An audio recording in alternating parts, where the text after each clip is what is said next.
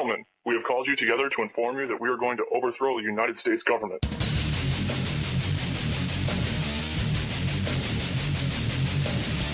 you still think that jet fuel brought down the World Trade Center?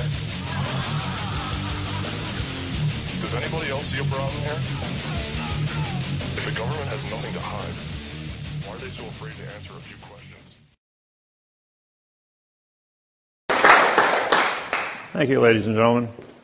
Well, as you know, my name is David Wynn Miller, but I punctuate my name. George Washington, Thomas Jefferson, Abraham Lincoln, Benjamin Franklin, all punctuated the name same as I did. They were all 34-degree Master Masons.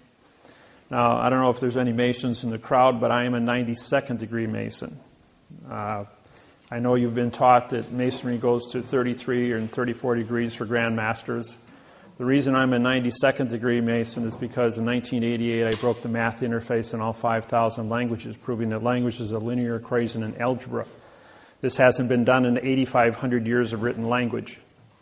When I did so, I was able to unlock the 2/3 of all the words missing from all languages in the world, and I can write any sentence in any language, frontwards and backwards, with the same meaning. Once this was discovered, it completely, 48 hours after I published on the internet, I had 2 Secret Service agents from Washington at my front door going, "Do you realize what you've done? You've just disqualified every treaty, trust, and contract in 8,500 years on planet Earth." I says, "Well," he says, "who did you tell?" I says, "Everyone." I says, "I sent out 100 videos, 20 hours long, including a 100-page report on the entire studies to all nations of the United Nations and over 100 TV and news agencies around the United States." By doing that, I protected myself, because when you have a secret that is so profound that it would disqualify planet Earth, it would cause you to get shot. And at every seminar, by the end of the seminar, there's always a dozen people that walk up and you say, "Why are you still walking around?" Well, as Pandora, destroyer of worlds. Now, you might think that that's a bad thing. The word destroyer, D-E means no, and stroy is contract. Of is an adverb which connects to a pronoun in front of it. P-R-O means no, N-O means no, and U-N means no. So the word destroyer is a no, no, no word. Of is an adverb, A-D-V. It's a modifier. Modifiers connect the pronouns in front of it and modify the verb after it. Modification is change, change is motion, motion is action, and action is verb. Therefore, the word world becomes a verb. Do you live in a world of verb, or do you live in a world of a fact? As you all know, the word world is a fact. But because it's the destroyer of verb, I destroyed the world of verb in all 5,000 languages worldwide on April 6th, 1988.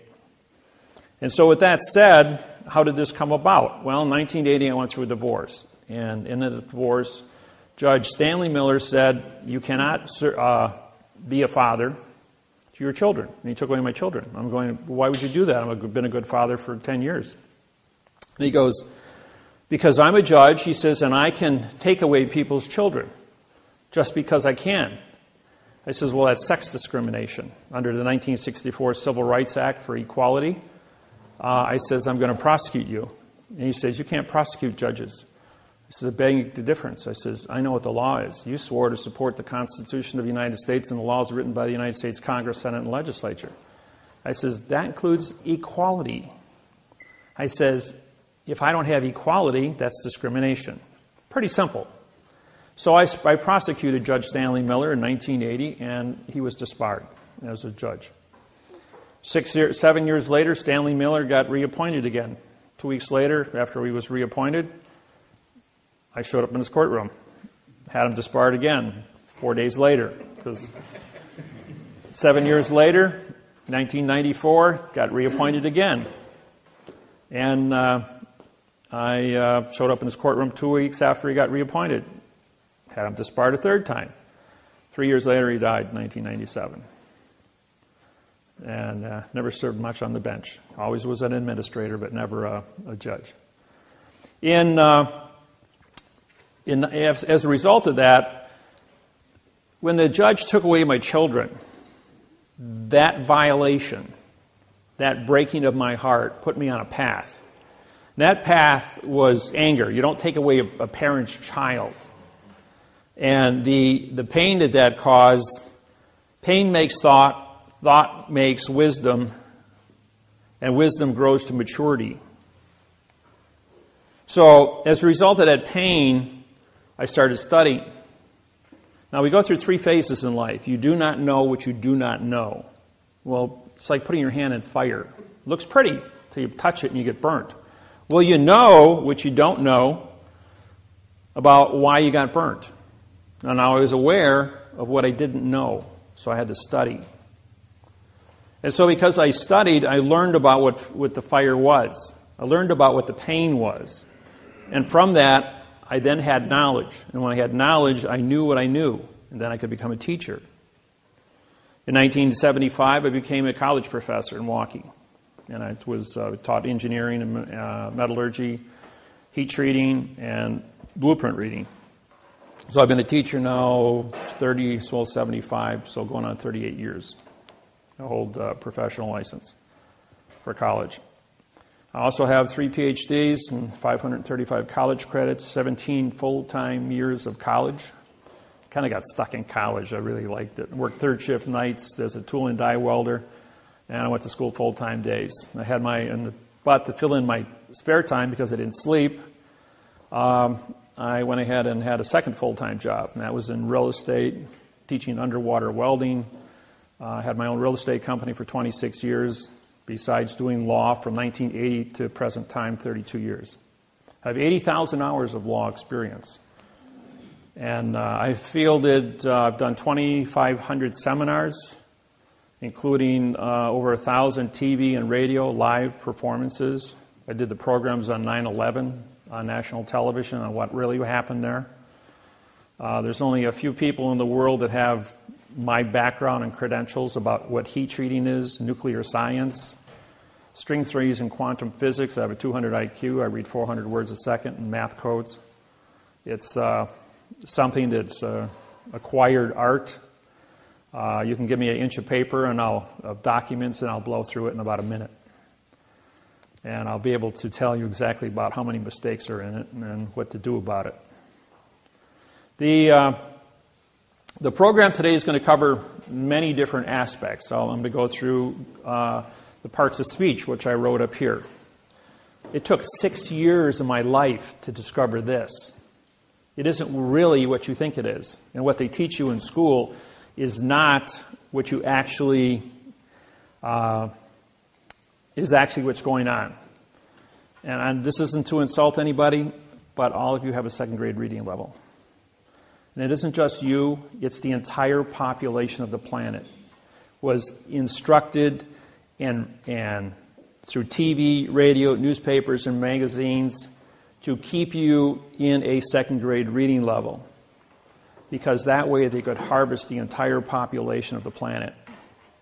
There's a few individuals called federal judges and chief federal judges at a state level that control what's called parsing, syntax, grammar, and the secrets therein.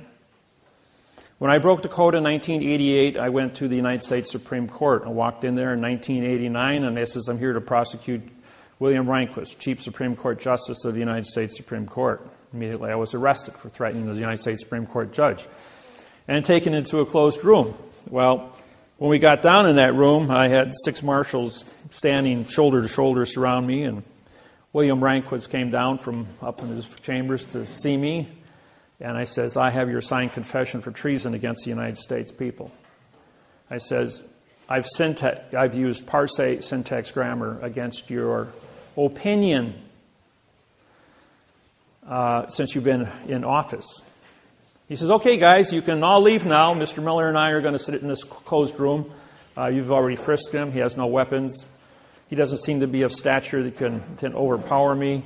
And we're going to have a little discussion. So for the next 2.5 hours, William Rehnquist and I became very good friends. And until he died and I removed him from office in June of 2005, we were pretty good friends. I taught him syntax, the math interface on grammar, and he taught me all the secrets of the procedures of judges. But a lot of the things he taught me, he was in error of because 2/3 of all the words were missing from the procedures by which he wanted to formulate answers. Now, believe it or not, we are all actors in a play that have been already written. All of you believe that you have a certain amount of choice to make in life. But the fact is, and I will do this later this afternoon when we get into some history programs, that we are on timetables that run on 7-year international, on domestic bankruptcies and 70-year international bankruptcies. These bankruptcies control the planet for the last 6,500 years in all countries. All countries worldwide are controlled by the post office. Not the courts, not the judges, not the kings and queens, but the postmasters of the world run the entire planet, have for 6,700 years. Going all the way back to Pharaoh, henceforth the Masons. Now, a lot of you we're in this room today. A room is a closed area, so therefore it's a court. I'm going to show you a dollar bill here, which you're all familiar with, and on the back of the dollar bill you have the eagle, right? Notice the eagle's wings are turned up. If you notice the eagle's wings here are turned down, that's because it's a phoenix. This is Vatican rule, banking. And the flag here has yellow fringe on it. And the yellow fringe flag changes the dimension of the flag. This is a maritime braid for commerce.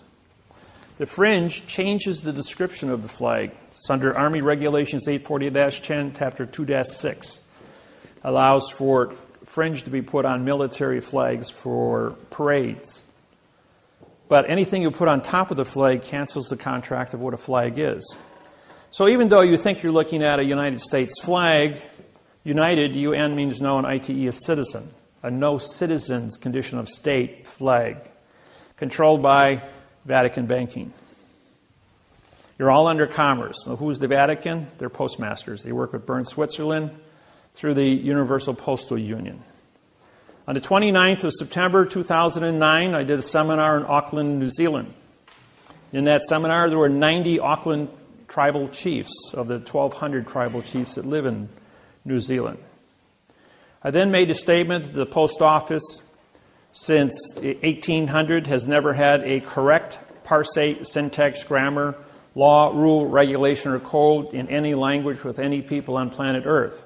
As a result of that, 72 hours later, 3 days, the United States Postal Service, which since 2000 has had a quantumized postal treaty with myself and Russell Gould, my business partner, two of us make corporate.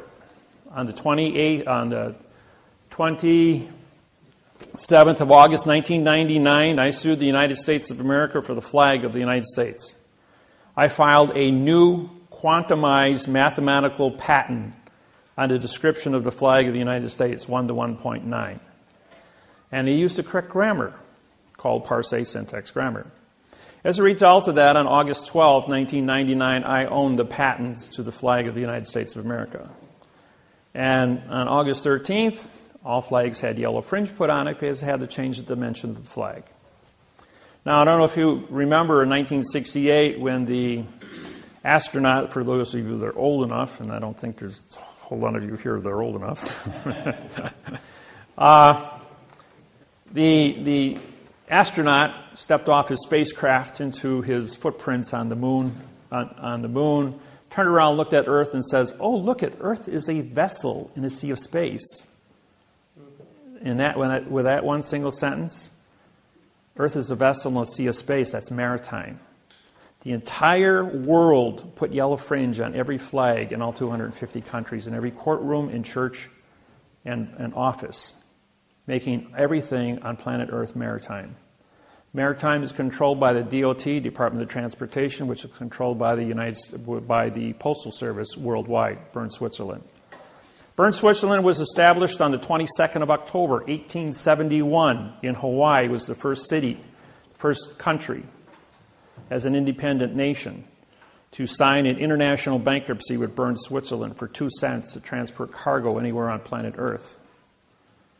And as a result of that, within a period of a year, all 250 countries for a 2-cent postage stamp signed up to give the post office authorization to transport vessels for a 2-cent postage stamp.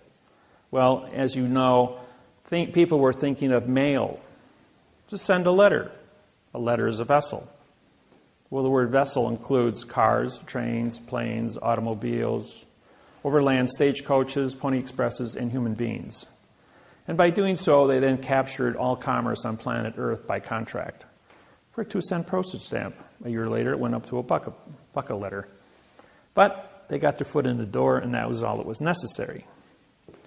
Somebody left a little tiny article sitting in a newspaper in January 8th, 1872, on a microfiche dish in Honolulu, Hawaii, in the Iolani Palace Museum Archives building.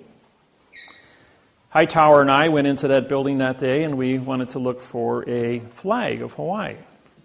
And they said, we guarantee there is no information in this building from 1869 through 1875. And I'm going, now, why wouldn't there be anything? Hawaii's the center of the Pacific. Anything moving from east to west and west to east has to stop at Hawaii to get coal, C-O-A-L, for fuel, as everything ran on steam back then. So Hawaii then became the center of the entire Pacific Rim, hub to a wheel. Very, very important location. And by doing so, that started a series of events through the Universal Postal Union to capture the entire planet, throw the entire world into a postal zone. And this little tiny article, as it was put into place, was left there. Nobody thought anything of it. Well, we did find a flag on the newspaper. It had 8 stripes instead of 7. But there was also a little square 3 inches by 4 inches with the obituary. The obituary of the Portuguese Masonic Eye, the French Masonic Eye, the German scale, and the English scale. So now we had ordering all Masons in the Hawaiian Islands to come to Honolulu, Hawaii to pay homage to King Kamehameha V, who died on the 6th of December. I'm telling you the story because it is relevant to the beginning of the takeover of planet Earth. As a result of this, it takes a steamer 3 days to go from Honolulu out to Kona and Hilo and back again. So 3 plus 3 is 6. January 8th and 6th is January 14th. January 14th, all the Masons get together with the post office, Immigrations and Customs, the Supreme Court of Hawaii. Guess what building they're all in? They're all in the same building directly across from the Queen's Palace in Hawaii. Immigrations, Customs, the Lodge number 1 for the Masons, the Postmaster General of Hawaii, all in the same building. And they cut a treaty. The treaty says that there was, in 1848, a law was passed in Hawaii that if Hawaiians are dead or off the land for 20 years, the land is free for settlement. So they went ahead and the Masons signed this contract to take over the Hawaiian Islands. Now, there's a law called the Rescissions Act. It goes all the way back to the Civil War. The Rescissions Act says that no law becomes legal for 3 days. And this 3-day notice, if you ever look at when contracts are signed, even when you all did your mortgages, either bought property or sold property, you couldn't pick up a check in your closing for 3 days. That's because of the Rescissions Act. That's Title 15, Section 1636 and 1639. Now, the Rescissions Act then went into effect on the 17th of January, 1872. Put a 20-year moratorium on it. It's January 17th, 1893, when the United States took over the Hawaiian Islands. For those that don't know anything about the Hawaiian Islands, takeover. Except it wasn't the United States of America that took over the Hawaiian Islands. It was the military, and the military is controlled by the post office. It was the United States Postal Service that took over the Hawaiian Islands. Now, as a result of this takeover, the injustice that people were a victim of went out there and sued the state court. The state court says, we don't have jurisdiction. You're in the wrong place. So the Hawaiians then went to federal court. They walked into federal court, United States District Court, and the district court said, you're in the wrong place. We don't have jurisdiction over you. You're a sovereign people. So they went to the United States Supreme Court, Washington, D.C. United States Supreme Court, Washington, D.C. You're in the wrong place. You sued the wrong people. They're going like, all right, we're being victimized. They stole our land. Who's guilty? So from January 17th, 1893, all the way up until January 6, 2009, nobody knew who was guilty. As a result of that, because I'm a Mason, and I syntax Manly Hall's The Secret of All Nations with Masons throughout the history of this world for 8,500 years. I have the book. There's only 5 copies on planet Earth, and I own one of them. And when I syntax that book is 18 inches tall, 1 foot wide, and 2 inches thick. It's now 6 inches thick because of all the missing words were put back into it. It covers everything on the planet, every religion, the tarot cards, witchcraft, grammar, all the parts of speech, parse, how words come together. It's got all the secrets in it. But the secrets were only written in adverb-verb, not prepositional phrases.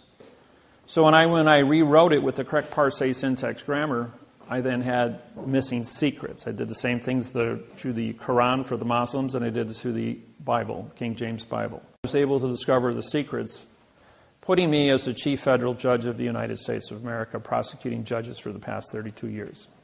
That's what I do. I prosecute judges. I'm the bad boy. As a result of this, the reason I told you this is because everybody wants you to walk into the state court.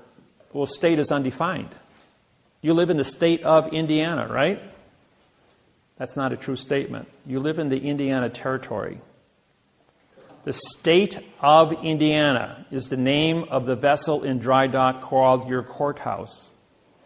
All courthouses are foreign vessels in dry dock controlled by the Department of Transportation. In other words, the port authorities control vessels in dry dock. All judges in the United States and all courthouses are paid by the port authorities. That's a very big secret. The port authorities are controlled by the DOT, Department of Transportation, which is owned by the Post Office, which owns the Treasury and the military and prints the money and pays the military to guarantee the value of the money. The United States District Court, United means no citizen. State is a condition of. District, D-I-S, means demon god of the underworld for T-R-I-C-T, trickery. This is Latin. In a closed area called court. So when you walk into the United States District Court building, you are in a vessel, a foreign vessel in dry dock. Could be a spaceship from any planet, but not from Earth. So you've left planet Earth. You are no longer in the territory of Indiana. Now, all the laws written in Indiana for Indiana people do not apply in a foreign vessel in dry dock. You speak a foreign language called Babel. You are a foreign entity. And as a federal judge, when you walk in front of me, what do I have in front of me? Do I have a document that actually says something, or is it written in adverb by babbling attorneys and lawyers? What I have in front of me are your vessels, your body. Hold a thought in your hand. Show me the three-dimensional object of a thought. Do you know that a thought is not of this world? A thought isn't found on the periodic table. It's not a solid, it's not a liquid, it's not a gas, it's not a chemical. And yet we all have thoughts. It's an energy, comes from our aura, electrical chemical energy, but it is not of this world. A thought can pierce dimensions, can change through time and space. I can hold the entire known universe, which they say is supposed to be 8.4 billion years old from the Big Bang, in the palm of my hand with a thought. Or I can crawl inside the middle of a quark, of a hydrogen atom, and exist there with a thought.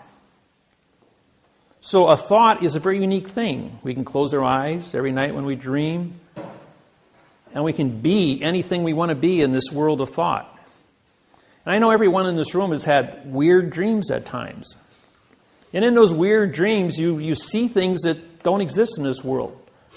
Because you're probably transporting, because the thought is not of this world, into other realms, other planes of dimension. Well, this is what's unique. I can't see that as a federal judge. The only thing I can see in front of me is a vessel. Does this vessel come before me with the correct passport, with the correct paperwork, with a lawsuit written in the correct parsing syntax grammar? Or does the vessel come before me on my foreign vessel spaceship from another planet, and are you trespassing without any rules, regulations, or codes? Well, the only thing I have as a judge in front of me is a vessel that's trespassing. And everybody knows there's a law for trespassing. And I don't care what language you speak, and I don't care what educational levels you have, or what country you come from. Everyone understands the word perjury. It means to tell a lie. So the minute you open your mouth, we presume you're smart until you start talking. And because you're talking in babble and you're talking in adverb-verb fiction, now you've committed perjury. A vessel that's trespassing, committing perjury in front of me. I got 2 felonies in front of me. So it doesn't matter if you're here for traffic, doesn't matter if you're here for foreclosure, doesn't matter if you're here for divorce, marriage, doesn't matter what you're here for. The only thing I've got in front of me is a physical evidence in now time of a trespassing individual committing perjury. Now I can make a determination as to what your fine is going to be. How rich are you? How much money you got in your pocket to bail yourself out and leave my vessel? You can go down here to the port of Chicago or Gary, Indiana, jump on a Chinese freighter with a Chinese flag on it without a passport, and I guarantee you'll be arrested, put in a brig, and taken back to China, where you'll be prosecuted and spend 8 years in prison for trespassing. And then the State Department can bail you out and bring you back to the United States. It's no different in a courtroom. It's a big old trap, folks. People have been walking into it since 8,500 years. Really great piece of engineering. Just a little heads up on that. The reason I tell you the story about Hawaii is because it's the beginning of something that was very cynical. To capture planet Earth. All money on planet Earth is controlled by the Postal Service.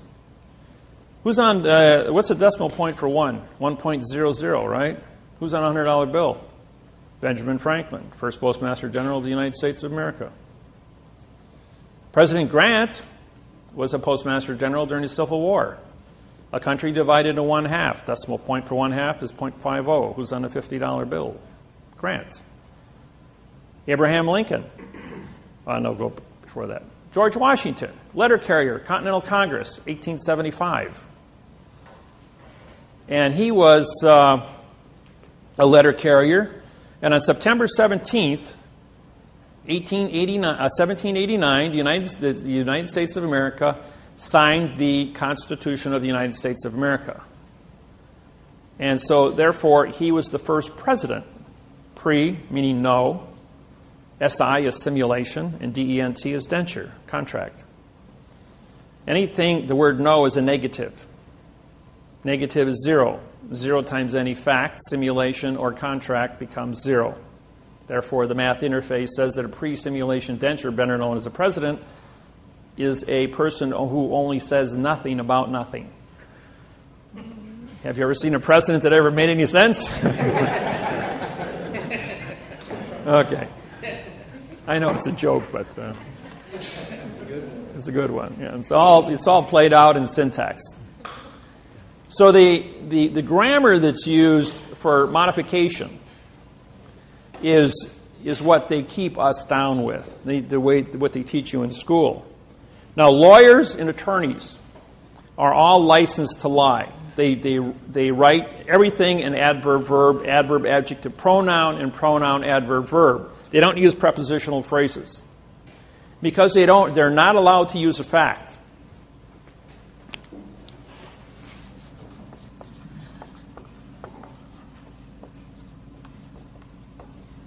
No law or fact shall be tried in court.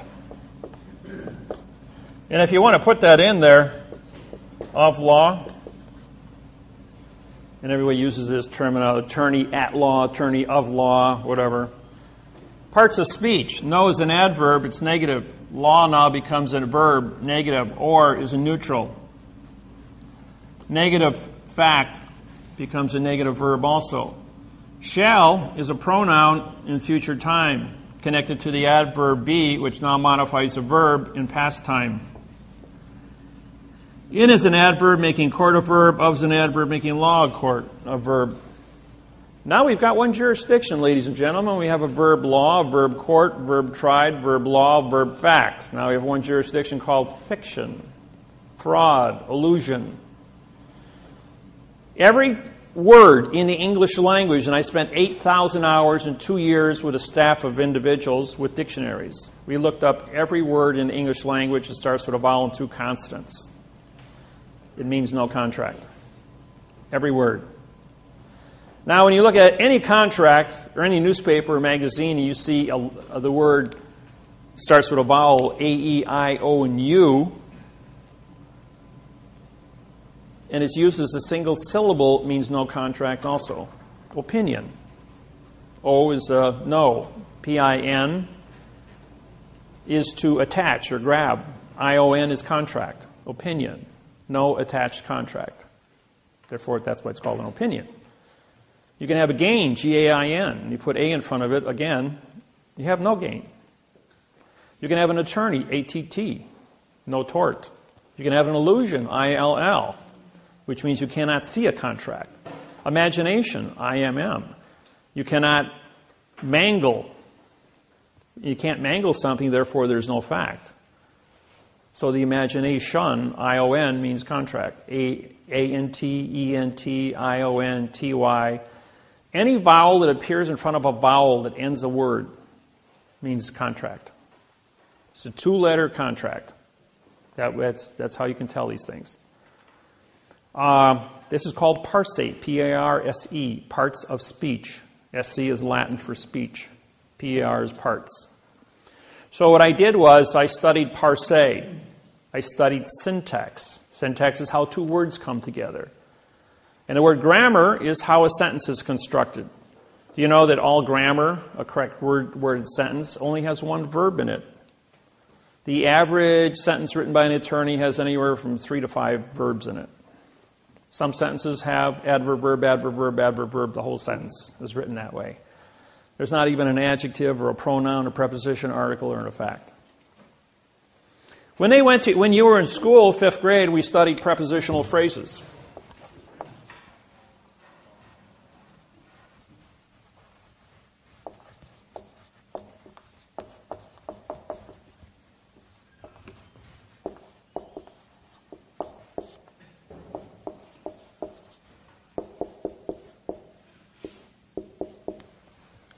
That was the preposition, article, and noun made up your prepositional phrase. Mrs. Lusher was my 5th grade English teacher in Marion County Grade School in North Grove, Indiana. I grew up with the Amish, the Mennonite, and the Hoosiers. I come from North Grove, Indiana. My family's been there since 1834. North Grove, Indiana was where the first house in the state of Indiana was built by my cousin. My fifth cousin on my mother's side. But we came here from Pennsylvania. I'm Cherokee.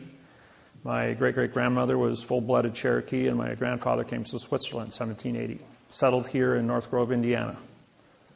Half the people in the town are related to me as great aunts and great uncles, and going all the way back to 1834. My cousin, who I played with in 1957, was born in 1838. She died in 1957 when I was 8 years old. 114 years old she was, living in the same house her parents built in North Grove, Indiana. Isn't that something? She's in the Guinness Book of World Records. This is one of the oldest people living. And I think she's probably one of the oldest ones in Indiana. And I used to work on the farms with the Quakers and the Amish here in Indiana, cutting hay and driving tractors. And I had my fun playing in the hay, the harvest time.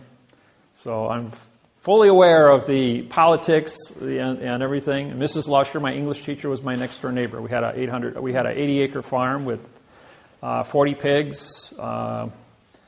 We had 40 head of cattle, and we were farmers too. My mom and dad gave that a shot. I had six brothers and sisters, so big family. When we studied prepositions, pre meant no, position. An article, anytime you have vowel and two consonants, ART, we have no ownership. So if you have no position and you have no ownership, you have a no-no. N-O is no and UN is no in Latin. Better known as the noun. So what we did is when we disqualified this in 1999, we had to come up with a brand new answer for a mathematical interface on grammar. So we did this. We had a position, dropping the word pre. And the word lodial is spelled L-O, which is location, D-I is original, A-L is contract.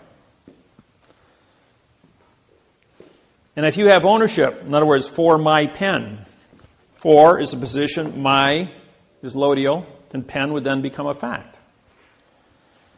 Now, if I just were to drop one of these two positions here and say my pen and drop the word for, or with my pen, and I drop the word with, and to say my pen, my becomes an adverb, and an adverb modifies a verb.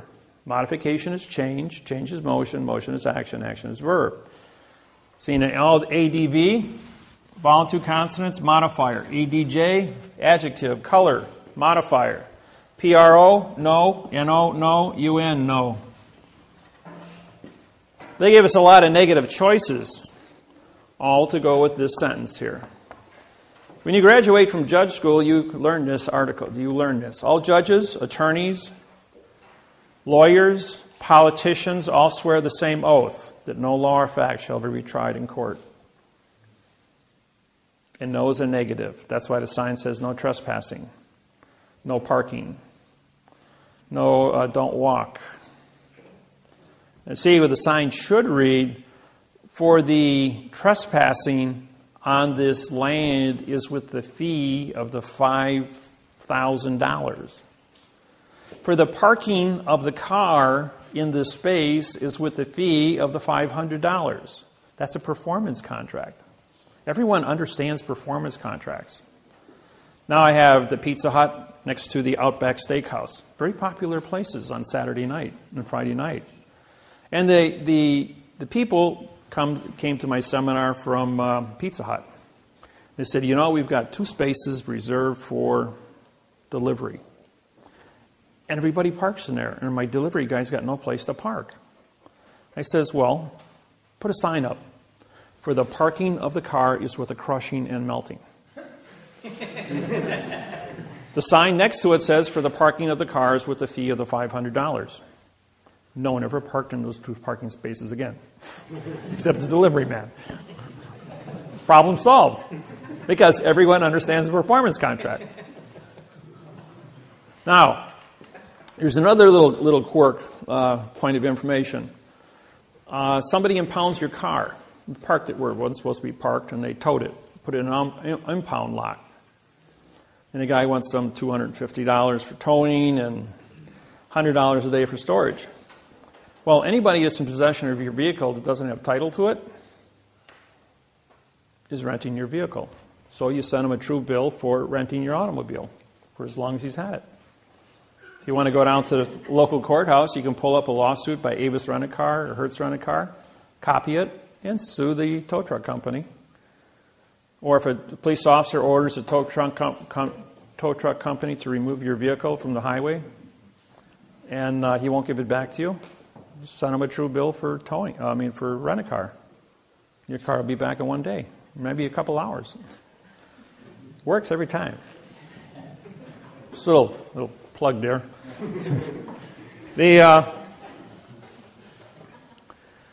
The fraud that takes place here is profound with the courthouses and the courts. And, people say, we're in court and the judge says, this is Judge Wasilewski, he says, David, after he took away my children in 1980, I went to trial 65 consecutive times, 2 weeks apart, under what's called a writ of de novo.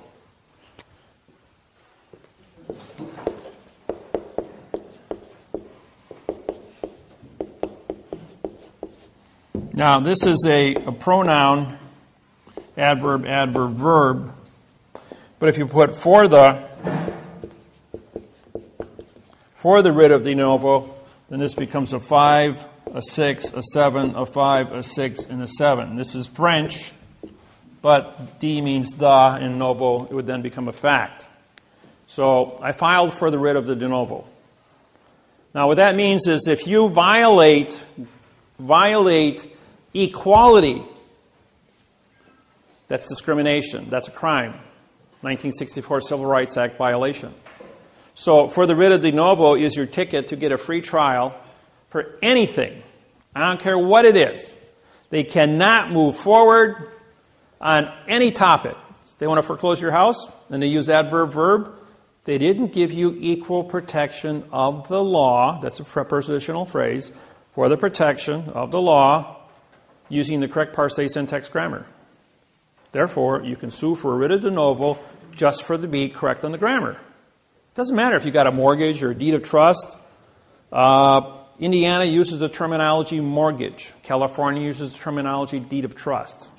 Deed is a pronoun, of is an adverb, making trust a verb. The word mortgage, by it stands alone on top of your document, is called a pronoun. There's no prepositional phrase.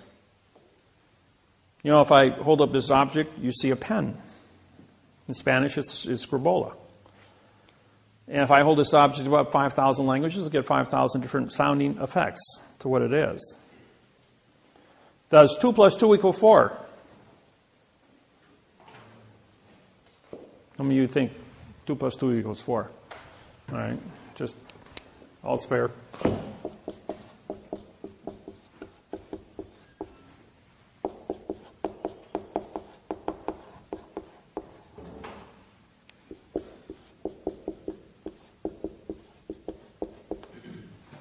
Did you hear what I said, what I meant, what I said, what I said, what I meant, what I said? I can do this 150 different ways before I'm going to get it right. So don't ever presume what you think I said, because if my lips are moving, I'm lying to you. That's what a judge said to me. He says, all you got to do is prove it. He says, and in 8,500 years, Wasilewski says, no one has ever proved it. And I said to him, I said, I know what you said to me. You said to me, wait a minute. He says, you mean to say if I say yes, you're going to say no? He goes, yep. And if I say no, you're going to say yes? He says, that's right. And I says, all right. Does 3 plus 3 equal 6? He goes, yeah. He says, no one ever went to war over a math problem in the history of mankind. No religion, no political organization, no condition of state, no country ever went to war over a math problem. 2 weeks ago, President Obama and President Bill Clinton sat on the podium at the Republican convention on national TV. And the closing statement by Bill Clinton was, no one ever went to war over a math problem in the history of mankind, and we're doing it correct. That's an exact quote from all 2,500 seminars I've done. And by the way, I was Bill Clinton's counsel for the sex trial. Remember the phrase, for those that are old enough? The question was, what is sex? Bill Clinton goes, depends on what the definition of is.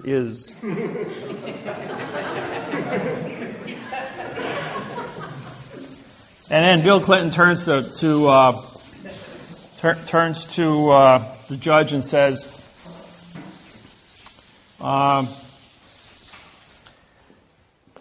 I just showed the American people a verb is and a noun is. Would you like me to show them another verb and another noun? And the judge stands up and says, there will be no further questions, Mr. President. This court stands adjourned. Well, every newspaper, TV, announcer, magazine had a comment about that. It became a very, very, very famous phrase. And that famous phrase was, one question and a demurred, where demur means to answer a question with a question. And the trial was over. And so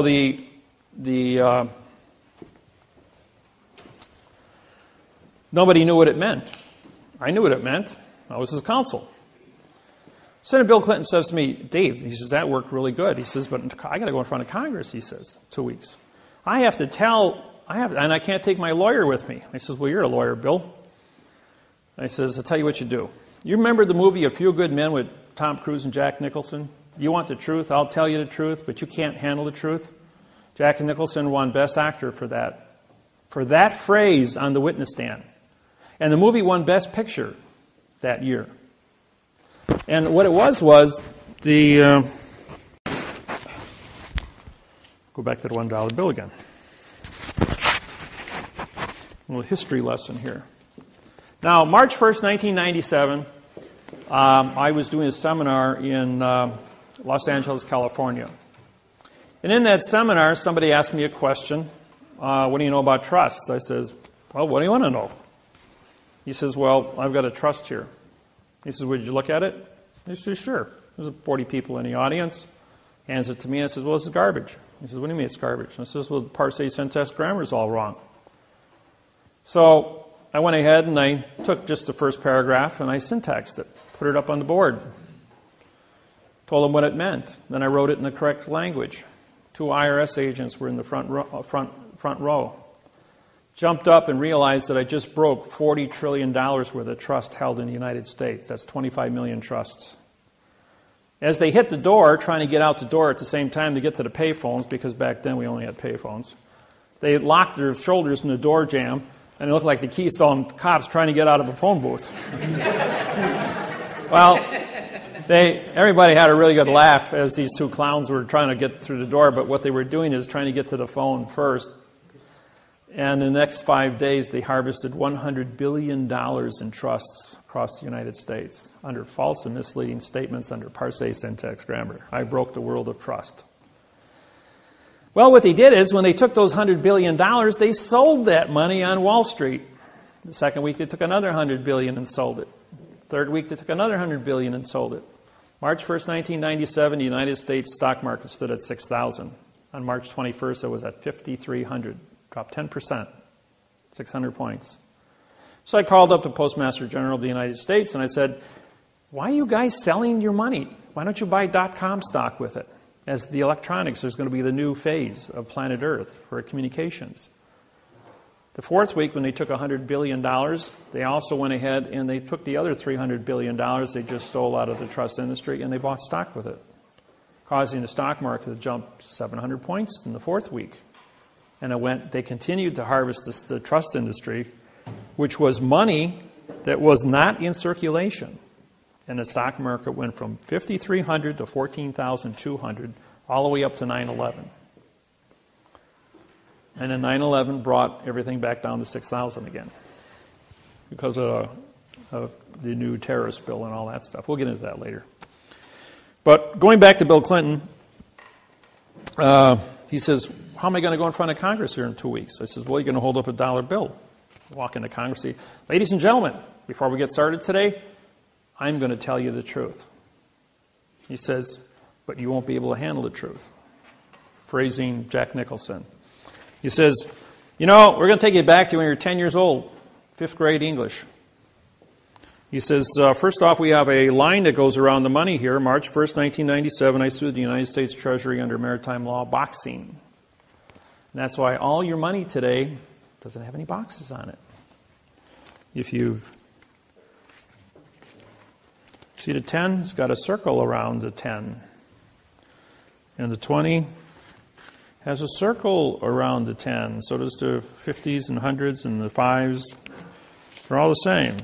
No more boxes except for the $1 bill.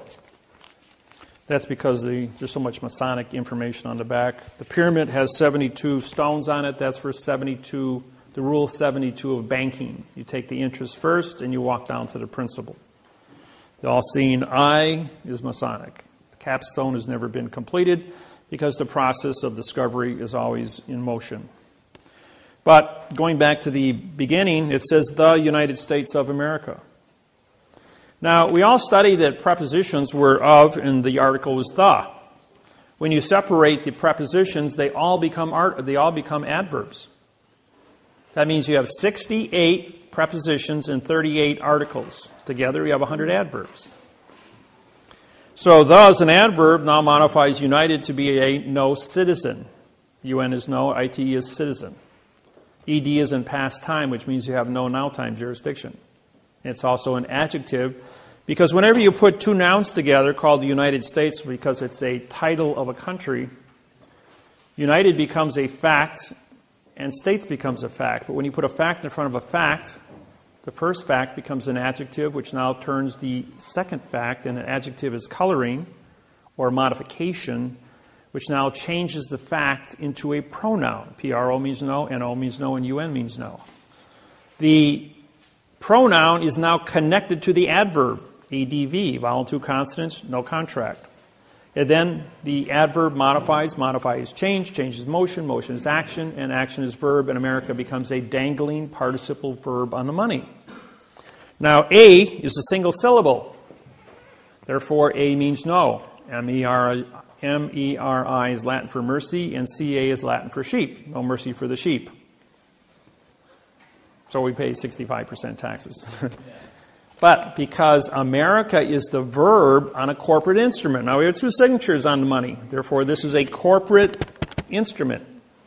Corporations are under Title 15, Section 1692E, false and misleading statements. Carries a penalty of $25 million and 30 years in prison for every note published under Title 15, Section 78FF.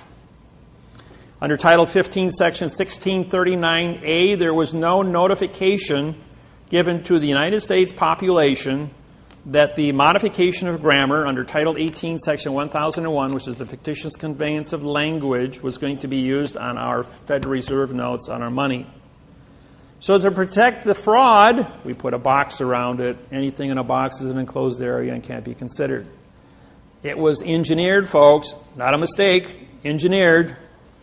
Just like you build a space shuttle, it's engineered. If it's perfect, it works. Well, we had a perfect fraud. What's the first two little words over here? It says this note. It doesn't say for this note or by this note or of this note or with this note. It says this note. Therefore, we drop the preposition. This becomes an adverb making note a verb. Does this look like a verb to you? Misrepresentation. So now we have a Title 18, Section 1341 mail fraud. Carries a $1 million fine and 30 years in prison. Title 18, 1001, fictitious conveyance of grammar. Title 18, Section 13, Title 15, Section 1692E, false and misleading statements. And we have Title 18, 1621, perjury, because we didn't advertise it. Now we have 4 criminal acts that take place on the dollar bill. Bill Clinton then says to Congress, in 2 weeks I've got to address the union and do my union address. I have to tell the world that America's a verb on the money, and then articulate the criminal activities that's taking place here and disqualify all U.S. currency that 150 countries worldwide depend on for commerce, food, and energy. Or we can seal a case. All those in favor of sealing the case, raise your hand. 102 hands goes up, and he walks out and doesn't say a word. Now, who controls money? Universal Postal Union. Universal Postal Union gets the word, and all 250 countries are told to stand down. Bill Clinton's case is sealed, and nobody talks about Bill Clinton's indiscretion. Shortly thereafter, Hillary Clinton runs for President of the United States against Obama. Does anybody talk about the indiscretion of Bill and Hillary? Not a peep. Not even North Korea, not even Afghanistan, not even the Middle East countries. All the people that hate the United States are all told by the Universal Postal Union, you will keep your mouth shut and don't talk about anything of Bill Clinton, or he's going to spill the beans on the language. Squeaky wheel gets the oil. You think you got freedom of speech? Yeah. It stops with the money. Who controls the money controls the world. Always follow the gold. So therefore, Hillary doesn't make it. Obama's elected as the 47th consecutive left-handed president. Romney is right-handed, by the way. There's never been a right-handed president. What does that tell you? Who's going to win the election? Obama, yes. Or me. I have 5 billion people on my website. I have the 58% of the world's population studying parsing syntax grammar. I could very easily be as a written-in candidate come November 5th, or 6th. Yeah, November 6th, that's right. Tuesday. Just like Lewinsky did in Poland. Stood up, people found him to be an honest person, and he got 92% of the write-in vote. Became the best president Poland ever had for 10 years until he took a bribe and got thrown in jail. True story. So the money is a key here. Always follow the money. Now, you came here, most of you, or some of you, are involved with mortgages. The mortgage that you are in possession of was written entirely in adverb, verb, adverb, adjective, pronoun, and pronoun, adverb, verb. The mortgage has 6,000 mistakes on it. It is a perfect document that has absolutely 0 facts on it, and it was not signed by your bank. No mortgage in the United States of 64 million mortgages was ever signed by the bank since 1934. Stalin captured Russia, nationalized it in 1917. He went to Rothschild and said to Rothschild, I need money to fight the Bolshevik Revolution. Rothschild says, you can have all the money you want. Remove the article from your speech in Russian. And Stalin killed 80 million Russians who refused to use adverb-verb grammar. That was a secret. Because there was no TV or radio back then, it was very easy to genocide a population and without having anybody know it. They did the same thing in Hawaii from 1800 to 1829. 38,000 Hawaiians had their heads cut off because the Hawaiian language has no vowel into consonant conception, and they use prepositional phrases. And because they wouldn't speak an adverb-verb like the church wanted them to study, they cut off their heads. And finally, after doing enough of them, people got the message that if we don't follow this new adverb-verb program, then we're going to be dead. So that's how they captured Hawaii. So this brainwashing of the adverb-verb scenario became relevant, and so Stalin was able to get financing and captured Russia. In 1934, Mao Zedong nationalized China, which had 1,200 dialects. Now they only have 4. So we need usually 3. I just came back from 23 days in China. That was quite an eye-opener, going to China. Everything you hear about China, total nonsense. I'm here to tell you, it's total brainwashing. Those people are... If I blindfolded you and dropped you off in China right now in the countryside, you'd think you're in Indiana. It's flat, all farms, people working, growing corn, wheat, barley, everything. Just they don't have any equipment. They're all out there working by hand. And they're pushing carts. They don't have tractors pulling things. Some of the bigger farms will use a tractor. And these tractors are pretty old. They're like 30, 40 years old. I didn't see any modern equipment anywhere, but I saw a lot of labor. They got 1.4 million people, 1 billion people. So they got plenty of people. But most of the country is either mountainous or desert, so there's very small farm areas. I drove probably 600 miles totally around China's countryside. When I got off the plane in China, I was met by a translator, as I have held an ambassadorship with China since 2002 as a result of with the United Nations and my plenipotentiary judgeship. So when I showed up in China, they met me as a returning ambassador to China, and I was put in the presidential suite at the Bird's Nest, which is the Olympic Village in Beijing, for 10 days with a chauffeured limousine at the state's expense. But then what they wanted me to do was syntax, their electronics program. So I took an 1,800-word patent on a new electronics cell phone. The new cell phone is transparent aluminum, 3 by 5 inch screen, 3D holographic. It has a 200 lumen video projector. And then when you set it down, it has pop-up AirTouch keyboard, just like Minority Report. Really state-of-the-art stuff. And it's not a 4 gigabyte, it's 1 terabyte. We're talking 128 gigs on a 20 nano chip to a terabyte for efficiency, memory.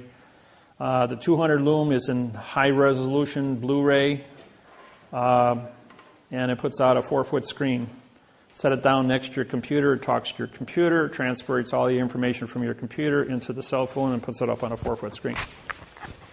It also has a 2-inch by 2-inch transducer, it's called a subspace transducer. It's a microphone, it's a speaker, and it's also an antenna. Has a 38-mile range, can operate 100 feet underground, underwater, can read minerals up to 100 feet underground because it works in subspace. Now think of the hydrogen atom. You have an electron and you have a proton. This goes into space between the electron and the proton. As you know, all objects that we touch are held together by atoms. Atoms run on electromagnetics. But this operates in the space between the atoms and the electrons in subspace. Therefore, it can transmit 38 miles between towers and also operates underground. So this is the next stealth technology. That doesn't exist anymore with this new technology. The military's had this for 12 years and has been declassified because all the other militaries in the world now have it, so they're going to make it available to the public. So this is going to be the new cell phones coming out. Even though your Galaxy 3 might be pretty special at the cell phone store, this next generation cell phone is going to be something else. It's going to be Star Trek material.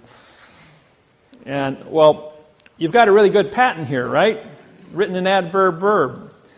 And I was at this meeting with 5 electronics firms that the Chinese government invited me to be there. We had the guy that developed the subspace technology back in 2000, Michael, and Joseph was a Nikola Tesla electronics genius. He built 4 of these Nikola Tesla coils.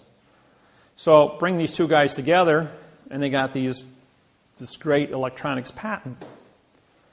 But what's an object, just like this pen, what's an object worth if you don't have a patent for it that's written in quantum language?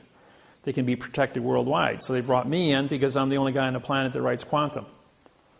So we went ahead and we showed it. We brought in 2 university professors from Beijing and 1 from Hong Kong on grammar. And they looked at it and said the patents couldn't be rewritten in less than 4 months. I says, well, give me your patents and I'll bring it back tomorrow morning and we'll all get together. So I rewrote it overnight. It took me 8 hours to write 1,860 words in quantum and restructure it. So every sentence was certified mathematically frontwards and backwards. So when we went ahead and we brought this patent back the next morning, we had 2 3-star generals, 1 2-star general was flown in. We had 5 electronics firms, 3 translators, and the 5 presidents from the electronics companies. And they said, and there was 1 nuclear physicist from Beijing also, as I've got a 4-year background in nuclear physics, because I was with the Polaris submarine program for nuclear degeneration of steel when exposed to plutonium for reactors. I did the work on that. They came back and said it would take 4 months to do a translation. I did it in 8 hours. Then they said, can you write it in Chinese? I says, well, I don't speak Chinese, which is, as you know, symbols compared to our alphabet. I don't speak it, read it, or understand it, or write it. So I got on Google Translator, and word by word, it took me 1 hour to do 1,860 words. And I rewrote it in quantum Chinese, frontwards and backwards. Then he asked me, could you, because I reprogrammed my computer immediately as I worked the math interface on this, I then had interfaced the math program in 150 other languages. And my website is also written in 150 different languages. So it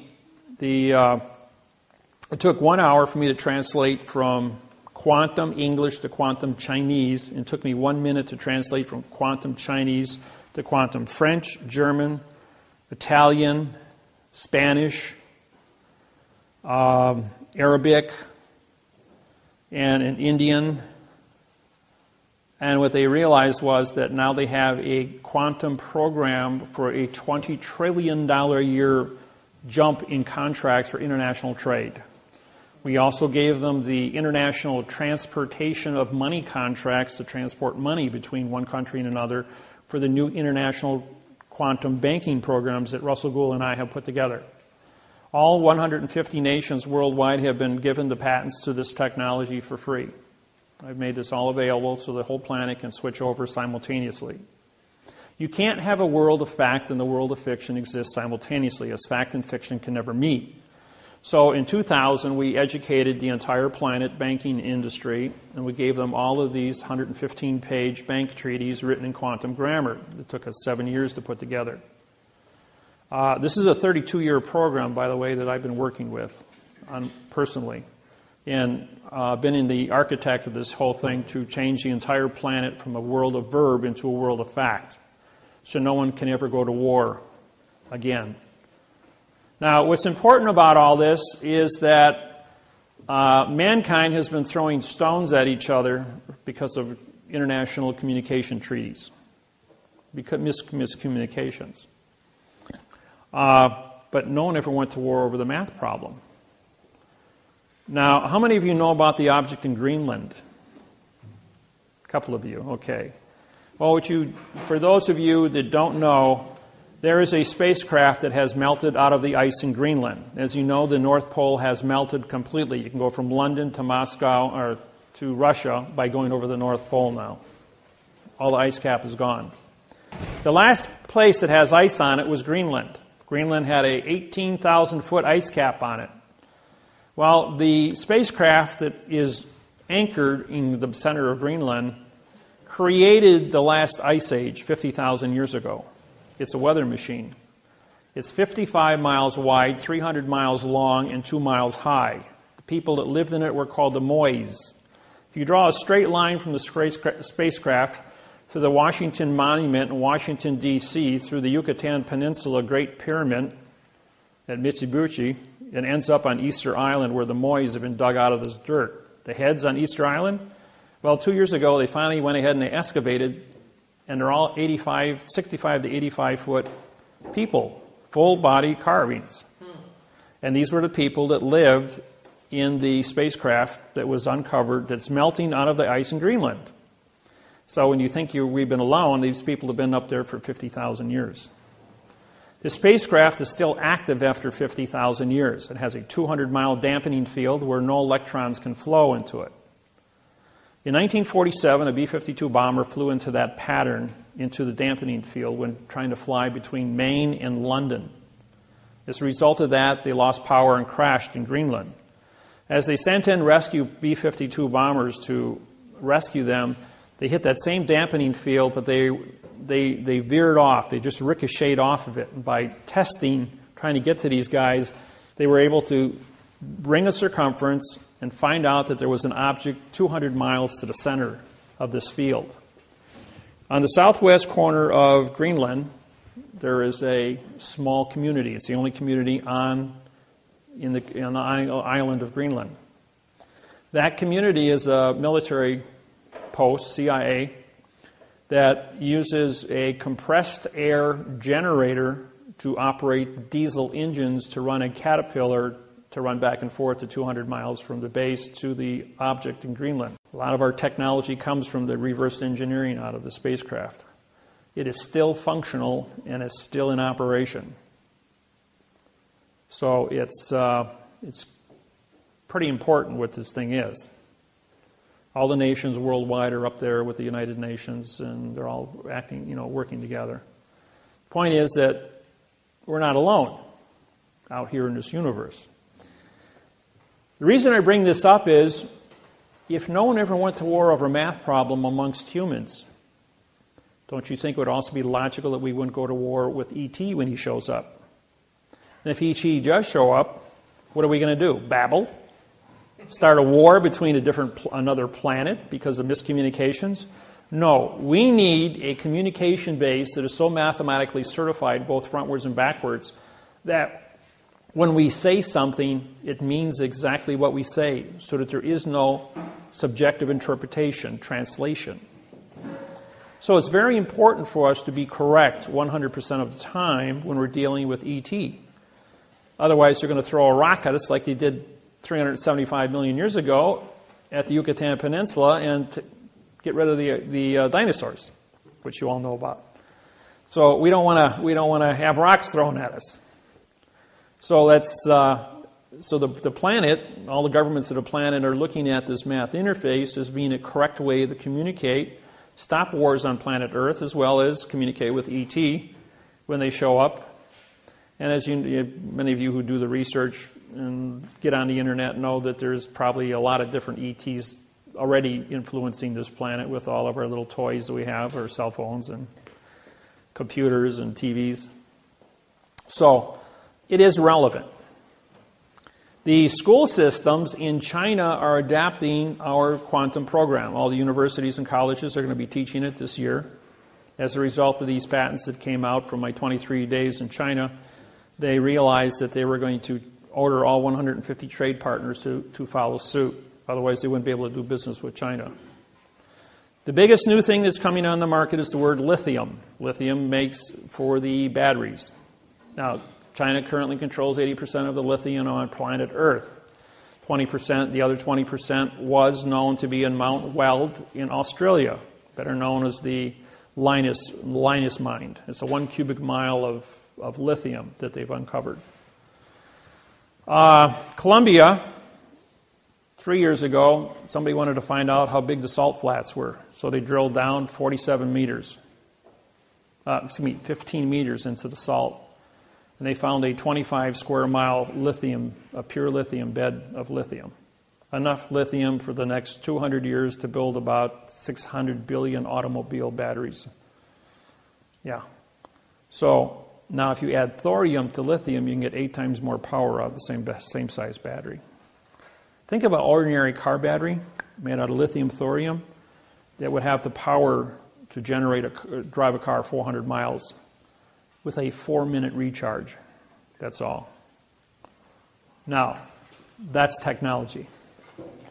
I know battery technology. I built my first perpetual motion motor when I was 16 years old, my first laser beam when I was 12. I've been on the cutting edge of weird, futuristic stuff ever since I was a little kid. And if you do enough research on me, you're going to find out that I was taken when I was 8 years old. I went into a UFO for 3.5 hours. They put a machine on top of my head. And whatever they did to me, they put all this information into my head. And why I've been able to build this program without any interruptions from anybody for the last 32 years. And I fielded over 100,000 questions at seminars. And I haven't missed any. So you cook up the best question you can think of, and I'll tell you the facts. I'll tell you the facts going all the way back 8,500 years and how it's going to influence all the cross-referencing with it. People go like, that's impossible. You can't know that kind of information. Ask me the question. We'll find out. Now, I did a seminar in Bellingham, Washington. I had 86 people in the audience, and I told everyone, I says, I'm going to answer all your questions today. And one gentleman on my right side here, he stands up. He was about 75 years old. And he says, that's a pretty bold statement. He says, you don't know what kind of questions we're going to ask. So how can you say you know all of our answers? I said, tell you what, you be the official question counter. I says, and you count how many questions I'm going to answer in the next 2 days. So he went ahead and he counted, and at the end of 5 o'clock on Sunday, he stands up and he says, well, that was impressive. You answered 125 questions successfully, including history, and I agreed with every answer you gave. He says, I got 2 more questions. He says, who is God? He says, well, that's probably the easiest question I've been asked since I started this. Now, remember I said at the beginning of this seminar, what is a thought? Hold a thought in your hand. A thought is not of this world.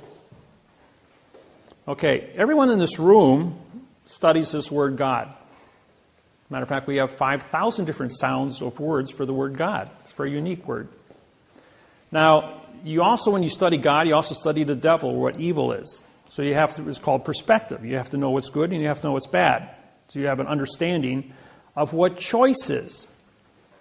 Now, because you have choice, you can choose to be a good person or a bad person. Now, everyone in this room, you will read different books at different ages, at different times. You will talk to different people, your brothers, your sisters, your parents, your ministers at the school, at the church, teachers. And all through life, you accumulate information. The end result is we all have 1,000 separate definitions that we have accumulated to answer one word. So, and that word, God, because you all have 1,000 different sources of research to answer that one word, now says that God has created man's image. Image, imagination, creation, art. So each one of you formulates your own definition based on your own subjective interpretation of your own educational capacity, your own IQ. IQ is based on the amount of percentage of your brain activity that you use for thinking. To come to a conclusion, to stand in front of a mirror, look at yourself and say, I know who God is, based on these definitions. And no one, I don't care who you are, can tell you who your God is because they weren't there for your 1,000 points of study. And everyone in this room has a different 1,000 points of study to answer the same word. And you also have 1,000 points of study to answer the bad things. What is evil? What is wrong? What is a lie? It's called perspective. So we all choose to be good. We all choose to be correct. And we all choose to stand in front of a mirror and look at yourself and say, I know who God is. And I believe in that person. Or I believe in that entity. And that's the definition of who God was. And everyone in the audience applauded. Because who is it? It's your own subjective interpretation of what you understand that word to mean, based on your ability to look yourself in the eye and say, I accept this to be the fact. And that's as simple as it gets. He says, okay, he says we all agree that that's the definition. He's got one more word for you. What do you know about women? And I says, absolutely nothing. He says, see, you can't answer every question. And 38 women stood up and said, that's the right answer. And all the and all the men in the audience applauded.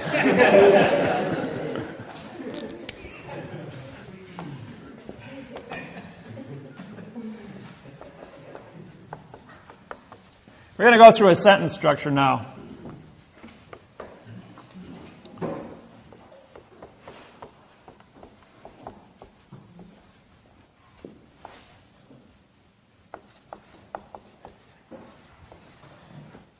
The first part of a sentence, we use the word for. If you look at my website, it's 400 pages long. Every sentence starts with the word for as the preposition. We use the as a neutral article.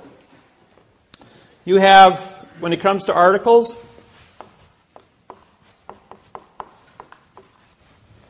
or what we call lodio, we'll put a square bracket because this means no contract. You have a, and, the, this, these. Those are the 5 that I use in my program. Pretty simple. It seems how you have 38 articles and we only use 5. Second part is there's a consequence.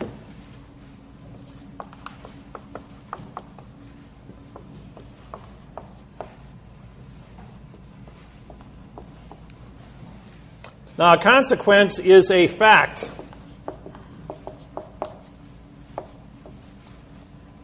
In other words, I stand here and I look at this room, and I have knowledge.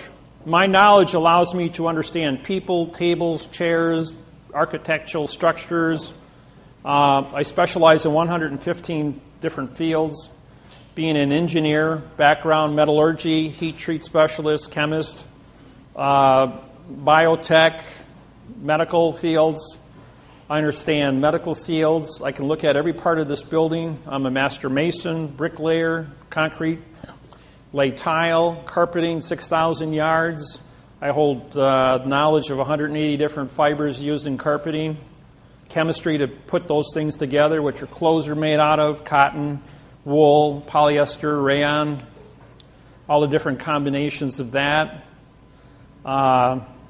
Whether it be the coefficient of expansion, allows me the metals, gases, chemicals from all the different parts of the periodic table and how they're used to create different elements. I was the cook for Chemtron electrodes, made super metals, stuff that never was ever heard of before. 1988, I wrote the math interface on all metals. Was called the polymer technology, proving that all metal is plastic, that all glass is plastic, that all plastic is plastic. And so the consequences of having knowledge creates a cause. As we get older, we acquire more and more knowledge, which allows us to understand the consequences of the facts. The third thing we're going to do is we're going to think. Thinking, I'll put that in ing. Thinking is a verb, which is motion.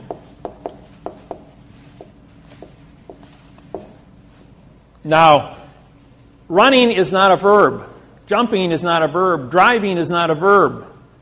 And thinking, you have to think before you can do all these things. Order of operations, folks. You always have to follow the order of operations to have a legal contract. Even writing the sentence. Writing the sentence is not see the pen. See is a pronoun, the is an adverb, making pen a verb. That's a second grade reader. See the ball. See Jack run. See is an adverb, making now run to Jack to be an adjective of the word run, which is a pronoun, which means nothing. You see, these are first grade readers. They're a complete lie. Don't get your kids tied up in that. You want to teach them how to read? Go to my website. That'll really fry them.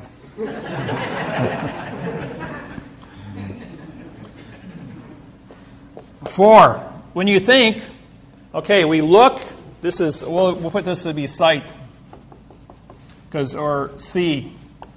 You see stuff, and you need a see. You need a see see treaty. You need a SEA pass. Sea pass means that you can move a vessel in a sea of space. So when you have knowledge, you have these positions that you're going to see and absorb points of information. You hear points of information. You're using your 5 senses to absorb information. And with that information, we then store it as a computer. So the consequences is a storage. Just like a computer. And we keep all this information in until we're asked the question. Then you go into motion. Just like when you enter in the keyboard. You might put stuff in, it's going to store it. When you want it out, you hit enter, ask it a question, you hit enter, and it does a search. It goes thinking, and now gives you a claim. With is a possession.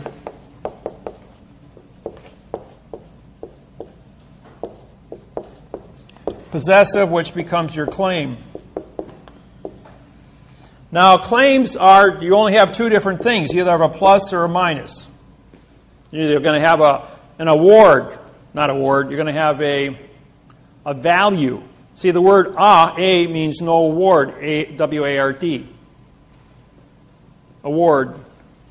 Now, the word award is because the contract is written in adverb verb, means you get nothing. You might get a future tense, futuristic Federal Reserve note. Or you might get a promise, pay to, in future time. which is a pronoun adverb scenario. But you don't have any now time facts.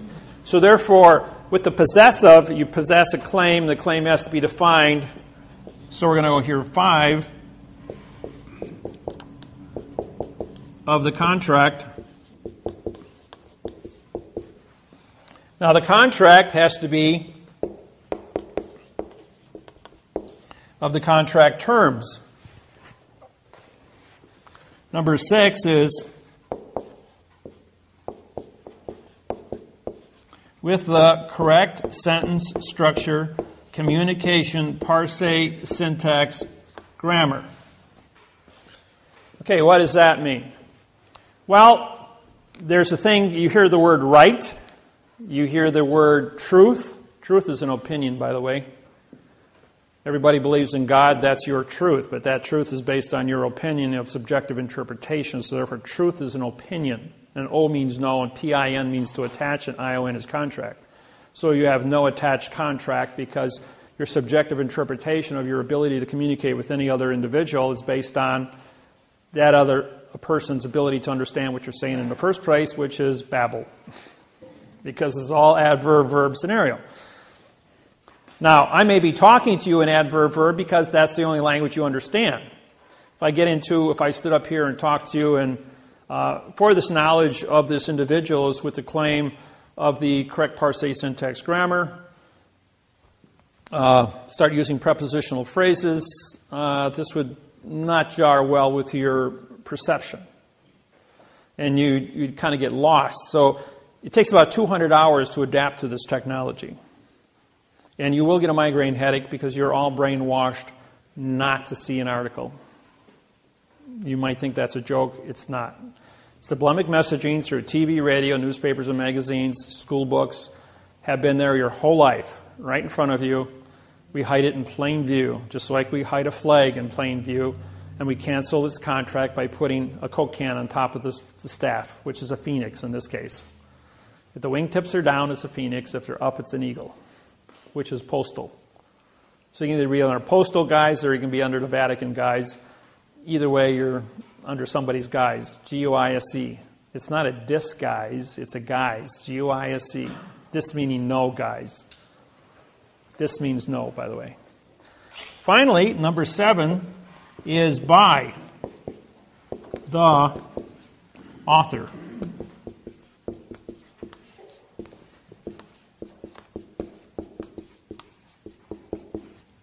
Authority. Authentic. Authorization. And what's the symbol for gold on the periodic table? AU. He who holds the gold makes the rules, has the authority. Ever wonder why gold was the key? Why it was AU and not something else? Because gold is spelled G-O-L-D. Not AU, but AU is authority. And throughout history, gold has been the medium, going all the way back to the beginning. About 8,500 years ago, they decided that gold, because of its beauty and both its ability to withstand tarnishment, would be used as a standard metal on this planet. It's also an industrial metal because gold is a molecule that you can make a 128 gigabyte circuit board on a 20 nano chip. And a single atom of gold can be a transistor, a capacitor, a diode, based on its configuration and where it appears in the circuit board. They would build a circuit board against that wall with 128 gigabytes of information on it, and then photocopy it onto a 20 nano chip, and then grow that in a cloud chamber of argon. And that's how they would build those chips. So that's how technology, and then he's just stack them together. Everything's done with laser welding, electron beam welding, because the computers are unique. They build themselves now. A 1/4 inch green 1/4 inch quartz crystal run by 2 green holographic lasers are an 800 gigabyte processor with a 64 terabyte memory capacity. The speed of light is 186,000 miles per second. Information is recorded inside a quartz crystal. Our human brain is a 500 terabyte capacitor. That's what you're rated for, 500 terabytes. And these little puppies are only quarter inch, and they have thousands of one full square inch, which are 64 times 64, which would be 3,600 trillion capacity per crystal. And they have thousands of these banks of information run on green holographic lasers. Computers are building computers today. They have advanced. We've had artificial intelligence to make determinations about what a lawsuit is and how it's run at the United States Supreme Court for 12 years now. About 2000s when they implemented the artificial intelligence to make decisions. And when the computer figures out that we're the virus, enough said about that. So, these are the parts of what a sentence is. Now, a sentence has to be written frontwards and backwards. If you notice, we have for of, is, with of, with, by. Now, after the with of, we can have as many of these, like I have one sentence in the book, last page of the book here. This is my book. It's 96 pages long. It's written in 9-point print. It's the only book in the world that's written in quantum language. I have no competition. I have no plagiarizers anywhere on the planet.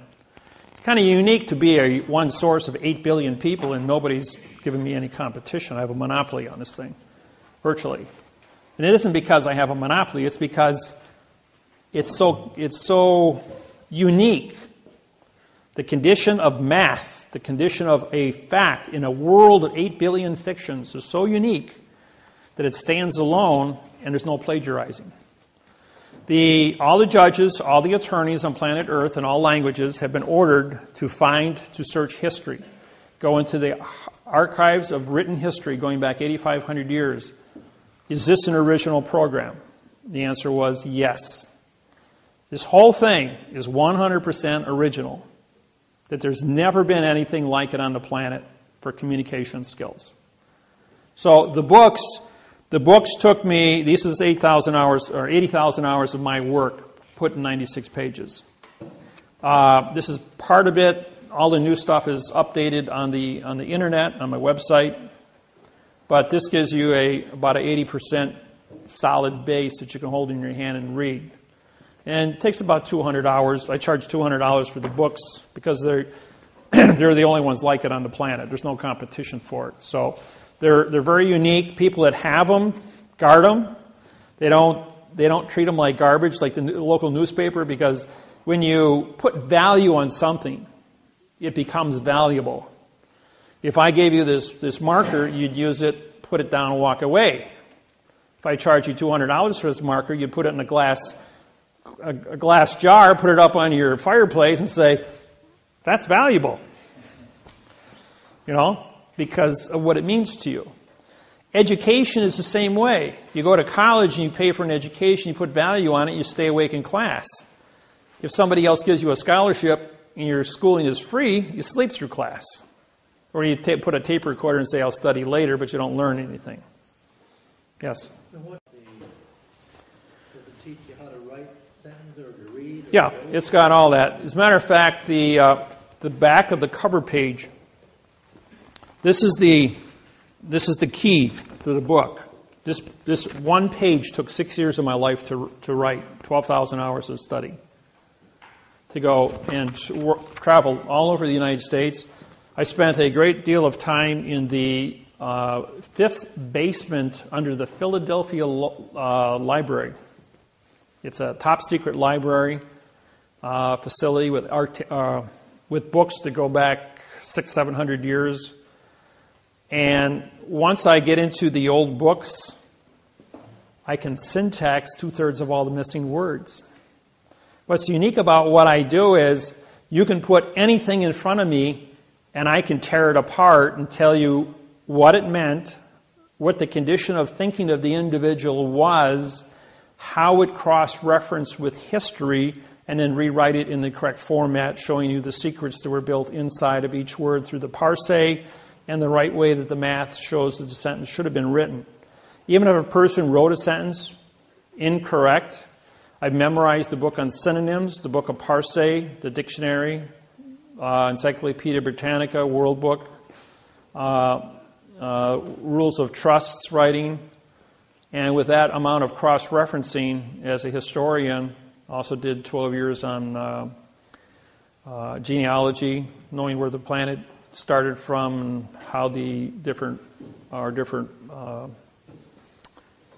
ethnic groups have moved across the planet with 13 tribes and how they've interfaced with each other. So my my background is very unique. I sleep 3 hours a day.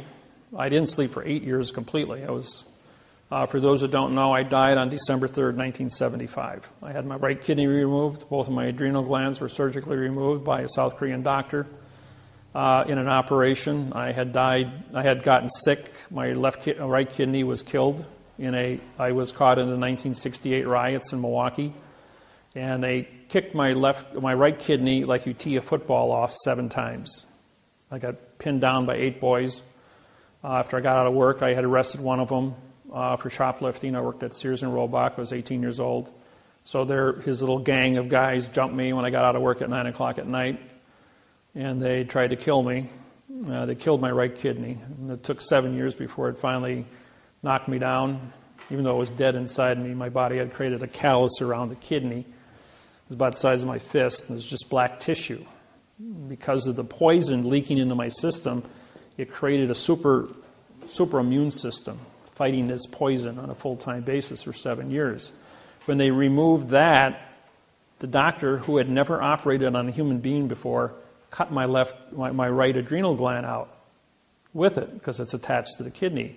Then he thought he was supposed to remove my left kidney, which was healthy. So he cut that in half and took out my left adrenal gland and half my left kidney. Well, it left me, I went into anesthesia shock, and I was flatlined. I died on the operating table. They couldn't jumpstart me, and I wound up in a morgue, cut in half with my heart hanging out of my chest for 35 minutes without a heartbeat. I mean, it's in plain view, the coroner and the nurses down there. And then as soon as they signed my death certificate, according to the coroner, they had an exact time and location. So whatever the future event took place, they had a recording of an individual in a morgue at an exact point in time with an exact match, and I was jump-started. My heart started beating, and they rushed me back upstairs, and they put me back together. I woke up 2 hours out of surgery and stayed awake for 8 consecutive years, going to school full-time and working 2 full-time jobs. I walked out of the hospital in 72 hours. Recovery time is 2 weeks for the loss of a kidney, and I walked out in 72 hours. So I got on this kick of studying. I was going to save my own life because I only had half one kidney, and he said I'd be dead in 3 years. Well, I'm 63 years old now. I was born on September 17th, 1949, and I haven't aged in 35 years. I stopped aging when my kidney.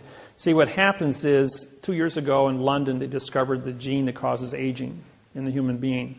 When I died when I was 25, my aging genes and my cells died also, and my DNA, according to what the doctors have been able to surmise. So my aging gene, because it's gone, I stopped aging at the age of 25. I've probably aged 5 years in the last 38 years. So like my cousin who was 114, I probably will live to still be young like this when I'm 100 years old, which would be cool. But it's with this program being as unique as it is, and so important to the existence of this planet and all species on this planet, it's unique that I was chosen with this as a meek person. Now, what does the word meek mean to you? Some people say it means timid or shy or weak. The word meek means I have absolute power over all things on the planet. And I have discretion. In other words, I'm a teacher. That's what the word meek means, that I have absolute power, but I teach people. I don't hurt people with this technology. Even though I am the judge prosecutor, because the judges are the ones that go out and harvest the people, I sit down with the judges and I say, listen, here's your signed confession. You can choose 30 years in prison, or you're the guy that created, you buried the bodies, now go dig them up. Or retire. That's it. You got 3 choices. Because if you think you're going to continue, ain't going to happen. So, and that's unique. And I have a lot of people all the way across the world at the top of the food chain, ambassadors, presidents. I was elected King of Hawaii in June of 1997. That's not a joke.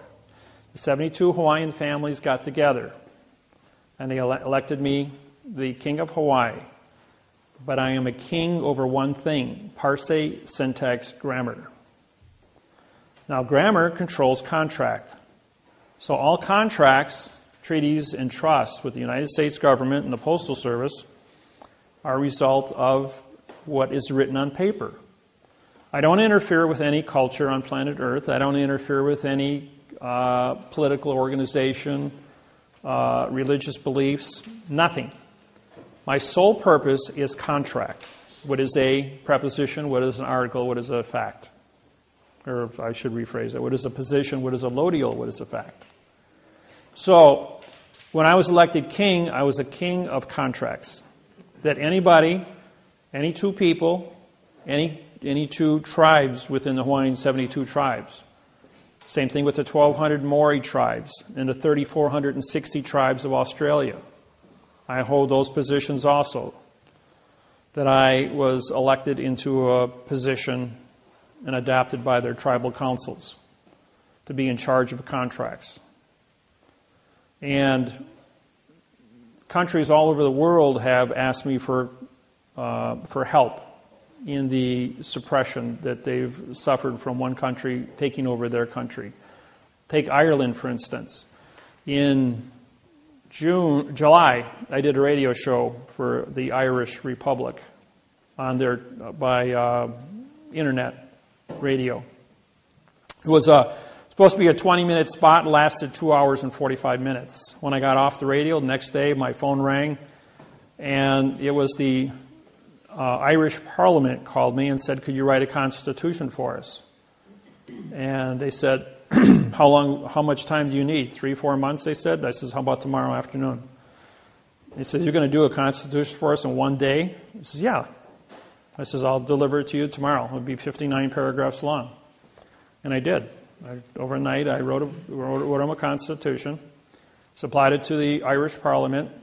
They took 2 days to pore over it, voted on it unanimously, took it to the London Parliament, and London Parliament pored over it for 3 days.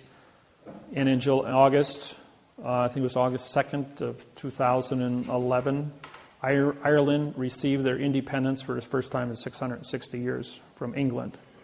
2 days after that, Queen Elizabeth was on BBC announcing that all United Kingdom constitutions were null and void because I syntaxed them. She pulled my passport for New Zealand and Australia, so I syntaxed their constitution, disqualified the United Kingdom worldwide. When they pulled my Canadian passport, I syntaxed the Magna Carta. It was sold at Christie's of London for $6.7 million as a historical document with no value. When the United States Congress, Senate, Legislature, and Supreme Court gave me a hard time here a couple of years ago, I syntaxed the Constitution of the United States of America, wrote a new Constitution for the United Nations. And now the Constitution, the Bill of Rights, and the Declaration of Independence is going to be auctioned this year in Washington, D.C., because it's a historical document and has no value. Benjamin Franklin was a triple agent, French attorney working for the English crown to capture the United States and give it back to England, which he was successful in doing through adverb-verb. When I did a seminar in Atlanta, Georgia, for 72 people, we had the senator from Georgia. He came to the seminar along with several Supreme Court judges from Georgia. I said to him, you guys had a civil war down here. And Grant went ahead and he and Lee got together and you guys signed a surrender treaty here. I said, the syntax that's written in adverb verb doesn't say anything. I says, the southern states are as independent as of a Confederate agency as the North is. I says, you guys were never conquered by war. This is Title 28, Section 1359 is collusion. You had a gun to your head to sign a contract. The contract was written in adverb verb. Both people had a second grade reading level. You don't have a contract. You know what happened the next day? The Confederate flag was raised above the Capitol in Atlanta, Georgia. Made all the newspapers around the world. And all the southern states put up the Confederate flag on top of the Capitol buildings. Florida, South Carolina, Georgia, Alabama, Louisiana. Everybody's going like, what's going on? It says, you can't surrender to a gun in your face. When the Constitution of the United States ended on November 2nd, 1859, the United States of America did not exist. The South was an independent country. They created the Articles of Confederation. Article was a pronoun, of is an adverb, making confederation a verb. That was a lie. So they don't exist either. It's an illusion. So their illusion versus the United States of America, of is an adverb, making America a verb. Illusion. How does two illusions create a fact? They don't. So therefore, everybody's still independent. And I spell independent, I-N-D, a vowel and two consonants, no contract. Because it's an opinion. So you got 8 billion people with an opinion about where you stand and who you are. So when they put up the flags, the United States Supreme Court came back and said, we don't have jurisdiction. And they were right. And they see, all these years, 150 years went by, and nobody knew what they were doing. Until I stood up and said, hey, the king has new clothes. And everybody knows the king has new clothes story. Question? Just want to go back to the book. I think on your website, I saw something referencing to some DVDs to study along with the book. All the DVDs from every seminar I've done since 1999 are on the internet. Free. Just type in David Wynn Miller videos. Anything you want. Facebook, MySpace, Twitter, Google, AOL, Yahoo. I can't even think of all the rest of them. They're up there. Gmail. And you'll get all the videos you want. There's 200 hours of different videos, seminars. There's the Facebook has got the 17-hour series from Australia. I went down there. That's when they pulled my visa. You see, I'm a federal judge in New South Wales, Australia, Auckland, New Zealand, and also a full barrister with the British United Kingdom. Now, I was awarded that because they couldn't win. They lost 129 cases to me. I've indicted 129 of their judges. And they don't know what to do with me, so they had to make me a barrister and a federal judge, thinking that that would be okay, you know. Well, the very last trial I was at, in the Land Environmental Court, the judge stood up 4 times and bowed to me. All of the lawyers coming and going in the courtroom during the time of the 1.5-hour presentation I put on in front of 4 TV cameras. I mean, these are the big TV cameras they had in the room there, which were broadcasted all over Australia to all the courthouses so that they could watch. And then I told the judge, I says, you know, Judge, you've been on the bench 28 years, but you're the new kid on the block. You got pulled for this duty, and you've only been sitting on the bench here in Land Environmental for 3 days. I says, and they set you up to come in front of me because they knew what I was going to do, and none of the other judges that were older than you wanted to get caught in my crosshairs. And I says, I'm the only judge in this court. I says, that seal you got behind you is a good cartoon. I called it a cartoon. The judge turns around and looks at it and says, yeah, it's a cartoon. The first day I was in court with these people, underneath the seal of all the courts, they have a ribbon. The ribbon has words on it. Between the words, they have dots. Because it's a seal, a dot is used in 2 locations under syntax. On a seal, it's used as a prepositional phrase. On money, it's used as a prepositional phrase because of the restriction of space. So the dot between words, in other words, if I were to have a word here, if I put it here, it's called a period. But if I put it in the middle, that's a prepositional phrase. So if I did this, and I said for the possession, this would be for the width of the with the possession. Each dot would represent a prepositional phrase. And that's syntax, folks. I says, Judge, you're here talking to me in adverb verb. You're here filing paperwork in adverb verb, and yet your seal on the back of the wall says you are advertising syntax, which means you have to be correct. Otherwise, you're guilty of perjury by signed confession. I says, and I handed you a correct parsing syntax grammar lawsuit, and I am the only federal judge, and I held up my oath, in Australia. I have the only correct written contract in front of you. I says, so I have the flag, I have the oath, and I have the paperwork, and the paperwork is the court, and I signed a stamp. Where's your signed stamp? I'm postmaster, banker, and judge of this courtroom. Judge stands up and bows to me. And after the fourth bow, he walked out of the courtroom, bowed to me backwards, surrendering the court to me as a chief federal judge of Australia. Then I went up to see the Supreme Court, and they locked me out.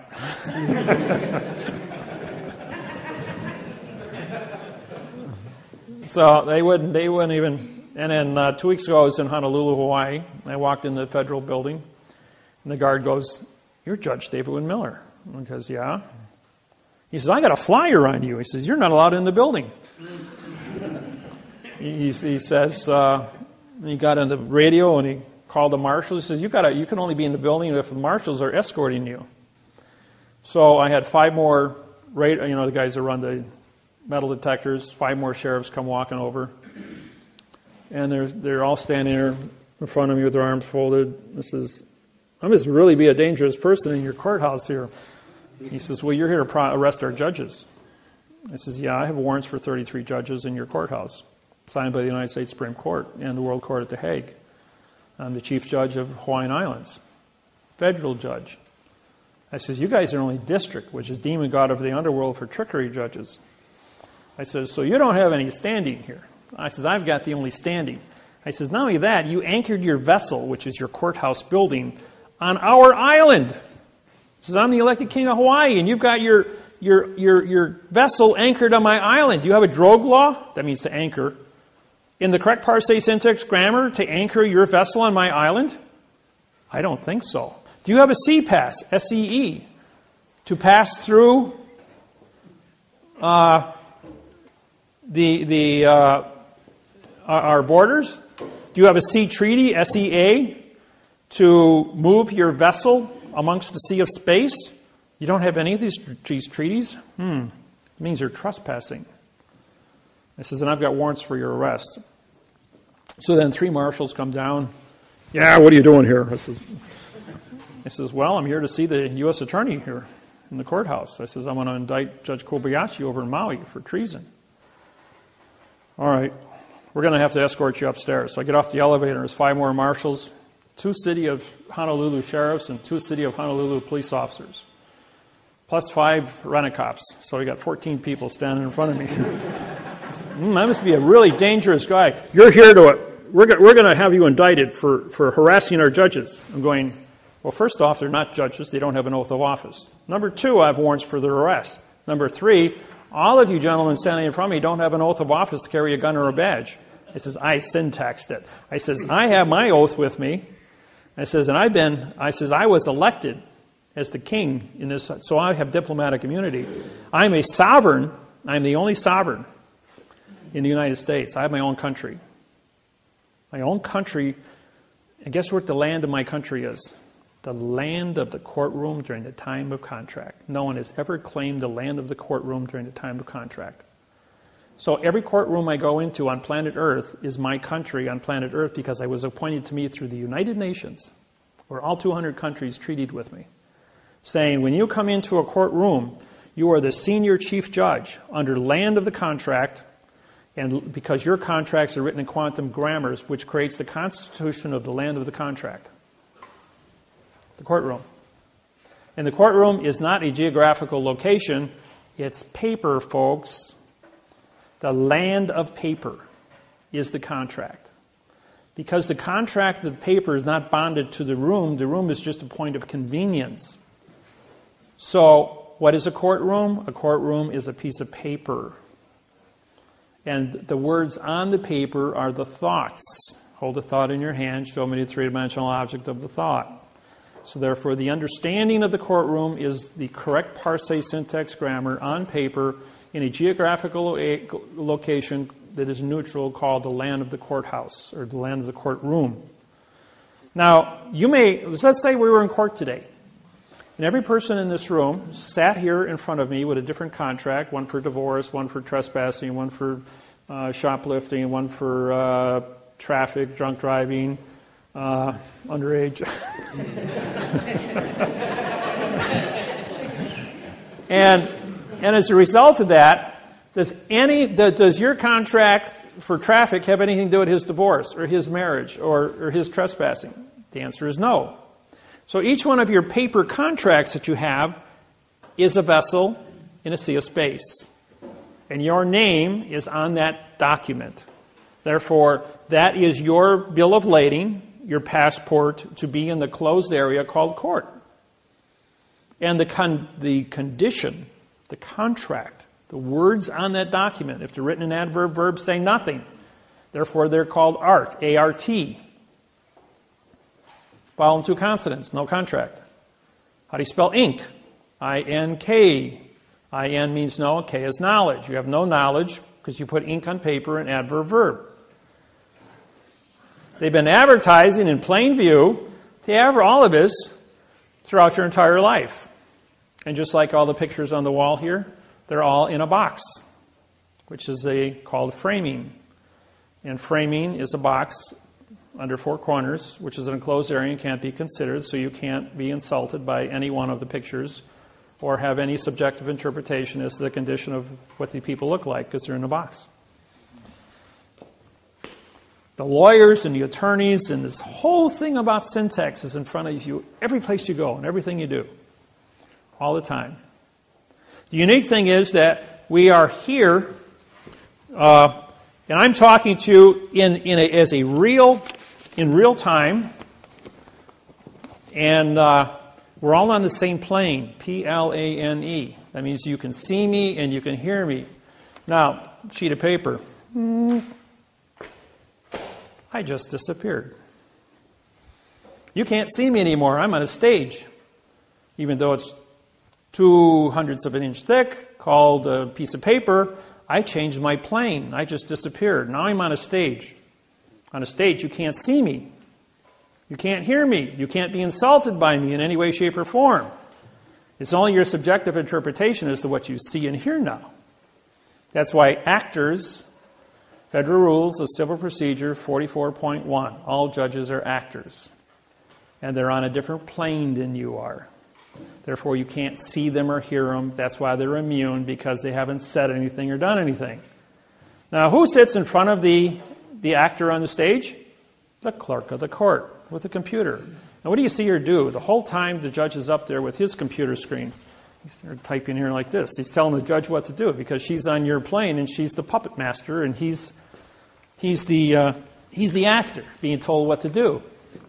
So the clerk of the court, who takes the paper? Right. Who takes the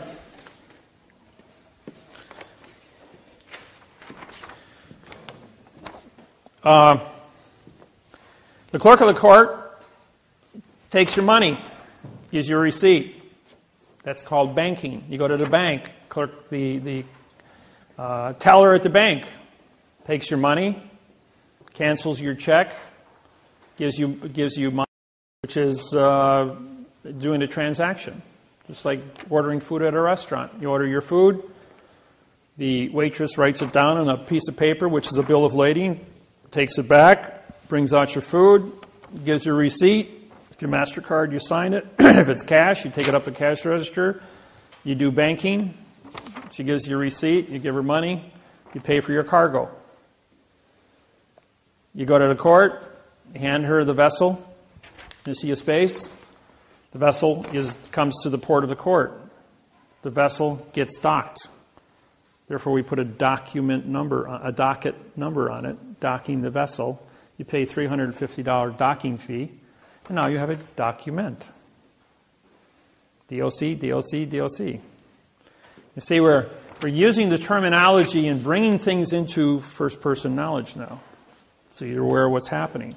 When the document comes to the port of the court, the document has a stamp on it. The stamp is autographed by the postmaster delivering the vessel to the port of the court, who also puts a stamp on and signs it. Therefore, we have postmaster to postmaster docking a vessel. The vessel is an independent. Now, this is something some of you know or don't know. All judges are actors. They do not become a judge until they autograph this document. If they autograph the stamp of this document, then they are the judge on the case. A judge who does not sign this document is not a judge. When you walk into the courtroom, the judge is up there and says, "Did you sign the paper?" The judge says, "No." That's not the judge. That's an actor. Who did sign your paper? The clerk of the court did. She's the judge. So you can say, "Judge, you're not on my plane. Get out of my courtroom." Now, when I walk into a courtroom, I walk in there and it says, "Judge, you're excused."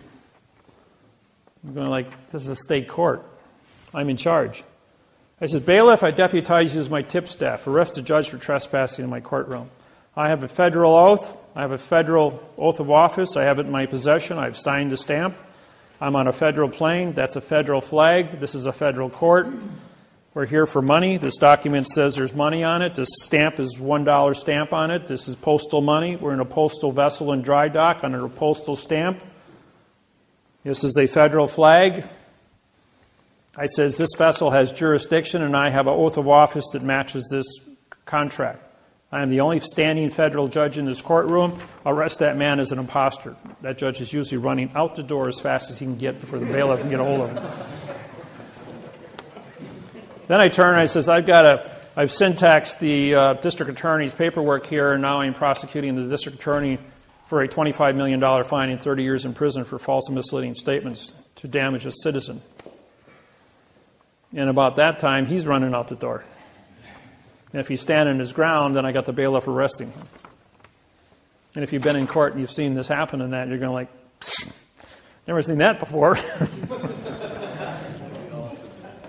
The other attorneys do the same thing. When I was in Australia, we did this. And a district attorney, my client was a dwarf, stood 3 feet 9 inches tall. And when she walked in there, everybody kind of got out of her way. And I was there, and the judge goes, "Are you a representative?" And he says, "No, sir, I'm a claimant." "Well, who's that?" And he says, "She owns the property. I'm a claimant on her property." "Well, you're not on title." I syntaxed the mortgage contract for New South Wales. I says, "It's false and misleading." I says, "Because I syntaxed, I'm a claimant on the document for false and misleading statements. I syntaxed the prosecuting attorneys who wants to foreclose her property. This man has committed a felony against this court. He's got a second-grade reading level. Doesn't have an oath of office. He's not a barrister. I don't know what he is, but he's got a wig on. He looks like a clown, personally." And this guy is like, "How can you talk to me like that?" I says, "Because I'm a federal judge in New South Wales, and I have a federal oath, and we're in a state court, mind you." And I says, "And as a state, it says you may be a state judge, but you're not on our plane, therefore you've not come to court. Clerk of the courts," I says, "I hereby deputize you as my clerk." I says, "Bailiff," I says, "you're now my tip staff." I says, "This is a federal court. Arrest this person for treason against the people. Arrest the judge for impersonation." And the judge stands up and goes, "We're going to continue this for another 45 days. I said, "You can't continue anything. I already arrested you guys. You're out of the picture." And this guy turns to these 12 barristers sitting behind him and he goes like, this guy just handed my head to me in a basket. He goes, do something. And they all took their coats and pulled them over their heads, and they're all talking through their coats going, he's your problem.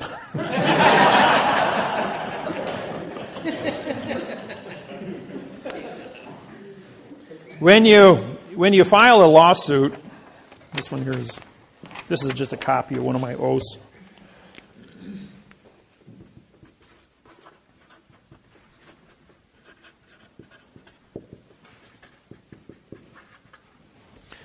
What I do is, we have a stamp on one side because it has value.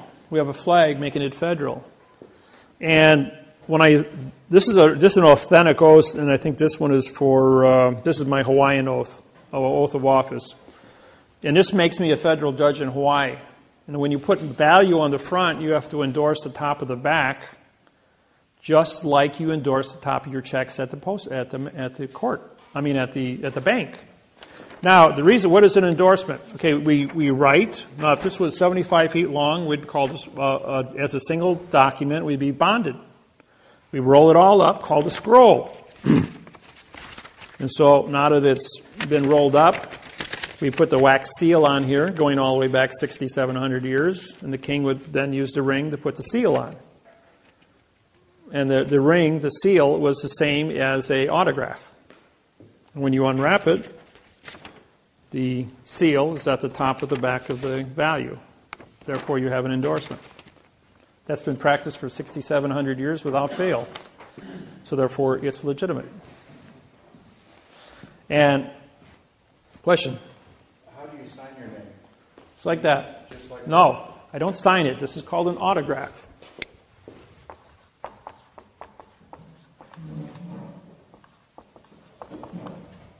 Autograph.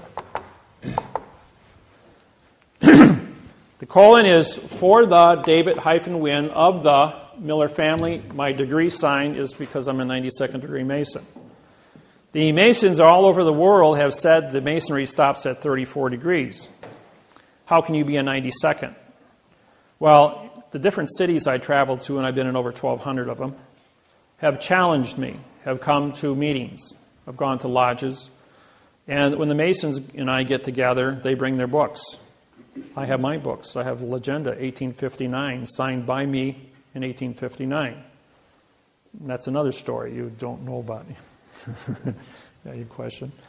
You mentioned the continuance of 45 days that the judge wanted to do. It reminded me of a question that I have. I just happened to be in the Kosciuszko County Court one day as a just spectator. And it was a different setting. There was a couple of attorneys on this side, or one attorney on this side, and then their high-powered clients. And then there was an attorney on this side, and another guy in a suit and tie. And for some reason, when the judge walked in, they were all prepared to rise. He goes, "No, just stay seated." Did he have his robe on? Yes. Okay. By the way, the robe means I'm mourning justice. What does it mean? He's in mourning for justice, because justice is dead. In this conversation, you could kind of tell they all did just on this inside track. And the one attorney asked for a 90-day continuance. 45 and 45 is 90. And then the judge goes, "Well, if I did as I wanted to, I would continue it for 122 days. And they all laughed. Every one of them. Laughed? Yeah, it was like this big chuckle. They all knew what he meant by it, except for me. I didn't know what was going on. That's my question. This was on September 6th. The 122 days come, if I count all the days, comes out to January 6th, 2013. Okay, you got 45 days, trust law, offer, 45-day answer. The state court? County. State court. Okay. Then you've got, that's 90. If you add 45 to that, you get 135. So that doesn't work. So what they're doing is there's a 10-day offer, a 10-day answer, a 20-day answer, and a 10-day response. That gives you 120, and then you've got your 3-day rescission law. That would make it 123 days, which would expire. So he had to make it at 122 days. So he was under the 1-day limit under the rescissions law. Otherwise, he'd be in violation of notice. This is an offer. This is an acceptance. These are two 45-day trusts running. This is a vacated contract on its face. Okay, then It's not legal. later in the conversation, you lightly mentioned it again, and you say because then it would be under the new Judge Reed. Okay. What you have here is this. You have a... everybody okay with this, or do you want to get into more of this? I Huh? have one more question. With the colons in front of the name, Oh, that's a prepositional phrase for the David right? hyphen Wynn, full colon, which means for the David Wynn of the Miller family. If you don't have the colon in front and you do it like David dash Wynn, colon, This is a pronoun in front. If you leave out the colon, this is a pronoun of the Miller, which means this is a nothing of the Miller family. So therefore, it's a mistake. So you got to put it in there. There's 528 symbols in the under Microsoft. If you get in your computer, you can look them all up and pull them up on the screen. It's probably a good 3-year study on symbols if you want to get into it. We use like the address.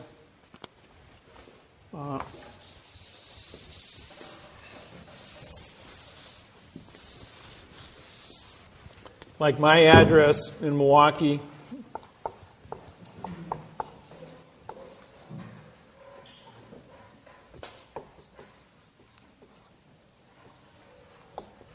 This is a tilde, hyphen, tilde, hyphen, and then Milwaukee. This is a tilde. Milwaukee is not the name, it's a location. Wisconsin, it's a location.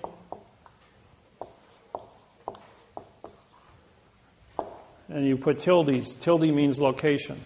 Anybody want to correspond with me and by letter or mail me things? That's where you send it. David Wynn Miller, 5166 North 63rd Street, Milwaukee, Wisconsin, 53218. That's my address. What would happen if you put a hyphen between the tilde and Milwaukee? Would that be wrong? No, you don't. Not here. When you start, you just use your tilde. Now here would be, this is a comma hyphen tilde. Microsoft will also give you, will say this is correct. If you drop off the hyphen, you're going to get an underlining, which means you're using the wrong symbolizations. So you got to have a comma. Now, when you write the state, this is a letter, this is a number. These are two different entities. You don't, even though this might be a WIP or WI dot for postal codes, whenever you go from a word to a number, like this here, you don't need the, this actually has have to have a hyphen here too. But from the number to the street, you can use the hyphen.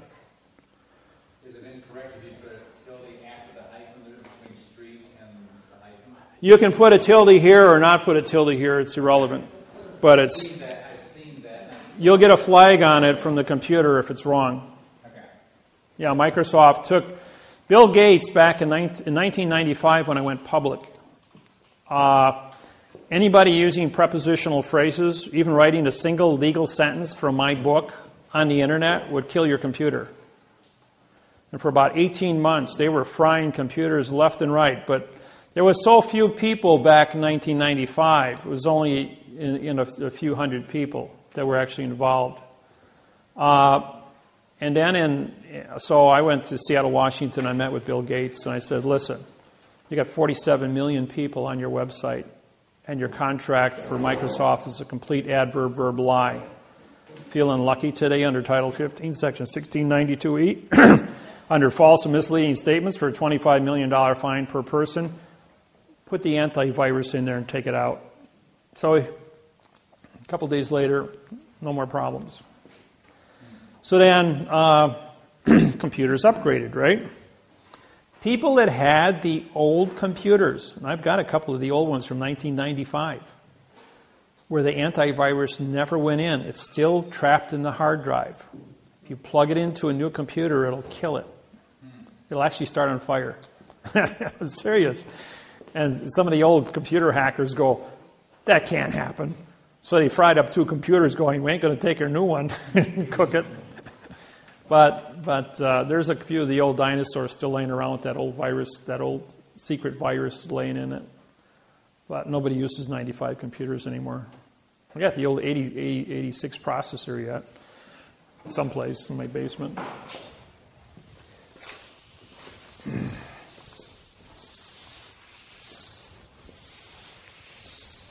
So I got a question. Okay, shoot. What does that do for us if we autograph our name that way? Well, as soon as you autograph your name in that manner, it says that you've been exposed to this technology. All the judges know, all the judges in the United States, 11,000, both state and federal, have been trained in this technology for 17 years. I've been teaching at Scottsdale, Arizona since 1995, and Reno, Nevada at the Judge Institutes, through both video and my program, both on the internet and in the books. They're made aware.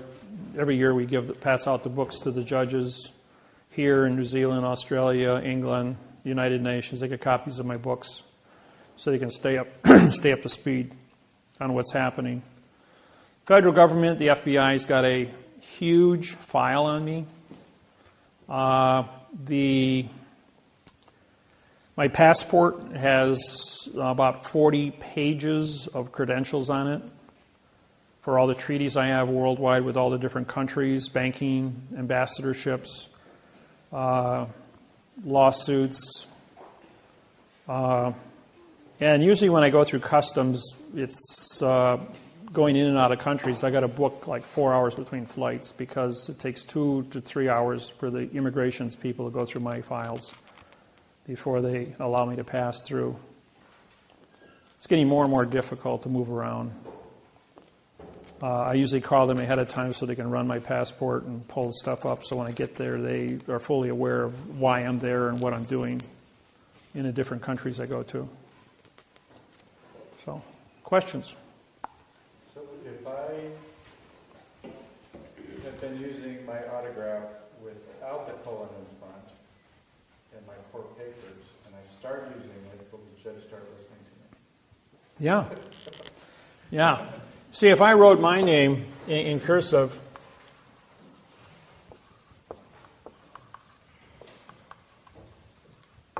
like that, the word cursive,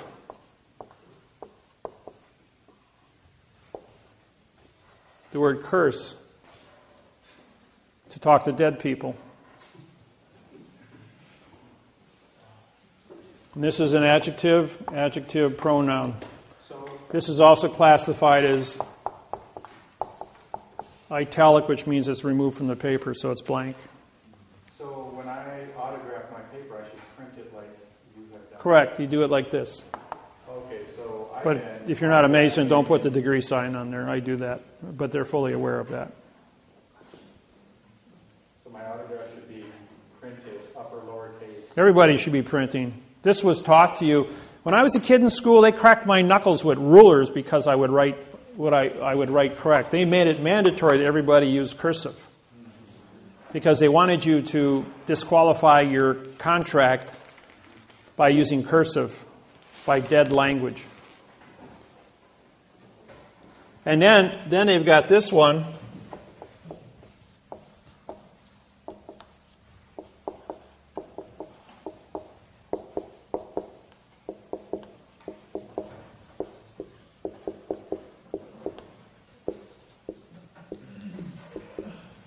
Everybody know that little one? This is an adverb. This is a verb.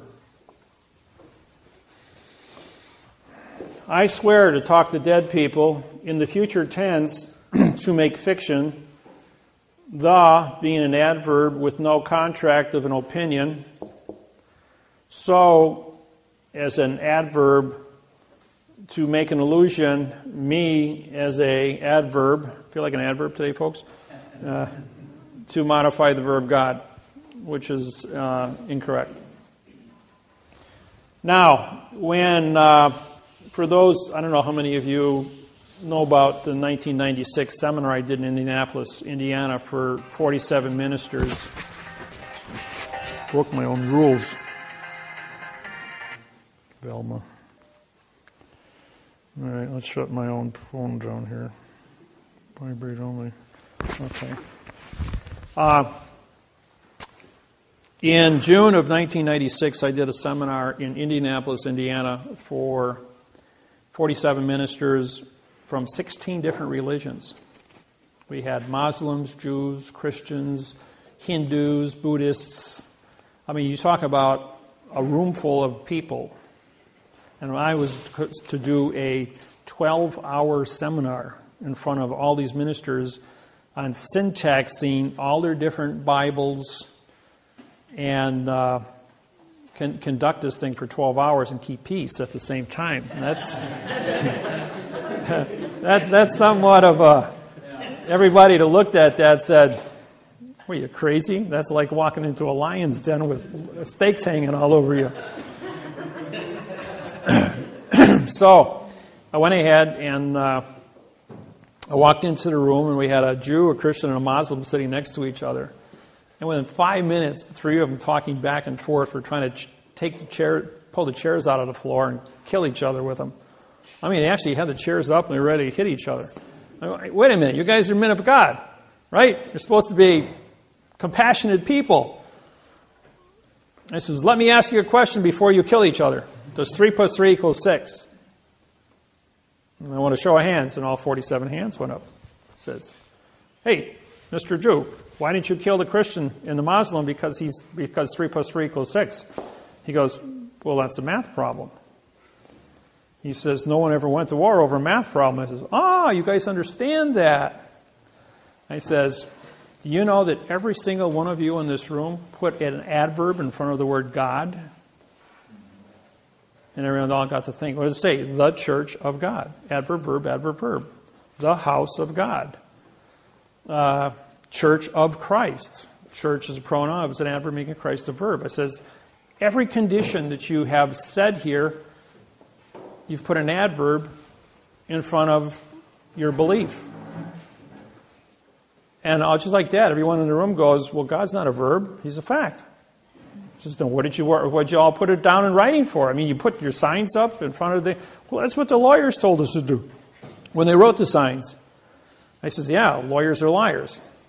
So are attorneys. I says, the whole thing is to keep you kept in the world of fiction. Now, where did laws come from? Every law in the world came from the religions. The religion came first in the community, in the ministers, the bishops, the cardinals. Anybody who was a church leader, a religious leader, engineered condition of brainwashing for 8,500 years, going back to the beginning of written history. And I took time to do the studies on this, and that's why I can make the statement to everybody. I'm not here to disqualify anybody's religious beliefs. It's just subjective interpretation of knowing how how you got into the situation in the first place. So it's important that all of us are aware of our heritage. And what we're doing is we're bringing things into a mathematical procedure of knowing where the secrets lie. When you're able to learn syntax and get into the Bibles, any Bible you want to choose, and identify those parts of speech and put the missing words in, you're going to see new definitions. And they can be written both frontwards and backwards. And that's the unique thing. The math interface on grammar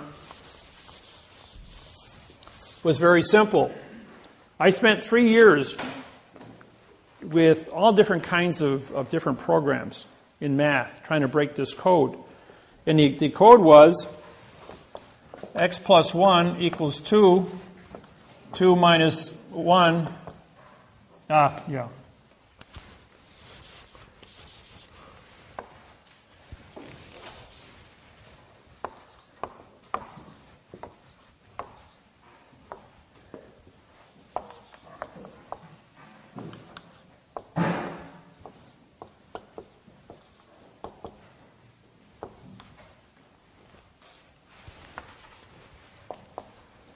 So you got x plus 2 equals 3, 3 minus 2 equals 1, 1 equals x, x times 2, 3 equals 6, 6 divided by 3 equals 2, 2 equals x.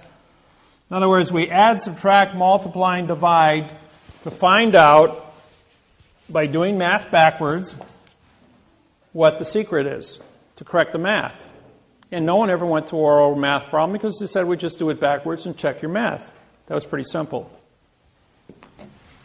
So, what I have in my hand here is a pen. I throw that pen up in the air.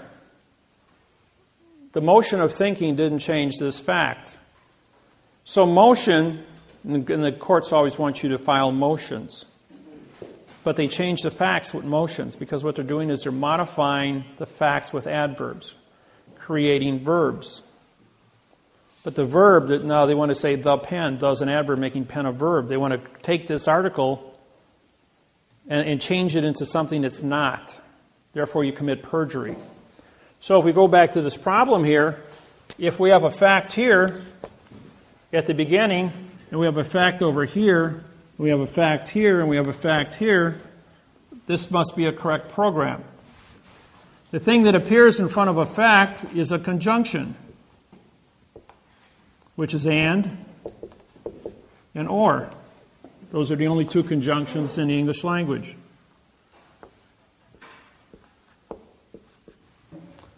What you have in front of that, when you factor them out, is you got a plus 2 and a minus 2, a multiple 3, and a division 3. Okay, when we were in grafting, here's a negative 2 and here's a positive 2. When we go up and down the scale, it's motion. Therefore, we assign the number to a verb, and we factor that out because a verb doesn't have any modification. That's your thinking of a sentence. What is left is add, subtract, multiply, and divide, which are opposite operations, better known as the preposition or the position. What is a position? A position means we will use we're going to have a contract first before we get started. We agree that we're going to use the ABC alphabet to identify this pen or this object. With the ABC alphabet, we're now going to take this object and we're going to spell it pen, P-E-N. What is the pen for? The pen is for writing. So we're going to have a alphabet, a spelling, and a definition. Therefore, we know what the position of this object is. Now, who owns this pen? For my pen, with my pen, of my pen, by my pen. You say, now I can go ahead and identify this because of lodial positioning of ownership, which we used to call the article. But the article, when you had a preposition, it meant you had no position, so you could presume anything. If you had no preposition and no ownership, but an article, which meant no contract, you had a no-no. Henceforth a noun. But now we had to change it to a position, lodial fact. With that said, we now have a word that has 900 definitions. I proved that every word in the English language has 900 definitions because we have 68 articles and 68 prepositions and 38 articles. That gives you 1,800. When you multiply it, divided by 2 is 900. So with 900 definitions for a pen, I can say, for my pen, for your pen, with my pen, of your pen, of my pen. Every time I change the preposition, I change the definition. I can say his, yours, hers, this, the, a, and. I can keep going through the whole list. Put them all down, cross-reference them all up with the word pen, and I got 900 definitions. Put two definitions together, 900 times 900 is 810,000 variables with 2 words. Put a third one times 900, and you've got 720 million variables. Put a fourth one, and you have 640 billion variables. A fifth one, you have 540 trillion variables. They said, well, the computers are only rated for the capacity. Write a 200-word sentence, and we're talking about a number with 200 zeros after it, variables, to write a legal sentence. They're saying that computers don't have enough memory capacity to write one sentence. Try writing a whole book or a 400-page website and do it correct 100% of the time. When you're working in a math problem, you've got to be correct 100% of the time. There is no room for error. You know, they build a space shuttle with 3 million components. It goes to the moon. They screw up with one. Any number of variables, 3 million correct things times 0, still equals 0. That's why the space shuttle blew up in 1983. I was there at ground zero as that thing came over the top of the Kennedy Space Center and blew up right on top of me. To be there at the only one of 50 space shuttle launches to see that one. I was there 4 times to see 4 successful launches. But I got to see that one blow up. You know, it's a rare. I've been in a lot of rare positions. I was in Hurricane Camille, Biloxi, Mississippi, when it took out Camille and Biloxi Air Force Base, and Keesler Air Force Base. I was at ground zero on a body cleanup in 1969, in August. There's a lot of unique things I've been exposed to. Been in tornadoes, been picked up. I had my car picked up in a tornado, survived that.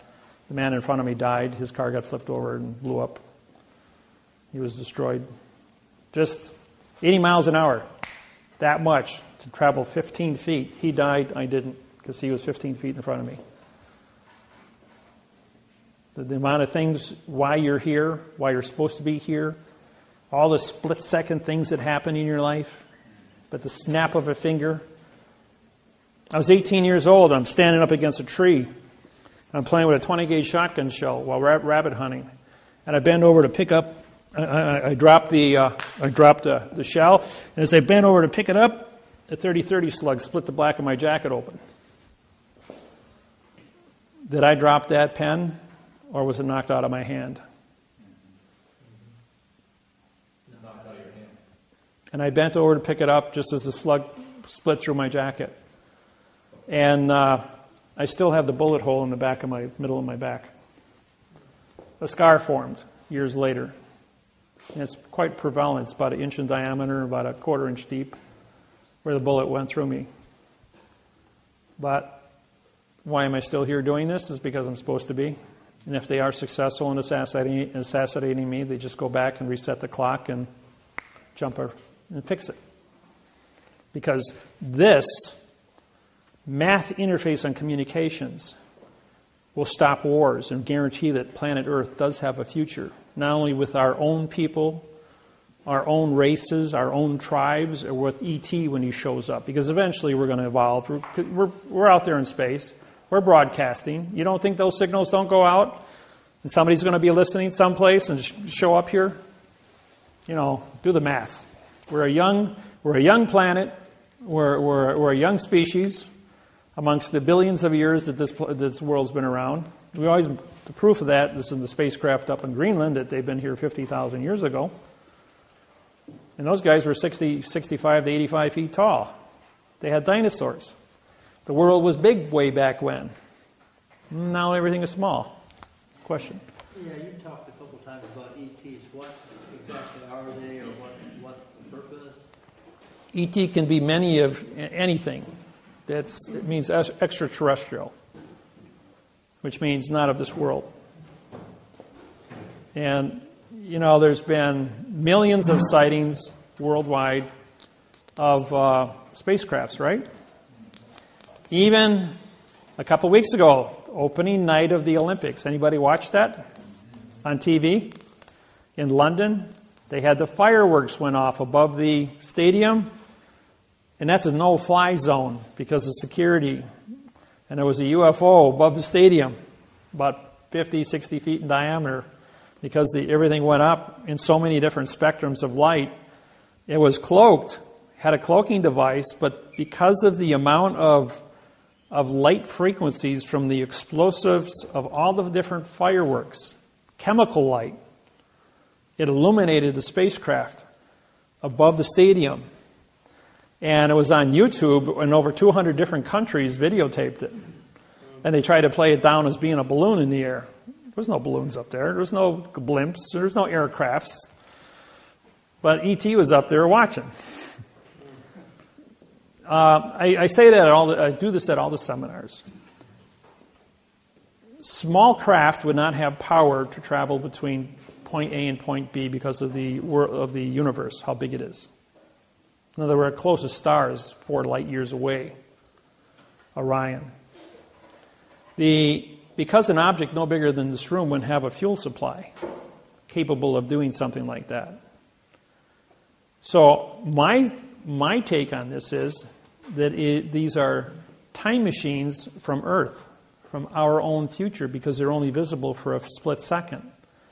And the same craft has been videotaped and photographed millions of times over the last 70 years all over the planet, identical to the one above the stadium.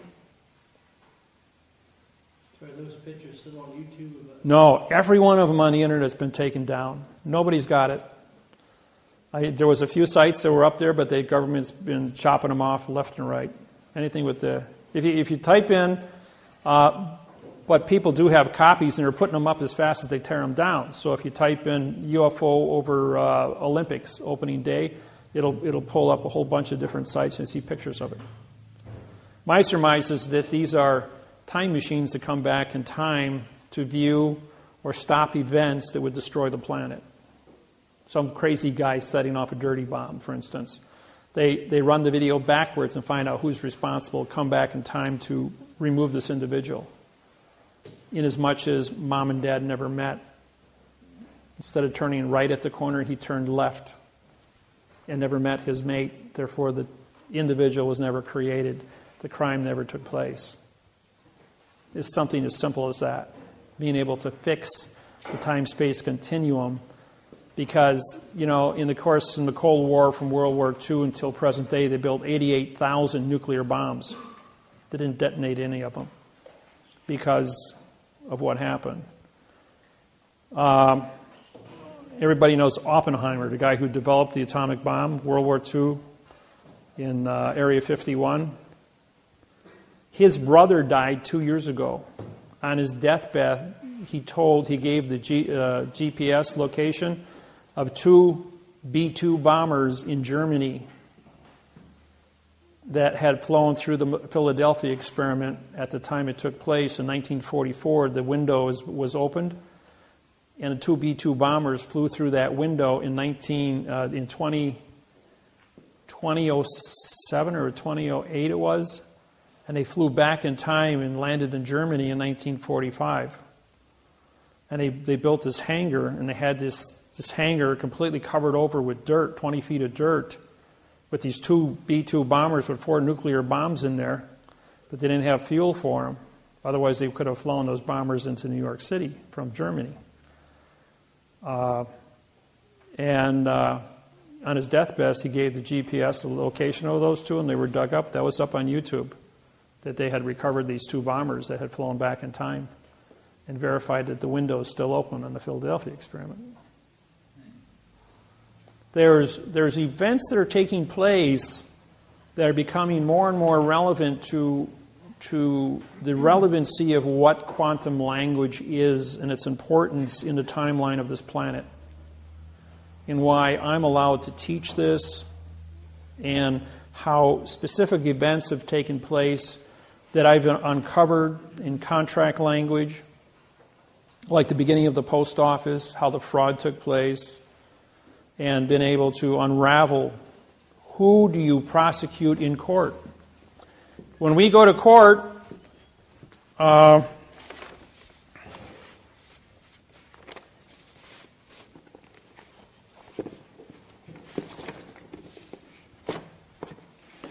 this here is a federal lawsuit that I wrote. This deals with, this one is for, this is the International Maritime Organization. Russell Gould and I put this one together. But this is a document contract, federal postal court, federal court venue document. It's postal, folks. We have federal flag and a federal postage stamp. This is a federal court we're suing. When this goes into this commission under maritime law, this is the court. This paper is. And when it's filed at the Maritime Commission, this was filed creating this vessel in a sea of space to be the court. They have to come into the understanding of the syntax within this document and say, all the Maritime Commission officers have to say, show me your correct parse, syntax, grammar, oath of office. Show me the correct parse, syntax, laws, rules, regulations, and codes that allow you to do and capture the things you capture. We have rewritten your lawsuit or rewritten your charter in the correct parse, syntax, grammar. And we are now forming a treaty with you through the Document Contract Postal Vessel Court Corporation. That's myself and Russell Gould. Yes? So if you taught this stuff to them, you mentioned in 2000, why are they still going on in their fiction? They're only advertising the fiction to you as the population. Why? Because if they were to stand up and say, okay, we've got a quantum contract here, and the whole planet is sitting there in fiction, it'd be like the president getting on CNN and explaining the dollar bill to you, disqualifying all money. You can't have... The whole world has been 8,500 years in fiction with all their fiction contracts. So you have to be responsible at all times. That when we want to switch gears, I only have to educate 1% of the population. Those are your political leaders, your judges, your attorneys, your politicians, Congress, Senate, the legislature of all 250 countries, all the bankers, simultaneously, where the United Nations stands up and says, we're going to switch gears today. Everybody changes on the same day. Is that going to happen? Yeah, it's going to happen. Just like they had the new money come out. They went to the euro.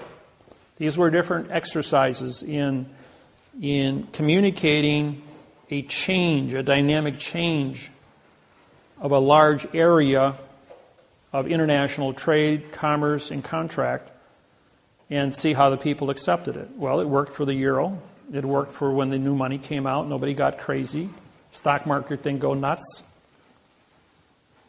So any time frame? Well, 12/21/2012 is a couple of weeks away. We'll find out, because that's what all the calendars say is the beginning of the end. Yes? So are we going to have an Amero? Well, okay, the Amero is Canada, Mexico, and the United States, and Central America. In other words, everyone on the North American continent using the same currency.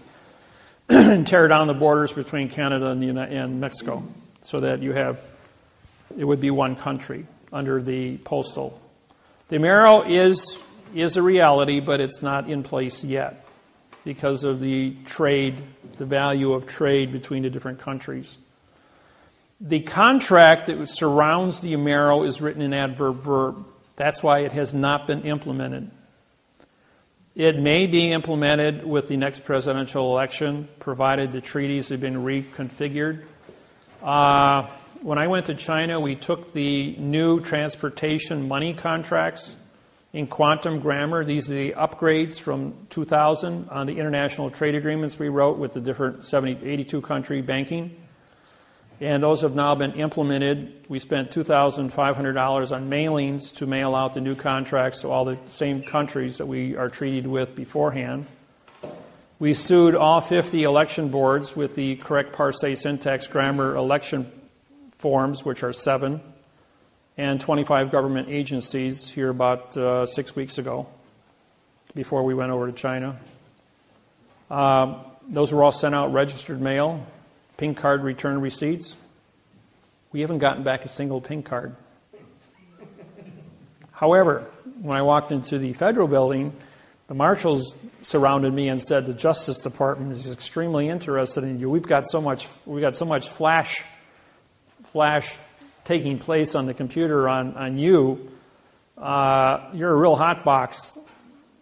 He says, well, I'm a presidential candidate. I says, I filed my papers. I says, so under the guise of the Secret Service.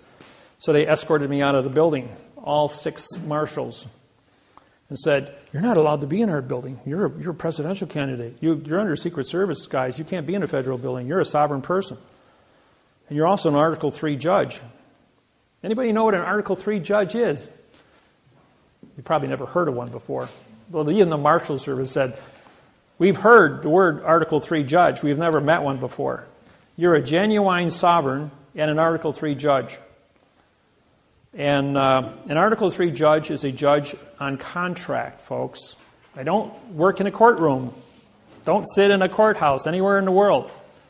The courthouse is the paper. The paper is the contract. The contract words on the paper is a constitution. The Constitution articulates, under law of the flag and postal codes, the geographical location in terms of a constitution, Title 28, 1331, venue, authorization for a clerk to file the paperwork, a 1361 authorization for a judge, and a Title 28, Section 636 to order the court open. In other words, ordering the piece of paper to be an open court, and whoever signs the stamp endorses it and puts their name on it as a federal judge is the federal judge on the paper. Because it's a federal stamp and a federal flag, there is no such thing as a state court. Any state court touching money, doesn't it say Federal Reserve Note? You can't be federal in a state entity. If there is no money involved in a state court operation, they must get you to sign a bond making your body collateral for the bond. There's no paper. You become of value as a bond. That's why you have to bond out of a state court. They can't create money. They're not federal. They're state. And the courthouse is a foreign vessel in dry dock. So you've left Indiana territory, and now you've entered the condition of an illusion who makes you bond yourself. Once you're bonded to the vessel in dry dock, the sheriff can leave the courthouse, and the sheriff is only there to protect the judge, and go out and capture you as a bounty hunter. And that gives him his authorization to leave the vessel and go out onto the Indiana territory and capture you. If you don't bond out, you'll never leave the foreign vessel in dry dock.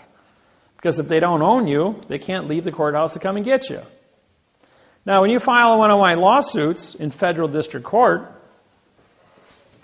once it's contracted with the clerk of the courts, which is responsible to receive vessels and dock the vessel, a district court judge is not a federal judge. They must sign the federal oath and must sign the federal lawsuit to be a federal judge on the lawsuit. The federal judge is going to come back.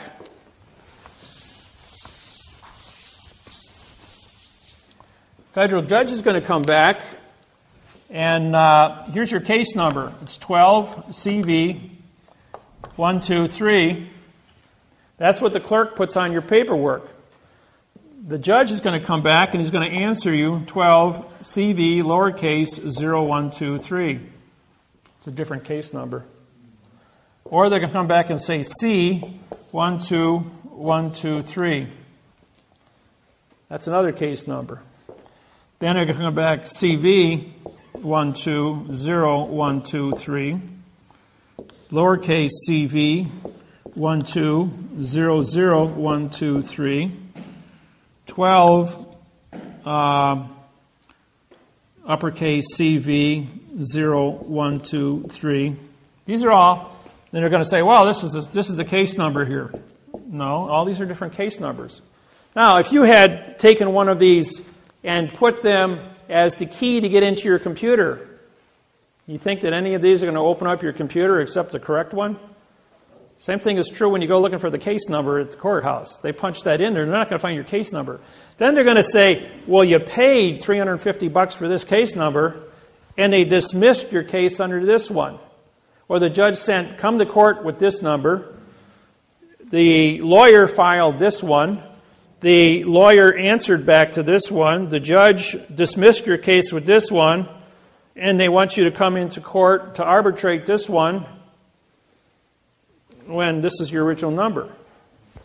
Okay, once your original number is filed, we run 45-day trust law and 3-day rescissions. Once those 48 days go by, you have now a document, contract, a fault document contract claim. 4 words. Writ of the fault document contract claim. We filed the lawsuit.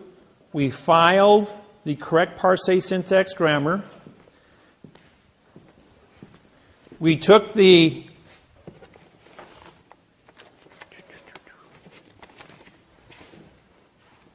let's see here. There it is. This here is your deed of trust to your property here in Indiana. And we identified every single word by placing a number on top of it. All 6,000 words. So we couldn't, if we take this document and write the word adjective on top of the word red, we wouldn't have enough space, right? So we use the number 3 in place of it. When we do numbers, you can read 300 words a second when it comes time to correct this document. You know that? Just takes a little bit of practice, and all of a sudden, like, you're aware you can read 300 words a second in number codes. The mind can comprehend 10,000 thoughts a second. So doing 300 a second is just, once you get used to it, it's a breeze to blow through contracts and read in number codes. Question? Does this stuff have anything to do with our birth certificate being fraudulent or... Okay, birth certificates. When you are born, the United States government allows you 45 days under trust law, and on the 45th day you're declared to be a dead person because your name on your birth certificate is null and guerre. Okay, on that 45th day, they then take your birth certificate and sell it to the Internal Revenue Service and issue $1 million worth of cash to go into your account. Why do they do that? Because they need money to account for your wages, medical expenses, automobiles, buying houses, and then accumulated interest to pay for your retirement at 65 through 100. If they don't put $1 million in cash into a numbering system as a value for the energy of your life, there would never be enough dollars in the system to support the entire planet's operations as the population expands. This is a good thing. Number 2, under the redemption, it's called the redemption, which was created by Janet Reno in 1995 under Bill Clinton. Redemption was engineered to capture anybody that would steal money from this treasury, from this number, and put them in prison for 30 years for mail fraud banking. Why? Because the redemption program was set up in adverb-verb, and if you use adverb-verb, you activate the Title 15, Section 1692E, and Title 15, 78FF for a $25 million fine and 30 years in prison for bank fraud. And if you don't study this program, thousands, tens of thousands of people were put in prison for using the redemption and stepping on that trap. Lost their homes. Peterson, Clark, and Schweitzer, Leroy Schweitzer, promoted this thing and went through and harvested over 2,000 families across the South and the West, lost their homes, went to prison. They took their farms, their cars, their homes, their pension, everything, put them in prison, which resulted in, for those that are old enough, the Freeman standoff in Montana, Montana Freeman, 1995. And guess who prosecuted the 100 FBI agents for fraud and misleading statements on that exercise? I did. I'm the judge. And now the same U.S. attorney that was involved, went up against me in 1995, is involved with the Kansas case I'm involved with on a foreclosure. When my name popped up last week, she went ballistic. She says she lost that case in 1995 and it was a burr. You know where burrs go. And as a result of that, she is just livid. She wants my head on a stick. I'm going, well, have fun. I says, well, first off, you got a second grade reading level against my 28th grade reading level, and I'm going to have you for breakfast. So it's just a matter of a couple of weeks before we file the indictments against her. Question. What happened to the Freeman Schweitzer? Well, here's the state of Montana. Here's where the Freemen were held up. Here's Billings, Montana, and I was right here in Cat Creek. Now, when I showed up in Billings, I got off the plane, and a gentleman met me, and he says, "Come on, we're going over to my ranch." Well, I had corresponded with this man several times. When I got to the ranch, there was about 20 guys with shotguns. And he said, "You're going to stay here and write a lawsuit at gunpoint, and you're going to write this lawsuit to get these guys out of trouble up here." Well, it took 5 days to put together the lawsuit to do it. Then I went on the radio to do a radio show in Billings, Montana about parsing, syntax, grammar, and how the fraud works.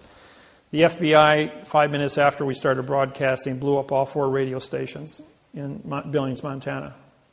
So we called another radio station 200 miles away, and we sent out the broadcast and went out on Republican Christian radio worldwide as to what was going on. 38 miles south of the compound, there is a limestone quarry, 125 feet deep. Some of the other free thinkers, I guess you could call them, freemen, witnessed 2 105 howitzer cannons being moved at night down the country road very quietly. And they set up 2 120 millimeter cannons in the quarry. They then evacuated everybody within 5 miles away of the quarry because they would hear the blast of the cannons when they were fired. The idea was to shoot a shell 20 miles up in the air under a full moon and have it fall down on top of the compound, blowing a hole in the ground 100 feet wide and 50 feet deep, saying they had explosives and blew themselves up, hence solving the problem. In 1820, the area, now Lewis and Clark showed up here in 1834 on the Yellowstone with Sashagowean. In 1820, an Indian treaty was cut up here with the French. The farm of the Freemen had never been ceded into the United States of America, was a whole in the United States of America under Indian treaty. And this was purchased land. When everything got conquered, the Treaty of 1820 was overlooked. So the Freemen were sitting on sovereign territory, not part of the United States of America, outside the jurisdiction. It was a whole in America. That's why the FBI came from Puerto Rico. 100 agents were deputized, not of the United States citizenship, and surrounded the compound, but couldn't go in. They couldn't trespass onto a foreign country because they didn't have a permit to be there. These are some of the secrets that you people don't know about, and as a federal judge, I have classified information about all this because I handle lawsuits for all this stuff. When it was exposed that the cannons were here, it was my job then to get word to the Freemen. The senator from Denver, Colorado shows up, and he took 9 of my cassette tapes in about grammar and gave it to the Freemen. After playing the tapes, they said they realized that their whole entire position and the way they were thinking was a lie. They realized that their treaty, even though they were sovereign within this little hole in the world, was also a lie because the treaty was written in adverb verb and didn't mean anything. And they were also told about the 2 howitzers, that if you don't walk out before dark, you're not going to walk out anywhere. We're going to put a hole in the ground here. So they surrendered. Now the senator, when he went there from Colorado, we had a button microphone on him. Looks just like a regular button on a suit, but it was actually a nickel-sized transmitter with a 300-foot range on it, tied to another mic to a recorder, spy, like a spy camera. And we have him on tape in his voice stating that, I don't care about these people, I'm just here for the show. He says, I'm here to make sure that they all get blowed up. And yet, on TV, he made a statement that he was there to try and help them get out of here. He was there to orchestrate this thing. What is Denver, Colorado? You got Cheyenne Mountain. Cheyenne Mountain is closed. Cheyenne Mountain in 1995 was active, but it was closed right after this. And everything went up to Mount... what's the name of it? They pulled Cheyenne Mountain out and everything went up to... there's another mountain about 30 miles away. NORAD headquarters were moved over there. I forgot the name of it right now. But anyways, the mind control programs by the Air Force are also up in that same location. In each one of the shootings at all the high schools that took place, also these students came out of, including the last one in Arizona, their parents were affiliated with this here, and those kids were all part of the brainwashing program. And the minute the kid goes brainwashing grammar, you type in the word grammar, up pops 20 million websites tied to David Wynn Miller.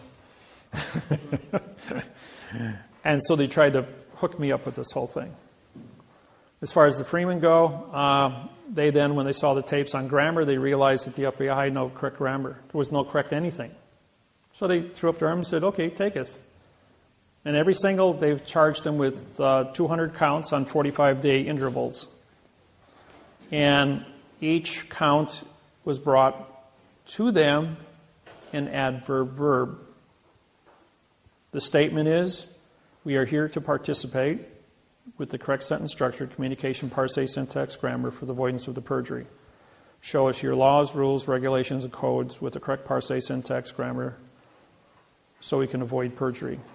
Case dismissed. Wait another 45 days and bring one more charge. They've been in jail since 1995.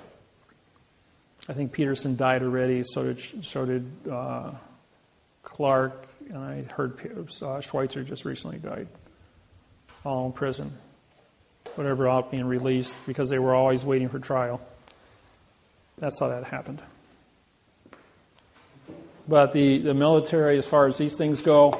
Oh, by the way, the senator from Colorado, I missed my plane. I got bumped to another plane in the emergency road. I sat right next to the same senator. I had the tape recording in my hand of what he said in secret to the FBI about killing the Freemen. And we played it on the radio worldwide. When he landed in Denver, Colorado, he was kicked out of the Senate. And I played it for him on the tape. And we had the worst turbulence of the 1,400 flights I've been on in the last 17 years. It was the worst turbulence I had ever been exposed to on a plane. And he got up in this turbulence and got out of and changed seats to sit someplace else because he knew who I was and what I was doing and what my position was of getting the Freemen to surrender. And when I played him his own voice back, committing treason against the people to kill American citizens, he couldn't stand to face me and got up and left. But we also played it for the population on Denver radio, and he was kicked out of office when he got back to Denver. What are the odds of me being placed in that location at that exact point in time to do all those things? There's another one for you. I'm in Honolulu, Hawaii, and I missed my plane. I wound up on a 747 in row 47, back of the plane, flying it was a nonstop flight from Honolulu to Chicago, Illinois. Lady sitting next to me is a school teacher, and her daughter is sitting next to her. She's 18 years old. She's complaining, I'm tired of moving. I'm tired of changing schools all the time. Can't we ever stay in one place? Like, says, all my friends live in Honolulu. I'm going, sounds like you get around a lot. He says, yes, my husband's in the military, and so we have to move all the time. I says, what's your husband's name? Helm. Admiral Helm. The Helm Pacific Fleet Task Force aircraft carrier. Harvey Helm. And this is the wife of the admiral who's just been assigned to the Joint Chiefs of Staff in Washington, D.C. 3 days earlier. And she was going there to join him and enroll her daughter in a Florida school for girls. And she's an English teacher. Well, Mrs. Helm also has a son in the Navy, assigned to the Palestine-Israeli conflict in Europe. And he's over in Europe right now, and this is when Palestine and Israel were shooting at each other. Things were really heated up. Well, Admiral Helm was being transferred from the Pacific Fleet, from the Helm Task Force, to the Joint Chiefs of Staff. What is she doing sitting in row 47 on the back of a 747 with me as a federal judge? Well, the man in front of us is Secret Service, not realizing that Mrs. Helm, we're this far away, speaking quite loud, and he hears this. All of a sudden, he collapses and says, oh, I'm having a heart attack. So the stewardess clear off the row directly behind us of 5 seats and relocate the passengers in other rows. The captain gets on the PA system and says, ladies and gentlemen, we need heart surgeons. Are there any heart surgeons on board? 400 people on board the plane. Well, they had 3 heart surgeons on board. So they all came back to the row, and they're all standing there looking at this guy, and he's complaining of having a heart attack. The captain comes back, and he goes what are you men doing? He's having a heart attack. Service him. He says, we don't have a contract. He says, you don't seem to understand. I'm the captain of an airship in international space. I am the chief cook and bottle washer of this place. You guys will service him or be locked in the brig. So the one doctor goes over and kneels down and takes his blood pressure and pulse, 110/70, pulse 72. Sound like anybody with a heart attack? Sound like a pretty healthy man to me. He pulls his guy down. I'm looking through the seats, and he whispers something to him. He perks up, and he goes running all the way back. Ladies and gentlemen, we're going to have to stop in Los Angeles, and there's a medical emergency, and drop this man off. So we land at the end of the runway in Los Angeles. The whole entire plane is surrounded by black SUVs. 7 guys in black uniforms with no markings on come on board. 5 take the immediate seats behind us as the other 2 guys carry this guy off the plane, and we proceed to Chicago. Who were they? They were military Secret Service to guard Harvey Helm's wife, Joint Chiefs of Staff. Somebody screwed up big time.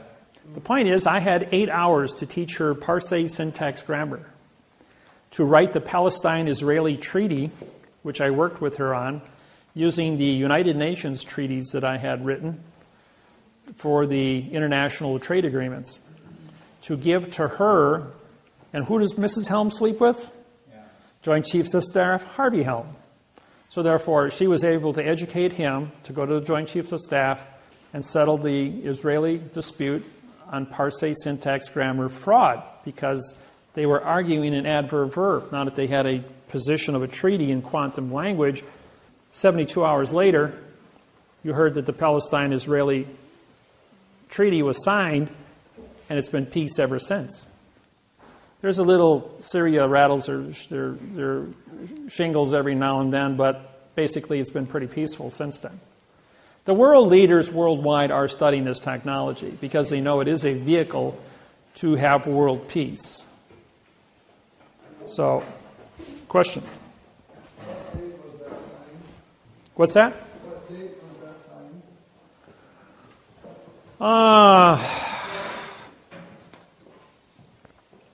I don't know. I've been doing this for 17 years. I couldn't tell you which day. You can probably pull up Harvey Helm on the internet from the Admiral Helm. It'll give you a history of his position with the Pacific Fleet when he was transferred to the Joint Chiefs of Staff in Washington at the Pentagon. That'll cross-reference the exact dates of the Palestine-Israeli conflict. And then you can get your treaties from that. I can tell you how to cross-reference things. I don't remember the exact dates myself. So, I've been talking for 3 hours without giving you guys a minute break here. I told you guys, you got to throw something at me after a couple hours, otherwise I don't shut up. So, we'll do a lunch break and then we'll start back up. Okay. 20 minutes, whatever, half an hour. All right. What you're walking into and what you see. The flags that you see all over the world, there's 11 different flags in the United States, military and civilian operations, including the new one.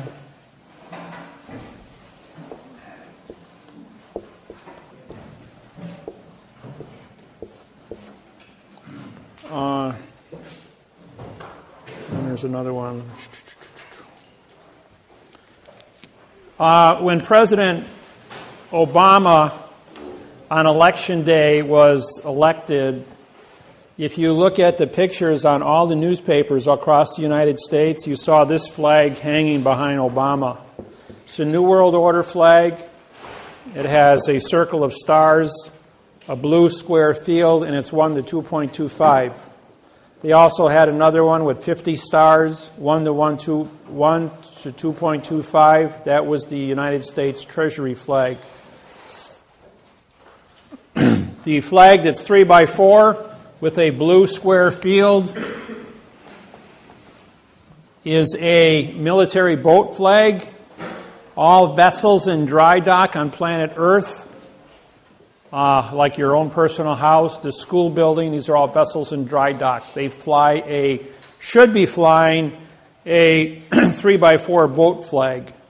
The flag over here with yellow fringe on it, see if I can. This is a 1 to 1.9. I recognize this is old. This is a very old flag, by the way. When you take the flag and you fold it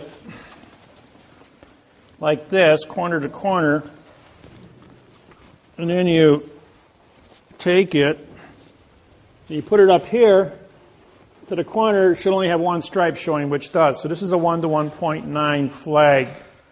By putting a fringe on it, you say that the contract for the United States of America, or the better known as the Constitution, has been captured by the yellow fringe, which is the court flags, maritime law. It says your contract is null and void because they put a phoenix on top. So the wingtips pointed down is a Vatican banking phoenix. Wingtips up is a your postal eagle. I call it the postal chicken. The acorn, as you see, the acorn is for military parades. It's a military symbol, ACC meaning no contract. The spear is for military court-martials. And the ball is for military advertising and military recruiting. Henceforth, you have it in front of the post office with the ball on top. And inside the post office, you have the eagle on top because the post office is postal. Henceforth, you're in the postal building, but outside, it's where you sign up for the draft. Everyone you turn 18, you got to sign up for the draft. You've got, 90 days after your 18th birthday to do so. The 3 by 5 flag is a military flag with a blue square field. It's used for parades.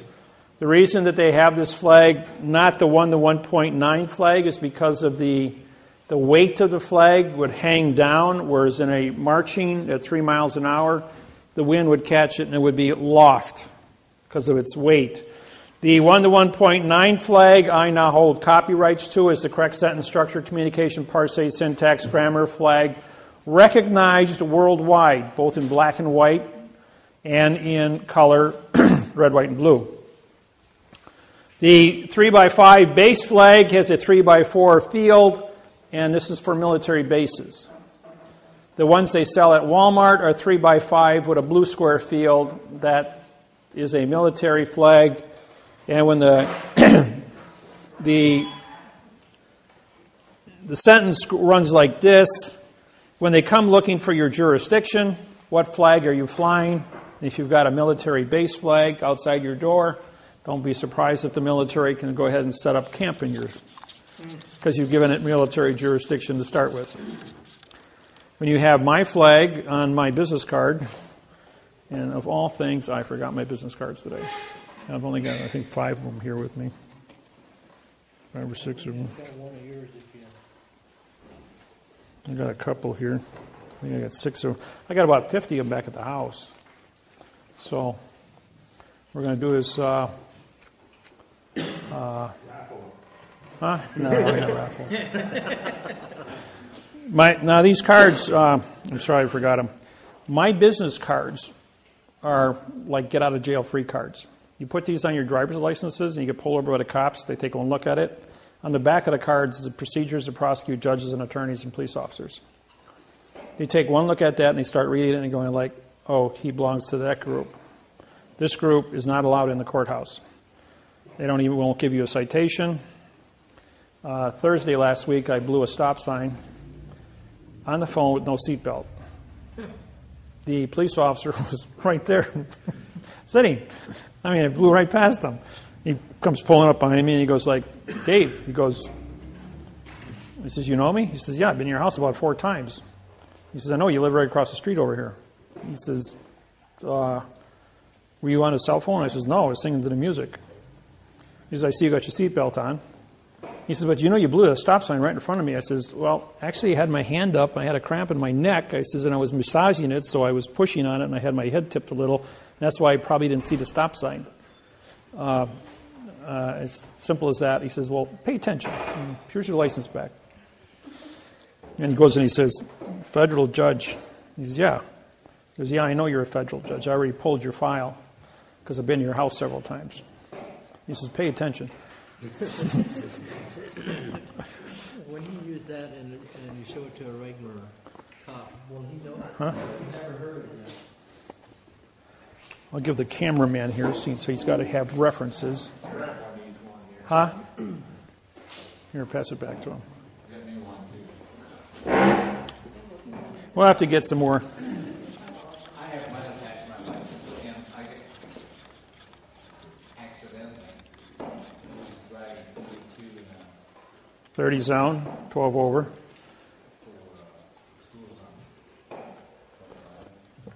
Oh, 25 school zone, yeah. That's public safety violation. Yeah, so he looked at it, and I said, are you sure you want to do this? After he brought the ticket back, he ordered me out of the car now. I mean, he yelled at me. And I said, wait, I said, am I under arrest? And he said, no. I said, am I free to go? He said, yes. I took the ticket and left. See, now, if you would leave your vessel, you're a captain of your vessel. Right. If you leave your vessel and stand on the street, then you're a vagrant. I was not going to get out. And therefore, you were under arrest. I was not about to get out of my car. One of my students called me up the other night, and he says, I got a ticket, Dave. Can you make it go away? I'm going, how much was it? 87 and a 55. That's 32 over. That's public safety violation. He says, all the cars were driving that fast in L.A. on the expressway. And I says, he singled me out. It's still public safety. You blow a tire at 87 miles an hour, and you're going to be so much scrap metal rolling down the highway, taking everybody else out with you. I says, no, I ain't going to stand by that. I just said, I'll see 150 guys. Yeah, when it comes to school zones, you won't get... School zone is public safety. You got to watch out for children because they don't pay attention. They run across streets. You tag a kid, I'll tell you what, they're going to throw away the key on you, especially if you're going fast like that. So, but this one here, I'm going to give you guys a history lesson in a minute. This one here, this one, the 2.25 flag, I went to Washington, D.C., and I had one of the 1934 gold certificates from China. This was on original clay paper with butterfly ink. And it was an original copy of a $500 million note. My surrender commission is $50 million for surrendering a document. Secret Service showed up, wanted to arrest me for passing fraudulent documents. I had 6 inches of credentials out of New York State Bank to verify it. He says, "Where's the rest of it?" He says, "There's $8.7 billion on this package." I says, "Well, it's in Austin, Texas." I gave him the address. Well, they surrounded the property and they got the guy with the rest of the notes. He wound up with 8 years in prison. As a federal judge, though, being at the United States Treasury, I says, "I want a receipt for that." I says, "I'm turning over United States government property to the United States government to be put back into the Treasury." The 8 officers of the United States Treasury all came into the room to meet me and to review the note, along with the 2 Secret Service agents, and they wrote me out a receipt for the note. He says, "If this is legitimate, we owe you $50 million. So 10 days later, I called back and I asked for each one of the individuals. They no longer worked there. The note disappeared. I think everybody took a commission, including both Secret Service agents, and they all retired elsewhere. But I never got paid. Then the guy says to me, "Where's your bodyguards? How can you transport this much money and not be captured?" I says, "You ever hear the word secrecy? It's the best fault in the world." So, I'm going to do a little history lesson for everyone, since how everyone has never... I go to universities, colleges, high schools, and you'll never see this in any of the schools taught.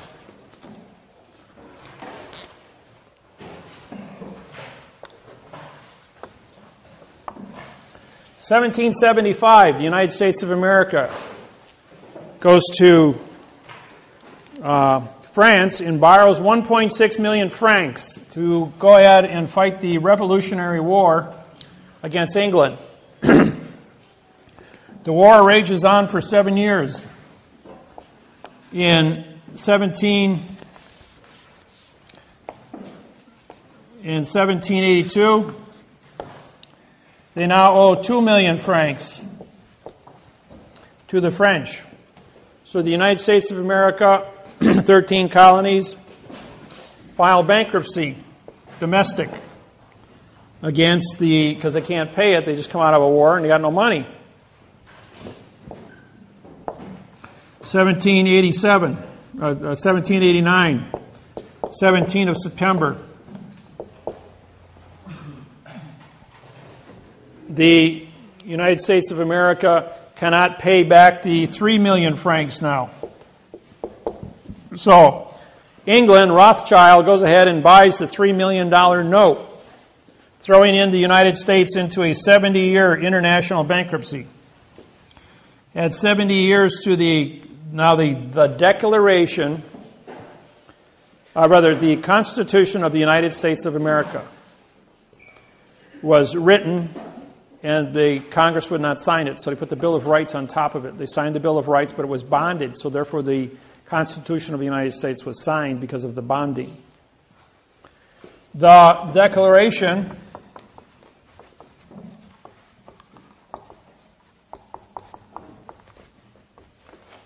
of Independence.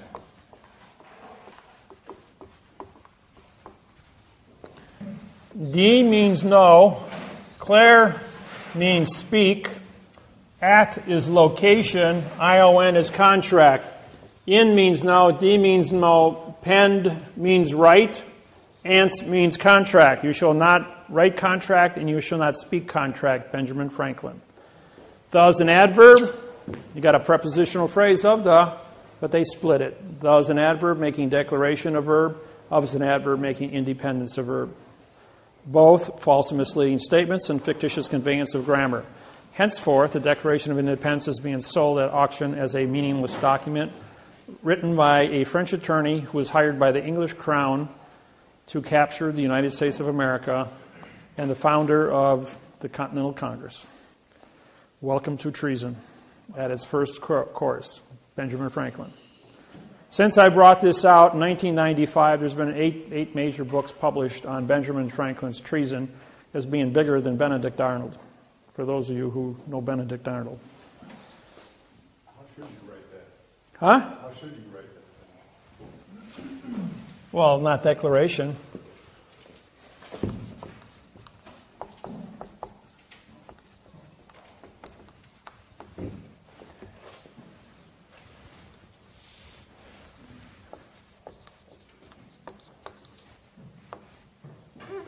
S apostrophe.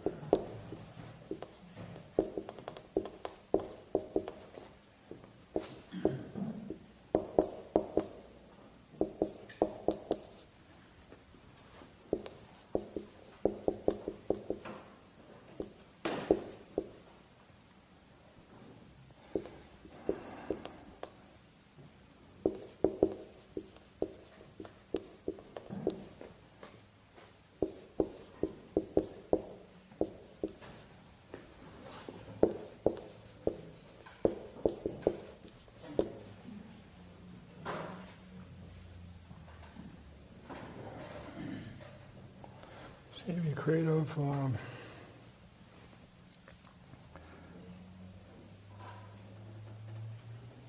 What's another word for improvement? Quality.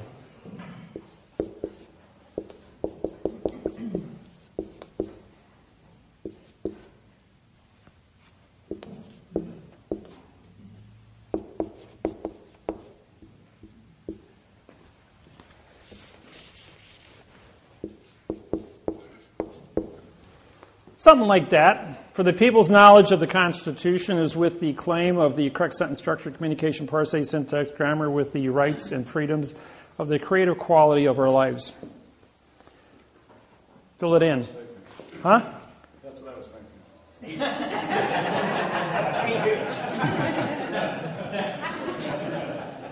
See, you throw me a question and I just cuff it off, how to be correct. I wrote the Constitution for the United Nations.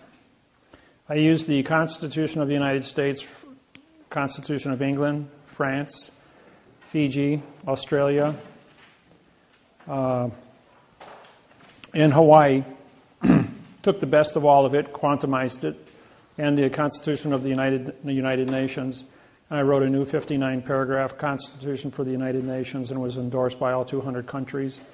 It was then customized for Ireland, which got them their new independence from England after 660 years of war with England. It only took 72 hours for me to do that. So, if you got a question, I got an answer to an impossible question, and syntax will give you that information. 70 years. 1859, September 17th.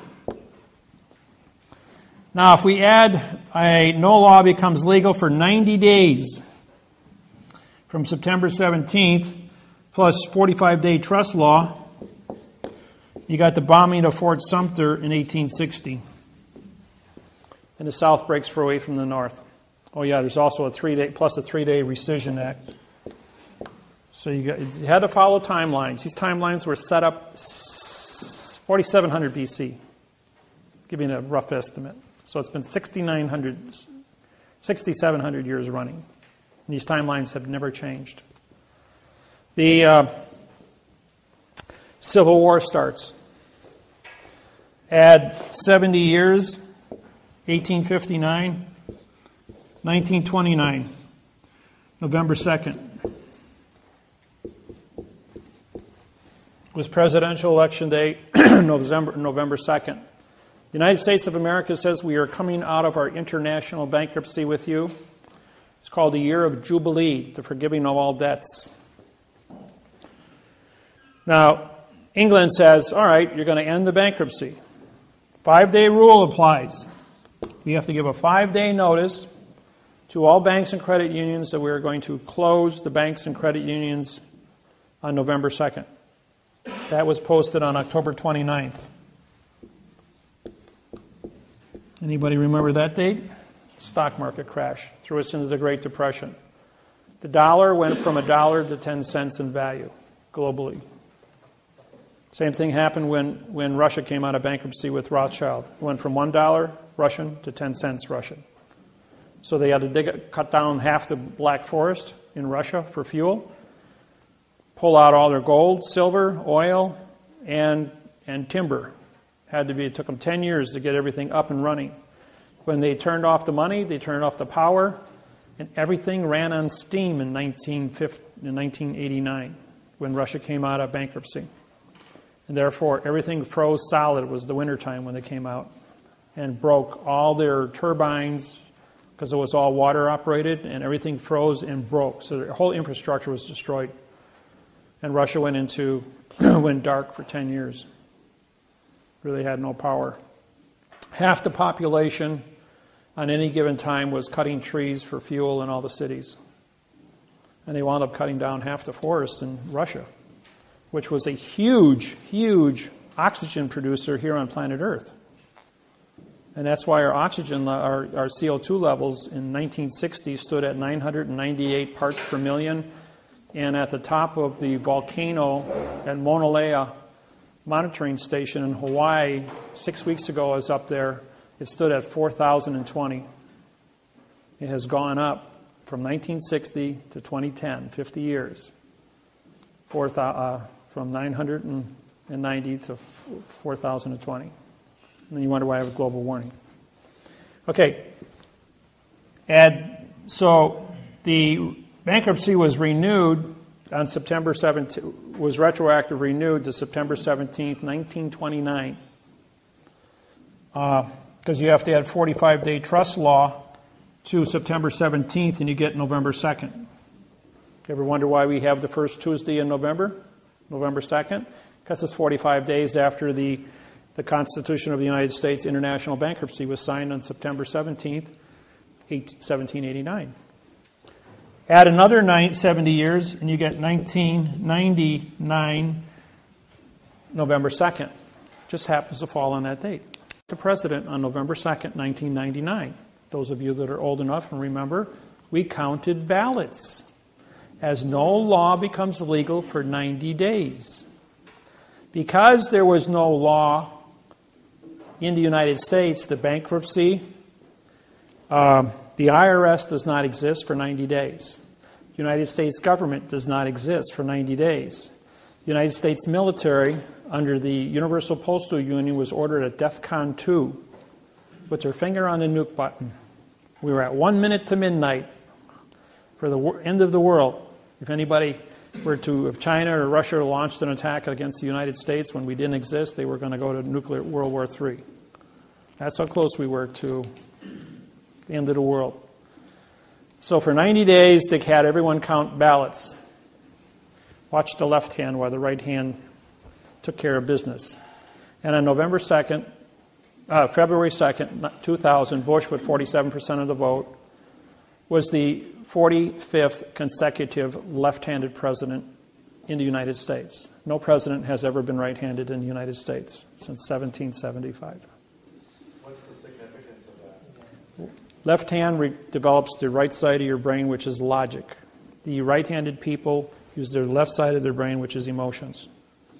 Anytime two of you were to get into an argument, no matter what you are saying to each other, and you are heightened emotionally, I can throw a math problem at you, like 3 times 3 times 3 equals 27.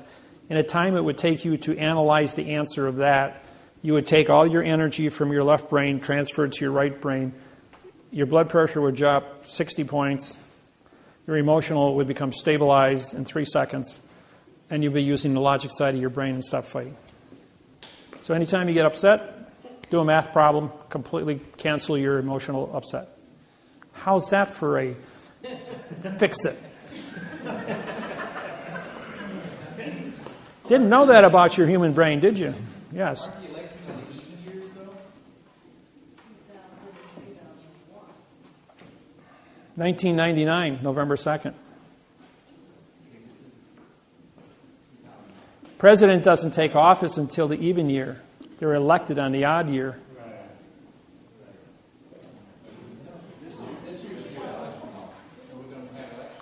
It's 2012, yes, but the president doesn't take office until 2013. No, 1999, November 2nd, was the end of the Third International Bankruptcy. There was no election take place that year.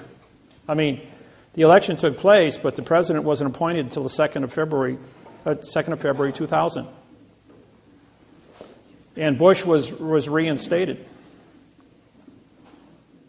This was Bill Clinton. Bill Clinton said on November 2nd he would be the last president of the United States of America. On the 2nd of February 2000, the United States of America Corporation took over. The democracy was dead.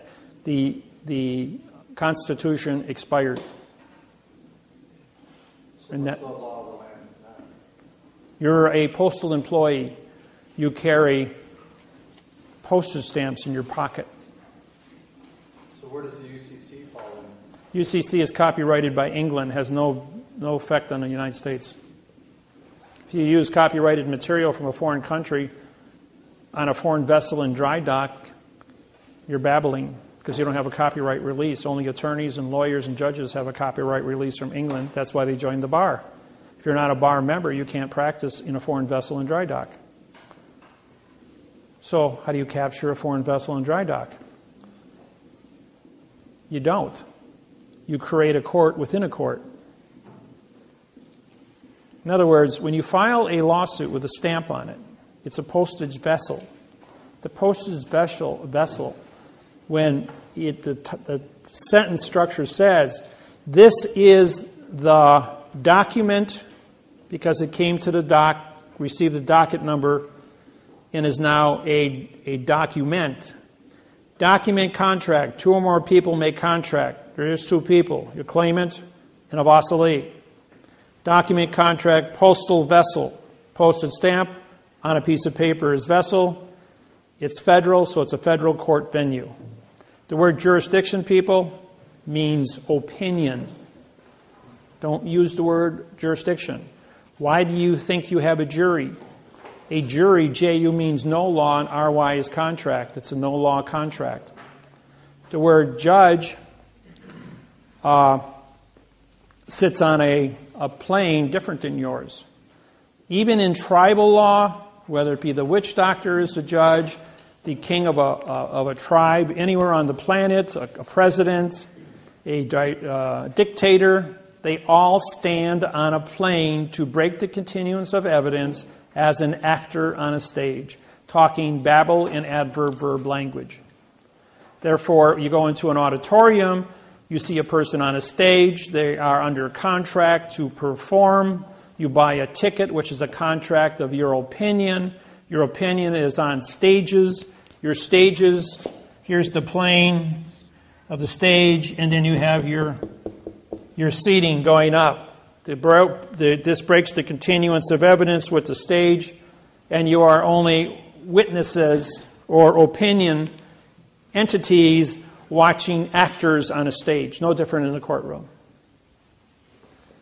So the only way to engage and have your rights or whatever you're trying to do... Engage means no contract, ING. To gauge when you go in there. And that's a correct word. You do gauge a situation. Gauging means to analyze, to look at the knowledge of your environment. You're gauging the difference between right and wrong, good and evil. You're gauging the conduct of what the actors are, ACT, no contract people, because they write everything in the courtroom is an illusion. And I'm going to put a courtroom up here in a minute and show you the tricks and the traps that are going to happen inside that. So when I go to file a document, or a doc. No, it's a document. Okay.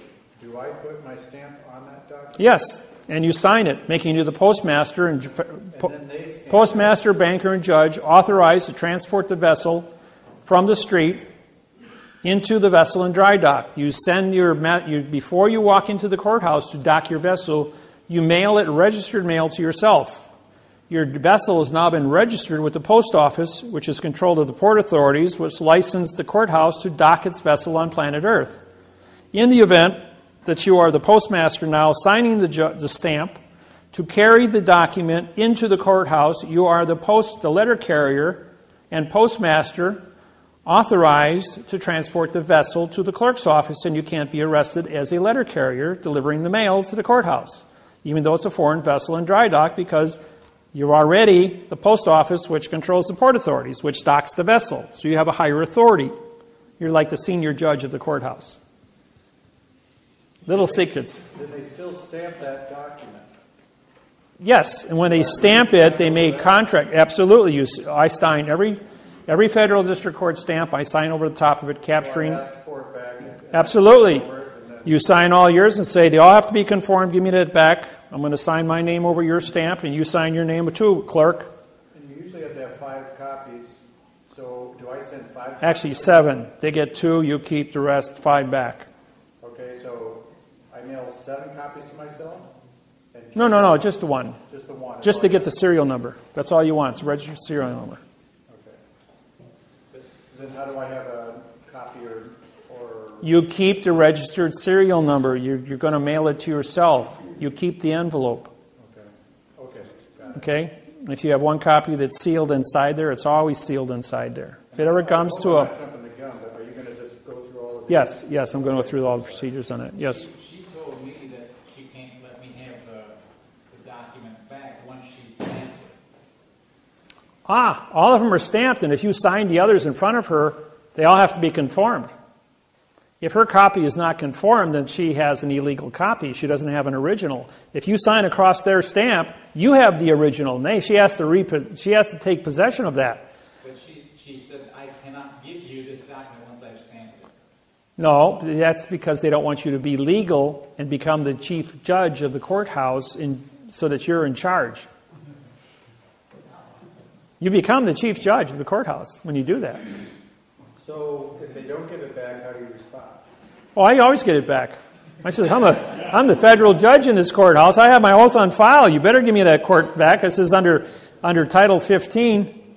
Which one is that? That's Title 46, Section 9. I just tell them I'm the judge? 946. Well, I have a 17-year running position. Everybody knows me already. So how do I do that? Oh, if you sign, as she hands you back the documents, you sign all of them. And if she knows what she's doing, she'll give you back their copies so they're all conformed. Right. So Because when you say to her, and she doesn't give me hers, then she is illegal. illegal. Right. You're saying, you know what? I have originals here signed. I says, now how are you going to explain to your boss that you don't have a signed original copy and you only have a half the position done? You didn't follow your duties. And that's what I'm wondering is the enforcement. Now, under Title 18, Section 641, folks, misappropriations. Title 18, 641, misappropriations. That means you took a paycheck and you didn't do your job.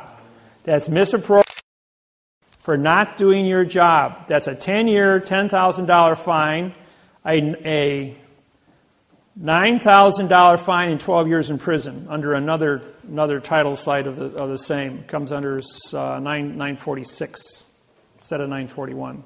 What was the title number? Title 18, 641 through 665 is the misappropriations rules. You can pull it up on the internet and go through the whole thing. Yes. So does that mean when we took for the mortgage fraud,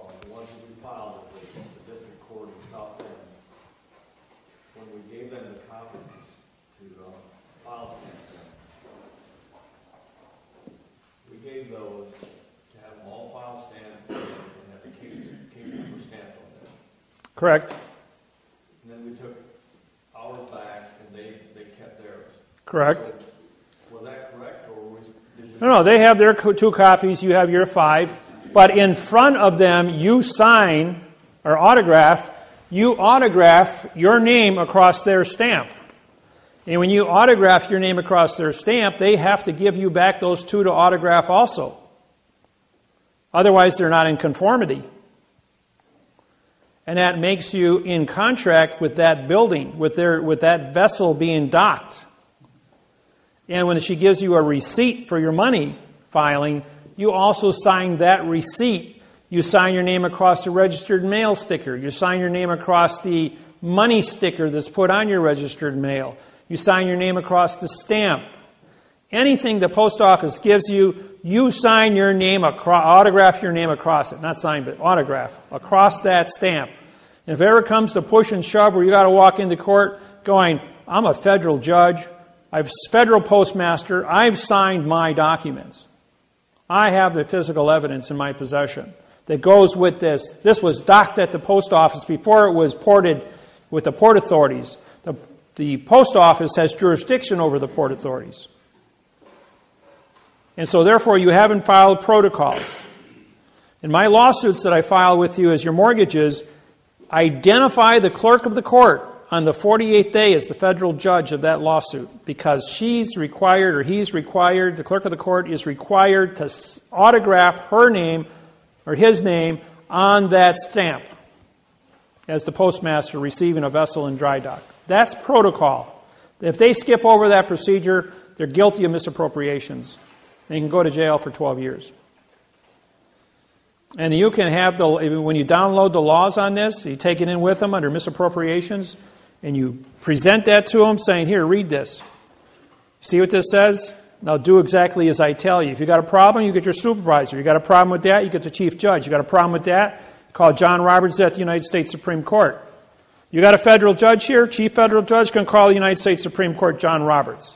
You can call Hillary Clinton, Secretary of State. Now he's Bill's counsel. So I'm killing flies in windows, glass windows with 20-pound sledgehammers, and I'm not breaking the glass. And so they come to me and they're going like, we're not going to obey this. We're not going to do this. I'm going like, you want to go to jail for 12 years? Feel lucky today? And he says, I'm the last man you want to go ahead and play games with. Right, but you can do it. But Why? If you follow the procedures, you can do it too. It's all about conviction. It's all about being cool and collective. Of course, I have an advantage of you guys because I don't have adrenal glands, so I don't have the jack high, jack low. Me, I'm just data. I'm a Spock. Since Star Trek came out, everyone's called me Data and Spock. Yes. On your autograph, is it printed or can cursive be? No. Always print it. Printed. Print it. Yes. And when I did that in school, they cracked my knuckles and said, "You will not write that way. We're going to force you to be in fiction." Cursive writing in school, Say again. they're taking cursive writing out of the public schools. Did you know that? They're taking it out because of this program. Yes, I've been suing, and the teachers are going, "This is correct. We're wrong." And they're changing. This program is changing all languages on the planet. You can't move forward. You see, on January 6, 2012, there was a little glitch that took place. The Hubble's telescope took a picture. And the picture showed 3 more of these spacecrafts in Greenland headed this way, which will be here on 12/21/2012. For those of you that watch TV, there's a new TV show with no electricity. You know why? Because when you put up here's Earth, and you put a quadrihedron with Earth in the middle, you've got line of sight 4 spacecrafts the size of Lake Michigan to have put a dampening field over the planet and shut down electricity. What do you think is going to happen in a world that runs on computers and electricity without electricity? We go back to 1880 overnight. How do you get the food to the populated areas? You don't. Huh? How do you farm your farmlands without tractors? How do you harvest your crops? How do you run your canning facilities? How does 8 billion people get food when there's no way to get it, move it from point A to point B outside of whatever you're capable of growing in your own garden or being able to can because you have a stove, a wood-burning stove that you can can with because you know the principles of canning. I do. I know the survival issues. I know how to make water out of thin air with nothing but a sheet of plastic. Dig a hole in the ground, put a sheet of plastic, pour dirt around it, and overnight it'll make a gallon of fresh dew water, which comes out of the ground 24 hours a day, 7 days a week, indefinitely. And you just run a little hose out, and you can pump it out of there all day long, fresh water, and have all the fresh water you need. As pure it can get, evaporating out of the earth from underwater, from the cistine. How to make fresh water, how to do food, how to do canning, how to live without electricity. I've been there. I know how to do it. I always tell people, if there's ever any kind of an emergency, the place you want to be is in my back door because I know how to stay alive.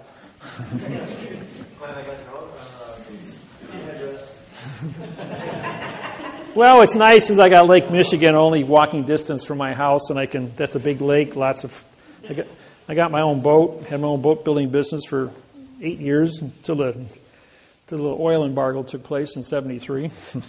Put 80% of all boat building companies out of business. Everybody copy that already? So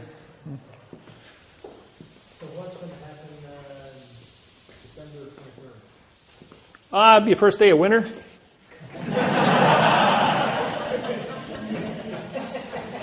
And remember, if the world doesn't end on December 21st, make sure your 401k is paid up on December 22nd. Okay, we're going to go next to the courtroom. I missed that. What was that about the 401k? I said, if the world doesn't end on December 21st, 2012, make sure your 401k is paid up on December 22nd.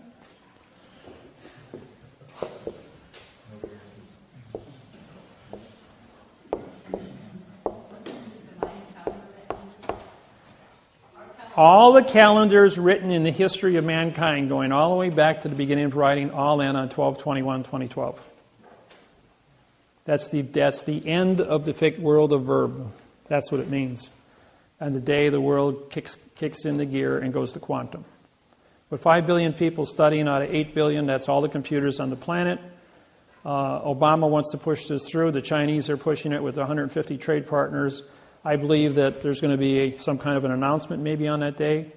That you're going to turn on the TV, get on the internet, and there's only going to be one thing you're going to see. My program, study, you got so many days before we're going to switch gears, and the world's going to change into quantum.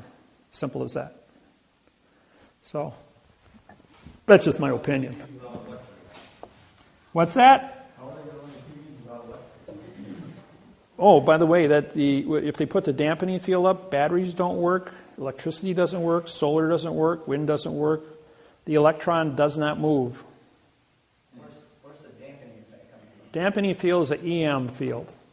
Just like an EM pulse will take out electrical circuitry, closed circuit information. Okay. The program on what a dampening field does, it stops electricity for electrons from moving. What would that? Who would be executing that dampening field? What's that coming from? The four UFO spaceships in a quadrahedron, which is a four-sided triangle with Earth in the middle of it, line of sight. What source is them? Why are they doing that? Where's that coming from? Well, they were here 50,000 years ago, so they created the last ice age. Now, the people that leave that spacecraft, like if you go from Greenland, Washington Monument, Yucatan Peninsula, and Easter Island, it's a straight line. They're on straight lines in nature. If you go from the Lexer Pyramid through Memphis, Tennessee Pyramid, it intersects as a straight line with the Lexer Hotel in Las Vegas, Nevada.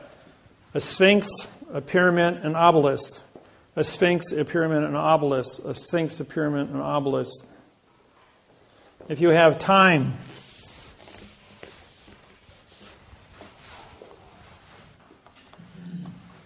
you got the Vatican.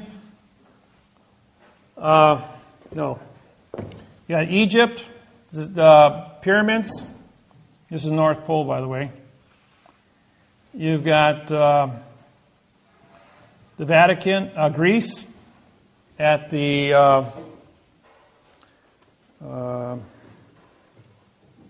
Acropolis, where there's a obelisk. Obelisk at the Acropolis. Vatican Square. Vatican is a clock, a seasonal clock with the obelisk in the middle of it at St. Peter's. You go to Paris, which is the church built in 300 AD. Paris was the center of the church, Catholic Church, in 300 AD. From there, you go to the London at the Masonic Temple, where they have the rose line and the obelisk and the glass pyramid. You go from there to Washington, D.C., where you have an obelisk, and you end up in Las Vegas, Nevada. Straight line looking down from the North Pole. Then if you take planet Earth and here's our natural Earth axis. Here's the spacecraft in Greenland, 12/21/2012, direct line with the North Star. What are the odds of that happening on 12/21/2012? What's their purpose for doing that on December 21st? Well, this is a 50,000-year-old clock, and it goes off on 12/21. You put 3 more objects here, and you got line of sight, dampening field. No, wasn't your question why the straight line, like all the... There are no straight lines in nature. This is the timeline of Earth. From the 4700 BC to Las Vegas, Nevada, and the building of the Lexer Hotel with a 2 million candle light, 2 million candle power. The Lexer Hotel is a radio transmitter. It's especially designed, and it went off with all the pyramids on planet Earth simultaneously. When they turned it on, they all set up a harmonic resonance that sent a radio signal out into space 1,000 times more powerful than they thought would happen when they turned the one on. It activated all the pyramids that were built to resonate at frequency within the triangle of what it is. The pyramid in Giza is built like this, which is a diamond. The pyramid on the Yucatan Peninsula is built, this line and this line are identical to the square inch. They're 1,200, or they're, from the Yucatan to Giza, I think that's about like 12,000 miles away. They're both identical. Architecturally designed the same. Math, liars figure, but math doesn't lie. Math doesn't lie. I can tell you a few other little nasty little things that are happening.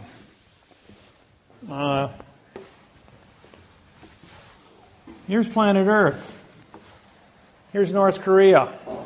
2 years ago, they detonated 2 atomic bombs, right? Those that did their homework.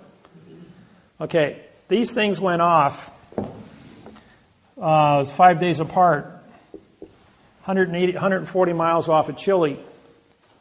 They had a 9.5, biggest earthquake recorded in the history of keeping earthquakes.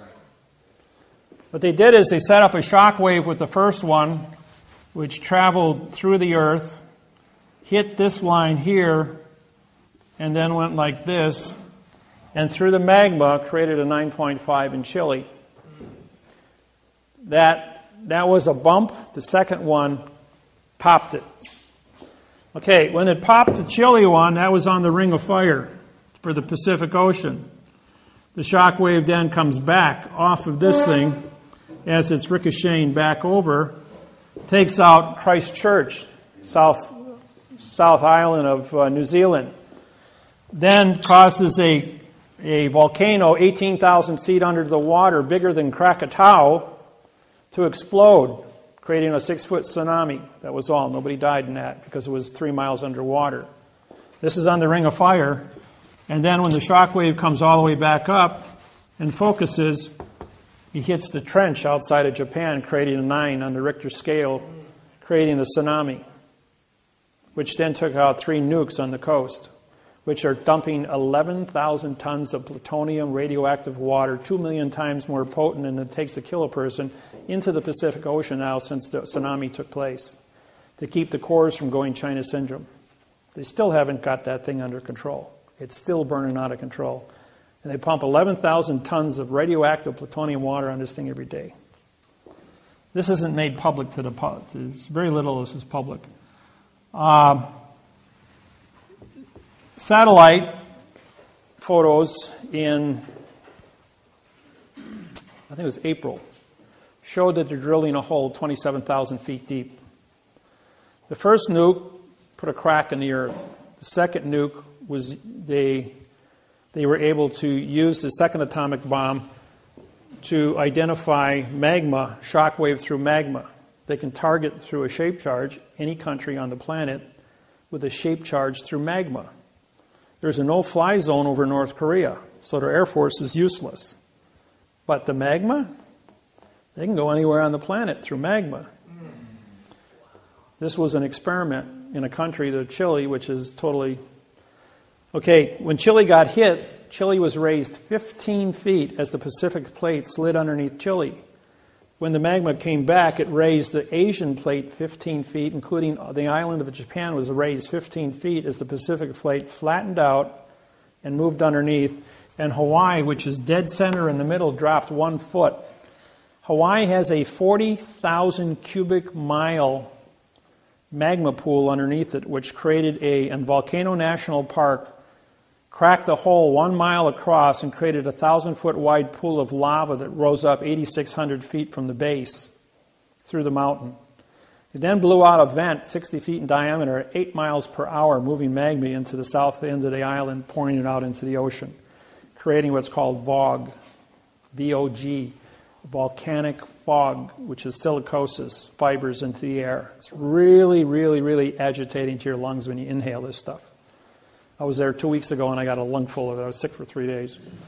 I was only 20 minutes in the fog. I was driving along and I got some in my lungs and made me sick.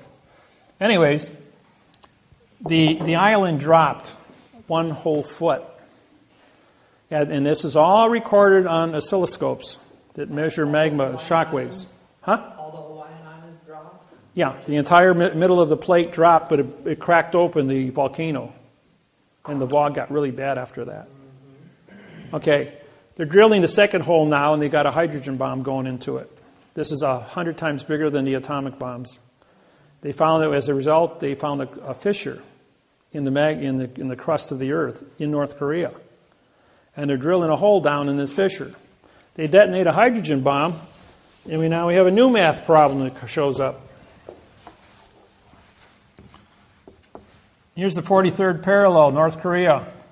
43rd parallel, San Francisco. 43rd parallel, London. If they do a shape charge, and then from the top, it looks like this. Here's the North Pole.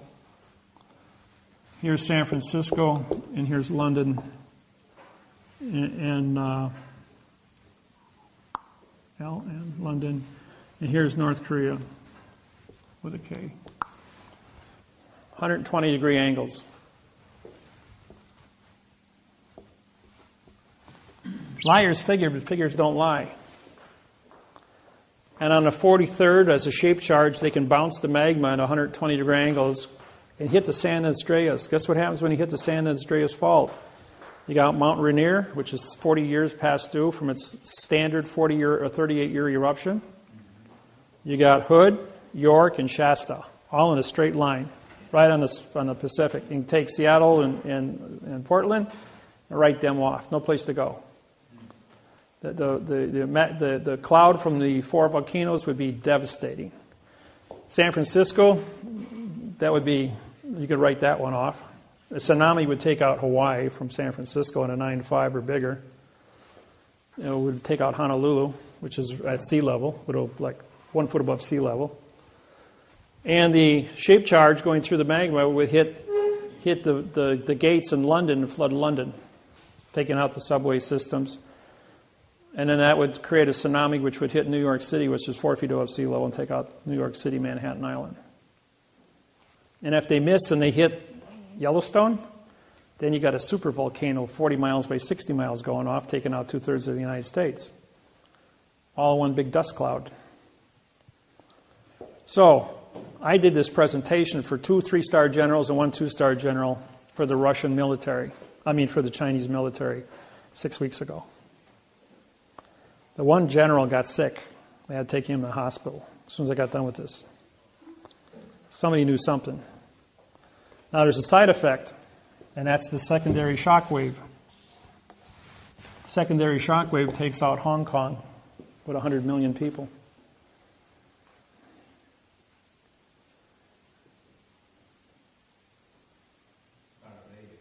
Huh? Yeah. It's also contract.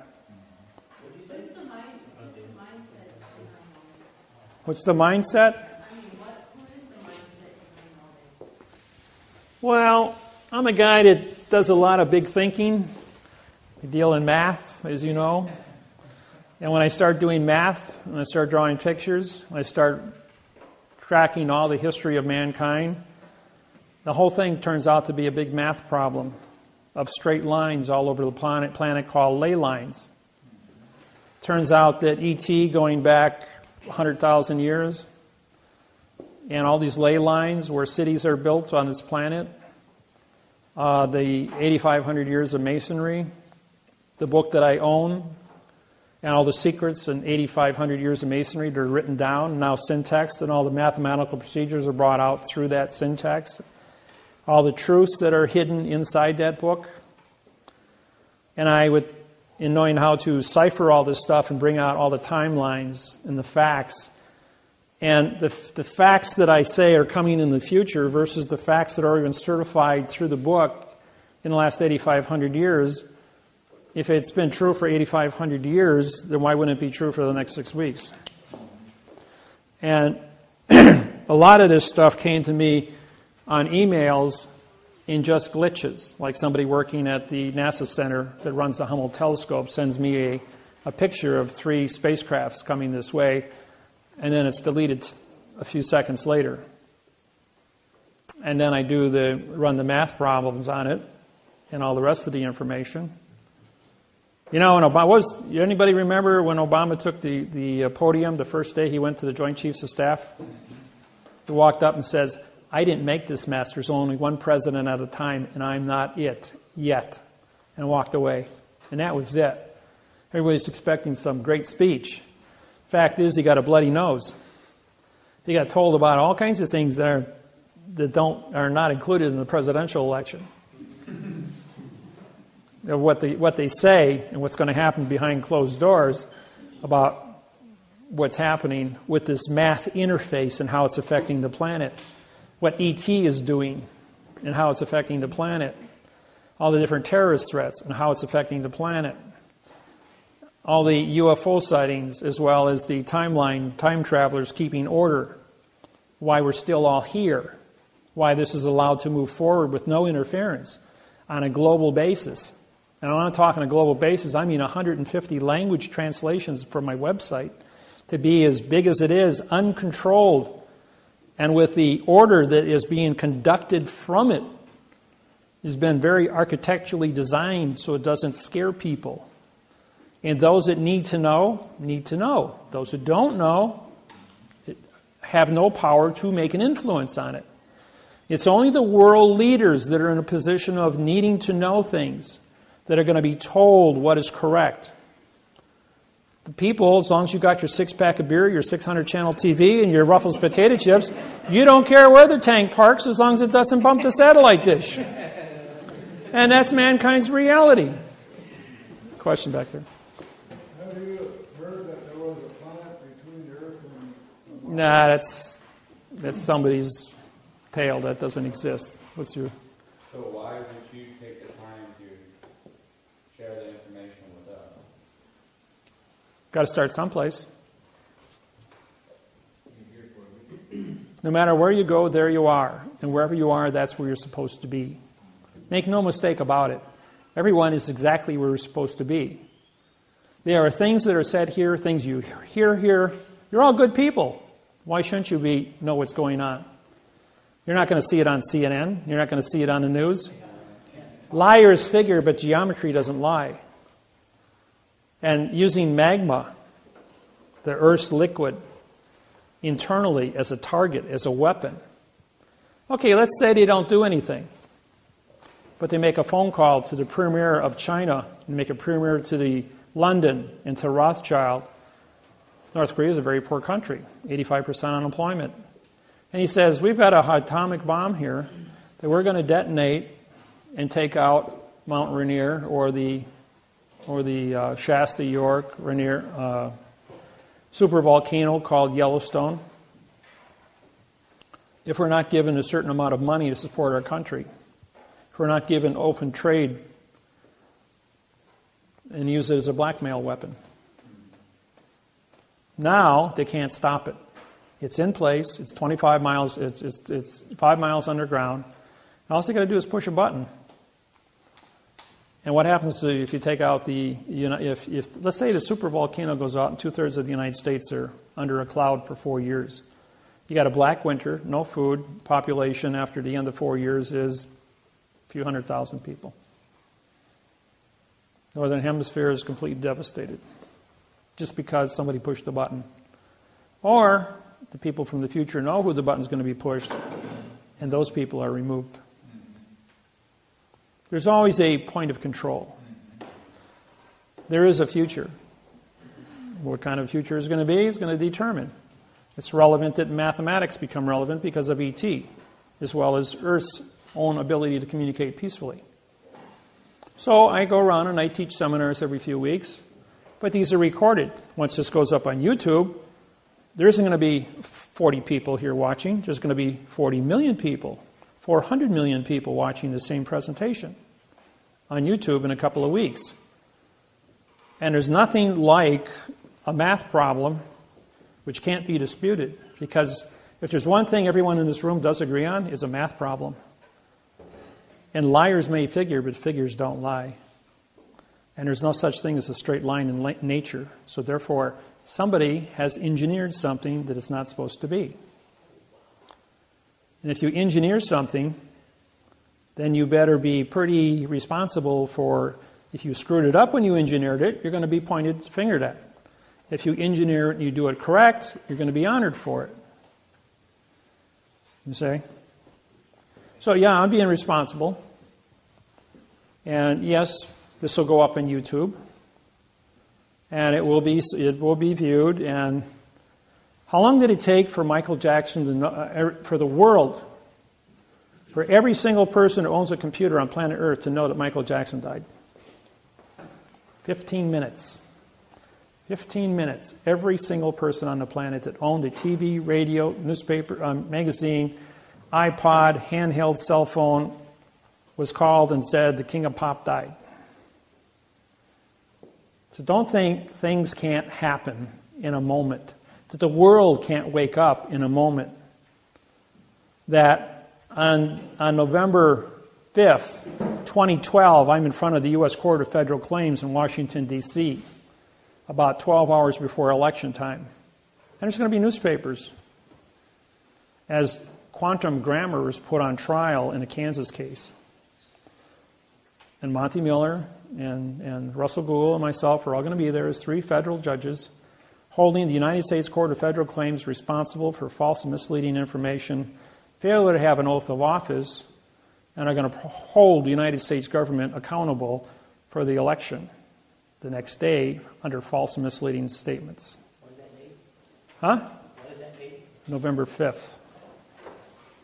In 5 weeks. So the world watching this on CNN on Monday night could very easily walk into the polls Tuesday and write Director Party David Wynn Miller that they want correct grammar. I don't care what they say and what they think's going on. It ain't going on because it's in fiction. And the world's going to change from fiction to fact overnight. And by December 21st, the world of fiction will be made announcement on the world in all languages that this stops today, that we fix it. No more wars. You can't bring an argument to another human being if you're going to talk in verb. Get your contracts right or go home.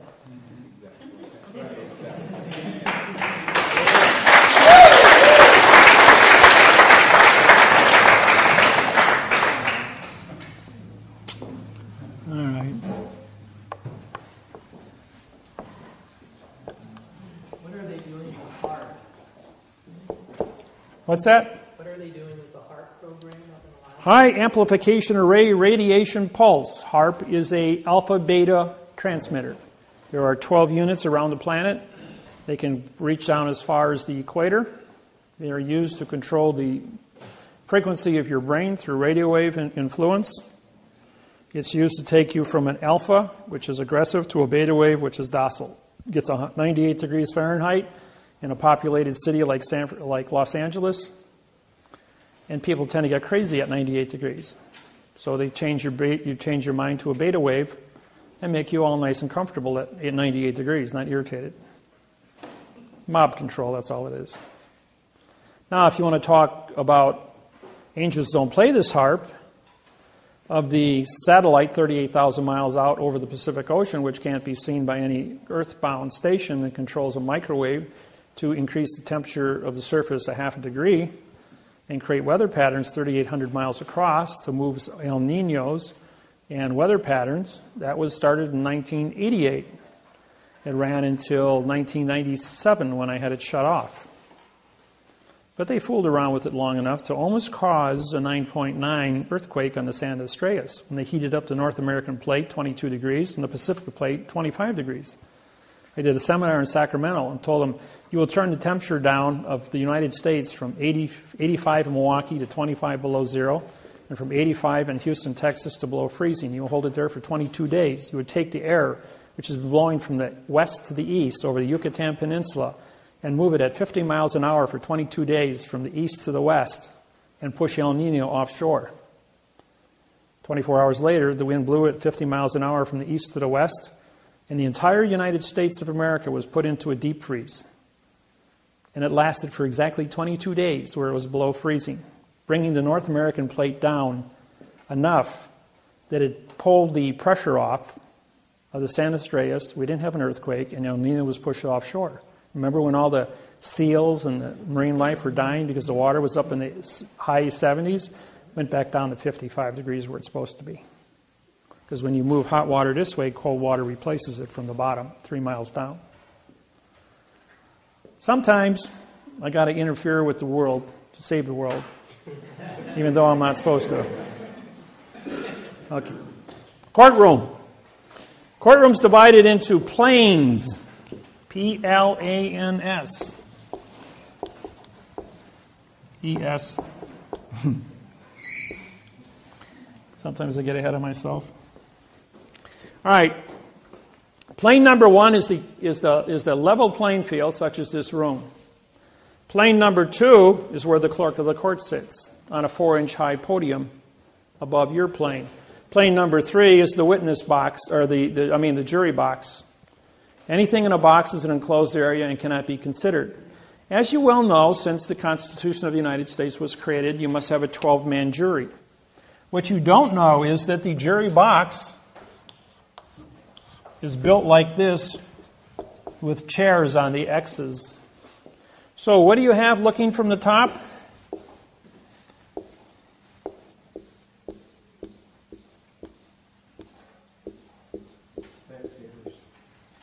You have two petite juries of 6 people each, which is illegal. The continuance of evidence of the peanut gallery are divided. So the jury is in a box, and JU means no law, and RY is contract. They are a no-law contract of an illusion. Henceforth, they have no value whatsoever. Never ask for a jury trial because a jury doesn't have a clue how to read and write above a second grade reading level. That's why it's a no-law contract. Then the witness gets put into a witness box, which is an enclosed area, cannot see evidence or give testimony, to a jury box, which cannot see evidence or see testimony, to a judge that's on a plane, not even in the courtroom, as an actor in black robes, mourning justice. And justice, JU, equals no law. S equals speak. TI equals title. And CE equals judge. This is Latin. Judge title speaks no law. And what's the first word you guys do in your anger?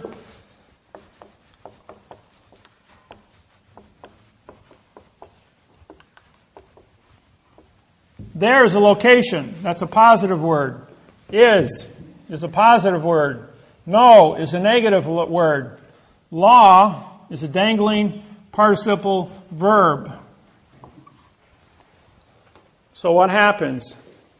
There is plus and plus, now pointing towards no to be positive, making law a negative, because no is still a negative. So therefore the word no law or fact shall be tried in court. By your own confessions, people, you go, there is no. There's no such thing as a no.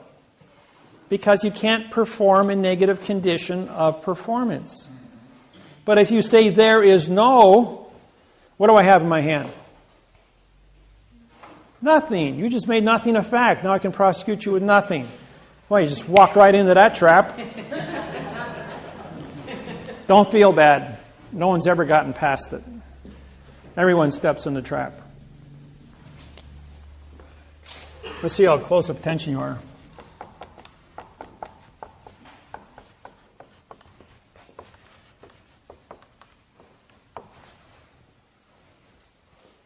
What is your name? No. I'm a judge. I said, what is your name?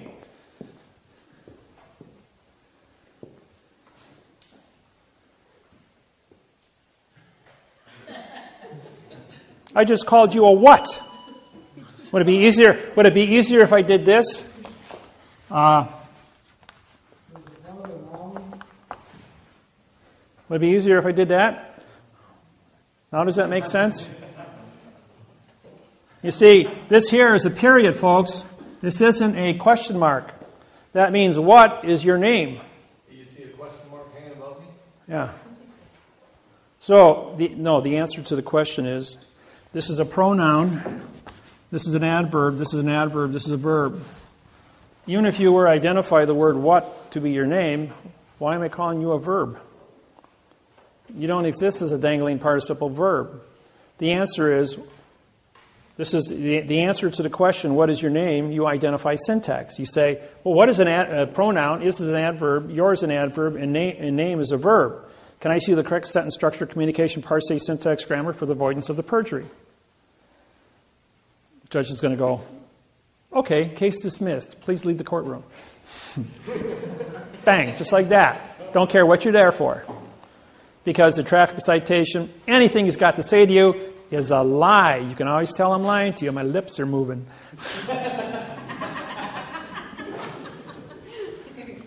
Hey, it's a fact, folks. So anytime you go to a stop sign and you get a ticket, you could use that argument in court.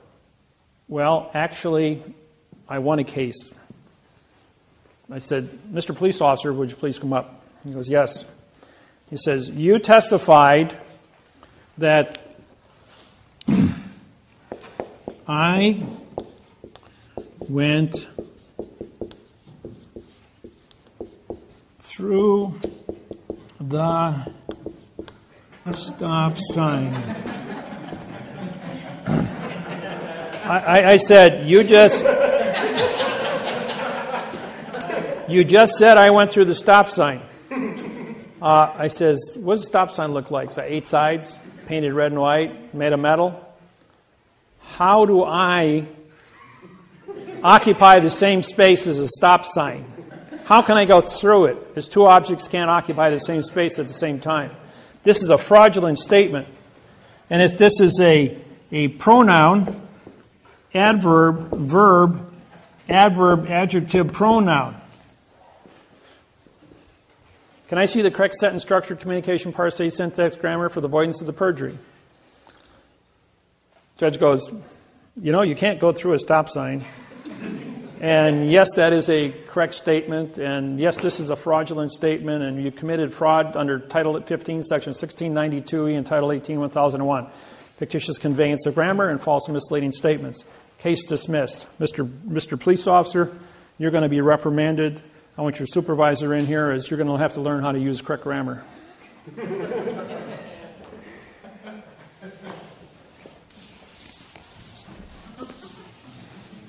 You see, these are all tricks and traps, little things that are hidden in plain view right in front of you.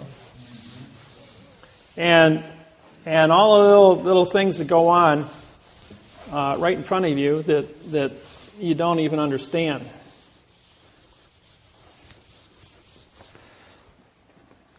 Now I'll show you another little trick that the Universal Postal Union burned Switzerland. Do you know that all wars on planet Earth are orchestrated by the post office? Post office controls all money in all 250 countries. World War II was not an exercise in a world war as per se. It was an exercise in population reduction of 200 million people. And that's all it was. The planet was not ready to support 8 billion people in 2012. If World War II didn't take place, we would have hit 8 billion people in probably 1970, where there wasn't technology or production capabilities of feeding. So people would have been dying globally in mass units. Millions of people would have been dying at a time from starvation rather than having a controlled issue. If the plague of 1525 or 1535, something like that, which wiped out half the population of the planet, didn't take place, we would have hit saturation way back in 1800.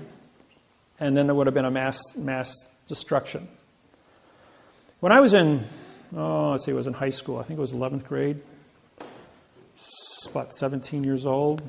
We did an experiment. Took a 4-ounce potato, put it in a 2-gallon fruit jar with 2 fruit flies.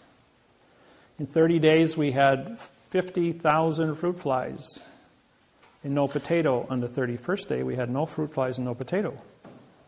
The point is, you can expand out of existence all at the same time. You can go out and go fishing, which, if anybody's ever done this, and you put like 30 bluegills in a 5-gallon pail. In 1 minute, all 30 bluegills die of suffocation. At the same time, they're all gone. When the oxygen runs out, they all perish. Well, the same thing is true with the things that are happening on this planet about what orchestrates. So we're going to take you back into history, to Hawaii, which is a cause and effect. 1848, King Kamehameha makes a proclamation that if Hawaiians are dead or off the land for 20 years, the land is free for settlement. And being Hawaii is the center of the Pacific, it's very important. In 1800, the population of Hawaii was 2 million Hawaiians. In 1829, there was 34,000 Hawaiians left alive. In 34 years, they all died from whooping cough, tuberculosis, typhoid, smallpox, measles, mumps, chickenpox, all of our childhood diseases. As the Hawaiian Islands were isolated, Cook shows up in 1789, comes back in 1800 with Bishop, because the world knows that Hawaii exists and they start sailing there, they bring all the diseases of Europe and the United States, and in 34 years, 99% of all Hawaiians are dead from genocide by germ warfare. And so the Hawaiian population is so small, based on its size, that there's King Kamehameha in 1848 nationalizes the entire island under the Bishop's Trust, putting all the remaining choice lands into the Hawaiian Kingdom. Now, 1/3 of the Hawaiian Islands was given to the Philippines, 1/3 to China, 1/3 to Japan, because they were the dominant population at the time in the Hawaiian Islands. And in the Hawaiian Islands themselves, the Hawaiians kept all the choice farmlands. With that said, China declares Hawaii to be part of their country. Japan declares Hawaii to be part of theirs, and so do the Philippines. The United States took over in I'll get to that in a few minutes. The United States Postal Service shows the Universal Postal Union, better known as the UPU. If you want to go and study this, upu.com is what you type in your computer, Universal Postal Union, and you can get a history lesson off of Wikipedia, which will show you what's going on. Some of this stuff was never made public. I uncovered it, and quite by accident on the 6th of January, and was able to certify how World War II was conducted. In 22nd of October, 1871, the Hawaii files bankruptcy. Now, under the words of damage, no damage becomes legal, and under maritime law of commerce, which falls into the maritime salvage claim, Title 46,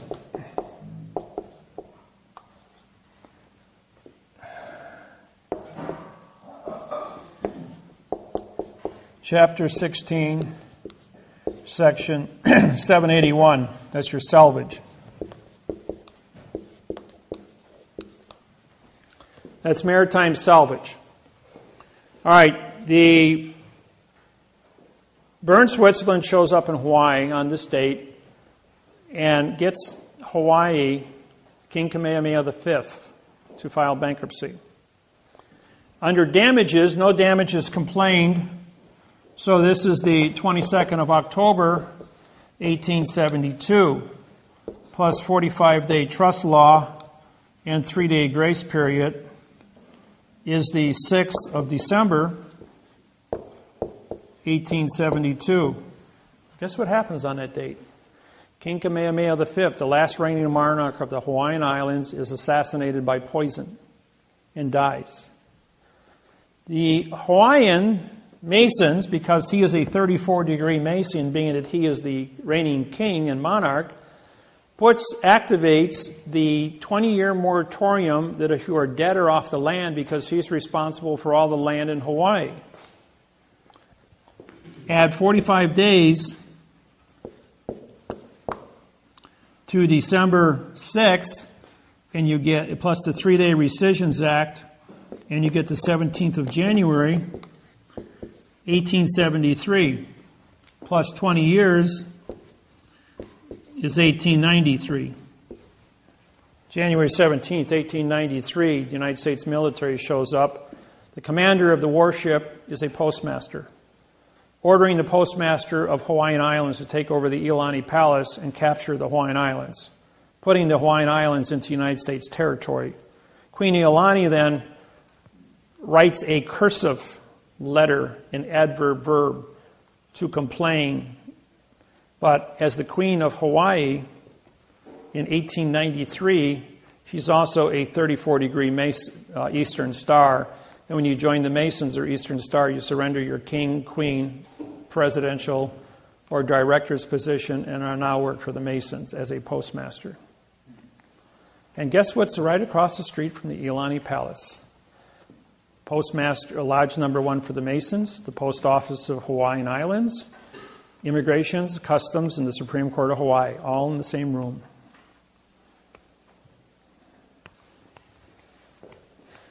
All the heads of government.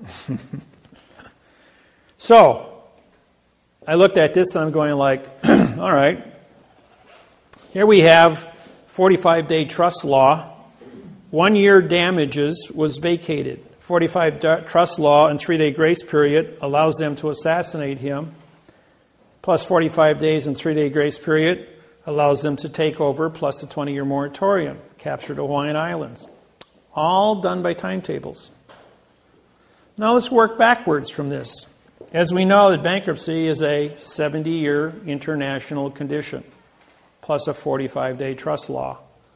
If you add 45 years and 3-day lemon law, you get 7 December 1941, bombing of Pearl Harbor. The Japanese post office declared war on the United States Postal Service in Honolulu, Hawaii. It was a postmaster-to-postmaster war. Only post office vessels, which are all military planes and military ships, carried the mail between the United States and the Hawaiian Islands. The Hawaiian Islands was under military control from 1893 under the United States Postal Service, folks, not the United States government. The government is the post office. The President of the United States, pre-simulation indenture, appoints a Postmaster General who controls all branches of government, CIA, FBI, police, fire, every branch of government, Homeland Security, Department of Interior, Department of Forestry, everything on planet in the United States is controlled by the post office. The post office in all other countries is also controlled by, controls all branches of governments. The directors, the presidents, the kings, the queens are no more than puppets working for the postmaster. Because the postmaster controls the treasury, who prints the money, controls the military, and that's how the world runs. You want a new world order? It was established on the 22nd of October, on the 22nd of October, 1871 was a new world order. It was set in motion by the post office. New world order has been here for 140 years. So everyone talking about the new world order to take over, it's been in place for 140 years until I showed up and there's a new sheriff on this planet and he's taking care of it with syntax. And that's how it works.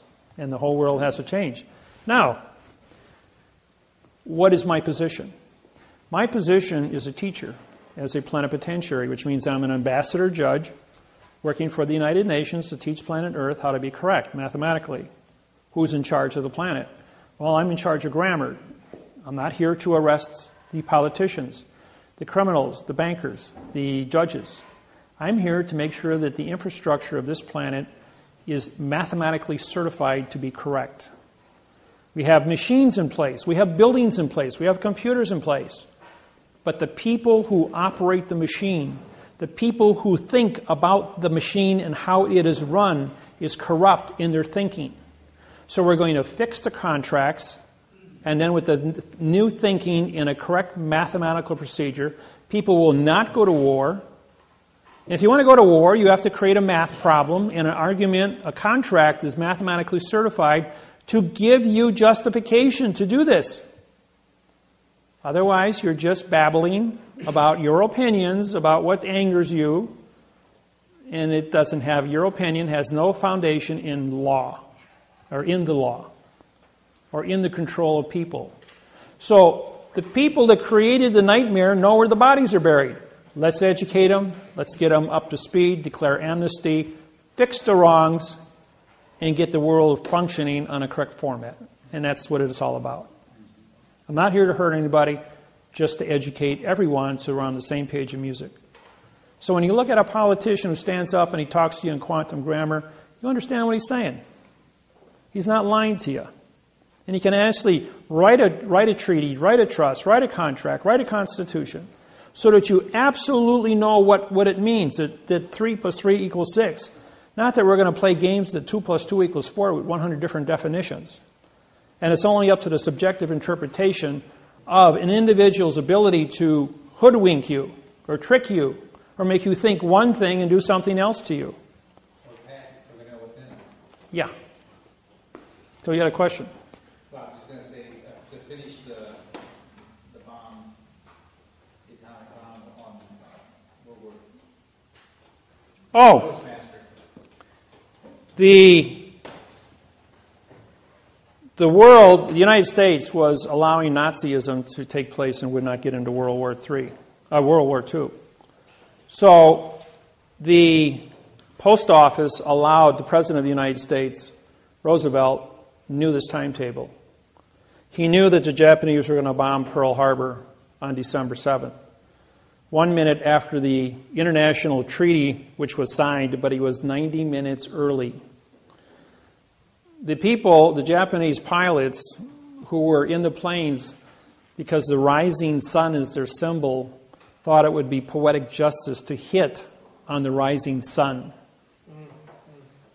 But they couldn't bomb until 8 o'clock and the sun came up at 6:30. So their enthusiasm got the better of them, and they forgot about the timetables. And they were supposed to wait until 8 o'clock to do this. But because of time zone changes, somebody screwed up by 90 minutes, and they bombed the Hawaiian post office 90 minutes before the bankruptcy expired. And they bombed a country under bankruptcy, throwing the United States into a rage and allowing World War II to start. Of course, the United States population rose up, was very angry, and everybody ran in and joined the military, and the war became what it became. So there was sometimes things get screwed up because there's other things on the table that are affected years later. Population control. Now, how about World Trade Center? Everybody watched this on TV 100 times. Heard all the stories and all the rumors, but you never know what really happened. Because have a nuclear physicist background, along with a heat treat specialist, coefficient of expansion, and metallurgy, we have a building that's 1,300 feet tall. Now let's throw an anvil that weighs 500 pounds off the top of the building. How long do you think it's going to take to hit the ground, hit the sidewalk? 12.8 seconds. 12.8 seconds. How long did it take for the World Trade Center to fall down? Anybody know that? 4.8 seconds. And that's compressing all that concrete and steel.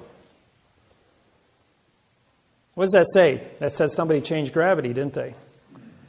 Even if the thing was burning out of control, floor by floor by floor, it'd probably take 2 weeks to melt down to the basement.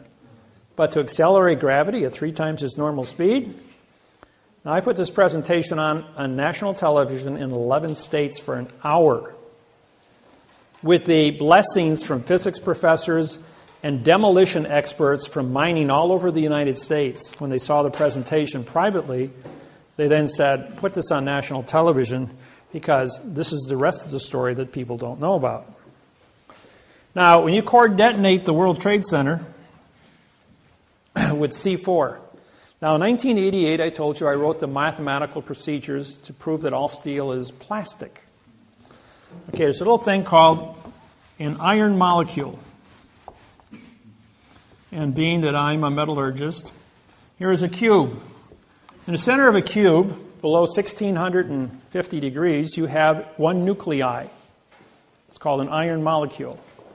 When you heat that above 1650 degrees, it becomes what's known as a face center cube molecule, and now you have 6 nuclei.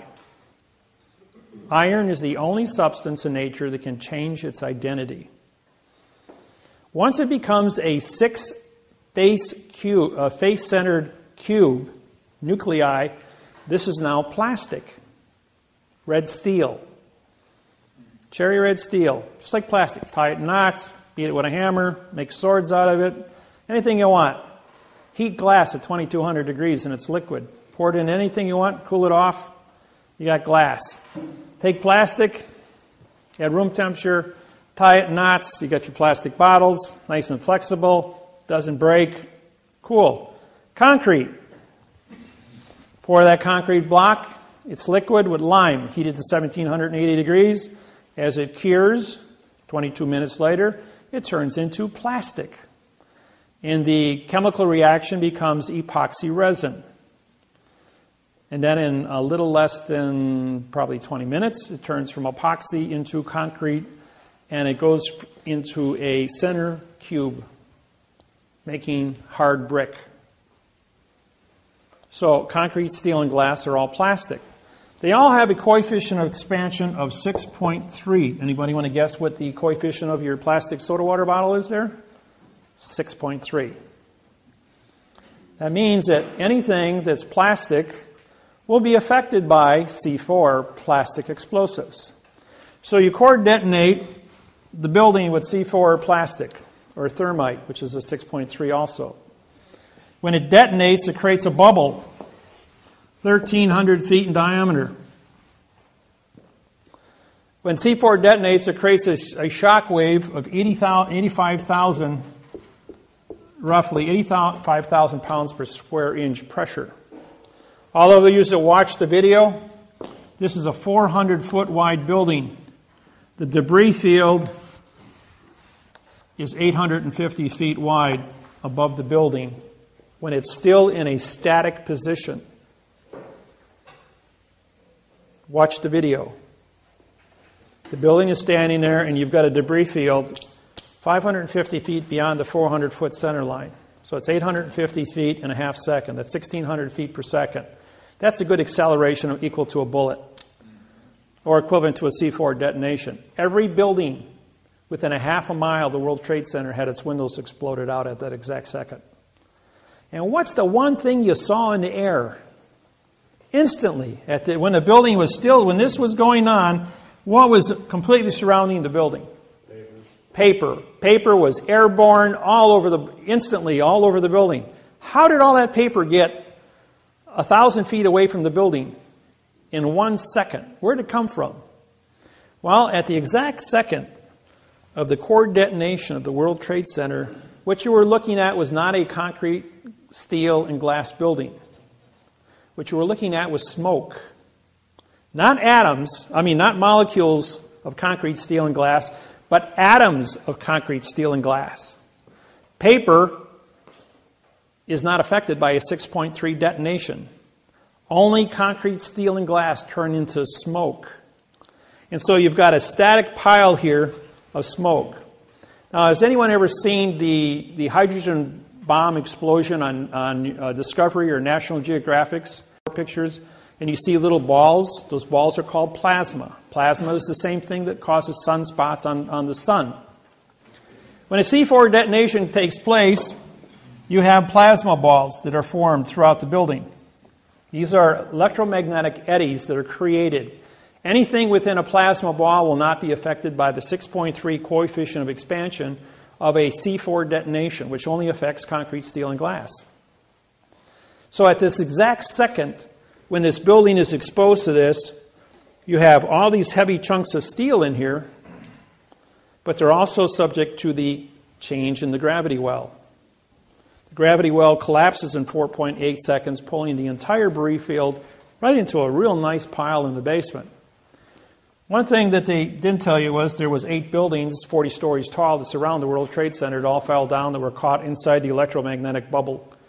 They weren't on fire, but they all collapsed just the same with the World Trade Center because they were inside the electromagnetic pulse of the C4 detonation. So plastic affected plastic and pulled this whole thing down into a nice, neat pile. Now, if you look at the video, you'll see that here's Long Island, here's the World Trade Center, and here's a big white cloud of asbestos. The entire World Trade Center is insulated with asbestos. 50,000 people a day work in the World Trade Center. 50,000 people for 30 years exposed to asbestos insulation. Anybody want to guess at what the lawsuits would be worth over a 30-year period? In the trillions of dollars against the United States government. Who owns the World Trade Center? New York City Port Authorities. Who owns the New York City Port Authorities? United States Department of Transportation. Who is owned by the United States Postal Service? Who owns the Treasury? Who owns the Pentagon? Who owns the military? Jeez, it's all kind of coming back to roast on the post office, isn't it? So now you've got this big cloud of asbestos, and 3 million New Yorkers are exposed to raw asbestos that's just been blasted away into real nice fine particles by 85,000 pound per square inch blast wave. Coefficient of expansion of asbestos is not 6.3. It's only blown into a free atmosphere, not into an atom format. So therefore, this here becomes a death trap for everyone exposed. Now, 50,000 people a day work, but only 3,850 people were in the building because everybody was told to stay home. Both planes, when you run the video back and you look at them, did not have windows. They were drones. Where did all the people go that supposedly left Boston? Never heard from again. Out into the Atlantic and ditched. And this was a controlled issue by drones. And we have drone technology. There's over 12,000 drones in Iraq right now. So these things, liars figure. But this little number here, figures don't lie.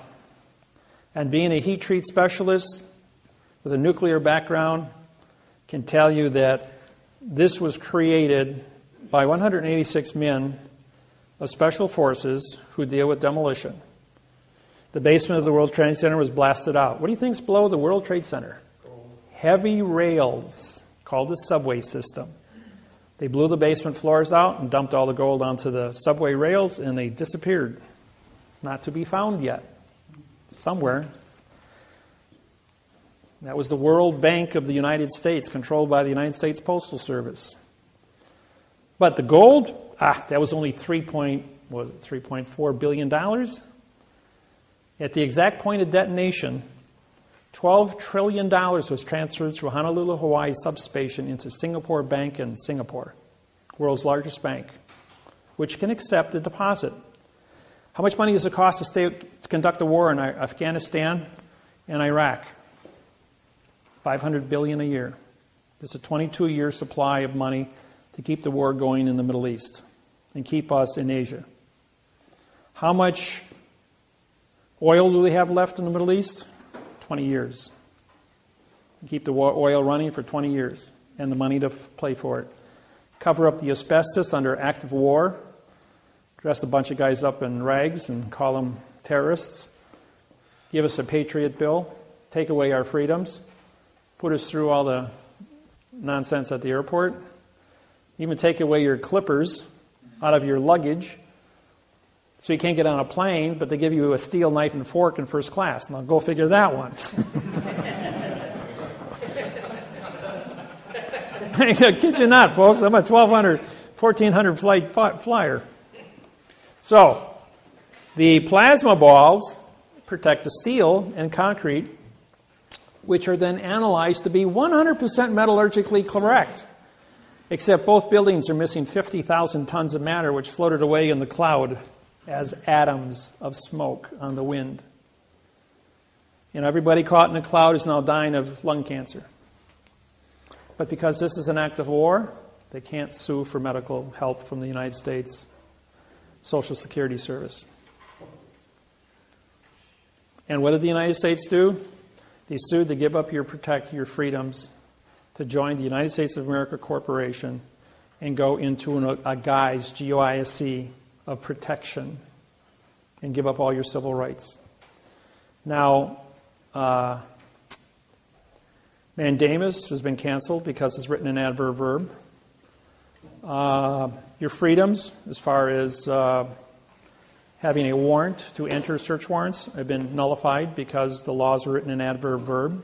They're using my technology to disqualify all the protections you had, and PRO means no of Texas contract, all the no contracts you had. And they're only selectively choosing the ones that they want to use that benefit them in their ability to control. And Big Brother is watching. At every traffic intersection, you have a camera. Videos. How many people got tickets already from video cameras at stoplights? I got a few of them myself. So who's Big Brother? Who's Big Brother? DOT, Department of Transportation, working for the post office. Is that where the U.S. Department of Agriculture comes in? Under the post office. Under the post office. Yep, and you guys are all farmers, so you're under... In other words, to own a farm today, you have to have a 4-year college degree in horticulture. You have to understand pesticides, groundwater, public safety, pollution, gasoline, if your tractor's leaking. Anything you put on the ground goes into the water table. Therefore, it affects public safety underwater. I used to own a 40-acre plot of land, and I bought it because I was going to harvest the topsoil, which was worth $7.5 million on my 40 acres, until I took a course at the DNR in Wisconsin and found out that this was the first line of defense to supply water to over 10,000 homes within 100 square miles of my land, as that was the headwaters of the Mud River. And I got an education as to how important my land was, and that it could never be touched, because it filtered water and created pure water in the underground water system. And I respected that, because I'm a green person. So, now you know what happened here.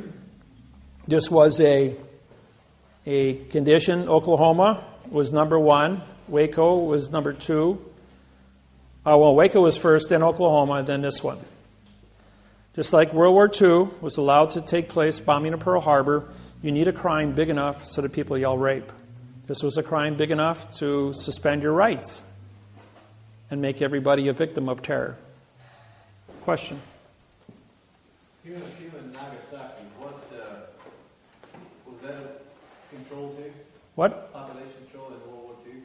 For what? For Hiroshima and Nagasaki when the A-bomb was dropped? Okay.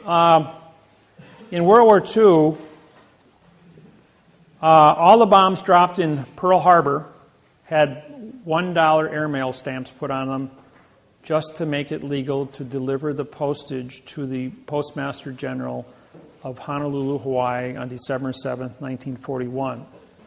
In 1945, a $1 airmail stamp was placed on Little Boy and Fat Boy and delivered to Hiroshima and Nagasaki airmail just to make it legal. And I have the video at home that shows the Postmaster General of Honolulu, Hawaii on signing his name across the $1 postage stamp, just like I sign my name across the $1 postage stamp on my lawsuits, just to make it legal to deliver the mail. All the bombs that were unexploded, and I talked with one of the survivors in Honolulu, Hawaii, who had a 500-pound bomb dropped and split a tree in front of his house. And the bomb had a $1 postage stamp on it when I asked him about it. He goes like, yeah, it was a $1 Japanese postage stamp signed right on there. He says, thought it was kind of peculiar. He says, the Army Corps of Engineering came out and defused the bomb, took it away. But it did have the $1 postage stamp on it, he said. And he was an eyewitness. So, yes? What is the significance of the $1 versus, let's say... There are no fractions in federal law. Everything is a whole number. That's your answer. So That's you can't what. use a 2 cent stamp. No, you must use a $1 stamp or above. It must always be a whole number. Now, that's a good question.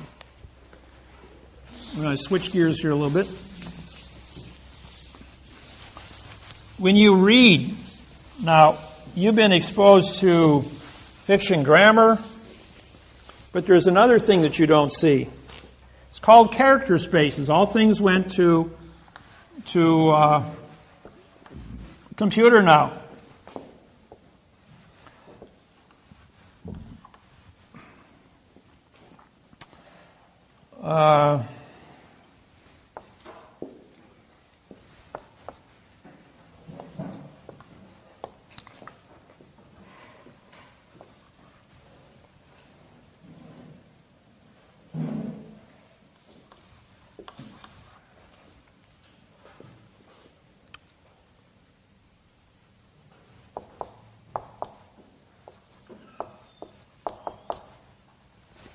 No, wait, that's,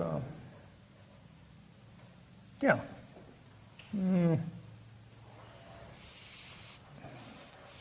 spacing is wrong.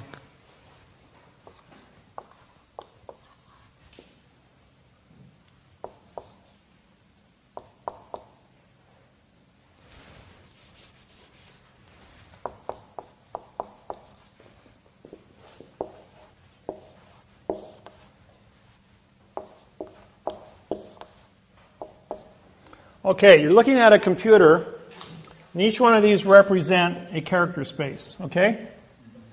Now there's a rule in syntax, it's called the double space rule. If you are two spaces between words, you break the continuance of evidence. Okay? Now here you're going along, you got space, space, space, space, 1/10, full space. This is actually two spaces now. So when you say, I saw the cat, this is an adverb, verb, adverb, verb. But there's two spaces missing here. So therefore, this is just a two-word phrase, and this is a two-word phrase. It's not four words. So therefore, watch your spacing. We have an attorney in Petersburg, Alaska, who uses 4 words single-spaced, 3 words double-spaced in each sentence for 22 years. Last year, I caught him. We went back and looked at everything he wrote in 22 years, all identical. 4 and 3 on every sentence. Never wrote a legal contract in his entire life. And he was the prosecuting attorney and working for the city in Petersburg, Alaska, never lost a case. But then again, he never had a correct case, and so him and the judge were in and on together. Therefore, it's a conspiracy. He knew what he was doing. Exactly. There was no mistakes there. Wow. When I take your mortgage contracts and I identify all the parts of speech in 15 pages, and I show that there's not a single prepositional phrase, that this is a document with 5,000 syntax wrong words and 1,000 words that mean no contract, and therefore you have 6,000 mistakes and 5,000 words. This is like building a space shuttle to go to the moon. It's an engineering exercise on 64 million mortgages. When Lloyd's of London got a copy of this, they canceled 64 million title insurance policies in the United States. If I'm blowing smoke, then what's the world doing canceling the United States contracts across the board? Shutting down the mortgage industry. And as Pandora, yes, I'm responsible personally for the entire collapse of the mortgage industry and why all of you are probably in foreclosure right now. What does Bernanke's deal of $40 billion per month? $40 billion, that's nothing. But is that tied to this mortgage, to the syntaxing thing? No, he's just trying to put a Band-Aid on something, saying we're going to buy up all your bad paper. Now, for the mortgage people, and this goes with that.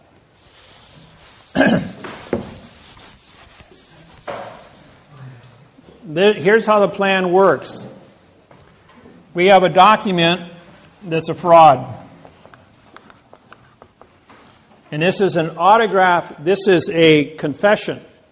As you know, the bank did not sign any of your mortgages. So therefore, you have what's called a unilateral contract, meaning one signer, which means it's not a contract. You are classified as a borrower or a trustor, ending the word in OR, making you responsible for what? A contract that's written in adverb verb and says nothing. You are responsible to pay back money to a contract that doesn't exist. All the money listed on the document is in a parentheses. So if we have quotation marks, a parentheses, square brackets, or we write in italics.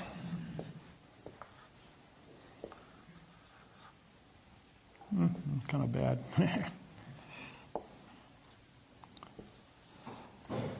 Or if we write on an angle called italics, it means it's removed from the paper and it's blank, which is the condition of all your cases.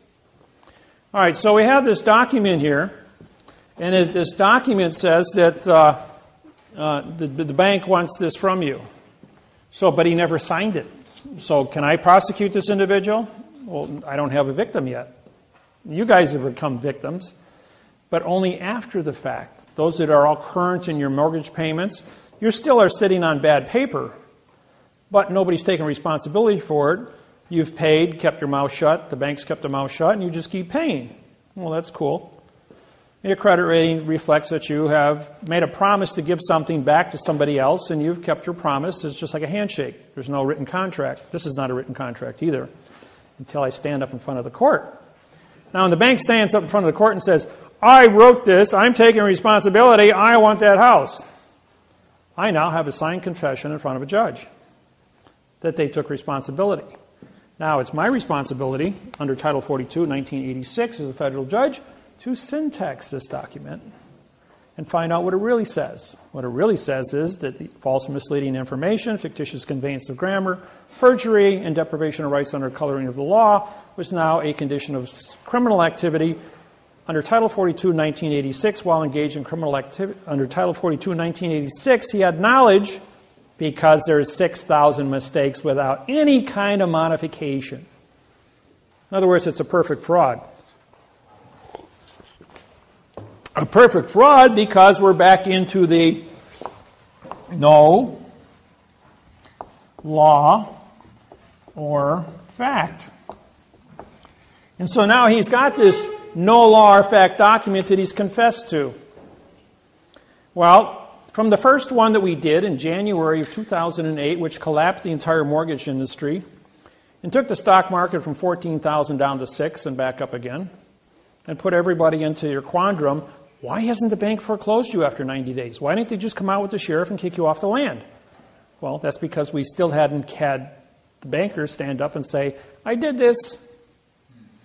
So when he did that, he now had what he did was on the 90th day, he filed a Title 46, Chapter 16, Section 781 salvage claim on your land. They killed the Indians, they stole the land, they sold it to an unsuspecting buyer back in 1800, and it hasn't been, or 1834, and hasn't been corrected to this date, and so the word is ailing, A-I-L-I-N-G. Comes from the word failing, with a square bracket around it.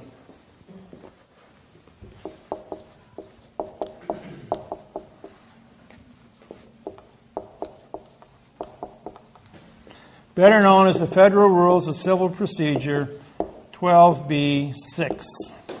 Now, every one of you that have ever worked with me, the first thing that the lawyer does is he failed to state a claim.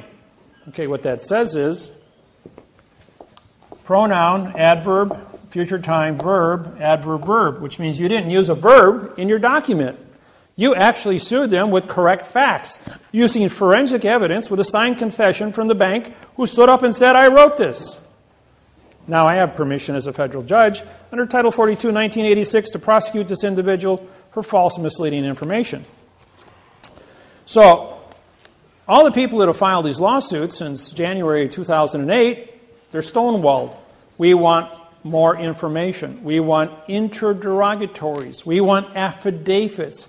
We want a smoking gun. We want. The point is, the word interrogatory, INT, means no contract. Affidavit, AFF, vowel two consonants, means no contract. We want no contract. We want you to participate in nonsense for 3.5 years of no contract to keep you into a verb fiction. Which means as long as you say nothing about nothing, you can't prosecute nothing with nothing. Which part of no don't you understand, the N or the O? Okay. Now that this fraud has been perpetrated, we go ahead and say, well, I have the signed confession here, and the bank won't settle, and the court won't settle. They're going like, well, the lawyers on both sides want more and more information. Well, and the U.S. Attorney's Office in California, they said, well, we've got to find out who wrote this. I says, well, first off, this is owned by a corporation. A corporation is a dead entity, just like this piece of paper is a dead entity, is a vessel in dry dock. Even though you have a president and a vice president, a director of a corporation, who is this individual? He is not a living, thinking entity. He is a corporate trustee Trustees are created by paper documents. There is no living person to look at. You only have a machine run by a set of rules and regulations. That machine creates the trustee and tells the trustee what to do. But all the language is written in fiction. So what is the subjective interpretation of nothing? Well, at some point here, we have to come to a settlement. So how do we get these people how do we get the machine, the corporation, to sit down and confess to a U.S. Attorney's office that, yeah, we're responsible, yeah, this was engineered as a lie, yeah, somebody's got to pay.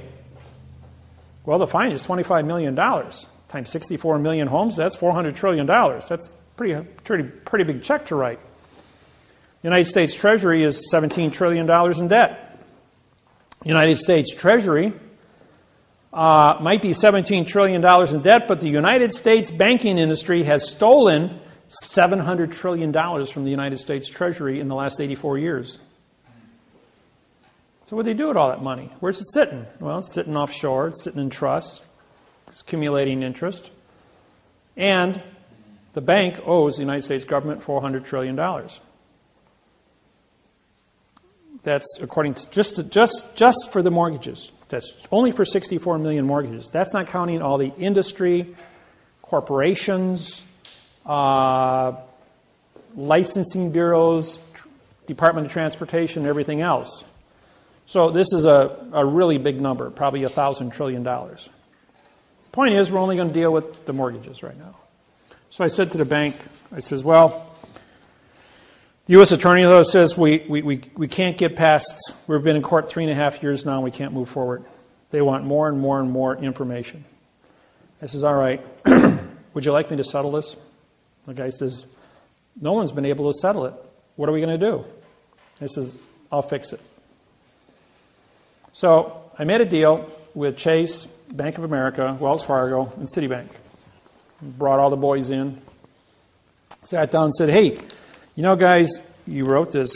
I syntexed it. I have a signed confession in my hand. He says, well, we didn't sign it. There's no signature under. I says, yeah, but you stood up in court and you held it up and said, I want your house. When you did that, you confessed. And I've got all of your confessions. Because, after all, I have a lawsuit that says here you want their house for not paying the bill. So therefore, you held this up and confessed to it. Now I have a signature signed in front of a judge. And now you're liable. We can't pay that. You'll bankrupt all the courts. All the banks will go bankrupt. Not true. Okay, in this hand here, you've got a $25 million check. Now you're going to confess that you wrote this. You're going to pay $25 million to the Justice Department. The Justice Department is going to get $17.5 million of the penalty, and the whistleblower is going to get $7.5 million for every one of these confessions. Then the whistleblower is going to sign a contract. He's going to get $500,000 in cash. Well, that'll be negotiated anywhere from $500,000 to, say, $2.5 million, depending on what you need, how big your family is, what your liabilities are. That's negotiable. But the initial thing was $500,000. Okay? Now we've got $7 million left over. And you have to buy a $7 million CD at the bank that just screwed you, who paid a $25 million judgment to the government. What happens when you buy the $7 million CD? They get to fraction bank it at 10-1, making $70 million and selling it to MasterCard at 18% interest. And in 9 months, the $25 million is all paid back in interest to MasterCard. The bank goes, we're going to make excuse my French, a shit house of money.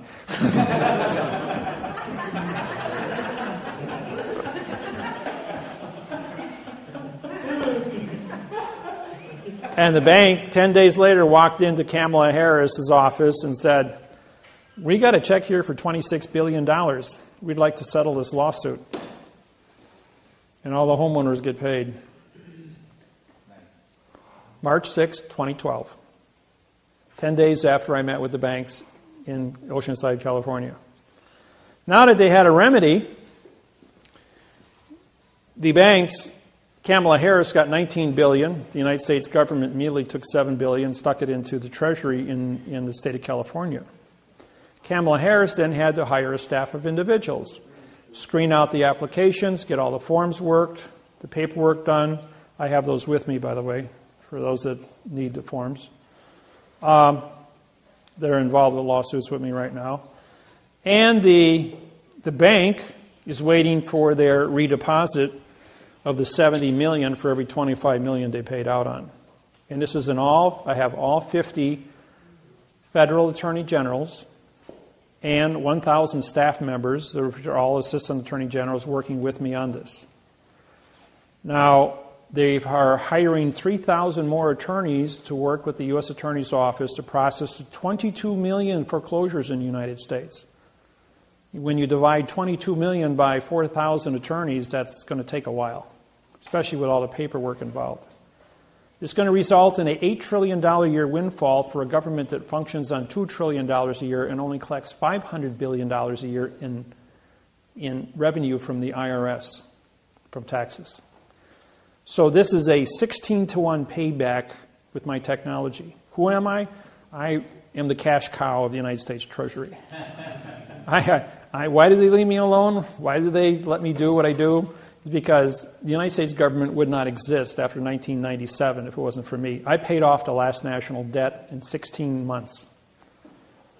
They were $8 trillion in debt. They not only paid it back, but on November 2nd, 1999, we had $6 trillion surplus in the United States Treasury, entering the third international bankruptcy.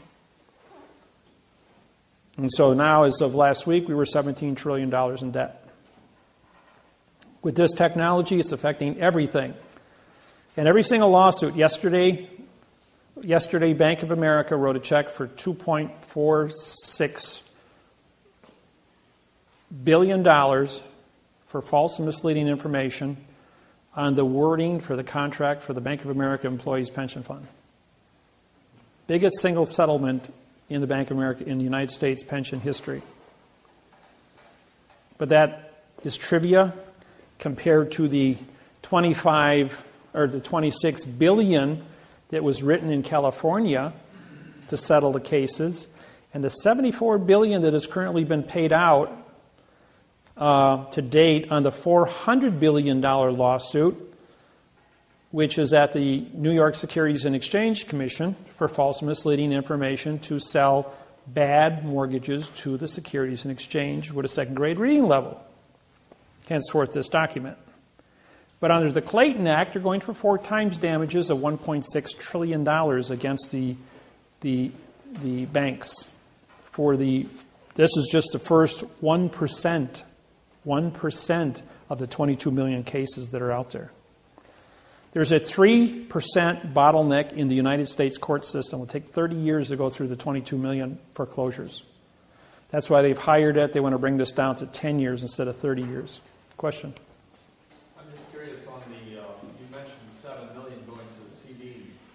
You get the interest off it on a yearly basis besides your 5. Just like you win the lottery, you get the interest from the lottery for 20 years. The state keeps the initial chunk of money that you just won, $300 million, and you get the interest off it.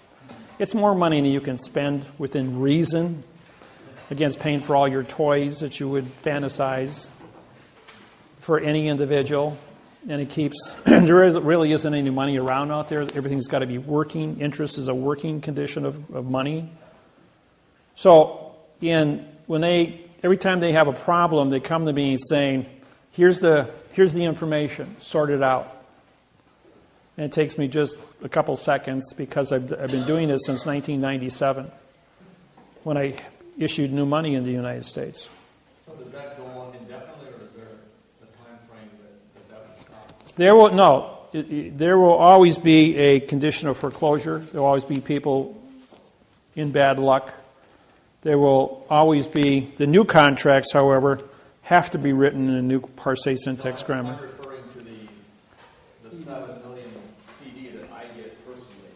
No, that'll be just a 10-year contract. That you'll have a one-time payout at the end of 10 years. That'll give them a time to, they may bill out MasterCard at, I think it's currently is 14.6%, giving you a 7% commission off of that. 7 times 7 is 49, so that's $500,000 a year for 10 years on top of that, and then a windfall of 7 at the end, which would be reasonable. The bank makes $70 million off the top of that at a 10-to-1 fraction, where they're only paying you paying you the face value of 7, but actually collecting on 63 million all the interest.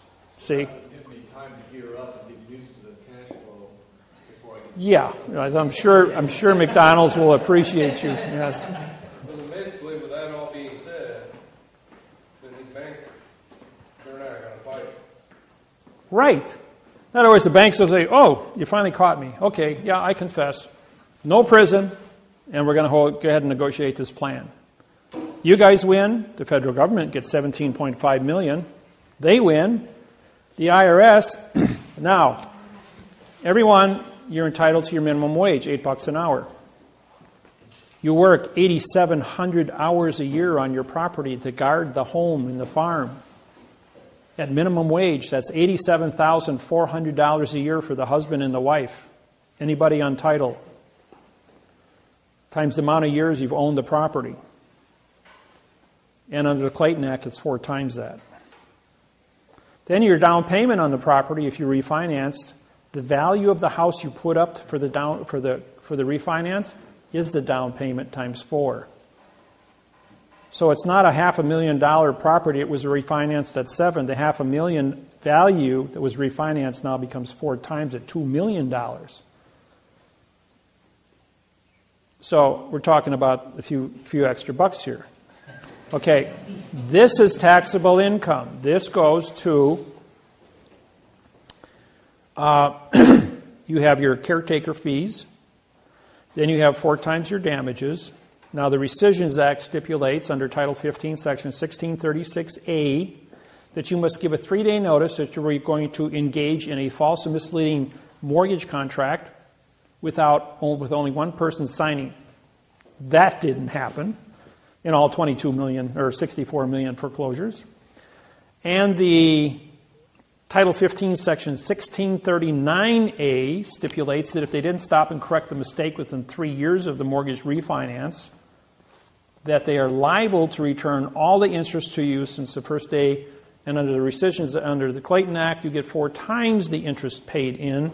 Those you can pull off your IRS forms that you filed with the taxes. These numbers are then calculated by you.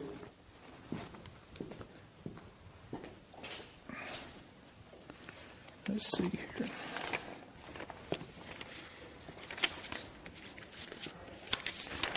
And this is the form that the United States government created. Well, it's not the real form.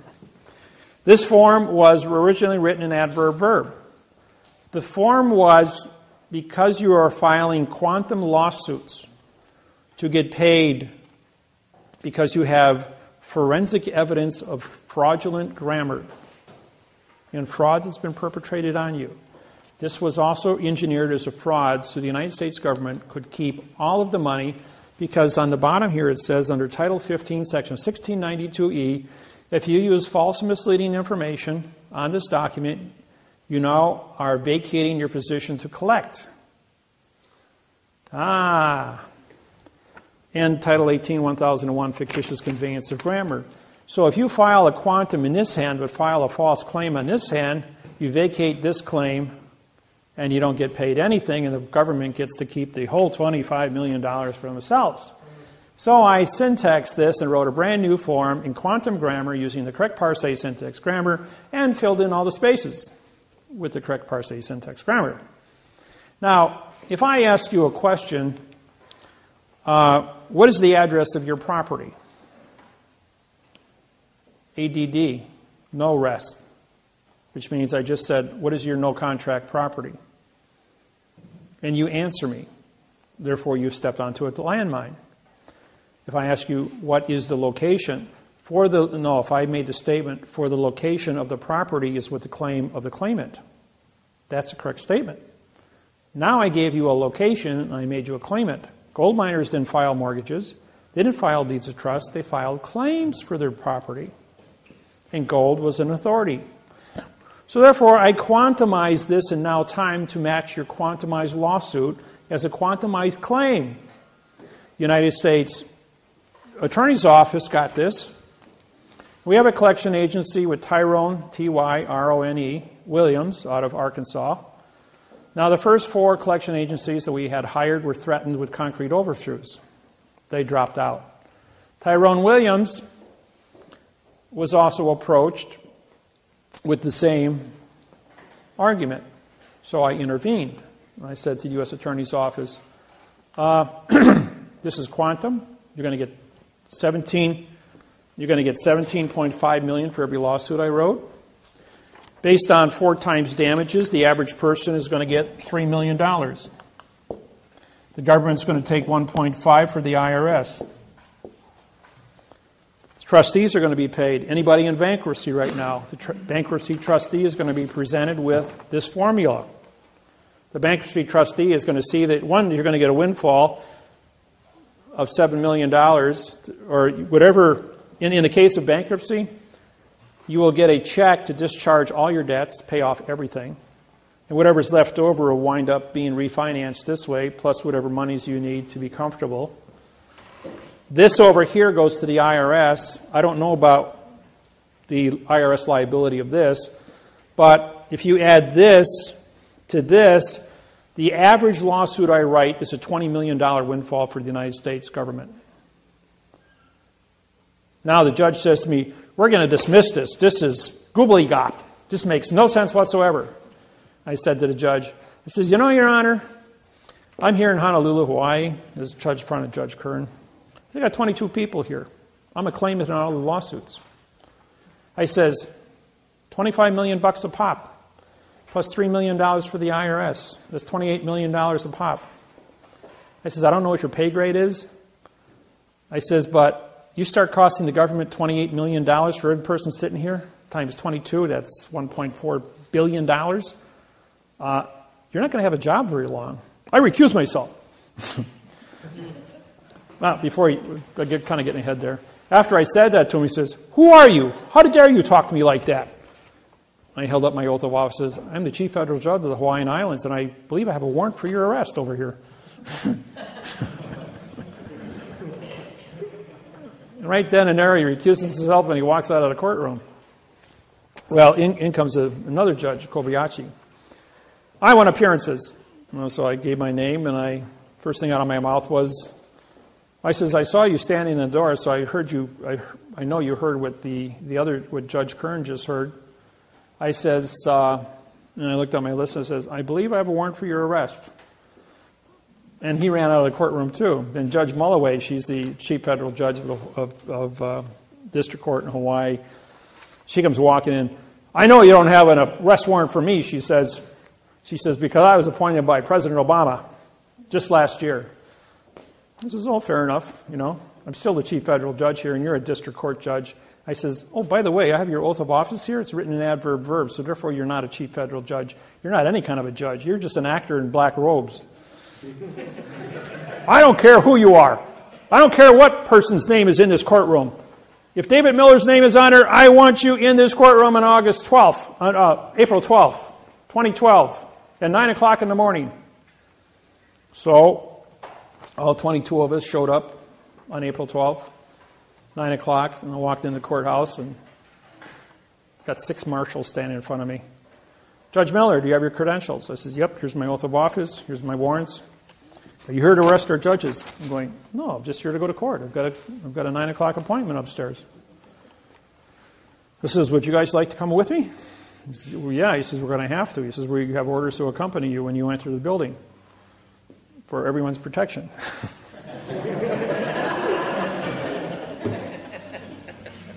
He says, who are all these other people? I says, oh, they all were ordered to be here, along with all the attorneys and all the mortgage companies. He says, well, you're the only ones here. What's this all about? I says, I put a 15-month freeze on all the foreclosures in the Hawaiian Islands. And 5 of the 6 marshals were in foreclosure. They all shook my hand going, oh, thank you for not having us kicked out of our home. So they were all in my, I said, would you guys like to come upstairs with me? So we all tiptoed upstairs in Kern's office. We go walking in. And Judge, as soon as I walked in the door, Judge runs out of the courtroom because I got a warrant for his arrest. And I walk up to the clerk and says, well, we're here. Where's Mulloway? He ordered us to be here. And he says, oh, I'll go check. Runs in the back room. There's a whole bunch of screaming going on back there. The clerk comes out all red in the face, and he goes like, the judge has ordered the courthouse closed and ordered his courtroom closed, and everyone is ordered to vacate the building. I says, well, where's Judge Mulloway? You got to go down to the clerk's office and find out. I says, well, the judge just ordered the courthouse closed. So the 6 marshals and I, we go down to the clerk's office, and I have a order opening the court up, ordering with me. I was prepared for all this. I walk to the clerk, says, I'm ordering the courthouse open as chief federal judge. He stamps it, signs it, and I sign it. I said, by the way, where is everybody? Well, the phone's over there, go call. So I called the chief judge's secretary, and she picks up. She says, all the judges in the courthouse are on a plane flying to San Francisco. Judge Kern is the only judge in the courthouse, and he ordered the courthouse closed, which is illegal, can't shut down the federal government. So right then and there, I says, all the judges committed treason, vacated their posts, and left the country because they're in international space. So now we got a new complicated lawsuit that I'm putting together. So every time I show up in Honolulu, it's World War III, you know. It's so these forms were critiqued so that they match your quantum lawsuits, so that you have. I've taken all the precautions necessary so that your language is correct. I took all the boxes off the paperwork, so there's no boxes. The only thing, when the judge, when somebody asks you a question, like, what is the location of your property? Well, you have to have all the words defined, which is in the lawsuit. You have to have your name and address to be legal as far as understanding what an ownership of location is. That's in the lawsuit. You have to have a cause and effect as to why you have ownership and why the bank doesn't. That's in the lawsuit. Because possession is 9 points of the law, and no one ever gave you a legitimate contract, and you've been the caretaker, trustee, and guardian of the property, which puts you on it, and there is no contract. And I mean the word no is an adverb, making contract to be a verb, which is an adverb verb fiction. So there is no paper in existence on planet Earth that says you do not own the property as being the original settler on the property. As the American Indians, even though we know the military moved them off, didn't have writing. They didn't have treaties. There has never been a correct parse, syntax, grammar contract written for that object, and because you are the only person on it, under the maritime law of salvage, are the only people that have ever existed as original owners. Do you have a mortgage? The answer is no. Do you have a debt? The answer is no. Do you own the land? The answer is yes, because possession is 9 points until somebody can show you a correct parse, syntax, grammar contract that says otherwise.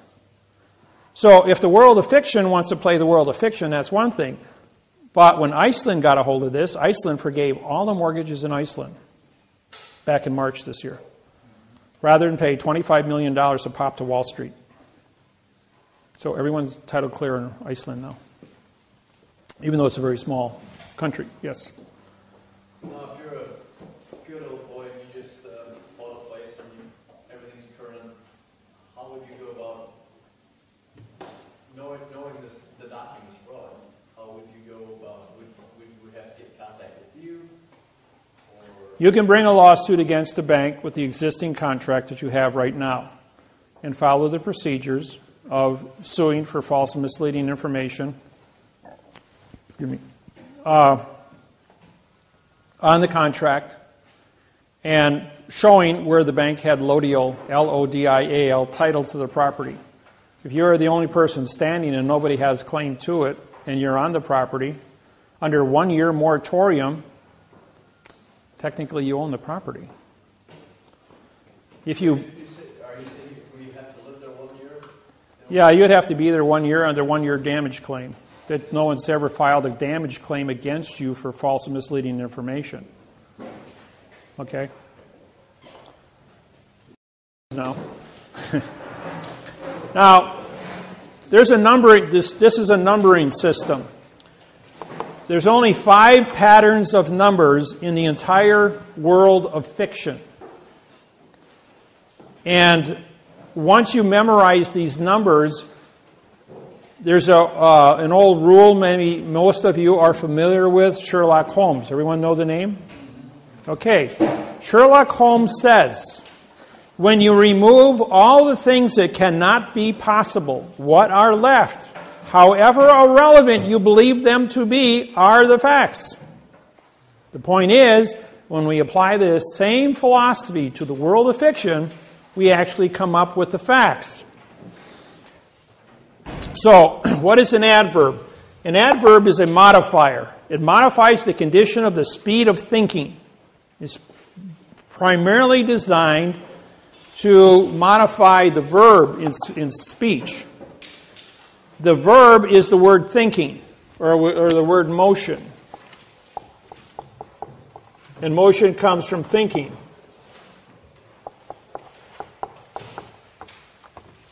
So the adverb is a modifier of speed.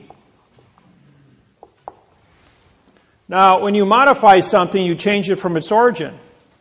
Well, if it's not origin, it's perjury. Simple as that. If it is not the fact, and you changed it, that's perjury. I don't care what language you speak, I don't care what country you come from, 8 billion people understand the word perjury. And so you've told a lie because you've created an opinion.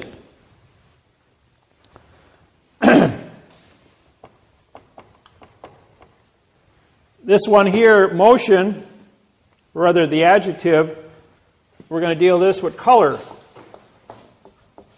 Anybody want to define color? Explain to Helen Keller, who was born blind, what the color blue is, or color red, or yellow. You can't explain color to a blind person. Turn off all the lights. You see, black is the absence of energy. There is no such thing as a negative. You can only have different degrees of energy in the universe. There is no such thing as a negative.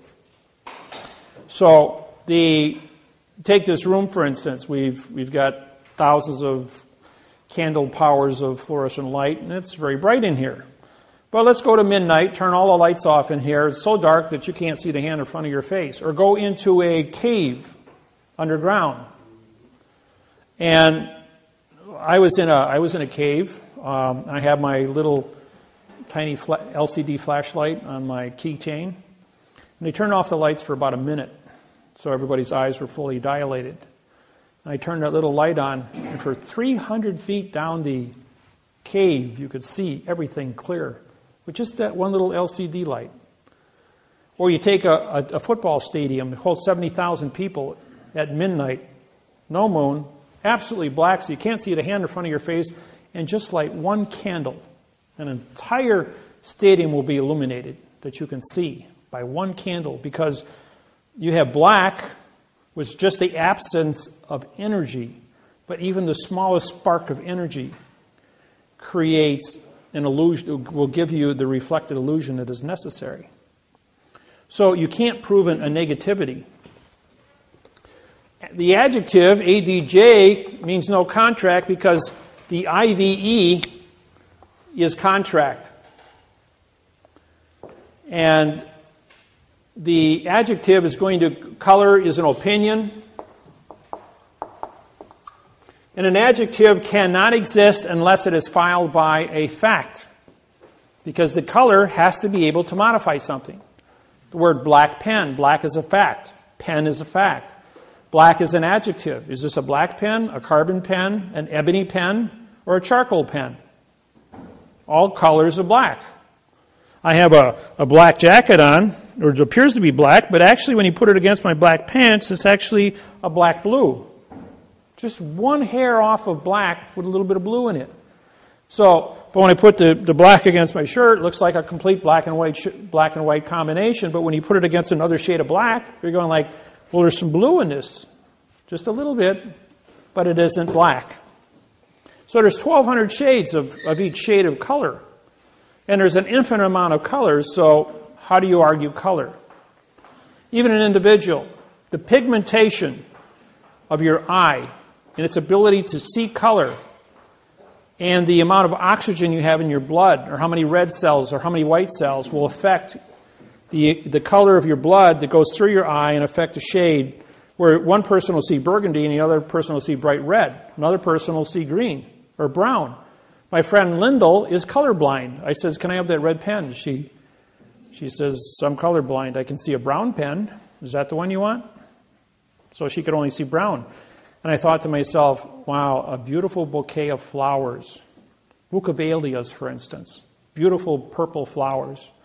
She only sees as gray and white. You know, she can't appreciate all the colors in the world. And I said, what a handicap, you know. So the adjective must always appear in front of a noun, but then, or a fact. But then when you put an adjective in front of a fact, it becomes a pronoun. Because this is modifying the fact, and now it's a no, no, no. P-R-O is no, N-O is no, and U-N is no. So pronoun has been modified into non-existence. The position is an alphabet, A-B-C. We're going to spell the pen using the alphabet. We're going to spell it P-E-N. We're going to give it a definition for the writing. Look, in any dictionary it says a pen is used for writing. It's used as a noun. However, I take a pen and I hold it like this. I now have a stabbing instrument. And I stab somebody with it. It's carrying a concealed weapon. Carries a 10-year prison sentence for carrying a concealed weapon and 10 years for assault with a deadly weapon. Or I make a fist with it as a stabbing tool. It's your volition. If I hold it like this, it's a tool for writing. So the simple way you conduct yourself while holding a pen or a pencil can get you thrown in jail for 10 years. So be careful what kind of jokes you want to play when you're in the presence of law enforcement and what your attitude is.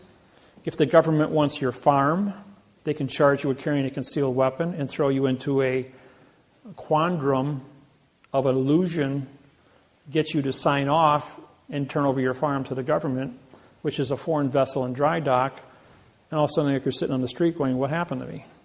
I was writing a check for 1 minute, and next thing I'm guilty of an assault with a deadly weapon in a bank with a ballpoint pen. What kind of nonsense is this?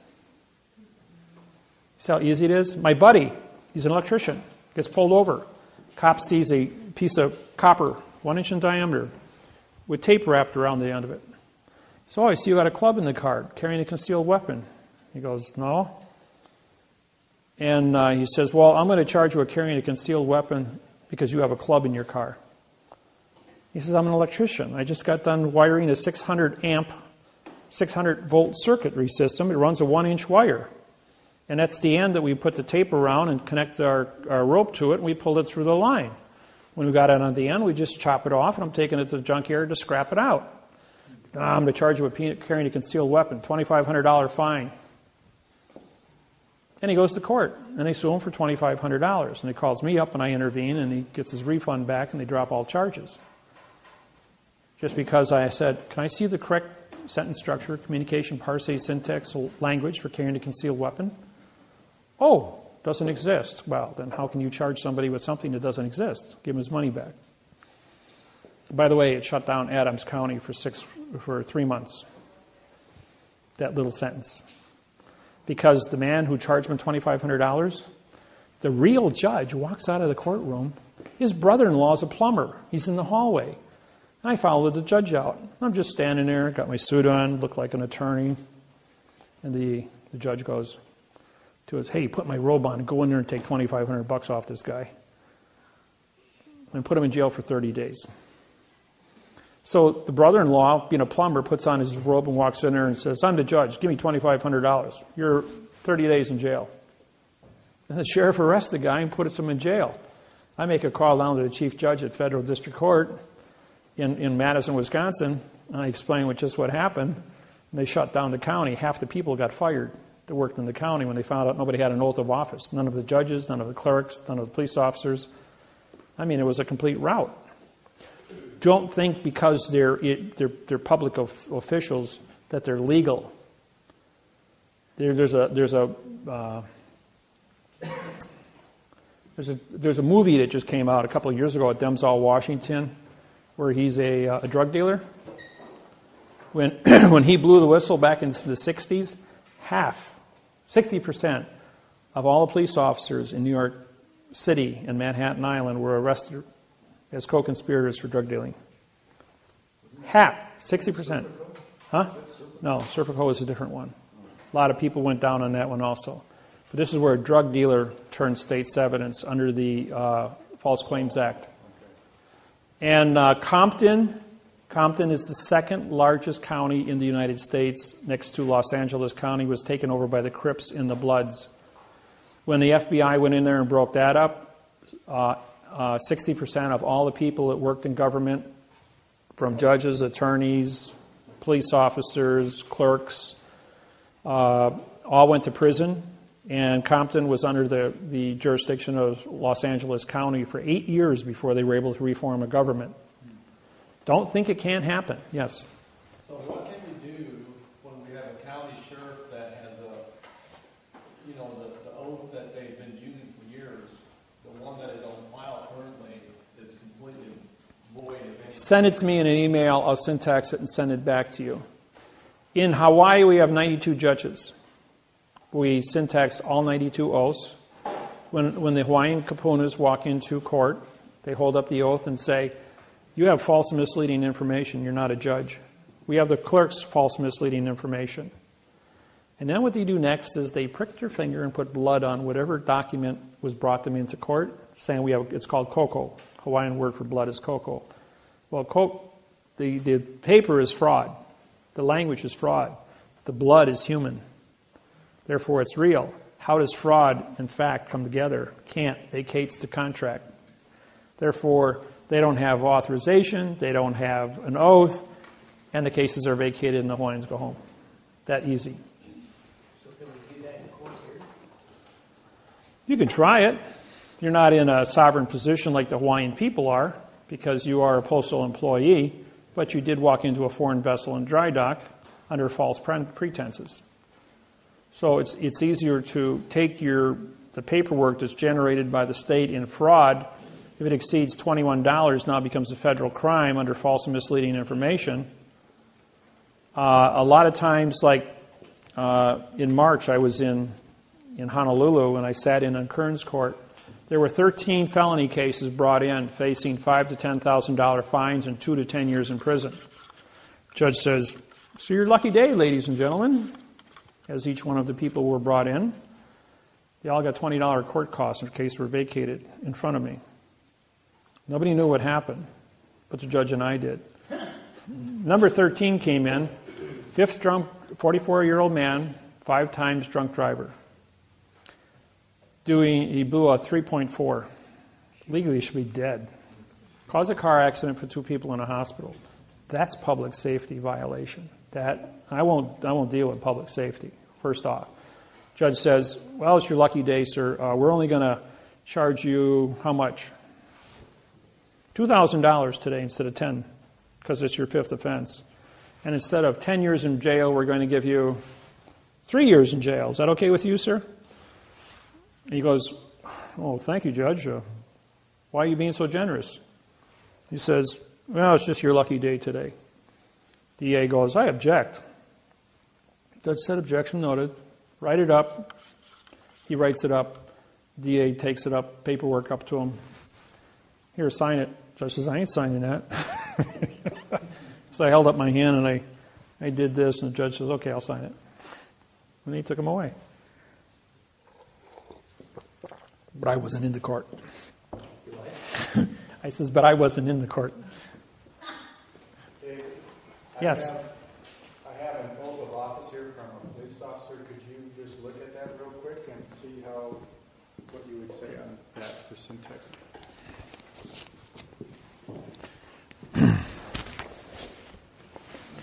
I'll even put it up here on the board. It'll be a good lesson for everyone here. Meantime, you can ask me a few questions. How's that sound?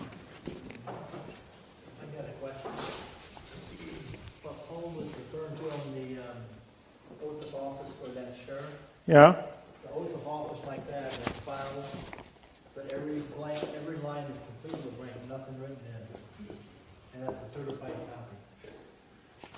copy. We're just going to use this as the person's name. Okay, if it's more than double spaces, what you have is a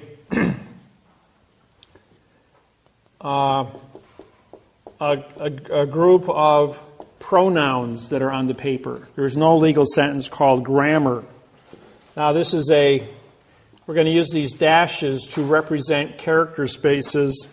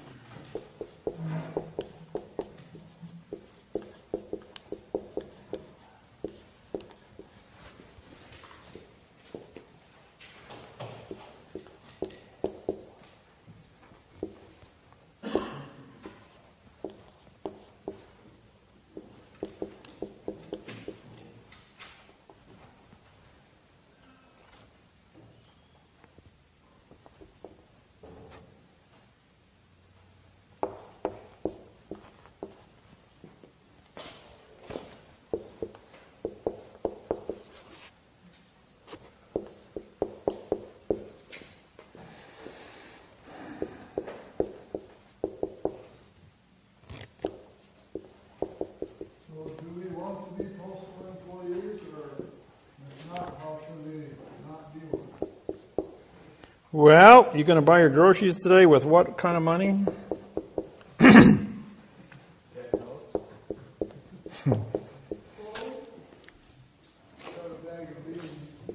Well, if you want to go, you go ahead and barter.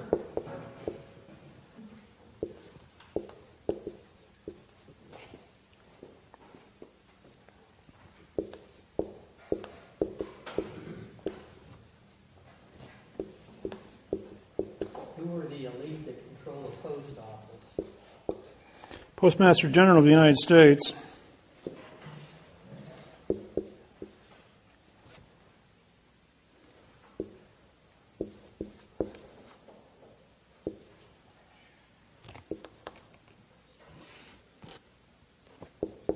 Wouldn't it be better for you to run for Postmaster General than President?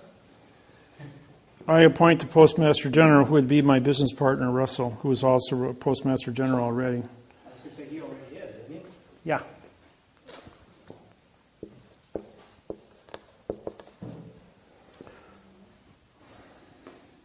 So how do we vote for you in Parliament? I'm a write-in vote under the director party. Is that listed? You got to write it in. Yeah, to write in director also. Yep. Everybody's been given instructions on my website. Is it possible to do that on an electronic voting machine? Yep. Do you have to be registered in order to go in and vote? Yep.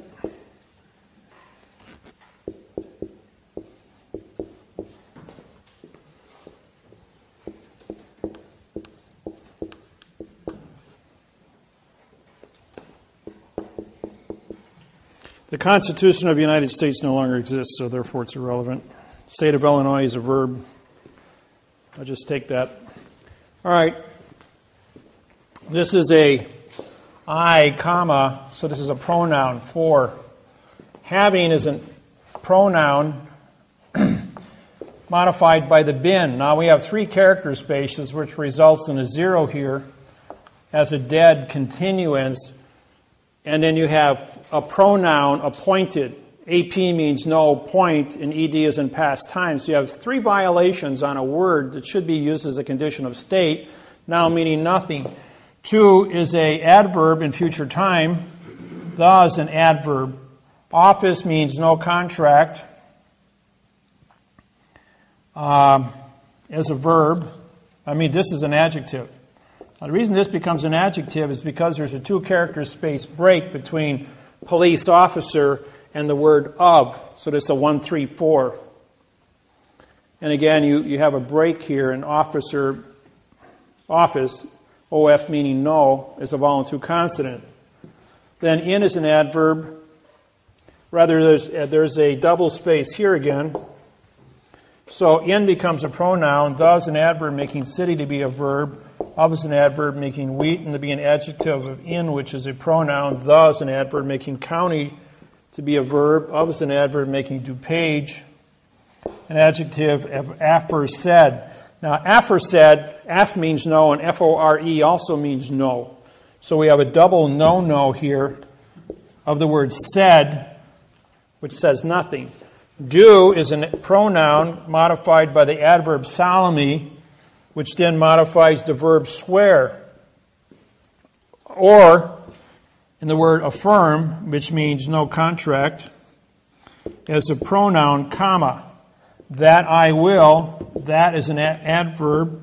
That is a pronoun. I is an adverb. Will is an adverb. Support is a verb. The is an adverb. And then it was the Constitution of the U.S. So that would be a verb, the adjective, pronoun, adverb, adjective, pronoun, and united means no citizen. Where's my prepositional phrase, 5, 6, and 7? That's a $25 million fine and 30 years in prison. He's carrying a gun and a badge without authorization of an oath of office. That's 12 officers, is that accurate?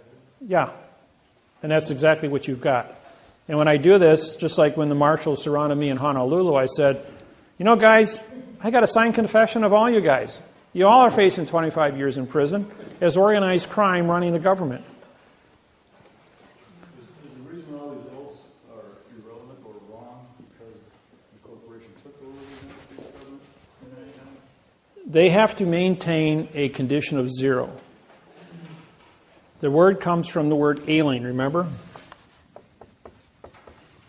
Alien means corruption from the beginning.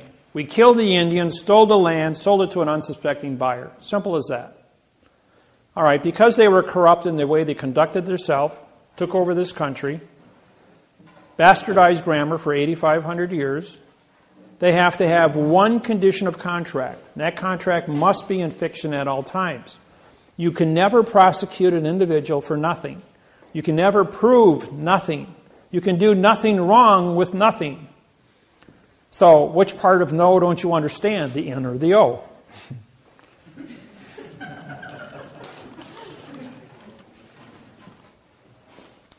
And, you know, when you look at this, for you to go ahead and say, all right, anybody feel like a pronoun today? I.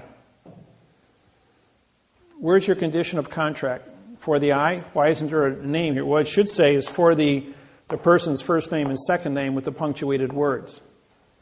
With the knowledge of a contract, not appointed. He has to sign a contract. I mean, why would he do the oath? He believes the oath is a contract.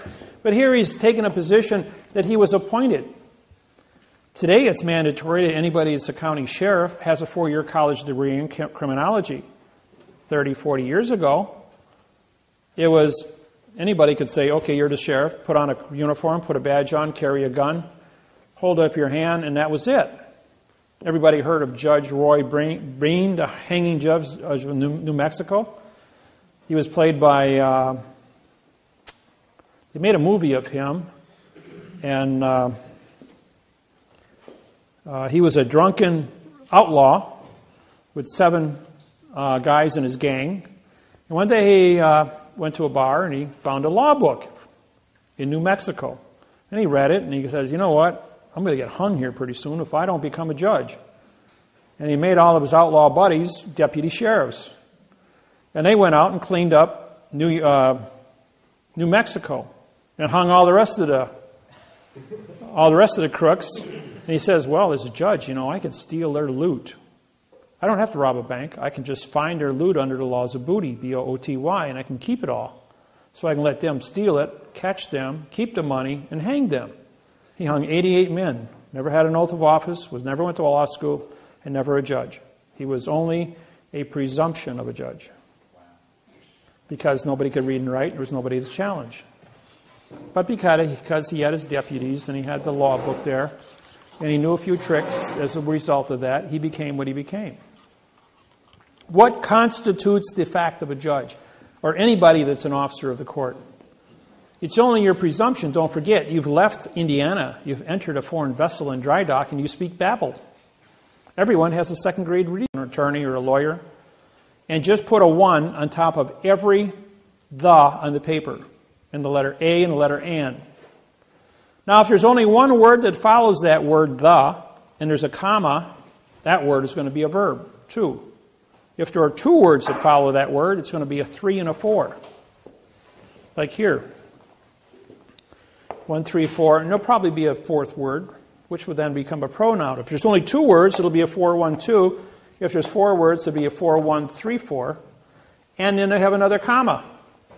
Throughout the entire mortgage of your own property, if you look at it, you will see there are 3, 4, and 5 word combinations set off by commas to break the continuance of evidence. And then with the commas, you'll have spacing or numbers, parentheses, quotation marks, italicizing, or double spaces. And those are going to break the continuance of evidence, so they keep isolating these 4 little phrases to stay within this procedural argument. Now, the Internal Revenue Service says, under penalty of perjury, adverb, verb. So you got a 1, 2, 1, 2, 1, 2 scenario. The instructions from the notary,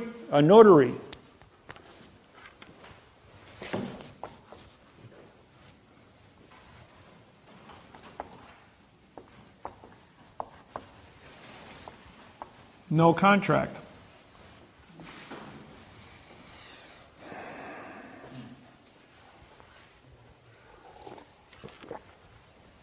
We're going to give you a notice today.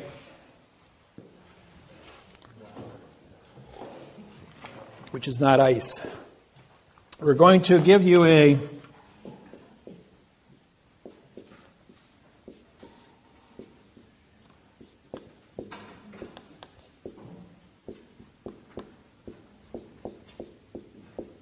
indictment written just like that.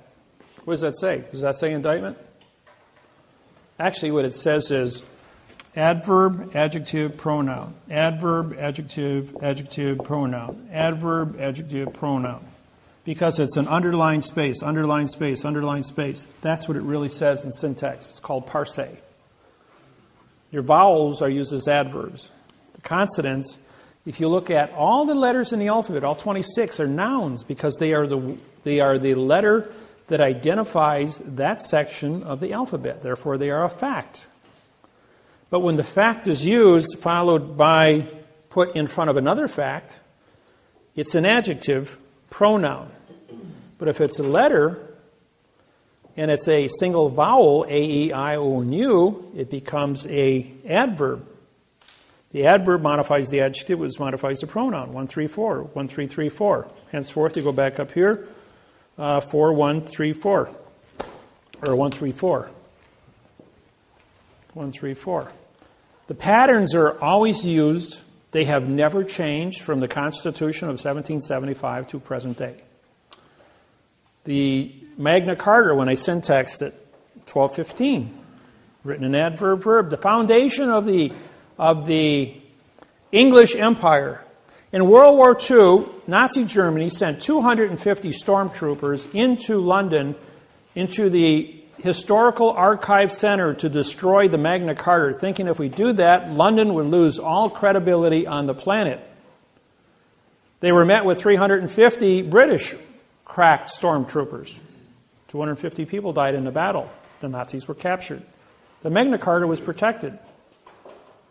And when I syntaxed it, it destroyed it and was sold at Christie's of London for $6.7 million. And London lost all their hold including their constitution, on all countries worldwide, and therefore became a little island with no resources, except the North Sea's oil drilling right now, and that's about it.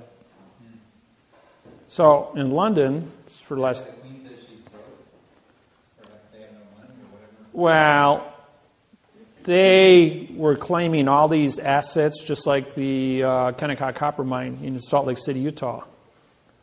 Queen Elizabeth was reported to own that until I syntaxed the mortgage contract and showed it was fraudulently conveyed. How does a adverb verb statement say you own anything from a foreign land? That got kicked out. Deutsche Bank, Germany, been buying up all the stuff all over the United States. Syntax their mortgage contract. Now they're facing every contract they have in the United States with false and misleading information at a $25 million a pop fine, collapsing the Germany's banking hold on the United States. Claims and all their assets are being seized by the U.S. Department of Justice under the program I put down. Yes? Going back to oaths, there's 3 specific Indiana State Police troopers that I've been trying to get oaths from, which I haven't gotten anything on paper yet. I asked them in person when they showed up at my house, which they totally ignored. Later, I sent by certified mail the oath request form with the code, the Indiana code that specifically pertains to that, and got nothing. I called Indianapolis, talked to the director or somebody at the state police headquarters, who told me on the phone that they never get anything on paper. They do an oral oath after the academy, and that's all that exists. Send the complaint to the Attorney General, who directed me to, I can't remember the name of the office, Corporation Counsel are responsible to the police officers to protect them against any lawsuits of civilian. Okay, they sent me a complaint, an official complaint form, which I filled out for each individual one and sent it back to them,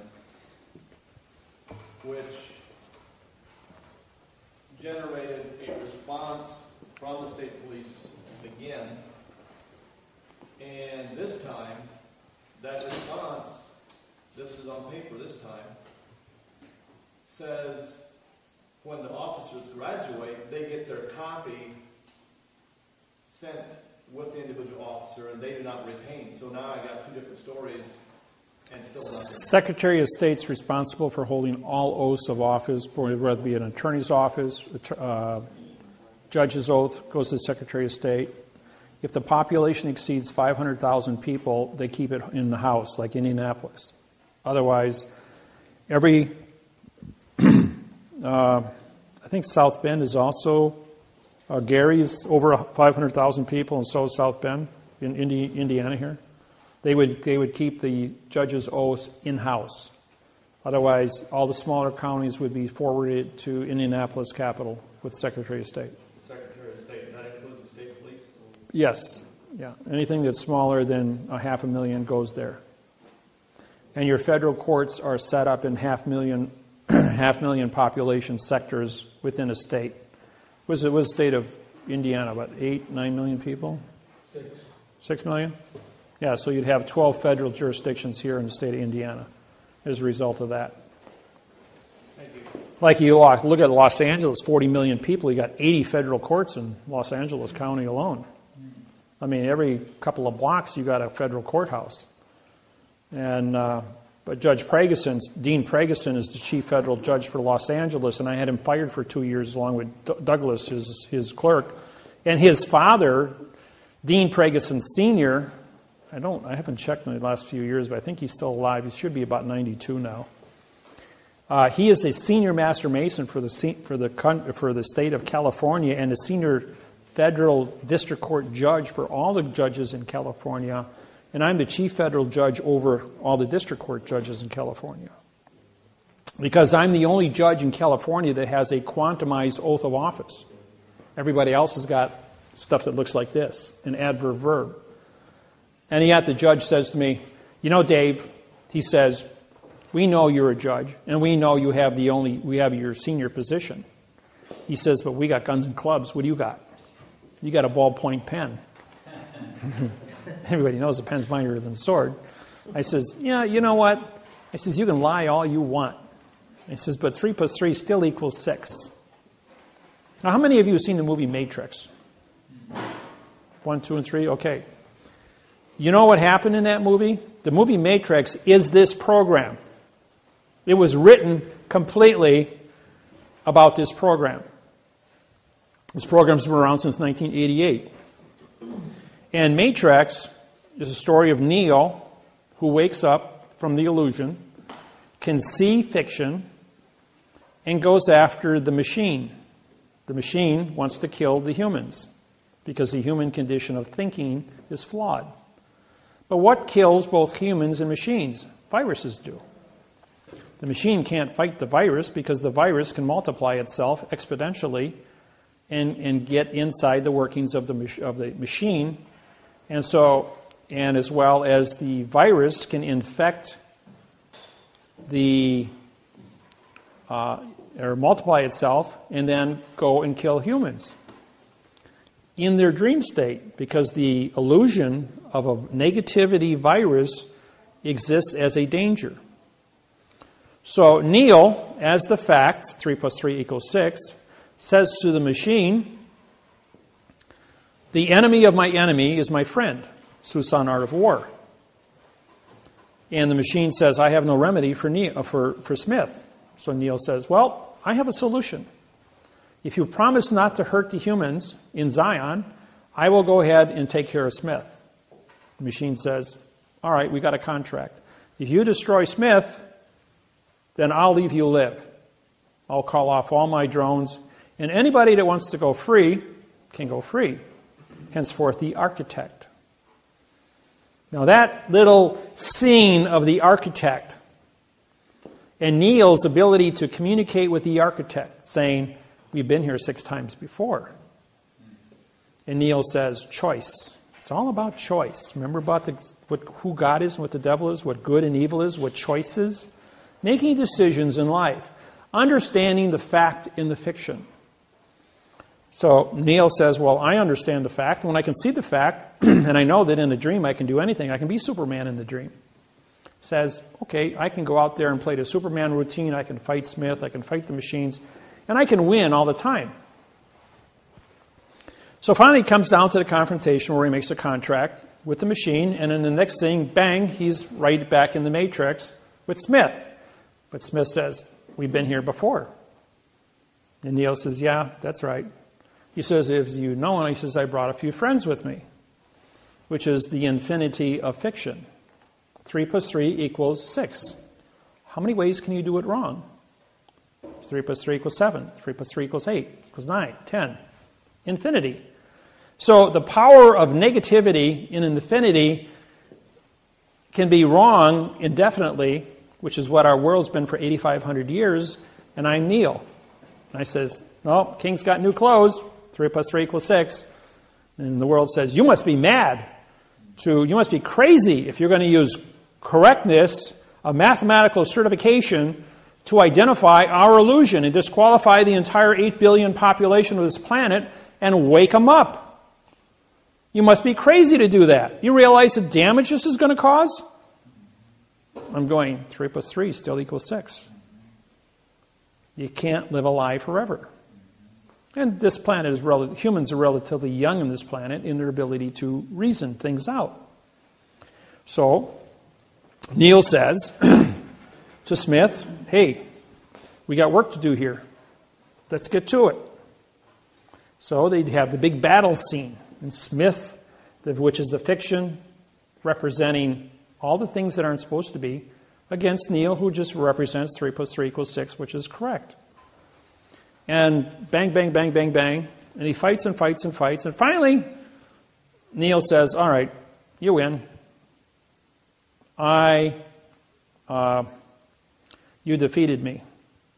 And Smith says, well, even if you did defeat me, you'd have to fight number 2 just as hard as number 1. And we have an infinity amount of fights for you to do to prove that 3 plus 3 equals 6. So Smith goes, wait a minute, I've seen this before. This is wrong. But I fought so hard to get this. And now we go back to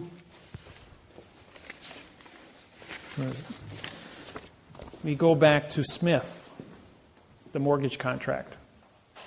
Sometimes you have to learn through stories, okay? We have a mortgage contract here, which is Smith, and I represent Neil. And the mortgage of fiction says, I'm going to conquer you. So what does Smith do? He absorbs, he touches Neil, and he turns him into Smith. He says, there, I've conquered you. 3 plus 3 equals 7.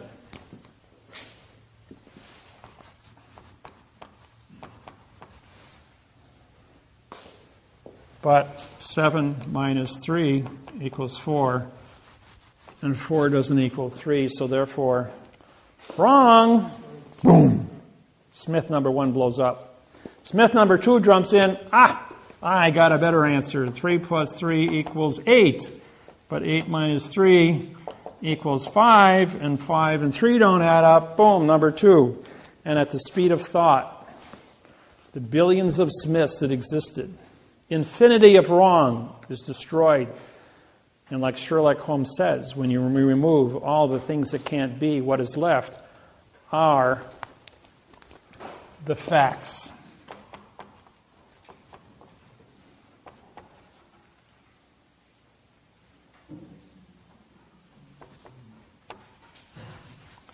And 3 equals 3.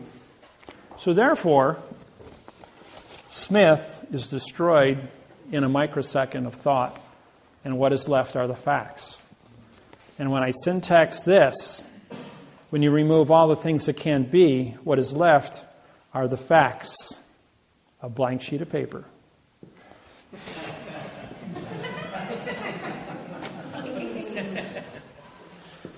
And who stands with lodial title at 9 points of the law of possession with no contract written in the correct parse syntax grammar to say you don't own your property? You get clear title. 900 homes in Chicago were then, on March of last year in 2011, June 2011, 900 homeowners were awarded $7.5 million each at an $8.5 million check written by Bank of America, given back their homes, and all expenses for moving in and out for 3 months were paid for by the Bank of America. It cost them $8.5 billion. And that's for only 900 houses. That was all over CNN. Yes? Brings me to a question that's been burning in my mind. Do you write I don't know what I want to call it, a document to secure the ownership of that home then, if everything else was fiction? I have quantum mortgages, yes. And when I wrote I had my own real estate company for 26 years. All the homes that I bought and sold, I bought them in fiction, but I sold them in quantum. The people that bought them in quantum, they looked at the contracts and this gives me a headache to read it. I got to hire a lawyer. So they went to a lawyer. The lawyer took one look at it and said, if you don't want to buy this home, I'll buy it. This is a real contract. This actually gives me lodial title to this property. And he says, I know the court can't take this away from me. I know that a bank won't touch this. I can pay for this property and have lodial title to this land. And it can never move it off of me. So what does that mean in terms of being taxed on the property? Taxes still pay for the policemen, the firemen. It's called bailment, bailment. It's a bailment manager. You will be the trustee of your property. No one owns property in the United States. You are only trustees. In other words, the guardian of the land. The people, right now, you're the last person standing on the property. So the new information that you're going to get will identify you to be a factual trustee, but show me a second trustee who has a better contract that is timely than yours to be who you are at this point in time and now time. I write quantum trusts. I write the only quantum trusts in the United States. They have never been broken. They've been taken into federal court and challenged. The federal court throws them out, saying you can't bring those documents here. We're a fiction. These are factual documents. You don't have copyright infringement capabilities of entering into these trusts. The trusts are factual holding trust, they do not. You can't do banking with a quantum trust. You can have a second trust if you want, or do something with an ordinary checking account, but a trust is no more than a holding position of a quantum mortgage, a quantum contract on your land to describe it. A quantum trust is a trust that identifies you to be a trustee, and you are instructed to do specific duties within the confinements of that trust as far as management goes. But you can never enter a world of fiction with a quantum trust, because fact and fiction can never meet. People who want to buy trusts from me, I will not sell them a trust if they don't know quantum language, for one thing. And if they think they're going to use it for something that's not legal, I'm not also going to give you a trust for that. You don't have any amount of money you can give me. I'm financially independent. I make all the money I need. I'm financially set for life. I can't be bought, sold, traded, or anything else. I've had lawyers walk up to me with a suitcase with $2 million and say, here, go on vacation. Stop bothering us. I'm going like, I day trade that. I said, I've lost that in a day. That don't mean anything to me. I don't have adrenaline, so I don't get emotional. Yeah. So what I hear you saying is that I can't use this quantum trust to interact with the banking and the etc. No. Can I hold other objects other than like real estate property? Let's say if you have any object that you wish that is paid for in cash that has no adhesive contract in fiction due to somebody else, you can create an identity of that contract and put it into the trust, like personal belongings in a household, for instance. You can put an automobile in there, a tractor, farm equipment. By the way, all of your automobiles titles are owned by the United States government. You are only trustees to operate the vehicles under public safety law. Public safety laws supersede all laws on planet Earth. You get the smallpox, you will be put into a plastic bubble, and there ain't no contract, and nobody's going to come to your rescue that's going to take you out of the bubble until you're healed or correct. You have a contagious disease of anything that threatens public safety, you'll be put into a plastic bubble or incinerated accordingly. If you think a 747 come here with 400 people on board and's got a contagious disease, they're not going to hesitate to vaporize that plane in midair. It's never going to land in the country to expose it, because once it lands, it would get out of control, so they would vaporize it. Public safety has number one billing. 1.5 million people die every day of starvation. The world knows it. Can't do a thing about it at this point in time. Now, if they implement a Nikola Tesla coils, a 6-foot coil produces 200,000 watts of electricity, can be placed on top of every wood telephone pole in America, giving us about 100 times more electricity than this country is capable of using. 6-foot coil can be transported by semi, set up on top of 40-foot telephone poles, and hooked up with very little cost, has no moving parts, runs on a superconductor, which is 200 times more efficient than a copper wire, generates no heat, produces all the electricity we need. The surplus would be 1 cent per kilowatt. All surplus would be used for purification of water as well as purification of air. 24-hour-a-day sunlight. Globally, the guys could grow crops 24 hours a day, 7 days a week, year-round, with 24-hour-a-day of plant light above your fields.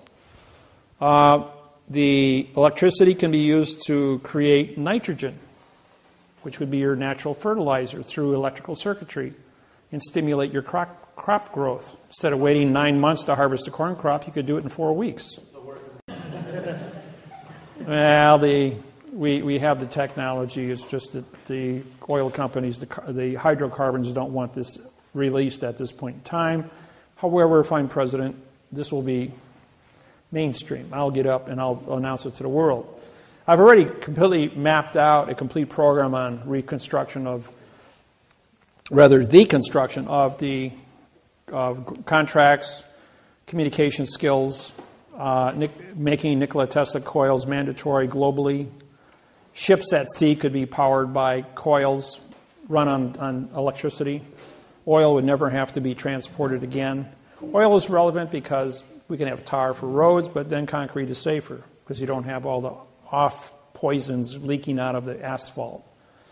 Cars could be run on lithium thoride batteries, which have a 400-mile cruise range for every car battery size technology. Now with the new discovery in Colombia of the new lithium pool, there's more than enough for the next 300 years for all the cars on the planet. And there will be more advanced technologies coming out. You can go with silver mercury with thoride, which is even 10 times more powerful than that. It's highly pollutionary because of the mercury, though. But there's other molecules that we can, utilize. Yeah. Will you need an ambassador to the Cayman Islands? For what? Well, I'm just volunteering. What, you like the sunny weather? Hey, Indiana's great. I lived here for 20 years. Yes. You were talking about the technology. I was listening to Russell Gould the other day. He was talking about if somebody has technology like that, to come to you guys, if you guys can help bring that out to mass market. So yeah, we have people that have developed, like Bill Martz up in Canada. Miller is his name, Bill Miller, in Canada, Edmonton, Canada, developed a perpetual motion motor. And this goes back about 10 years ago. And I walked into his shop along with 20 of my other students from the seminar. He invited us over to his house, and he showed us this motor. The thing was 3 feet in diameter, had a 180-pound armature, 0 to 1,860 RPMs in 2 seconds. That's some serious torque. And then after it come up to speed, he disconnected it. It's hanging by nylon ropes in air with a dozen 100-watt light bulbs that he turns on and then accelerates the speed of it. And this thing's putting out 60% more electricity than it's generating. Because what he had done was the series of magnets, along with the coils, were set up in a harmonic frequency to follow the sine wave.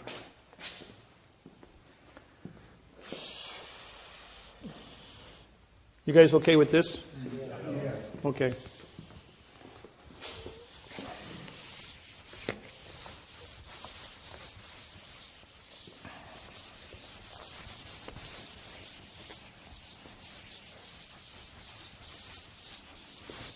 See, when you can syntax is the most powerful tool in the world, just so you know. Okay, use your standard sine wave. And if you're going to do harmonics, then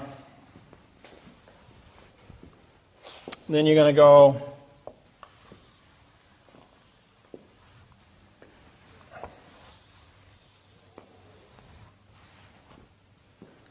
see, this here would be your 44,000 cycles per second.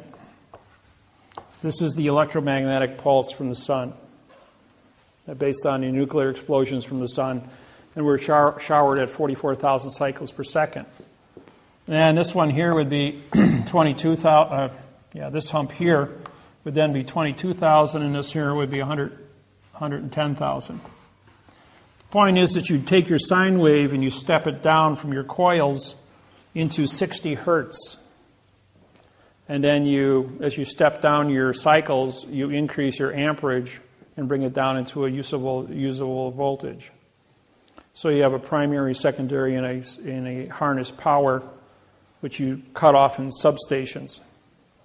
The initial voltage would be running out at probably 25,000 on your big lines, which are your big, high, 100-foot tall power lines, and then also be subbed off into 660 volts, 440, 220, three-phase, down to single-phase, 110s for your houses, stuff like that.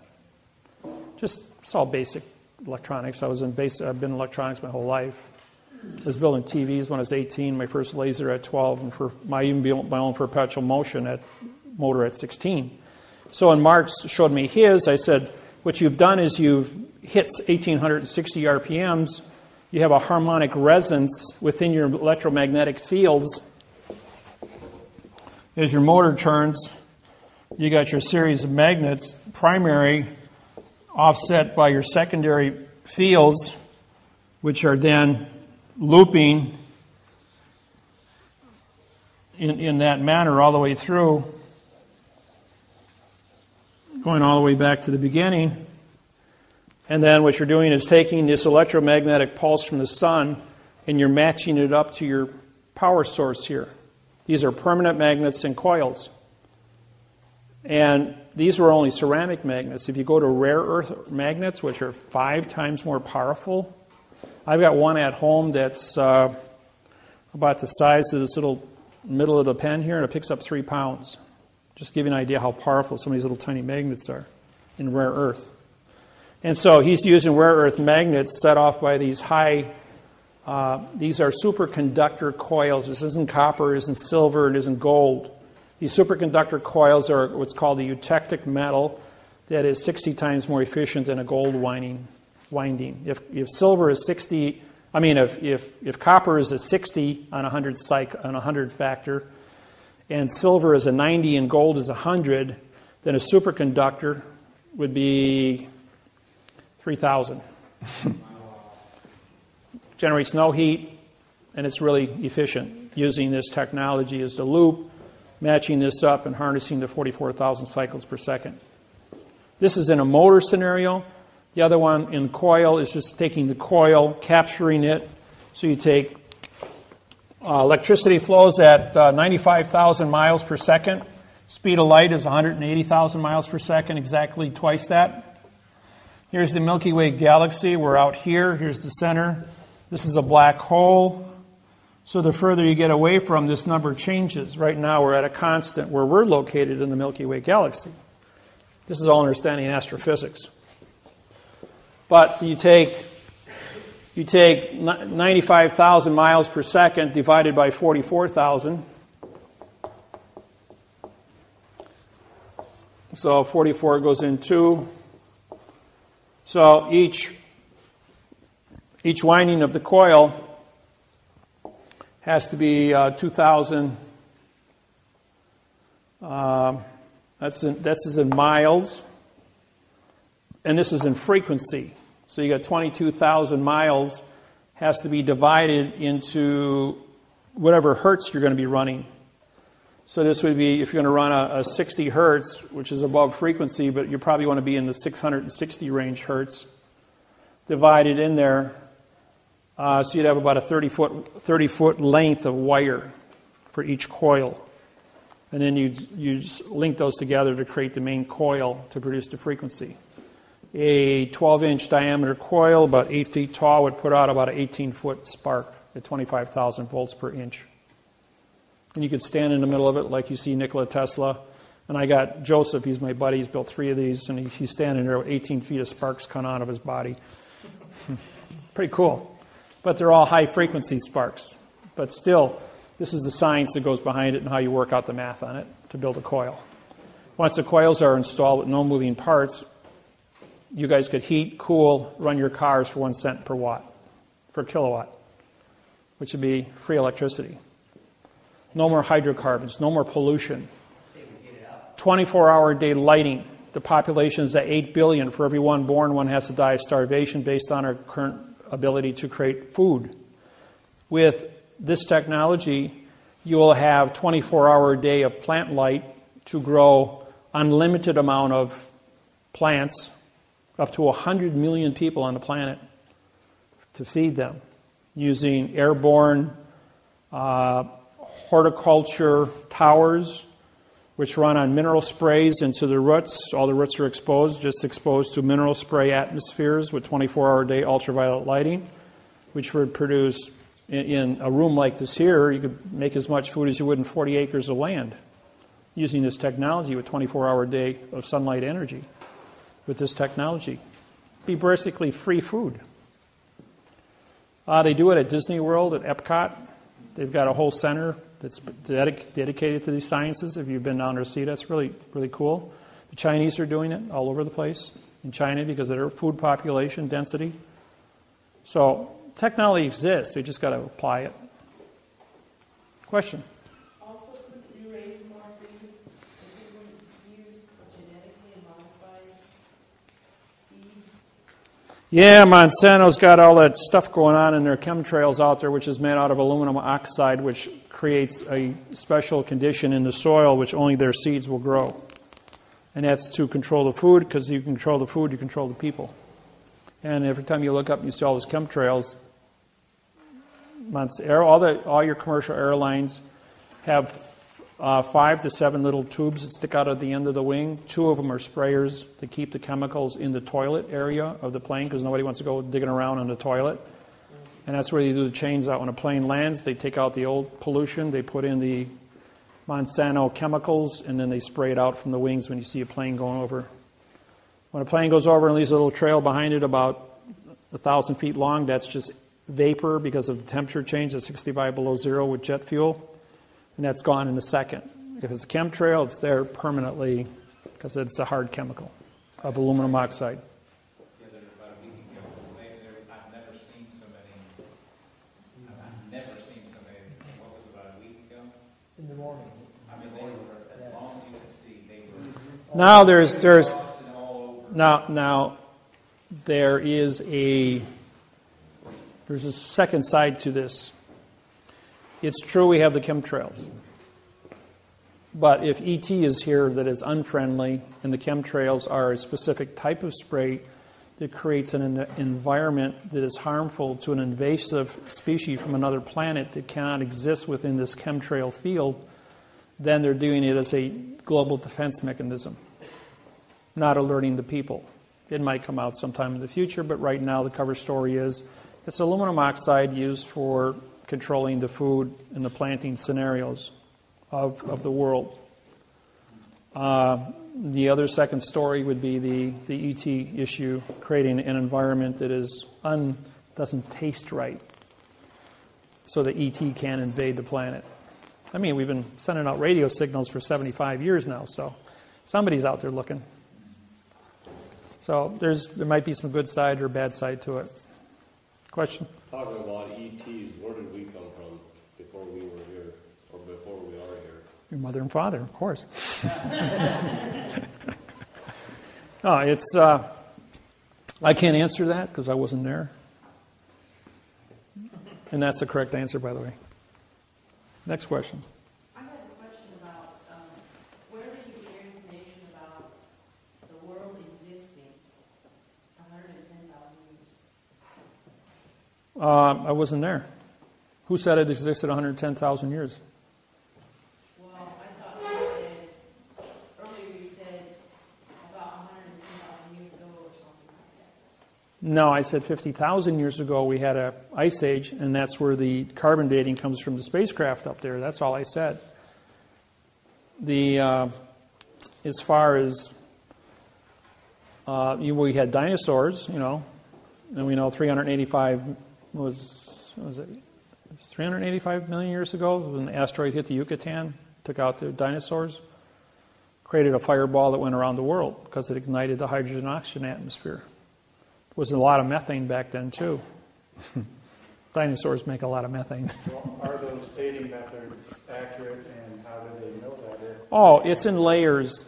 It's in layers of the Earth. I have one of the largest megalodon shark's teeth in the world in my collection. The biggest one I know is at the Smithsonian Institute, which is 6 1/4-inch shark's tooth. I have a 5 3/4-inch shark's tooth from a 330-foot long megalodon shark with a bite radius of 18 feet. The ceiling is only 12 feet, so we're talking about a mouth that could take. It would be from this wall, from this divider to that wall, big around, and the teeth are all just shy of 6 inches apiece, and they're all razor sharp, and this is a 99% pristine tooth. It's got a little tiny chip about the size of a head of a pin on one side of it. And the tooth was found at 11,600 feet in Denver, Colorado, or actually Central City, Colorado, at a gold mine. And it came to me through the Denver International Airport, through a collector. And because I knew what it was, I knew where it came from, and I knew the history and all that kind of stuff, I bought it. I paid $500 for it. It's worth probably around $1,200 right now to any collector. Good investment if you ever find some big ones like that. They were digging. Here's another one about this specific topic. Tarpon Springs, Florida. 20 miles north of Clearwater, Florida. North of Tampa. If you want to they put a canal in 2,000 feet from the ocean in to build a subdivision with water. When they got back about 600 feet into the canal, they hit a cache of over 900 teeth that were 4.5 to 5 inches. And these teeth were all worth about $500 a piece. And the workers got paid more money for the shark's teeth in that cache that they found from one shark than they did in all the money to build a whole entire subdivision. So, and you go down if you want shark's teeth, you go to Naples. And Fort Myers is where people dive for shark's teeth. And they get 2-3 inches shark teeth. They're in the sand. You can sift for them. As divers, about 20 feet of water. Sharks have been going there for millions of years and dying and leaving their teeth behind. Yeah? Back to the chemicals, what will be done to stop clean it up? Coils. Of course, we've got to find out what the cause is. And I guess only the president and a few other men in black know about things like that. So when you become president, who's going to teach us this stuff? Or who's going to teach the people? Oh, I will. I'll get up on CNN. I guarantee I'll have a world audience. Of course, you put this video up on YouTube or MySpace or Facebook or whatever. The world's going to see it anyways. So, and every time I do a seminar, they videotape it and they throw it up on the internet. So there's plenty of stuff up there to study from. Yeah. What's going on at the Denver airport? Denver International Airport, for those who've ever been in Denver International Airport, that little puppy's made out of Kevlar. That's the roof. Looks pretty, don't it? Except it's all jointed, so it can all collapse and be flat on the ground. Now, underneath the Denver International Airport is a 1 cubic mile holding facility for 860,000 troops. It goes down in the mountain. And that's why there's a complete zone of about 6 miles completely surrounding the airport. And that's controlled by cameras and all kinds of other little surprises to protect that facility. And that's why it's way out in the middle of nowhere as nothing. They want to use that. They want to move the White House to the center of the United States, which is Denver. And Cheyenne Mountain, right now is a museum, but Falcon, that's it. Fort Falcon Mountain is where the new Cheyenne Mountain Enter of SAC is existing. And they want to move our government into that location because of the safety. Right now, you can bring a submarine in under stealth right into the Potomac, and it's like 1 minute, you know. Everybody remembers the 4.5 or 4.7 earthquake in South Carolina? That was a 20 megaton nuke that went off underground about, I want to say 1,500 feet underground. That was and when they detonated those 2 nukes up in North Korea, same seismograph. Look at all the seismographic history of every nuke that was ever detonated underground. It's all the same number. They were moving one underground, and it went off. And it was just an earthquake, and it shook Washington. Yeah. Back to you about running for president. You said the last 47 were left-handed. Yep. It seemed you writing right-handed. Oh, boy.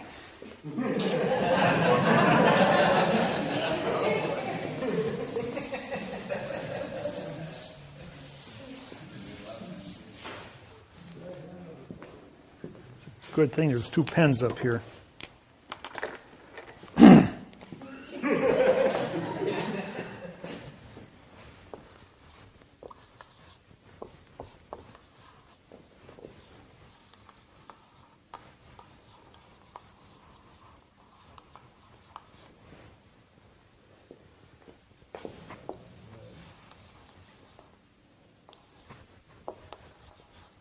I got a little trouble with those bees yet.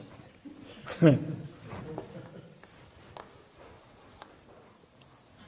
on, Dave. Get your head together. Think.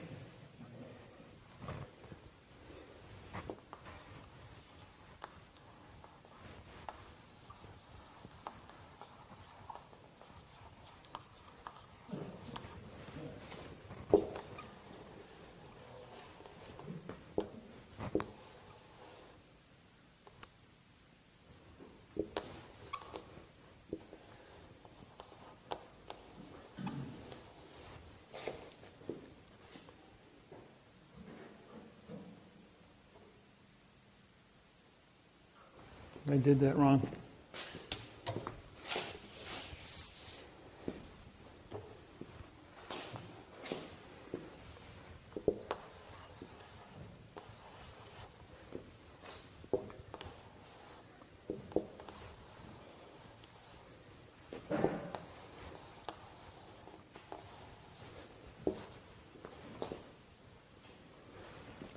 Why are you right, person?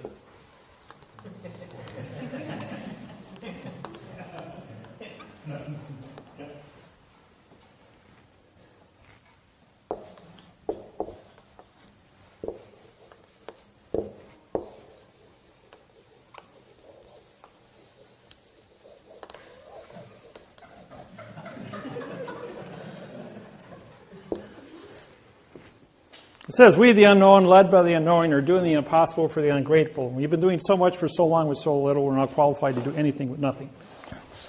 So, I can, okay. Oops, wrong way. Yeah.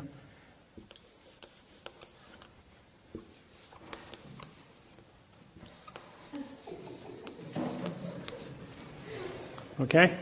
I can do it frontwards, backwards, both hands, both directions. I just run out of words there, that's all. I got to do it in cursive, though. I can't do it upside down yet. I'm working on that. That was. I had a guy in Salt Lake City who came to me and he says, "That's good, Dave." He says, "But I can do it upside down too." And he did it frontwards, backwards, both hands, both directions, and he did it. Then he started doing it all upside down. I'm going like, I got to stand on my head to do it upside down. Can't do it that way. Okay, why did all this happen? Okay, why am I ambidextrous like this? Well, it's because, like I told you, I died when I was 25 years old. They took out my adrenal glands. What happened next was they said, you can't be alive because you don't have adrenaline. I'm going, okay, I'll buy that. Why are we having this conversation then? He says, your blood chemistry came back with 60 times more endorphins than you should have in your system, which makes me jacked happy and calm 24/7, right? Well, the endorphin of amino acid is the same one that used for the brain as food. So my neurons started multiplying because they had 60 times more food than normal, and my IQ exponentialized itself from 140 up to over 200 now, and it keeps going up all the time because of this super amount of food for the brain. And I'm always calm. Then you go ahead, and they said, why can you do that? Well, what happened is when the neurons started multiplying, they grew together. The movie Phenomena with John Travolta, where he has brain cancer of a fibristic cell, fibristic cancer. Well, my brain started growing neurons to a point where my two hemispheres grew together, so I have one brain. I see left and right simultaneously. I read 400 words a second, math codes from right to left, and I read words from left to right, and I syntax at the same time. I can't see, talk, or do anything without completely syntaxing it and writing it in the correct format in my brain as fast as I do it in fiction, both ways. It just happens. And I've been doing it for so long, for 12 years now, efficiently. And so anybody gets in my face about anything, I will give you a complete history lesson going back to the beginning of time and showing you things that are supposed to be. The book, Legenda. Legenda, in 1890, Masonic temple was built in Austin, Texas. It had a footing poured 8 feet by 8 feet by 8 feet to support a 44-foot chimney. Well, back in 1860 they built that Masonic temple. And it was a 3-story building. And what the man did is he took legenda, dogma, and the Masonic codes from 1851 and 1859, all written on original cotton paper. And he wrapped them in paper and dipped them in beeswax, sealing them in beeswax. Then he put a 2-inch plaster Paris case around it in a wood box. Then he dipped that in beeswax and repeated the process 3 times. Henceforth, producing a time capsule that was sealed. That sealed time capsule was then put into an 8 by 8 by 8 foot concrete footing at the base of this Masonic lodge to support the chimney. The chief of the Apache Nation in Arizona was working under contract in Texas, West Texas, or rather in Austin. But he was from West Texas, but he was working in Austin. I was doing a seminar in Dallas at that weekend on Sunday. And his job was to take a 4-foot wrecking ball, and they had dug out this footing and break this hunk of concrete up because it was too big to move. And when he hit it with the ball, out pops this chest, and he figures, treasure, but it was a time capsule. Well, when he opened it up, chopped it open, he found all these books inside. And the books were in pristine condition after 140 years. And he opened them up, and it said, property of David Wynn Miller, punctuated. So he throws them in a paper bag, drives 260 miles to where I was, and he walks into my seminar at 2 o'clock on a Sunday afternoon with a grocery bag, and he walks up to me, and I knew the man. I was a chief in his own Indian nation because I broke the treaties with the United States Department of Interior and got the Apache Nation to put in casinos back between 1995 and 1999. In 1995, there were 92% of all American Indians were on welfare. In 1999, all American Indians were off of welfare. And there's 190 casinos in the United States now in Indian territories. And all treaties have been broken with the Department of Interior because of my syntaxing. So they made me a chief in 14 of the major Indian tribes in the United States. With that said, he calls me a white lighter, for those that understand what that means, and brought me this bag, and he comes in there and he says, Dave, I have these books. Do you know where they came from? I says, yeah, and I told him. And he says, they have your name in them. And he says, yeah, I know, they're mine. And he gives them to me and he leaves. Simple as that. And no, I'm not going to answer any more questions on that topic. Okay.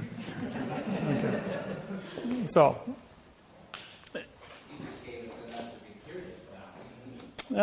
curiosity goes forever. You just put food on the table and told us not to eat it. Yeah, well, ask me your questions. We'll go back over here again. When we disqualified the preposition as being no position, the article being a word of no contract, which gave you a no-no, we now realize that they had mistaught all of us what prepositional phrases were.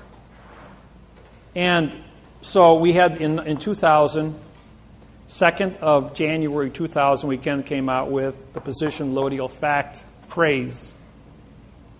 We also brought in past time and future time. A 1922 book, maybe reader. It was a 1922 reader from the Depression. I was in Las Vegas, Nevada. And a lady by the name of Joy brought me this book and says, read page 9. I read page 9. It says, to, future time, from, past time. I'm going like, oh my God. All my technology from 1995 published to 2000 was written with the word to and from. As you know, a sentence can only exist with one idea. I'm going to the store from the house. 2 different time zones. The sentence is wrong because it's 2 different times. The future doesn't exist. and the past has no damage. So therefore, we dropped all future and past, and it took me 3 months to rewrite my program, removing all the prepositional facts, bringing everything into now time. Present time, PRE, means no, sent, which is contract. So you had 3 choices, the past, the present, and the future, all meaning no contract. So we had to go to now time. So we created the now time, and then the conjunction, and is a command, and or is an option. Do you know that lesson cost me $1,600 to learn what and or meant? I had a real estate company, I told you, for 26 years, and I evicted one of my tenants. It was December, before Christmas. It said, quit and pay rent. And the judge was ready to sign it, and the clerk goes, you can't sign that. He says, why not? He says, because he gave you a command. He commanded the people to quit and get out. He says, you only have jurisdiction if there's an option, judge. This is the clerk telling the judge. It must say quit or pay rent.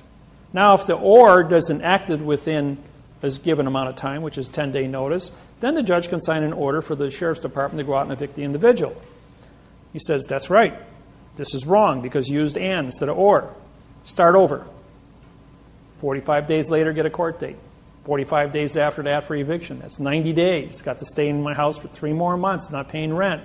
Cost me $1,600 because they used and or. Anybody seen the movie Slumdog Millionaire? You haven't seen the movie Slumdog? I strongly recommend, won the Academy Award that year. Rent it at the video store and watch it. It's a story about a boy from the age of 6 to 18 in India. It was made in India, filmed in India, and he got on a game show. It's a true story. And in this game show, he answered every question correct to win 1 million rubles, or 1 million US, which was 20 million in rubles. And what's unique about it is every question that was asked now flashes back to his position in life, that he lived the experience. He knew the correct answer because he was there and lived it.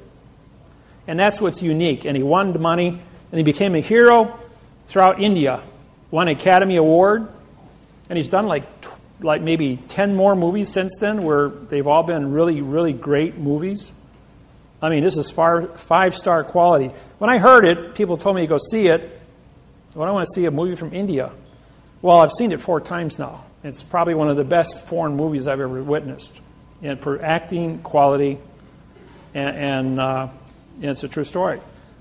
Myself, I'm the same way. I have been in court. I have written the lawsuits. I have made the mistakes. I've been through all these stupid things, all the landmines that you can step on, I stepped on and survived to stand up here and say, don't go there. Don't do it. When I write a lawsuit for you in quantum grammar under the document, contract, federal, postal, vessel, because paper is a vessel, federal court venue, don't go into the United States District Court and talk to these people. They are a fiction. They are a foreign vessel. You are not in Indiana. You are in the Indiana territory. Stay in your territory. In 48 days, we will file a fault judgment because if they don't sign the contract, I have a contract to dock my correct vessel as the correct court, as the correct judge, and the clerk of the court now becomes the correct judge. In the event that clerk will not sign the correct document and be part of that, it goes to the U.S. Attorney's Office, goes to the Attorney General's office, who then will prosecute the case under the False Claims Act for forensic evidence. You'll get your money. Then it goes to your labor, goes to Tyrone Williams in Arkansas, who is working with the Attorney General and the IRS as our collection agency, because they want their $1.5 million for every lawsuit I write. And we're going to pay out next week on these. So this is a real thing that's really happening, and we have cooperation from over 1,000 attorney generals across the United States, both attorneys and assistants. Yes? Did I hear you say next week? Yeah, I was told last week Monday that we got 10 days till payout, which is next week. So, if yours went in before March 6th, you'd be in that group. Okay. The ones that we filed were dated for the last 3.5 years, which were settled on March 6, 2012 in California. And those are the groups that are being paid out right now. And they have a continuous rotation now that each one of the quantum cases that comes in is a signed confession. The bank's already confessed that these are legitimate, so they will be paid as fast as they come in or negotiated. Yes? I have a couple questions on for one, on the mortgage fraud suit.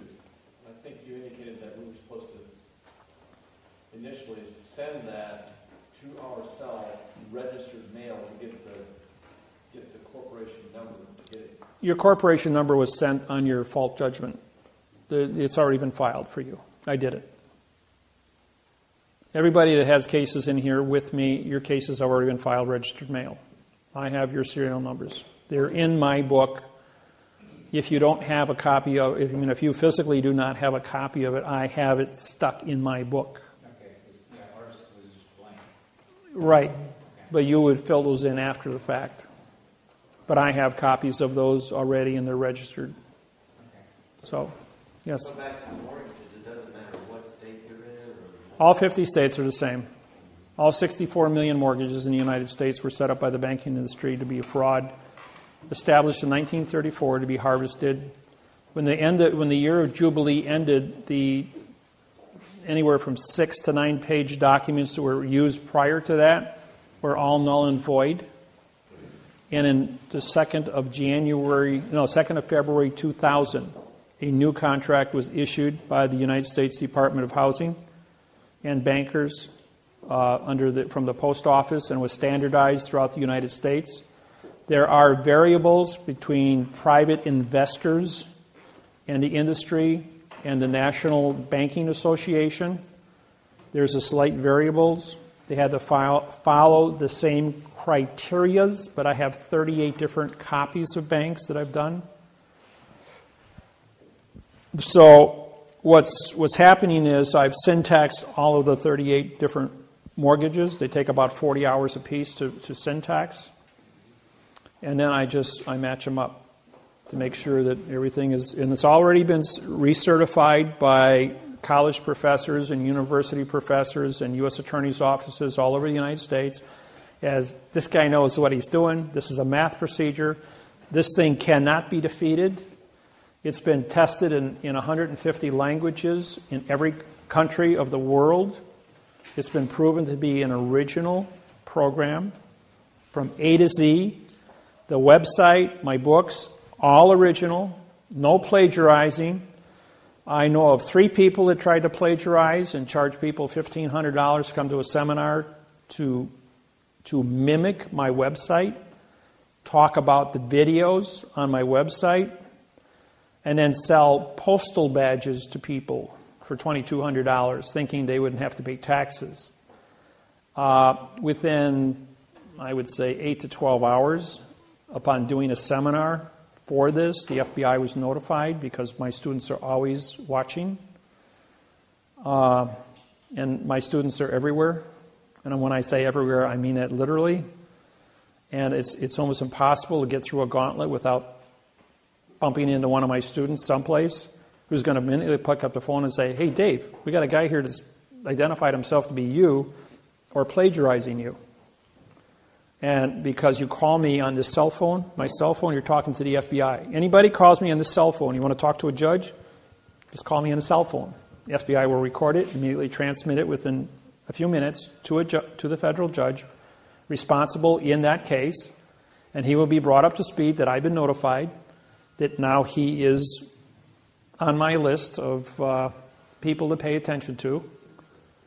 And you might go to court the next morning and find out your case has been vacated, that you're not going to jail for whatever reason you went to court for, and it's hands off. Get away from this thing as fast as possible. We have too many people that don't know what's going on to harvest. It'll be nice and easy, but if you touch this guy, you touch his students, he's going to drop a nickel on you, and you're going to have a problem. Yeah. Okay, I have another area of concern.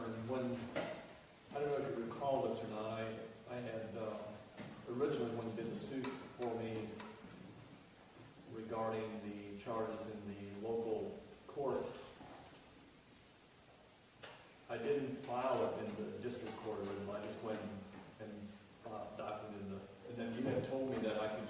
copy that. Yeah, you can file that. That case is clean. It's a federal case. Okay, here's my question. Do I literally just copy everything, or do I have to apply a new stamp and Oh, no, that you have to do. You have to put a new stamp on any new thing. Do not photocopy postage stamps. Postage stamps are legal money. You get caught photocopying postage stamps. That's counterfeiting. That's serious. So don't do that, please. Just for your own public, for your safety, because then you're going to be. The government makes photocopies and they keep it electronically held in the computer, but that's Title 18, Section 1343, mail fraud, wire fraud, to copy a lawsuit and put it into a computer. They have to maintain my lawsuits bonded together as a hard copy paper in the chief judge's vault.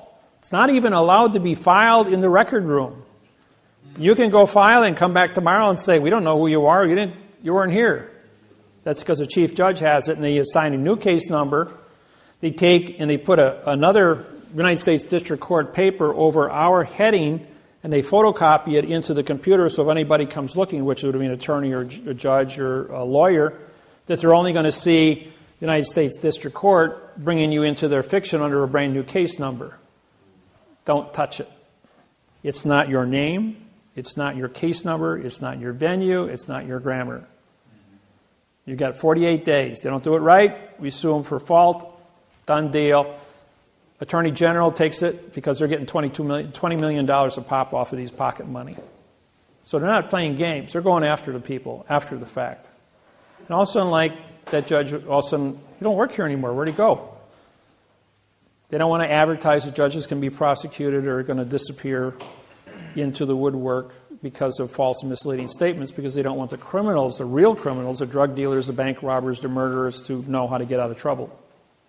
Okay? I don't do those. Yes, go ahead. You had made a comment earlier. When we get these stamped, when we file the claim, Yeah. we're supposed to sign it Right. over the stamp. We'll use your autograph, yes. What happens if we didn't do that? Well, I did it. I'm the federal judge on your case, so I have the authority on there. But as far as personally, you should autograph that stamp, making you a postmaster, banker, and judge of your own claim to bring it to the attention. So whatever documents you still are in possession of at home, autograph those. Fingerprint is a notary. Do not go to a notary. That's a fiction. Use your index finger or your thumb. And that is your notary on your autograph, like what you've got there. He was talking about right here, signing right here. Is that what we should sign? Oh, across their stamp? Yeah. Oh, whether you do or don't, that isn't going to change your authority. Okay, yeah. Yeah, no, as long as you signed your postage stamp there, that's the legal one. Okay. Because that's not an imitation. I thought you was applying it to their stamp. But we have I signed that stamp because I'm a federal judge, Okay. and I'll walk in there and say, hey, I signed your stamp. I'm a federal judge here, same as I am on my vessel. So I can trump their ability to move paper from one jurisdiction to another. Question? When we sign across the file here, do we have to take our ink in and I do. Usually when you're in front of the clerk, she doesn't have a stamp, or don't have a stamp pad. We carry stamp pads when I go to court. take that in and use our fingerprint? If nothing else, lick your finger and do it. You got DNA, fingerprint, and autograph. That's a triple certification. Okay, that's another thing. One is an opinion, folks. So if one of you stands up and says something, it's an opinion. 2 is a certification. Now you got to be certified. That's legal. 3 is an authorization. That gets to move things. 4 more is a class action. You need 16 or more to bring attention to the Attorney General, which we have, I think we've got over 16 cases now in Indiana. So the Indiana State Attorney General can get involved. Right now, Kamala Harris in California is the Attorney General that is working with because she's got over 100 of these now. And so they were able to use a class action and go to the different banks and say, here's all the lawsuits The syntaxing on every one of them is identical. They may be 38 different banks, and the sentences may be A, B, C, D, E, F, G, and they may have moved the sentences around, but all the same sentences appear someplace with that exact phraseology. And when you do an overlay of the whole thing, we account for 99% of every one to be identical, but the modification of the grammar with the math codes, you can flip these things and read 300 words a second, and in 15 seconds go through a 15-page document and say, this has got 5,000 mistakes on it, and that isn't a mistake. That's not a misspelled word. That's engineered. And in 2 places of the document it says, false and misleading statements is a criminal penalty, and a misspelled word doesn't change the document. There are no misspelled words. The syntax is wrong in all 5,000 words. It's engineered. It's not a mistake. Now, there's a thing called the McNulton rule. That's M apostrophe N. McNulton. N-A-G. I think that's how it's spelled. It's the very first word under the letter M in Black's Law Dictionary, 4th, 5th, and 6th, 7th, and 8th editions. It doesn't appear before that because the McNulton rule came out in 1966, and Black's 4th edition was published in 1968. That's why it's in the 4th. If you've got anything earlier, it won't show up. Okay, what is the McNulton rule? It's called the right-wrong rule. The right-wrong rule means that if you have knowledge of a lie, perjury, false and misleading statements, or fictitious conveyance of grammar, and you do it, that means you're guilty. If you don't know you've done it, then you can't be held liable for it. Like a police officer standing up and saying, I saw you go through a stop sign. But the way he said it, the grammar was wrong. So he doesn't understand syntax because he was never trained in it. But the fact that you went through a stop sign, if you can make an argument of physics, 2 objects can't occupy the same space, it'll get thrown out. But if you said you failed to stop for a sign, and then you rolled past the sign, or you rode through the intersection without stopping, using the correct grammar, then you'd be found guilty, okay? Because he's a professional witness. And after all, you would be in a fiction court, and 99.99% of the people wouldn't even know they're being hoodwinked by syntax in the first place, if you didn't know how to speak in the correct format. So the McNulton rule, the judge stands up and says, and Banks stood up and said, for 3.5 years, I don't know anything about this. The lawyers wrote this for us. The lawyers work for the corporate. The corporate is a machine. The machine says, we're looking for a person. A person is a corporation. We're looking for a human being. We're looking for a thinking person. The thinking person doesn't exist. So what do we have? We have a corporation with a signed confession, because this corporation stood up and said, I'm responsible for this, give me the house. And then I have a signed confession for false misleading statements, and I can do my job and you can get paid. Pretty simple. And when they, under the McNulton rule, they did this a few times and they got away with it. And then I said to them, doing something 6,000 times to perfection is not a misspelled word. That's a perfection of engineering. And you can't stand up and say you did something 6,000 times and didn't understand what you were doing. That ain't going to wash with any jury. And I got my conviction. They confessed, and we've already picked up $140 billion in damages since March 6th, just to show you how effective I am. The judgments on my technology are the biggest in recorded history anywhere on the planet. And I'm the cash cow for the bank, for the government, for the post office, and for the people. Everybody likes me. Even the criminals love me, because they're going like, if I get into trouble, I'm going to call Dave. So nobody bothers me. I'll tell you a cute story once. This goes back about 10 years ago. I got out of a local watering hole about 6 blocks from my house, and I walked in there. I sat down and have a beer afterwards. About 2 o'clock in the afternoon. And there was a large rumbling outside, and in comes, it was 38 Milwaukee Outlaws, motorcycle gang. with all their chains and their leather and their knives and all their attitude. And I'm sitting there, and a guy walks up to me. He goes, "You're sitting in my chair." There's 200 chairs in here. Go pick a different one. He says, "You're outnumbered 38-1. I said, "No, I'm not." I says, "This is my chair. You go find a different one." So he pulls out a 12-inch Bowie knife, and he grabs my tie, and he puts it underneath there, and he says, "You an attorney?" I says, "No, I'm a federal judge, and I prosecute judges for a living."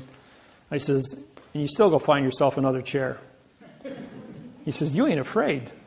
I says, "What do I got to be afraid for? You ain't going to do anything." I says, "All your frazzle," I says, "doesn't mean anything." I says, "You think you can pull that knife?" I says, "Go ahead and try it." I says, "I'm going to finish my beer, and you're not going to be here." And he goes, "What does that mean?" I says, "Do I look worried?" I says, "You're not going to be here." So there was an Indian in court with me that morning as he watched me prosecute a judge. And he says, "Hey, wait, no." He says, "That's Judge Miller." He says, "I watched him prosecute a judge this morning. He is who he says he is." So the president of the club steps in and says, "Okay, put it away." He says, "Well," I says, "It's still my chair." He says, "I ain't moving." He says, "Well, let me buy you a beer." He says, "There's an apology for that." He says, "Well, as long as you're buying me a beer and I'm going to be here for a few minutes drinking my beer, how'd you like to know how to get out of your traffic tickets?" So I said, "You just go to court. You sue for the correct parsing, syntax, grammar, for the avoidance of perjury." Boy, that like rang a bell in everyone's ears, and this guy picks me up, puts me up on the thing, and says, "Do a seminar." So for 35 minutes, I had 3 beers, and I did a presentation on grammar. And the guy goes, "Here's my business card. Anybody bothers you, you just call me up. We'll break their legs." So, and that was the last time I had a run-in with those boys. And it's been pretty quiet. Nobody's ever bothered me. So, when it comes to court stories, I've got dozens of them. Yeah, go ahead. When we file for the second one, after you say after the 48 days, it's got to be 48 at least. Yes. 48 is there, what if you don't get on 48 days, like 50 something? Oh, you got a year to file after, so don't worry about, that's as fast as you can file your fault.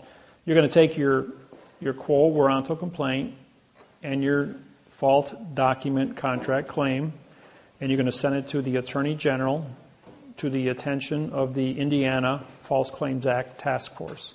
Sent in by a third party? No, by you. You only got to do the first servicing with an independent party for the quo warranto. After that, you can take care of all your own filings. You'll be given that form along with instructions of who to contact.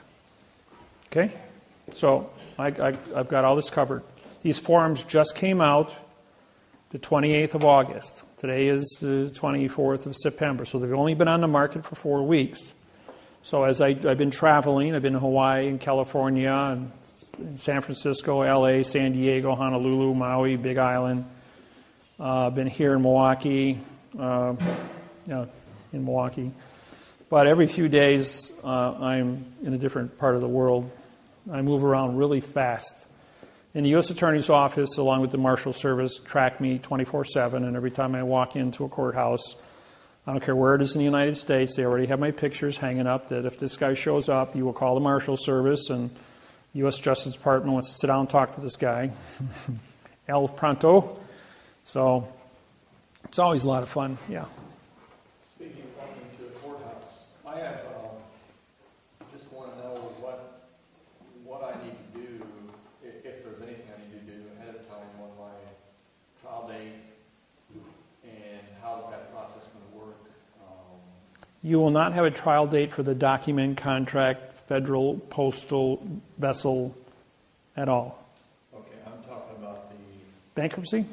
No, the other criminal side. Okay. The criminal, when that takes place, I'm a claimant on your case. I'm a claimant on all your cases that I've written. That means you can put me on the phone and I can testify by phone. My question to the prosecuting attorney is, can you produce the law, rule, regulation, or code written with the correct parsing, syntax, grammar for the avoidance of perjury? I've syntaxed the lawsuit. I've syntaxed the DA, the indictment. It's physical evidence that have been supplied to you. Your lawsuit should be turned over to the Attorney General in Indianapolis or in South Bend, Indiana, where you have your federal courts, as this individual at the state level is creating an illusion by which he is trying to say there's a law that doesn't exist to prosecute me under the McNulton rule.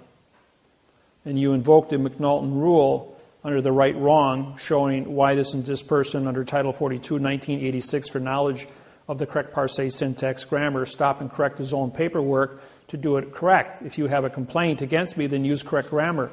Show me where the Congress, the Senate, the legislature, and the Supreme Court of the state of Indiana has created a law, rule, regulation, or code that is in the correct grammar by which I've violated. Doesn't exist. I'll tell you that right now. So don't pretend like you understand what they say. The answer to any question is, can I see that in the correct parse, syntax, grammar for the avoidance of the perjury? And I don't care how many times you got to say it. Do it for an hour. You got 50 questions, repeat it 50 times. Repeat that again. Can I see? Okay.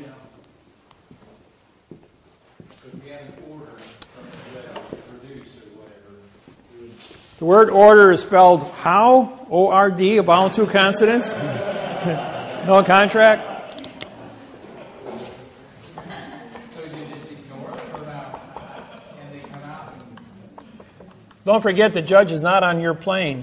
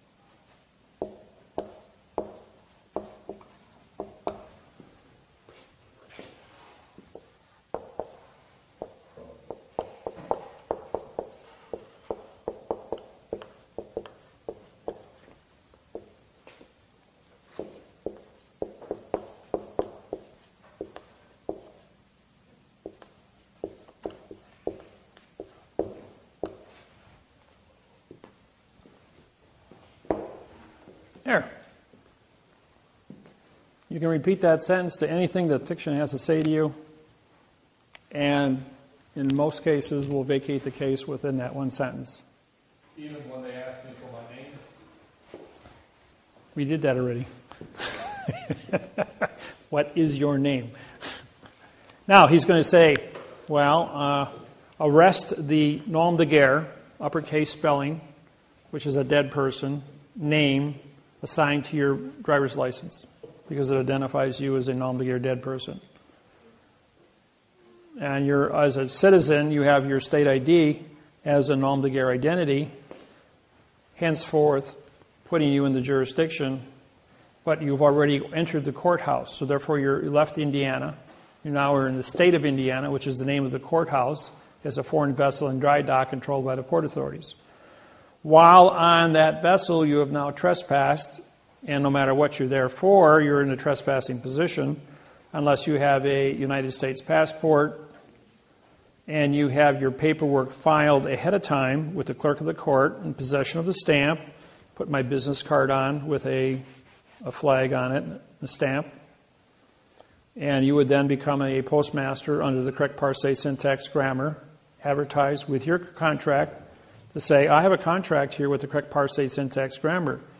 This individual sitting next to me, who would be the DA, doesn't. So therefore, you're in a superior position. Because you signed a stamp, you now become the federal court judge in that plane, because that's a federal flag on a federal plane. You have a federal stamp and a federal flag on your paperwork, and you're wearing a federal flag. So how does a state court in fiction, where the judge isn't on your plane, now capture you? Your position then is to turn to the bailiff and say, I deputize you as my tip staff, stand to attention. I have a federal oath, and you can if you had one of my oaths and had the knowledge, you could back that up. I can back it up. But I'm also a sovereign. I'm also granted a sovereign's country, the director of my own country through the United Nations. As the condition of state in a world of fiction is so unique that the United Nations had to make me the 200th member of the United Nations. I don't pay a $1.6 million a year fee to the United Nations, because how does a fact contract with a fiction? But the fiction still has to recognize that the condition of state does exist in quantum. Henceforth, I exist as a sovereign condition of state amongst a world of fiction, and I'm recognized by the fiction not to touch. But to be a teacher, as a plenipotentiary judge, to go out in the world and do so, as an ambassador contracted with 82 countries, have diplomatic immunity to that end. So once I got that, they locked the door behind me. I'm the only guy that does it. They gave me that position, and I've been completely honorable and trustworthy to that position and responsible. And it's published all over the world, and it's respected by the other countries. And that's why the Justice Department and the State Department and the judges around the world are hands off. This guy is who he says he is.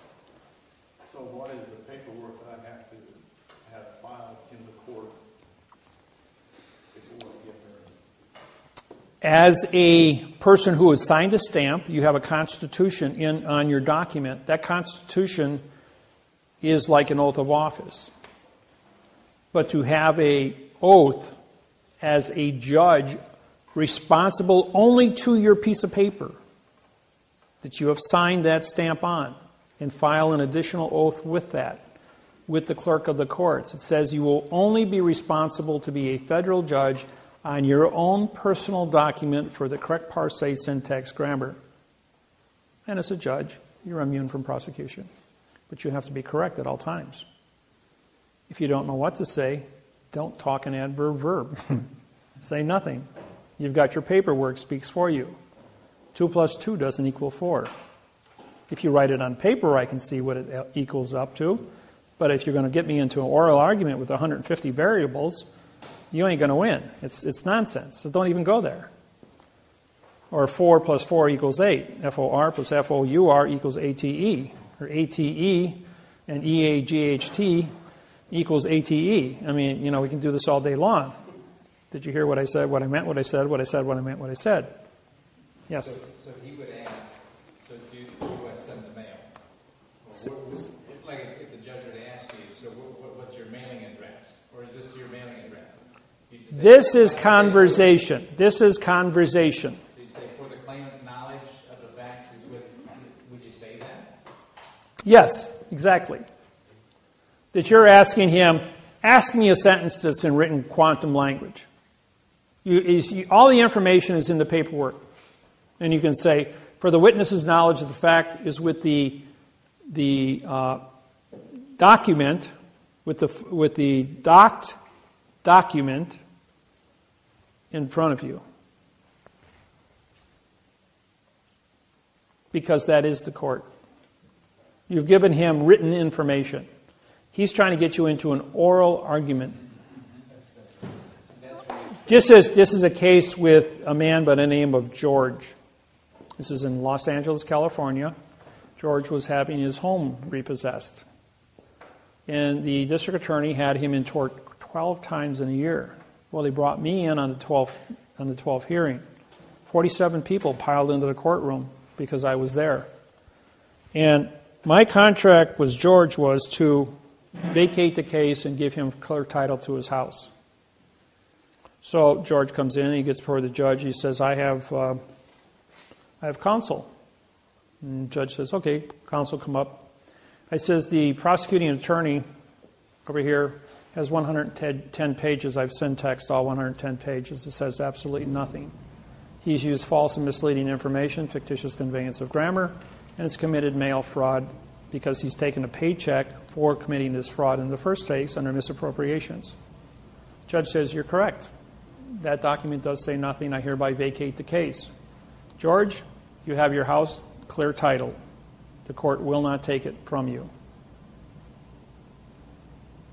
And then the judge stood up, took off his robe, laid it on the bench, got off the robe thing, came down, walked over to the side door, a room about this size, opened the door up, turned around and says, hey, George, congratulations on your win. George is just still standing there. He says, let's do something different. He says, why don't we say that the paperwork that the district attorney did here, after a whole year now, is actually a fact. And he did everything correct. Will you agree to that? Is that okay with you? And George says, okay. He says, take his house. And walked out the door. And he stood there after he said the word okay in front of 44 people. And he goes, and you, meaning me, he goes, are you Judge David Wynn Miller from Honolulu, Hawaii? The one that prosecutes judges? I says, yes. He says, you got 10 seconds to hit the door and get out of here. He says, because I'm going to have you arrested for trespassing on my vessel in dry dock. And I was out the door because I was in the peanut gallery and I had 3 marshals chasing me. I got out the door in time. But George lost his house. He stood there and he just glowed like a light bulb. My contract was to get his house back. I won the house, I got kicked out of court, and he lost the house.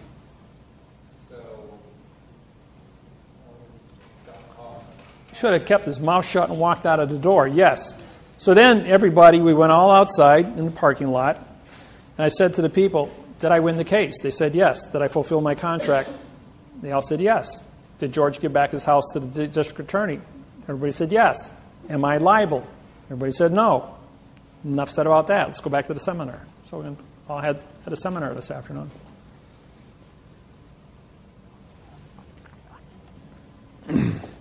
Another case, George. This is a different George in San Francisco. We go into court. This is a state court. George is he's there for illegal detainer, trespassing for the 3rd time on the property he was evicted from. He paid a $10,000 fine and was sentenced to 2 years in prison. This was the morning he was to report at 9 o'clock to surrender to the marshals. So he said, Dave, will you come to court with me? He says, I'm going to go to jail for 2 years. Is there anything you can do for me? I says, well, let's go to court and see what happens. So he presented me with a 6-page document for his illegal detainer and trespassing. I syntaxed it from the prosecuting attorney and wrote a Title 42 lawsuit, similar to the same ones that you that have mortgages are similar to, or like your own for criminal. That was the basis for this lawsuit. The judge, George, goes into court and says, Your Honor, I have counsel. When he was asked, anything do you have to say? So I walked up and I says, I have bailiff. I says, give these papers to the judge. And bailiff came over, took them, handed them to the judge. Judge immediately stands up, looks at him and goes, this is a federal case. This is a state court. He says, you can't file these here. Take them back. I says, that's a federal flag. That's a federal stamp. I hold a federal judge's oath on this plane in correct grammar. You don't have a correct grammar. I syntaxed your oath, and I syntaxed the district attorney, and if you look at that, I'm prosecuting your district attorney for false and misleading information. And that individual is facing a $25 million fine and 30 years in prison for trying to cheat this individual and put him in jail for 2 years at $75,000 an hour. Under Sanders versus Inglis 950 Fed Second, I have grounds under Title 42, 1986 for knowledge of the fraud that's been perpetrated, and I am here as a federal judge to stop and correct it. Well, this is a federal court. I says, you're not even in court. You're on a different plane than the rest of us. Bailiff, I hereby deputize me as my tip staff. Arrest that individual for impersonation of a judge. And arrest this individual over here as I have a warrant for a federal crime that he has committed, and here's his warrant. Judge goes, wait, stop. We're going to do something different. I'm hereby vacating all charges against George. Bailiff, I want you to go downstairs and erase him from the system. Give him back his $10,000 plus interest for 2 years, which is $3,000. Cut him a check for $13,000. George, all charges have been dropped against you. You are free to go out. Now, Mr. Miller, I have vacated all charges against George. I've given back all of his money. Therefore, there is no contract between the state of California and George.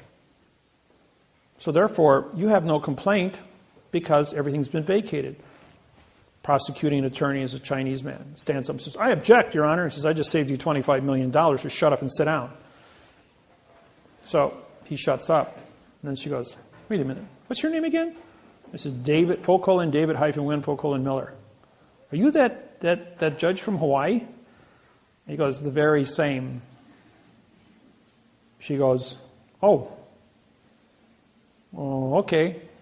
I says, bailiff, arrest the judge. She took off and ran out of the courtroom. Meantime, the bailiff took George and went down. And then after she vacated the room, the district attorney just sat there like a bum. The bailiff took George and went downstairs and checked him out. So we're outside. About 20 minutes later, he comes out with his check for $13,000. Free man, didn't have to go to prison for 2 years. And he goes, I didn't get my house. I says, my contract was so that you didn't want to go to jail.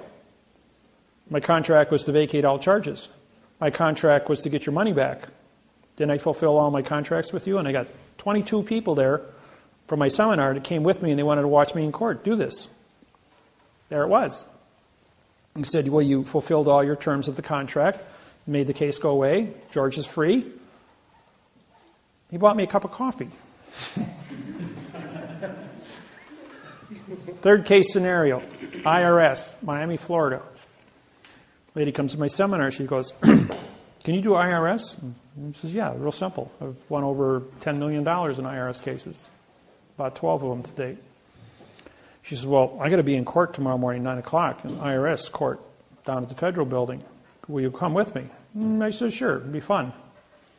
So, being in Miami, I was on vacation, and I put on my surfer shorts, my surfer shirt, and my flip-flops, because I was on vacation. I go with her. And she, we walk into the IRS office, and the IRS agent comes in. He's 33 years old, by the way. And she says, she asked me, she says, what do I do? I says, well, give them all of your paperwork. Cooperate 100%. And the IRS agent says, are you an attorney? I'm going, no, I'm not an attorney. He says, do I look like an attorney? I said, I'm on vacation.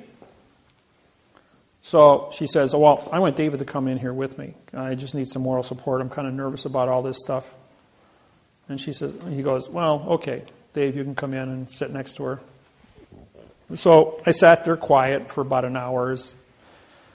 Every time he asks for something, she says to me, should I give him the paperwork? I says, yes, fully cooperate. Well, the IRS was real pleased, the fact that I was giving her moral support, helping the IRS get all the paperwork filed. He wrote out all the forms from 2004, 5, and 6, 3 years.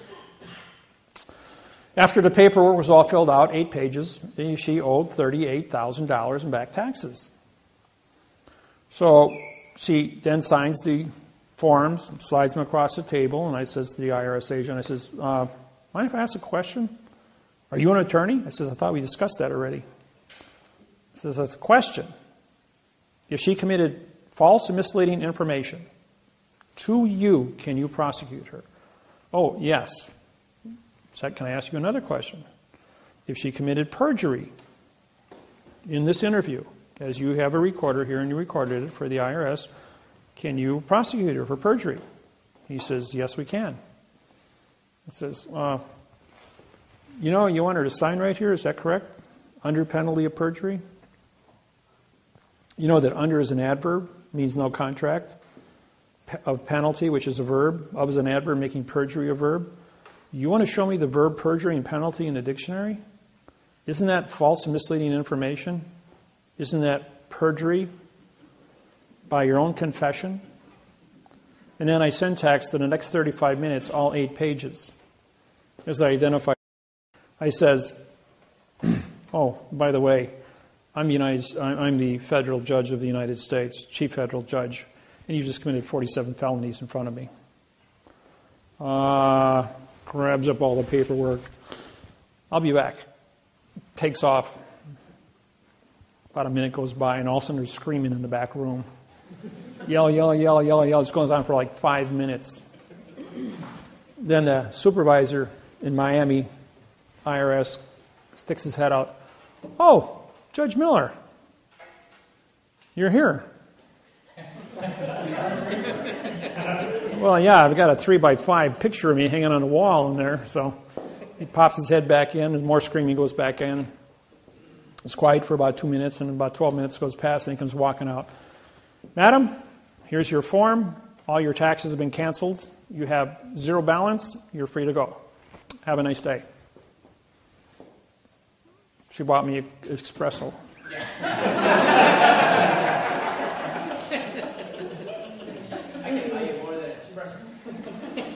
Tastes like mud. So,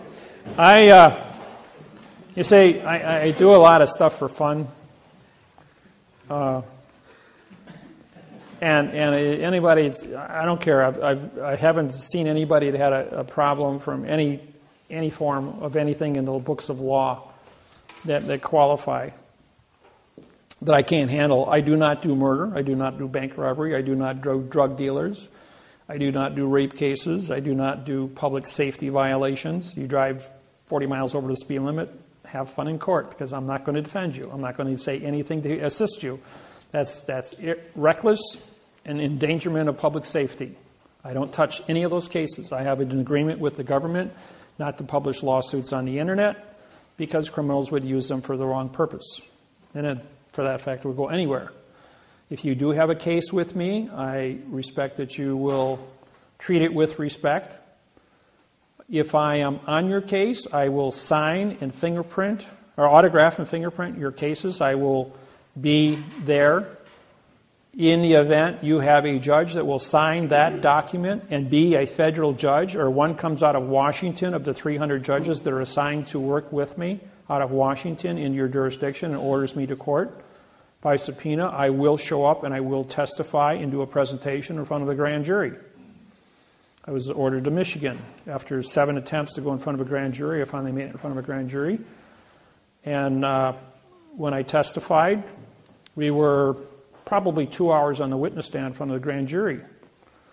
And the Attorney General, who was cross-examining me, every single question he asked, I syntaxed and made an ass out of him. I mean, the guy was really beaten up by me on the witness stand. And then finally, I was on the witness stand, and he made a comment to the judge. I'm going, you're out of order.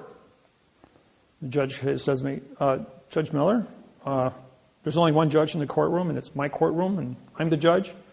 I'm going, oh, yes, okay.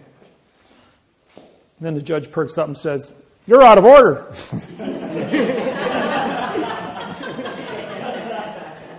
And then the judge says to me, do you have a passport? I said, sure, I got a passport, driver's license, insurance cards, MasterCard, Visa, bank cards, a checking account. I says, I got a mortgage, carry insurance. He goes, I thought you were sovereign. Well, I am sovereign. I'm allowed 2 identities. He goes, yeah, that's true. You are allowed 2 identities. I just tell you what, Judge, why don't we cut to the chase here? In front of the grand jury, it says, here's my passport. You're a federal judge. Why don't you go in the back room and contact the U.S. Department of Immigration and Customs and run my passport.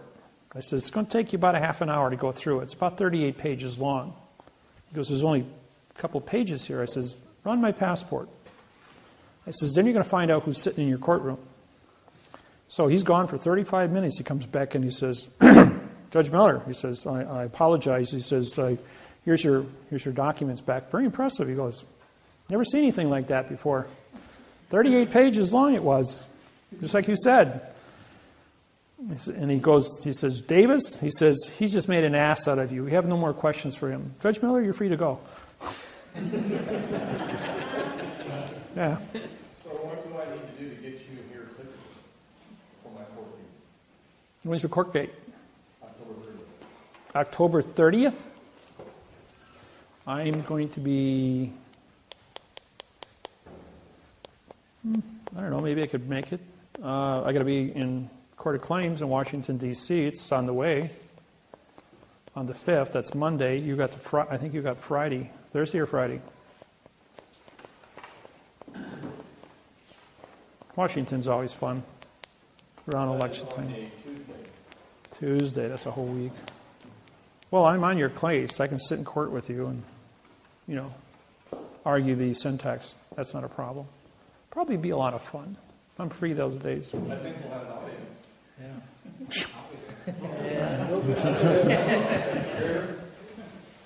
Yeah, I think we'll have an audience. There usually is standing room only when I show up. In Wisconsin, when I go to court, people come from 500 miles around to just watch a traffic case. You can't even get in the courtroom. Judge walks out in the court in the hallway and he says, Miller, come on outside here with the DA. We're going to do it outside in front of here where there's no witnesses. And the DA's running down the hall. He won't talk to me. He won't talk to me. Except in quantum grammar. He won't. So is there a process for that? Or are you just going to show up and... Well, let me know what your dates are and times. Okay. It's only about a 3-hour drive from walking. Is this okay for my badge? Yeah. Except that's the wrong flag. The wrong flag. Yeah. That's a 1x2 flag for one thing. Your blue field is 40-60, and from here I can see it's a 50-50. Okay. You can download one off my internet site. No, you didn't. Your computer shrunk it or did something, but that's not a print. It changed the size of it. It's 1 to 1.9. The one on my business card is correct. I need one of the business cards. Oh, okay. Well, They're in Milwaukee. no, they're in my. I had them in my bag at the room. So. Just a couple of miscellaneous questions. If somebody, how about like with the credit bureaus or liens on your property or anything like that? Well, when you guys deal with MasterCard, every time you sign your MasterCard, you're making a promise to pay. I mean, you took the money. Now, here's a little trick that you don't know about. When you guys use MasterCard, it's earned income. If you discharge it in bankruptcy, the government will wait 3 years and come back and sue you for failure to pay your state, federal, and Social Security taxes on the earned income you discharged in bankruptcy. And sue you for 125% from the IRS, which you can't discharge.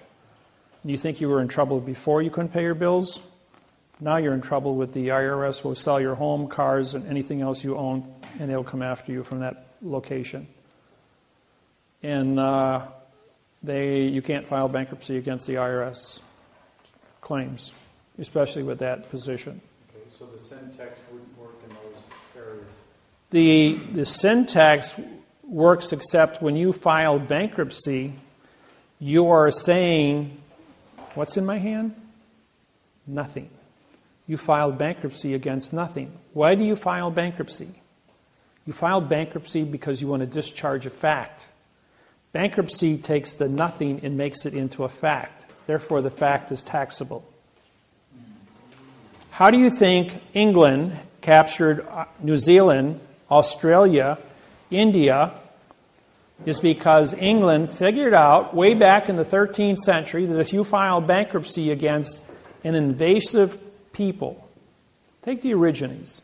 They don't speak or read English. They only have picture writing. So in their pictures, articulate their land, their treaties, their boundaries, and there's 3,450 Aborigine tribes in Australia. But they got 10,000 gold mines. The country is a virtual mine of gold, silver, lithium, titanium, cobalt. I mean, it's just mineral rich. Radiation, radium for plutonium. All of our nuclear submarines are refueled in the northern part of Australia as they go around the world, because our treaties with them. Australia is traded on the New York Stock Exchange as a corporate entity, just so you want to know about that. The people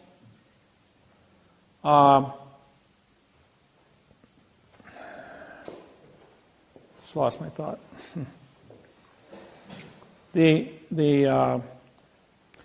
England went into Australia, genocided up until 1957. They had a bounty on Aborigine people that if you kill them, you got to pay a bounty. Imagine that. England was actually hunting human beings like they do deer and putting a bounty on them. Just like the movie with Tom Selleck.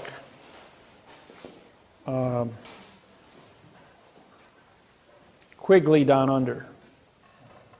Good movie. The Aborigines were genocided.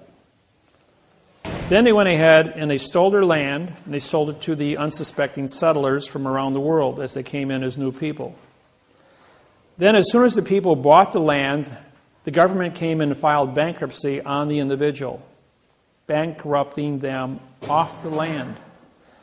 Then filed a Title 46, Chapter 781 salvage claim under 2000 Corporation Act under false and misleading statements, filed bankruptcy against the people, and through the bankruptcy court legalized the taking of the land because now they're saying the nothing contract of seizure was filed in bankruptcy, giving nothing value, retitling it back into the crown and then selling it to the next unsuspecting buyer, now as only a trustee and a caretaker, leaving the jurisdiction of the government in charge of the land and moving the Aborigine people off who couldn't read and write and defend themselves. When I showed up, I wrote them a new constitution. I gave them international trade agreements. I gave them the ability in quantum grammar to protect themselves against a world of fiction. So they called me the Spirit Walker because I came in and prosecuted 129 judges and nobody touched me. Anybody else that ever tried something was killed immediately by the government. But the government wouldn't approach me. The government wouldn't touch me.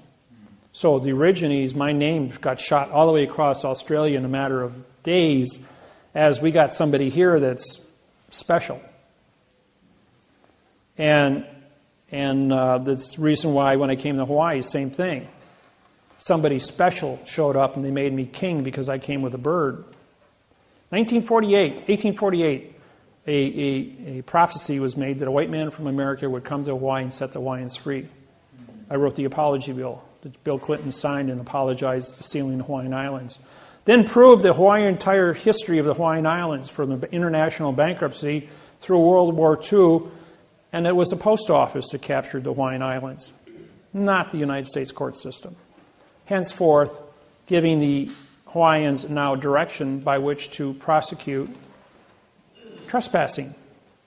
And who paid the docking fees for all the buildings in Hawaii for the past 200 years on a sovereign country? Nobody. It's about $64 trillion in back taxes that the Hawaiian people are owed, which they kind of perked up to. Yeah, wow. So then you take all of that, and then you go down to Australia, you syntax their constitution, null and void. Write a new constitution in quantum grammar, giving the Aborigines original constitution before the English got it, putting them in now control.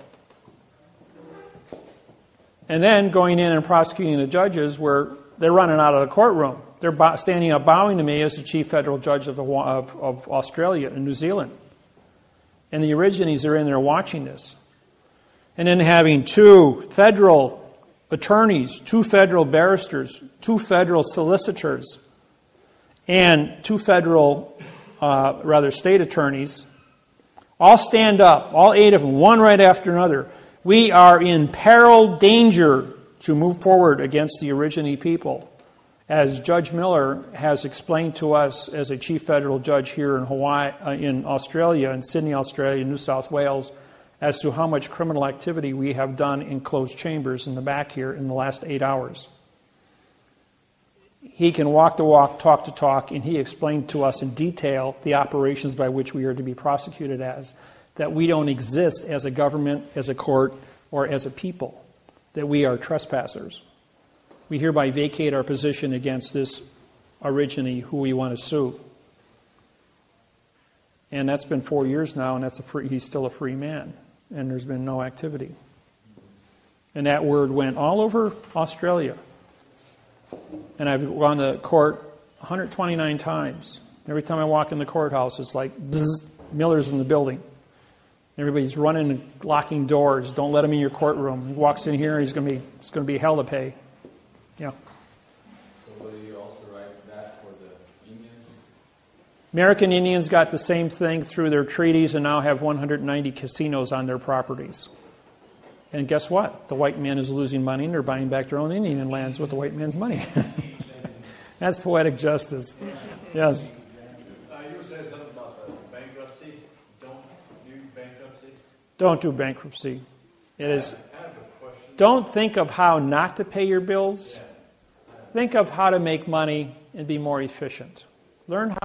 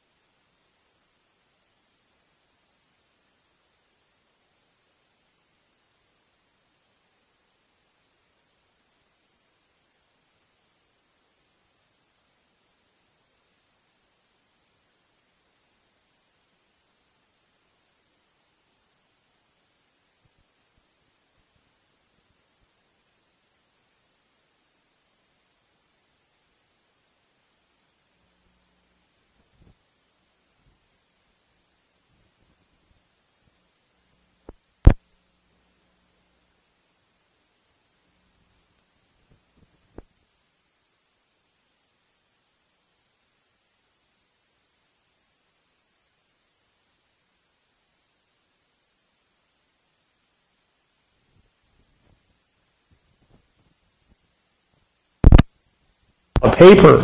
I says, we agreed on 8%. He says, well, I'm giving you 10%. I says, I didn't ask anybody for any money. I did my work. That was my contract. That's all I'm contracted for is work. If you guys pick up $1.5 million down the road or $7 million from the federal government and you want to do a gift to me after the fact because you have surplus or you feel you want to give me a gift, that's your business, but I'm not asking you for anything. We had a contract. I fulfilled my contract to you, and that's it. When you got a gift, what is a gift? Okay. Most of you are too young to understand this, but some of you are old enough. Remember the movie I Dream of Jeannie? Huh? You're laughing. You must have watched it. All right. What is a genie? Everybody knows it deals with magic, right? Okay, you have a genie and you have a djinn. A djinn is the Grand Master of genies. He's got all the power. So genie was a program where as a astronaut opened up a bottle and let the genie out. And the genie fell in love. She's laughing. She's seen it. The genie fell in love with Tony and did all these crazy things trying to help him. And every time she used her magic to help him, wound up getting in trouble. And the whole TV show was a comedy. Well, along the way, Jeannie goes ahead and she's going to use magic to go ahead and make Tony fall in love with her. There's one thing about the word love. It has to be free will. And if a genie violates violates the free will of love, loses her powers. So Jeannie went ahead and played her trump card and Tony fell in love. Well, Jeannie's dad shows up to Jen and says, you broke the rules. You got no power. So now she's back to an ordinary woman, living a mortal life, having to learn how to cook and clean and iron and do everything domestically. Well, at the end of the show, the Jen goes ahead and gives Jeannie back her power because she learned her lesson. So then I got to thinking about that. What would any of you do if somebody gave you power to snap your fingers and create things out of thin air? Give you absolute power over all things. What does that mean to you? Will you be responsible for power? Will you be a teacher? Will you acquire wisdom from this here? Or will you go out there and practice mischief? Well, I looked at myself in the mirror one day and I said to myself, will you make a contract with yourself, David, that if you were given the power, absolute power, will you be responsible for that? And I said, yeah, I can do that.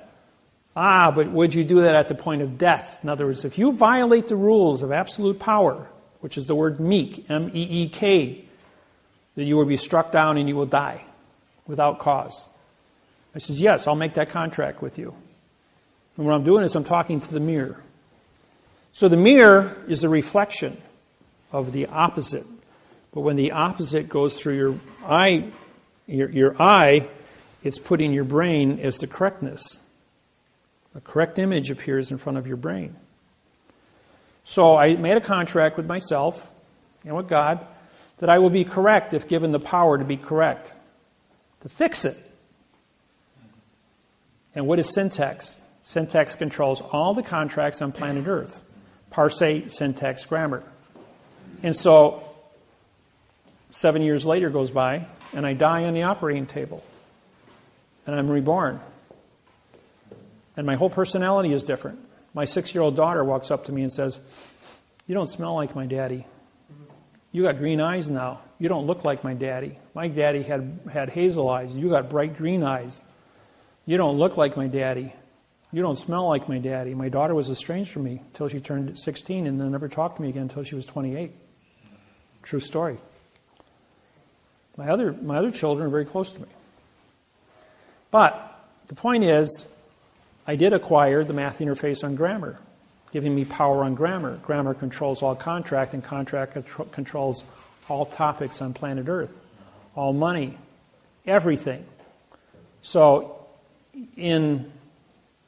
what happened was I acquired the power over all things in all languages on planet Earth through the math interface of communications. So I made a contract, and I've always been honorable to that contract, and I was reborn again. So what did I get with the power? I get to have clothes, food, shelter, and travel, and have immunity, which I acquired through my diplomatic position of the United Nations as a sovereign, as a federal judge. But I'm always correct. And everybody walks up to me or goes on the internet and say, you're not a federal judge. You're not part of the United States District Court. Well, a district court judge is not a federal judge. He's a district, demon god of the underworld for trickery in a closed area. That's what it means. I don't do demon stuff, anything. I am 100% mathematically correct in everything I do and everything I say on paper. And I am a federal judge on every document I sign, and that document is the court. And when we go into a scenario, we are correct in that court, and that judge is going to come off the bench, and he's going to sign that document, or he's not the judge in the case, and I will be that federal judge in that court in front of that individual, and I will tell him so. And if he thinks he's going to touch me, he's going to have a whole world of hurt come down from all over the world. And he already knows that. That's why they run out of the courtroom. Or they lock the doors.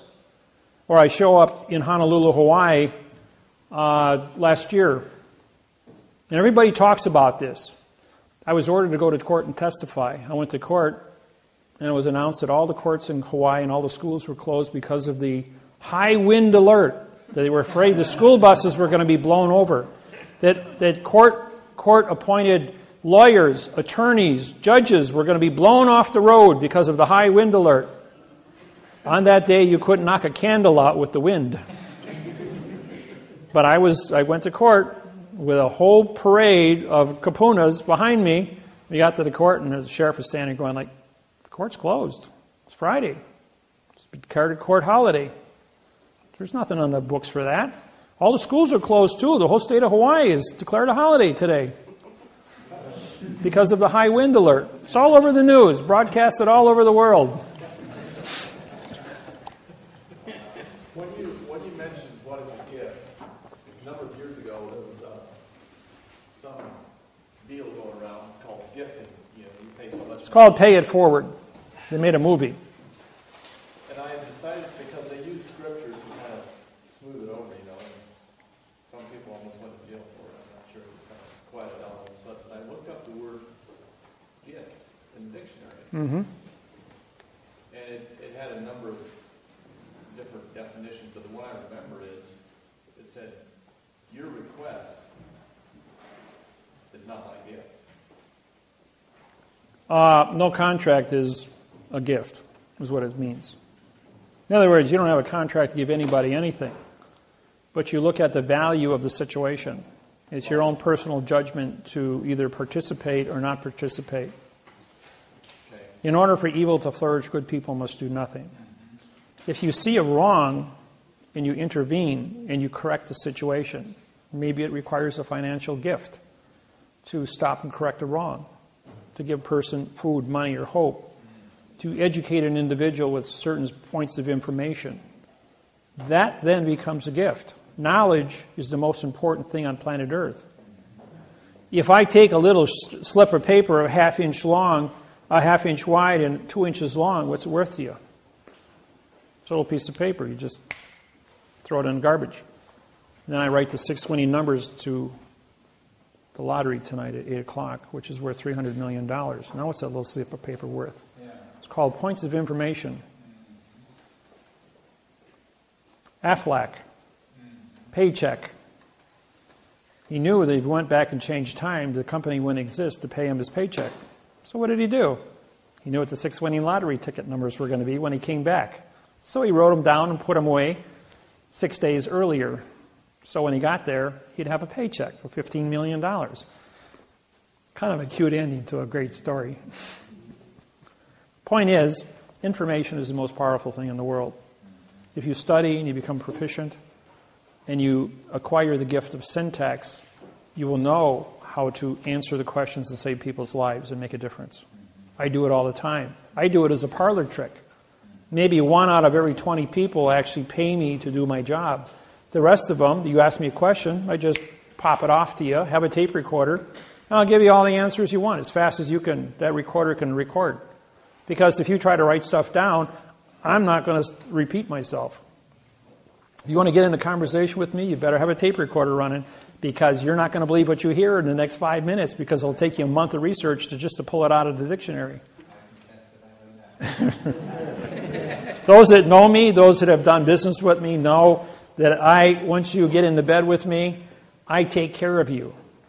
I answer your questions. I'm on the phone, available from 3 a.m. in the morning, all the way from 7 a.m. in the morning till 3 a.m. in the morning. 20 hours a day I'm there available, 7 days a week, 365 days a year. How many judges do you know you can call at 2 a.m. in the morning? They're just going to answer the phone and give you an answer to a problem. I'm there. I do it all the time. But only the people that are supposed to be there and talk to me get through on the phone. Look at all the billions of people I have on my website, and yet only the people that are supposed to call me with important questions that are under contract with me are the ones that get through. Everybody else doesn't know how to do it. Yes, question? Oh.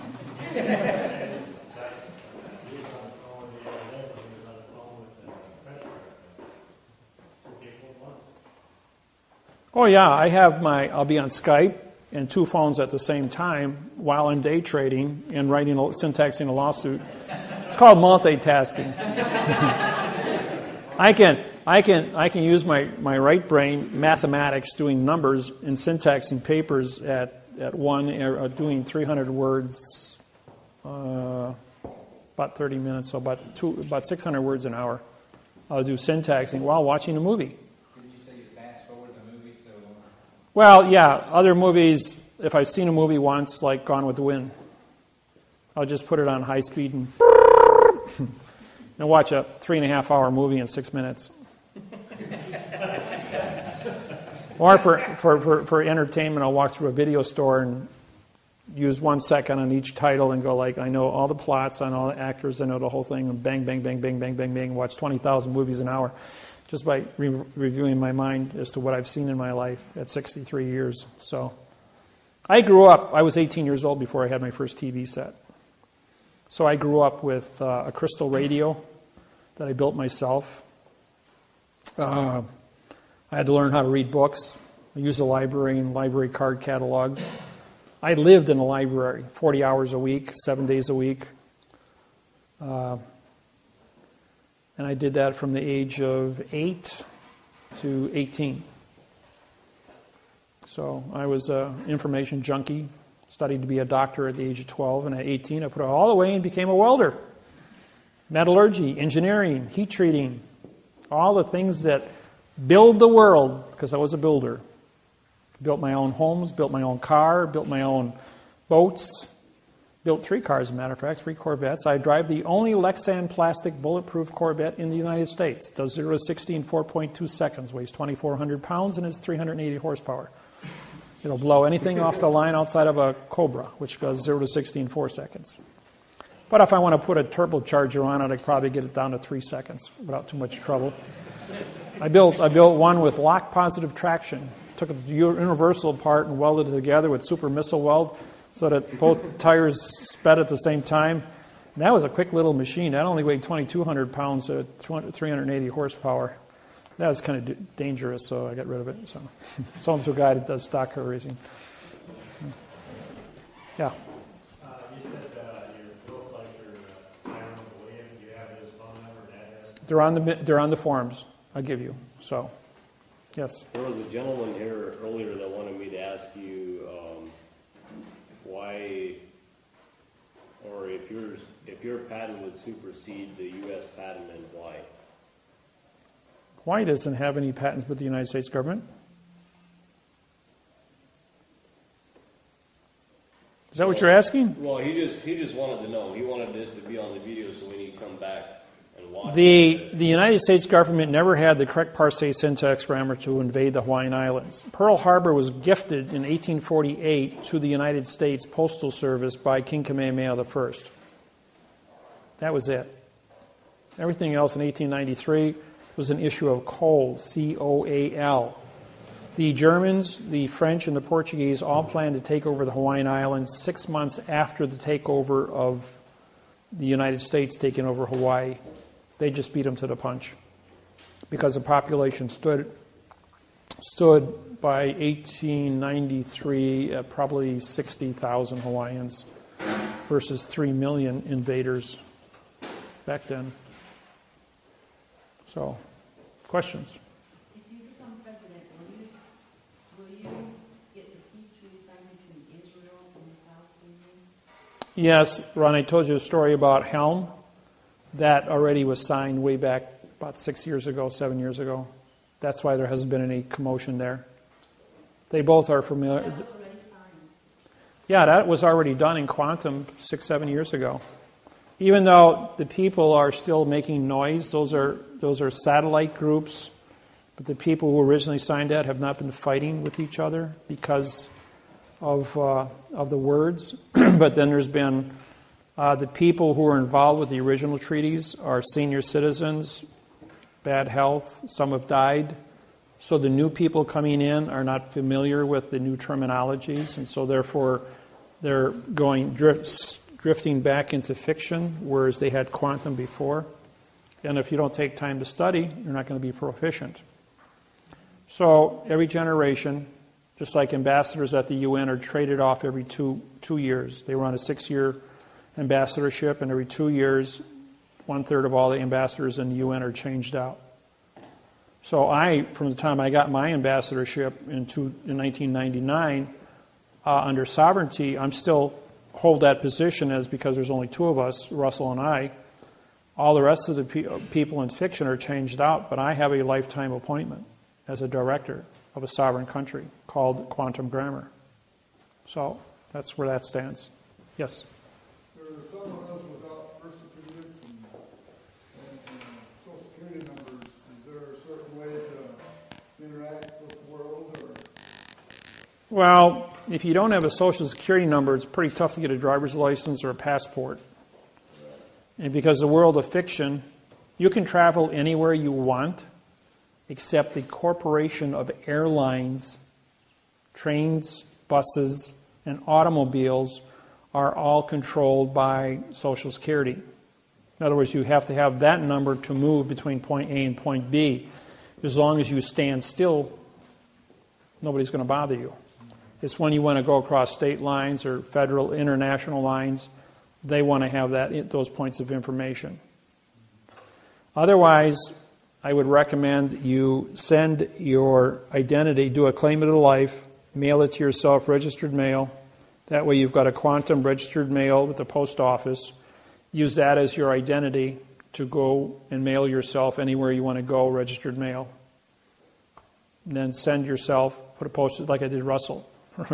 My business partner, Russell Gould, is the only person in the history of the post office to be mailed from the United States out of Pennsylvania through Montreal, Canada, into Paris, France, and back to the United States, to Philadelphia, registered mail, by me as the postmaster, transporting him as registered mail to there and back in quantum language. They had no remedy for quantum language. Once we completed that task, all the post offices worldwide passed a law that said you must have 3 forms of identity: a ticket, 2 forms of state ID, which is a passport and driver's license, and a birth certificate certifying your location. Changed all the laws on the planet. He tried to do it a second time, it was not successful. The U.S. Department of Immigration and Customs said, yes, you can go. We have no way to stop you. But the insurance company that controlled the United Airlines flight says, no, we will not insure you to get on our plane. You're not a dead person. Only dead people can fly on our airplane. In case it crashes, there's no liability. You must be a nom de guerre dead person on our plane. That's why all plane crashes never have survivors. Because they don't want people surviving. Otherwise, they'd sue you out of existence. For public, were secrets. And a lot of stuff was lost languages. Well, because of our syntaxing capacity, we were able to break the codes on these and put all the correct language in, syntaxing these. We had cardinals and bishops for 3 days follow us around as we told them all the secrets. After that exercise was done, we then wrote an international bank treaty for Cardinal Sedana, and we were awarded Keymasters as the first persons to ever write a quantum treaty with the Vatican. When we came back, we drove 2,000 miles through Europe. We then went from there to Bern, Switzerland, and met with the Universal Postal Union. From there, we went to Zurich and met with the German Bank of Germany. And from there, we went back to Paris. I have a passport, so I was allowed to fly out. But Russell was mailed there, registered mail. So the Postmaster General of the Universal Postal Union in Bern, Switzerland, and the Postmaster General for the United States in Europe both had to vouch for Russell. But that still wasn't enough to get him through security. They wanted a passport. When the head of the Charles de Gaulle Airport heard that we were there as key masters, he came down to interview us. The man who was in charge of the Charles de Gaulle Airport is the great-great-great-grandson of the Joan of Arc, who was a keymaster with the Vatican. Going all the way back, he's a direct descendant.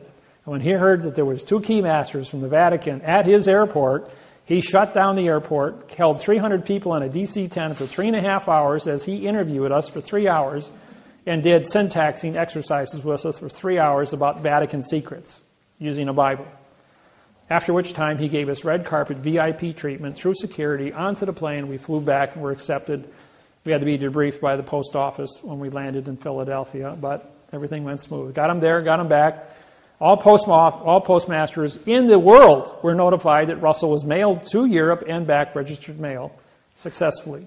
As we're the only person to ever do that. And to this day, the post office still tells tales of the stunts that we have pulled and the treaties we have. I am also a muster master for the Pentagon with the Secretary of, and so is Russell, with the Secretary of Defense. Yes? Why are the secrets of the Vatican so secret? Well, first off, you don't have Manly Hall's Secret of All Ages. There are only 5 copies on the planet. Number 2, you don't have a deluxe copy, which have been syntaxed by me. There's only one in existence, and I own it. So therefore, the secrets that exist are so complex.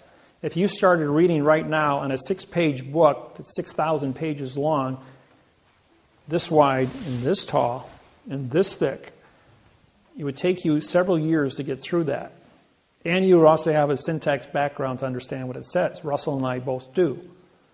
And we concur on different things. I'm 25 years older than Russell, by the way. Go ahead. Is there a book of Enoch.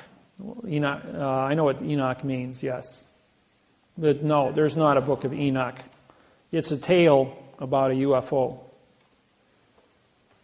That's what Enoch means. It's a UFO tale. They made a movie called Enoch, if you want to watch it.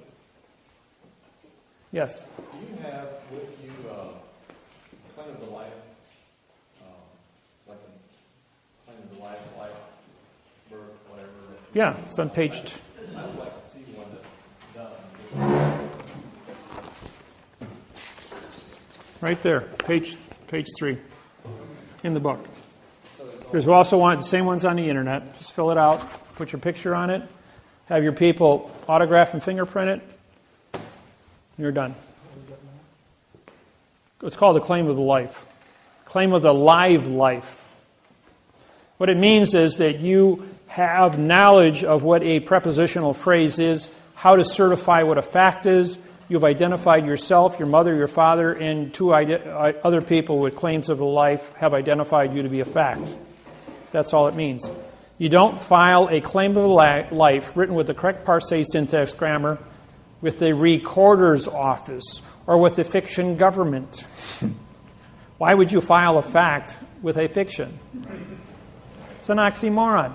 It's only for you to use. If you want to attach it to a federal lawsuit, and if you want to go to The Hague and file a claim of the life, take a lawsuit into the Hague, showing that I'm a live person who's been violated under a genocide or apartheid situation, then they would accept your paperwork. They will not accept any paperwork from an individual who does not have a claim of the life. People, you cannot file lawsuits at The Hague. The Hague is a branch of the United Nations.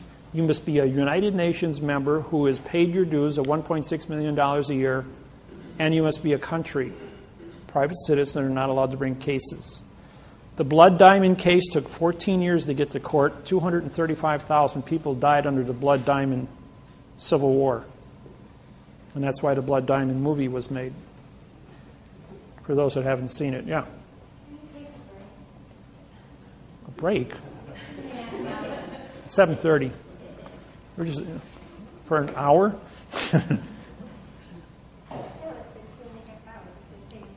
Oh. We're almost done. That's all. We're just answering some questions, and you guys can get out of here. Because I'm the guy standing up here for 8 hours. Yes? There's a Republic, they claim they filed with the Hague. Tim Turner's under arrest. He was arrested a couple days ago, by the way. He's in jail right now. Really? Yes, really. Tim Turner, means no public. A no public document written in adverb verb is nonsense. So he's trying to promote a negative condition of state in the world of quantum. Therefore, the U.S. Attorney's Office, or the federal attorneys, are now using my quantum technology to arrest any organization in fiction anywhere in the United States that would take money or mislead American citizens. They're going to shut down the whole thing. In May 1993, I went on the radio to do my first quantum radio show. In 6 weeks, 2,800 organizations in the United States were put out of business. There was only 10 organizations left standing. Today, there's only, I don't know, maybe less than a dozen that actually are still in existence. Otherwise, my technology has completely rolled across the planet, and anybody attempting to start anything up, do anything with IRS, or anything, redemption, strawman, UCC, acceptance for value, all nonsense, all being arrested under false and misleading statements. So this is the only program that's replacing the entire planet. Question? Fred and Nina Gutierrez. What? Fred and Nina Gutierrez. What does that mean to you? Fred and Anita. Nina. Fred and Going around Nina? the countryside doing seminars. Set off debt, doctor. Set off debt. They'll probably be arrested shortly for false and misleading statements. I'm serious. I don't know anything about them, but if you show me, if you got a website, something I can look at, a piece of paper that they've written, if it ain't in quantum, or if it isn't in quantum, I should say, it'll be nixed like that. You mentioned also the UCC. It's copyrighted by England. It's private property. Right. So how does the UCC affect us over here in the United States? It doesn't, or isn't it still? Lawyers and attorneys work in a foreign vessel in dry dock. The foreign vessel in dry dock of the courthouse is the same in all 250 countries using the same UCC, only in the courthouse, only by judges and attorneys and lawyers. It does not apply to the civilian population anywhere on the planet. So using UCC 1-308? No, it's nonsense. It's all written in adverb. Verb means nothing. Right. Anytime you look up all the words that have a prefix or a suffix, they are in void, a violation of now time. If you're not in now time and you're not correct mathematically, you're not correct, period. Yes? I was just going to ask, as we go along and this technology gets revealed, we'll probably be told these secrets that have been held back for thousands and thousands of years. Well, I have 50 stars on my flag dealing with the 50 tricks and traps and procedures of correct grammar. They don't represent conditions of the states.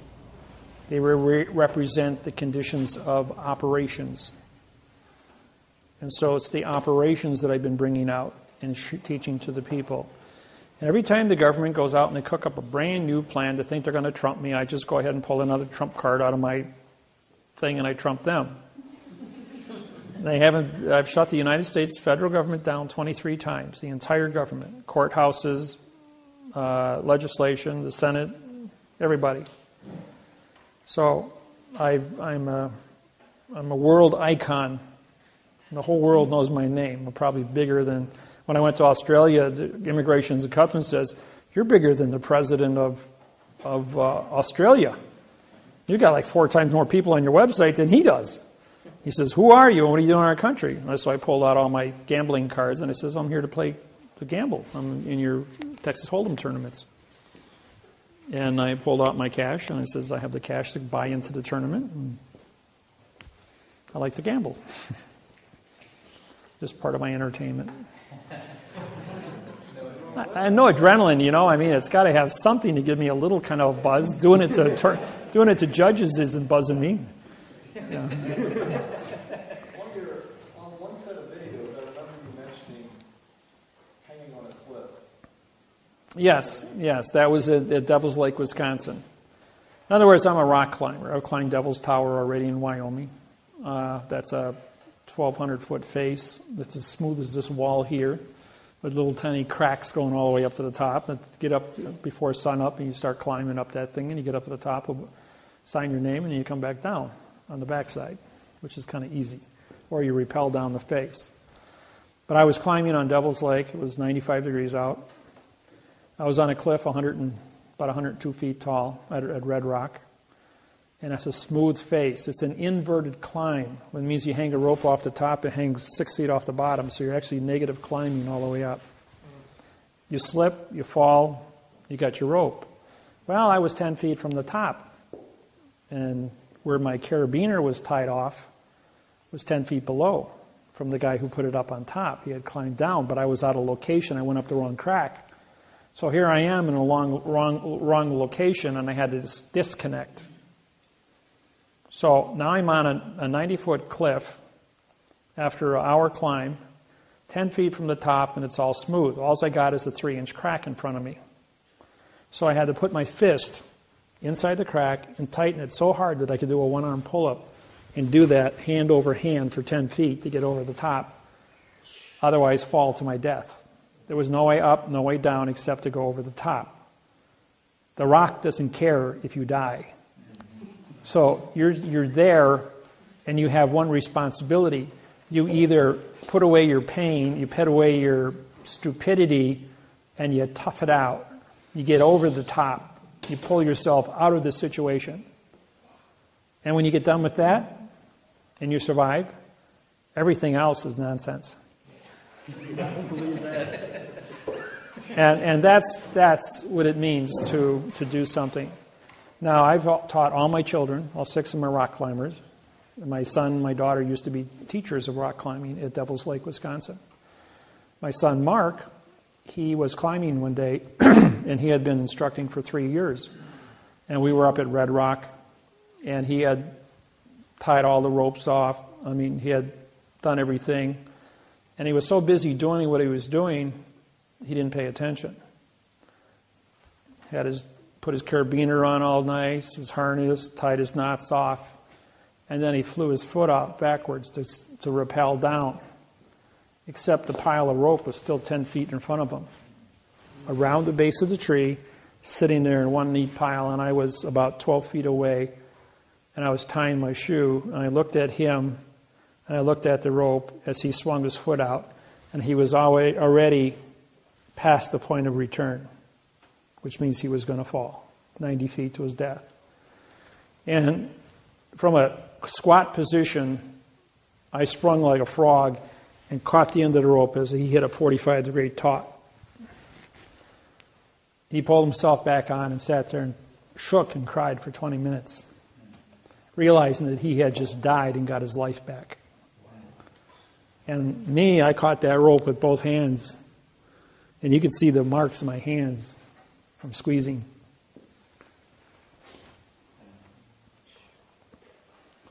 There are relevance in time, just like me dropping the bullet and avoiding things. There are some things that aren't supposed to happen. There are some things that have to happen. And after that, he was the safest climber, does a triple everything. Nobody touches a rope that he touches. He doesn't trust anybody or anything, but he is triple secure at everything he does now. At 18, he's now 38 years old, 20 years later. 8 years ago, he caught the edge of his foot on a roofing nail and fell 12 feet onto concrete off a roof. Crushed his left foot, which is now titanium, and crushed his left wrist, which has pins in it. And so he still roofs, but he wears a harness when he's up on the roof. And he's super, super careful. That was the second time he was careless. So he pays very close attention now, but he's in a lot of pain. The bones change, titanium doesn't. So, any questions? Yes? Oaths of office, if they're upholding an oath to the Constitution, which is not the Constitution, but you're saying just to the state, is that what you said? All right, I'll explain what that means. The judge says, I swear to support the Constitution of the United States. Correct? Correct. What does the word United States mean? United means no citizen, condition of state. He supports the Constitution of the piece of paper that is in front of him between two or more people. As there are two people that are nom de guerre names on a piece of paper. That piece of paper, which is the lawsuit, yours is traffic, his is divorce, yours is speeding, doesn't matter what you're there for, misconduct, everybody's in court for something. You want to collect rents. The point is, every piece of paper in court is a different constitution of two or more people between him and the person in front of them asking for something. That's what it means. The word constitution means contract. So Has nothing to do with Washington.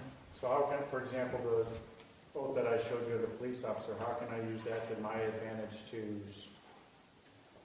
avoid something that's going on? Oh, real simple.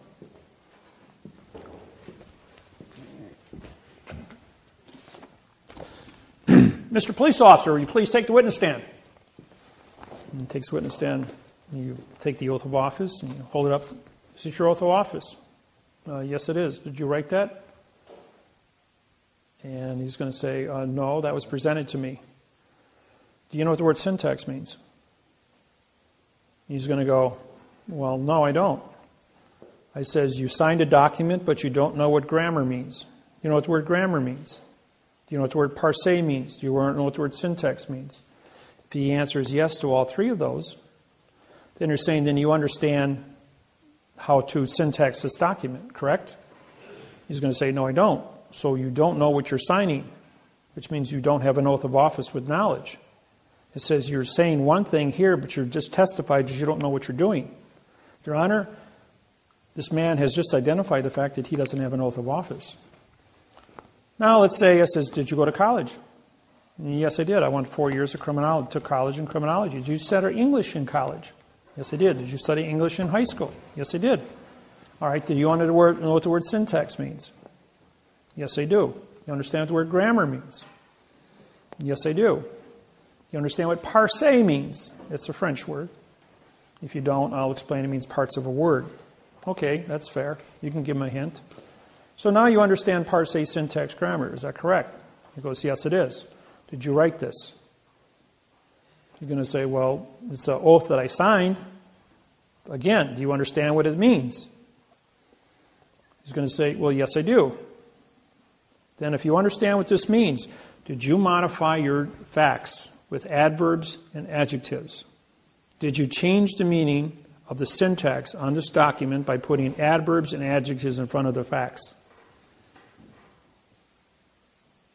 What's he going to say? Is that your autograph? Yes. He's going to have to say yes. He's going to have to say yes. He understands that he modified.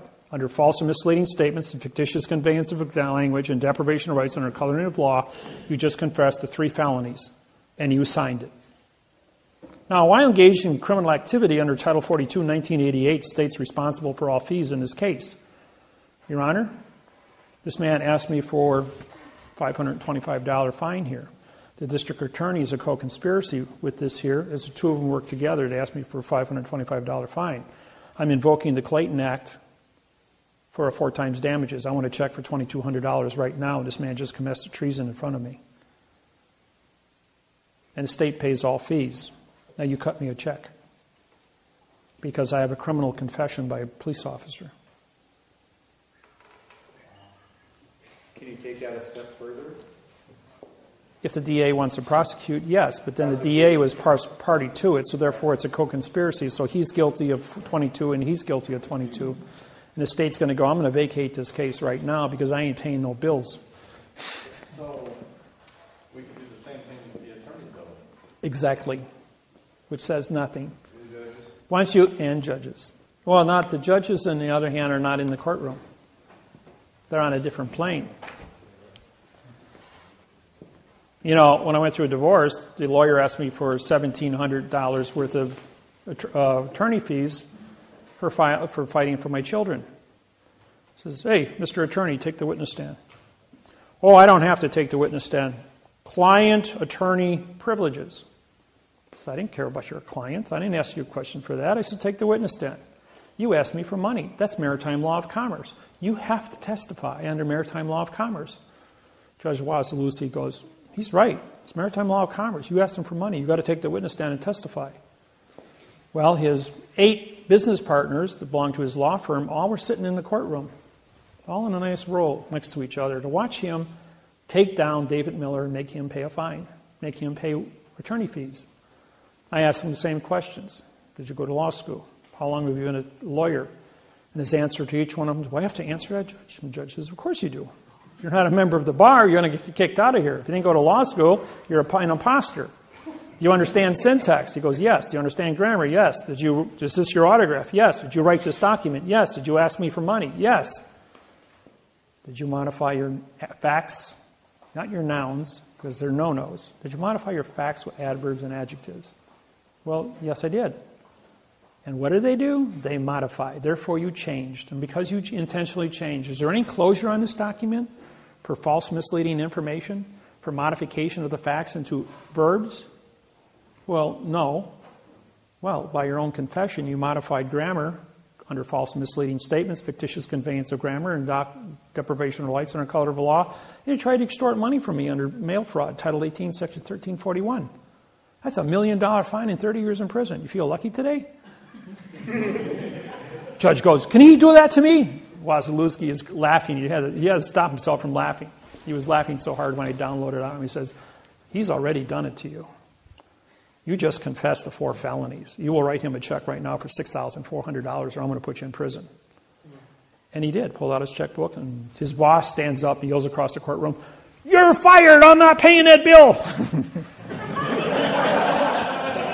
And ever since that day, there has never been an attorney take the witness stand in my presence. They won't even let me in the courtroom. You said maritime law. Isn't maritime law connected with the UCC at all? No. Aren't you a vessel in a sea of space called Earth? That's maritime. Earth is a vessel in the sea of space, outer space. All things are maritime. And isn't that contract? All contract law, right. The contract better be correct or you're going to get nailed for false, misleading information. But UCC is contract also. UCC is copyrighted. It's not allowed to be used unless you're under contract in a foreign venue. Foreign venue would be a spaceship landed on planet Earth from another planet. Declared the fact that they are a foreign spaceship in dry dock under law of the flag, which is fiction, in advertising fiction. Therefore, when you walk in there with no paperwork, you've trespassed on a foreign vessel and nothing you say matters. Because you're not going to talk to them in correct parse, syntax, grammar. And they don't have to listen to you because all 8 billion people are foreign to each other, speak Babel, and that's the truth of it all, folks. Only thing that matters is what you write on paper with a stamp, a flag, and the correct mathematical grammar, and you take responsibility for every word, your laws, rules, regulations, and codes on that paper. That your punctuation is in the correct place. Even if you put something, claimant's knowledge, I just took away the hyphen. Now I just wrote 413412134. This is a 3. No. 1 2 1 2 1 3 4 1 2 comma 2 2 and 4 no. 1, 1, 3, 3, 3, 3, 3, 3, period. So that would be a 4. No, that would be a 1, 2. But because of the period, because it's abbreviated, then all of these would become 4s. And then that would become a 4 also. 1, 3, 4, 1, 3, 4, 1, 2. Just have all the answers. Judge says, no, all the facts. The judge says, he has all the facts. Judge says, oh, you do? He says, well, how is that you have all the facts? He says, you can ask me anything you want. He says, I'm prepared for traffic court today. Judge says, well, actually, I don't have time for this today. He says, so we're going to continue this for 30 days. He says, in 30 days, you will come back into this courtroom with all the facts, and you will present your argument, as I'll give you a half a day before this court. So the man walks out and he realizes that, and then the judge, before he walks out of the courtroom, says, I want all the facts from all over the world about what you know about your traffic citation. He goes, well, that's a really big order, Your Honor. He says, you said the word all. So you said you have all the facts. I want all the facts, or I'm going to arrest you for perjury, and you're going to spend 30 days in my jail. So he calls me up and says, Dave, he says, I really stuck my foot in my mouth. What do I do? He says, practice the handstanding. He says, what do you mean practice handstanding? I says, the judge told me to bring all the facts in the court. I says, yeah, practice your handstanding capacity. So he got to be really good. Go run around the house all day long on his hands, doing handstands. Got his balance all tricked up. So he calls him back the day before court and he says, all right, David. He says, I practiced my handstanding. I can do a handstand for 20 minutes, walk all over the place. He says, I'm really good at it. Now you're going to tell me the rest of the story as to why I had to do handstands for 30 days? I says, of course. So then he goes into court, walks up in front of the judge. The judge says, I'm here with all the facts, Your Honor. The judge goes, well, I don't see any paperwork. He says, you better show me all the facts right now. So he pops a handstand. He says, my feet are dangling in a sea of space and I brought Earth to the courtroom today. I brought all the facts on planet Earth. As my feet are now in a sea of space. After the courtroom got done laughing, the judge says, that was a trick question, and yes, that's a correct answer. You're free to go.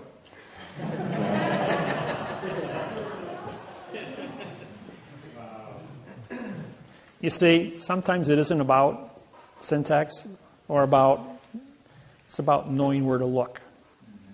So everyone in this room has a really unique gift right now. I'll tell you another little story that is relevant to the gift before I answer the question.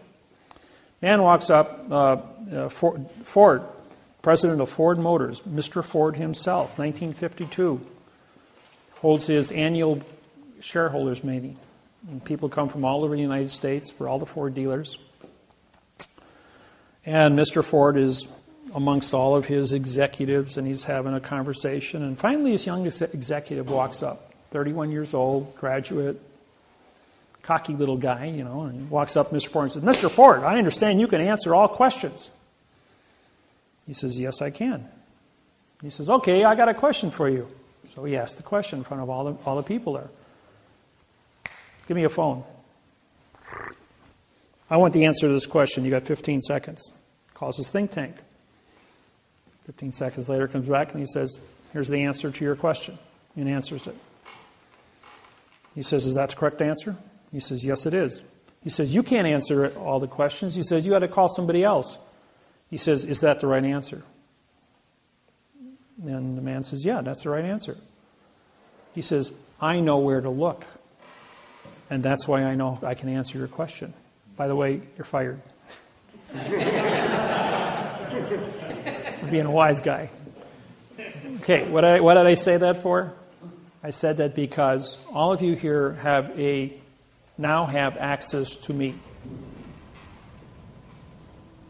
So therefore, if somebody presents you with a scenario, an argument, a document, anything, trick question, craziness, no matter what you think it is, say, hey, I got Dave's number. Call Dave. Ask me the question. Make sure you got a tape recorder. I will give you the answer. And you won't have to wait, week or so for me to research it. I will give you the answer while you're on the phone immediately. I haven't been defeated in 100,000 questions at 2,500 seminars, so you guys just cook up your best things. I hope I've answered everyone's questions here today and showed you the necessary points of information that are necessary. Yes? I got another question. With all these people that know about you and have your phone number on being on the website, all your students all over the world, how can you have time to answer? I think you'd be getting 2,000 calls a minute. I get 200 emails a day. I hope everybody sends me by email because you can write things out and you get to think about things when you write them out. And so it gives me an opportunity then to answer then when I'm not on the phone, but between the phones and the emails and the lawsuit writing and my day trading and research. I do have a full mental capacity. I don't watch television because that's just... If I'm going to syntax documents or actually going to sit there and write, I'll watch TV because it gets boring when you're doing numbers at 300 words every half hour. So I watch TV because it's all my right brain does the work while my left brain is entertained watching. Or if I'm talking to you on a phone, I'll be syntaxing at the same time. But I'm always syntaxing. It's just automatic after 12 years, and I don't even think about it. My question is, how do you have time to answer all these questions? I do. I take care of everybody, and I get it all out in record time.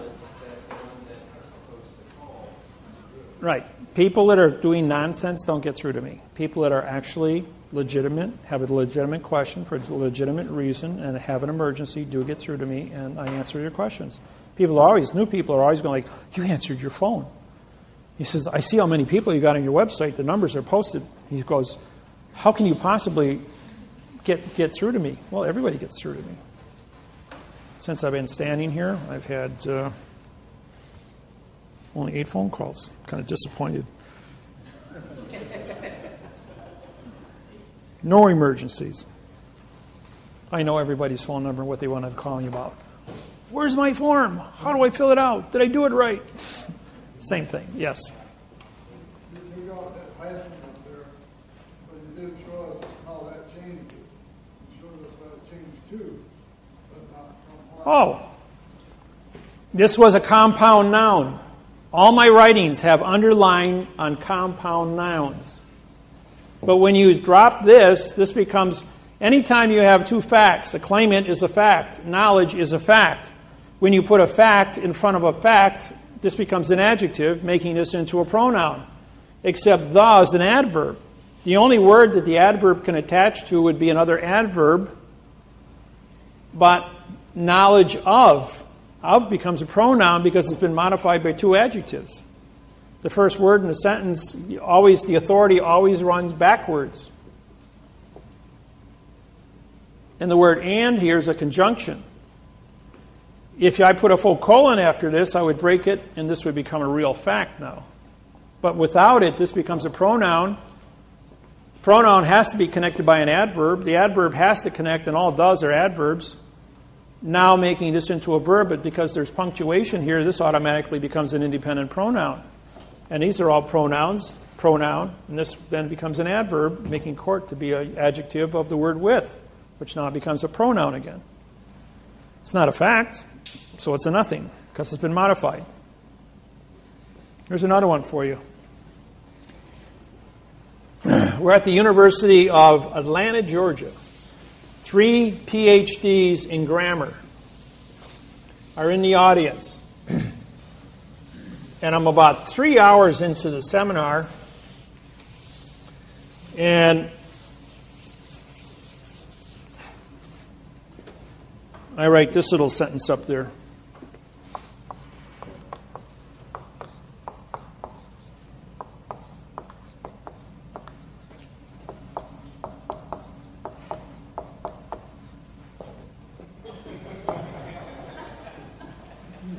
The is for the da. And they're going like, lady stands up and goes, well, that makes a lot of sense.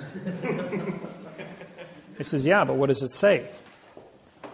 Doesn't mean anything to anybody in this room. Why don't we syntax it? Here's a prepositional phrase. Can you put a verb in front of a pronoun? Or, a preposition. Yes, you can put a verb in front of a preposition. Can you put an adverb in front of a verb? Well, the answer is yes. Can you put an article in front of an adverb? The answer is no. So the only solution here is the adverb modifies the verb, which is connected to the adverb, which modifies the verb, which connected to the adverb, which modifies the verb. So I use the as an adverb and a verb. Or it's a 4-1-3-4-1-2. That's also correct. Because there's no prepositional phrase in front of for the. And as the word for becomes a pronoun, the is now an adverb, connects and then modifies the adjective is, which modifies the pronoun for, which is connected to the adverb the, which modifies the verb the. Depends on what the volition of the writing is. I'm going to read this out loud. Now, everyone in this room thinks in music. You have music in your brains. You've been brainwashed to understand music. Lawyers write in music. 3-4, 4-1-3-3-4, 4-0, 3-4-4, 4-4, 3-3-4, 4, 4-4-1-2-2, 2, 1-2-1-2, 1-2-1-2, 1-2, 1-3-3-4, 1-3-3-4, 1-3-3-4, 1-2, 1-3-3-4, 1-3-3-4, 1-2, 1-3-3-4, 1-3-3-4, 1-2. You see a pattern here? You're either doing a two-step, a quick step, a waltz, country two-step, rock and roll. And this is the pattern that the brain goes through. So you write with patterns, you read with patterns. And when you start getting into numbers, you see the patterns. Here the guy is using, there's a quick step, 1-2, 1-2, 1-2. A judge would say, this is the way I want it. An attorney who doesn't know what a judge knows is going to go 4-1-3-4, 4-1-2. What is my exercise? I use the as a verb. I use the as an adverb. I use the as a pronoun. Three different syntax identities. You don't believe me? Pull the dictionary out and look up the word the. It's used as an adjective, an adverb, a pronoun, a preposition, an article, and a noun. And if I want to do it a different way, I could do a 1-3-4, 1-3-4. That's also legal. So now I used it as a pronoun, an adjective, an adverb, and a verb. 4 different identities. And all three of those are correct. Now, how would I make a determination as to why this is correct? I would look at all the rest of the thinking of the person, the other paragraph around it, and see which one of these patterns have been duplicated before. And that would tell me what his volition was when he wrote this part. If one attorney writes continuously in a 1-2, 1-2, 1-2 and hits this pattern, I'm going to say this is his volition. If the next attorney writes this pattern and it's unbroken throughout the document, I'm going to say this belongs to his pattern. This might be Harvard, this might be Yale, this might be Princeton. Each law school teaches different patterns. So you got to know where the music came from. And when you see the music, you know what your thinking capacity is, and you're going to say, oh, Benjamin Franklin wrote this in the Declaration of Independence. But then he went ahead and he helped Thomas Jefferson write the Constitution of the United States of America. But then there was a few other little individuals that got their fingers in the pie. So he wasn't the only guilty party up there. Yes? Do you recommend sending your kids to college? Did your kids go to college? Well, we're only talking about English here right now. If you want to study electronics, mechanics, car repair, motor engines, technical schools, yes, there's nothing wrong. Remember, what is the law of the mafia? You keep your friends close. You keep your enemies closer. Don't forget, who is the enemy? The fiction is the enemy. Smith is going to come after you as Zion. The machine, which is government, is going to try and control you through videotapes, mechanics, automobiles, houses, contracts. So you got two enemies in the world. One is a machine, the other one is a virus. So you have to exist and know who the enemy is. You have to be proficient to understand how the enemy thinks, how the enemy works. But you also have to know what the facts are and how to be proficient in the fact. And by doing so, you can protect yourself and your family and teach it on to other people. You know what the world of syntax pays an hour? It's a $1,000 an hour paycheck. When the world switches gears, they're going to need every document, every topic in the yellow pages rewritten in quantum language. It's a $1,000 an hour paycheck if you can write contracts for what is a refrigeration contract, what is a law contract, what is a real estate contract, what is a bank contract, what is a mortgage contract. How much do you think Bank of America would pay you to write a mortgage contract in quantum grammar compared to the 15-page one of nonsense you now possess? I can take that document and probably, that's 6,000 words. Let's see, 18 and 8, 20, 30, probably about 44 to 46 hours I could have an entire 5,000 word document written in quantum grammar to cover all the topics there, all the scenarios of weather, pesticides, pollution, contracts, and do it in quantum. At which time the banks would then pay a very nice paycheck because how much money is carried in mortgages in the United States? Anybody know that number? Yes, it's trillions. It's a $60 trillion is carried in mortgage in the United States. So, therefore, what would be your paycheck? To just know how to write a 15-page quantum document.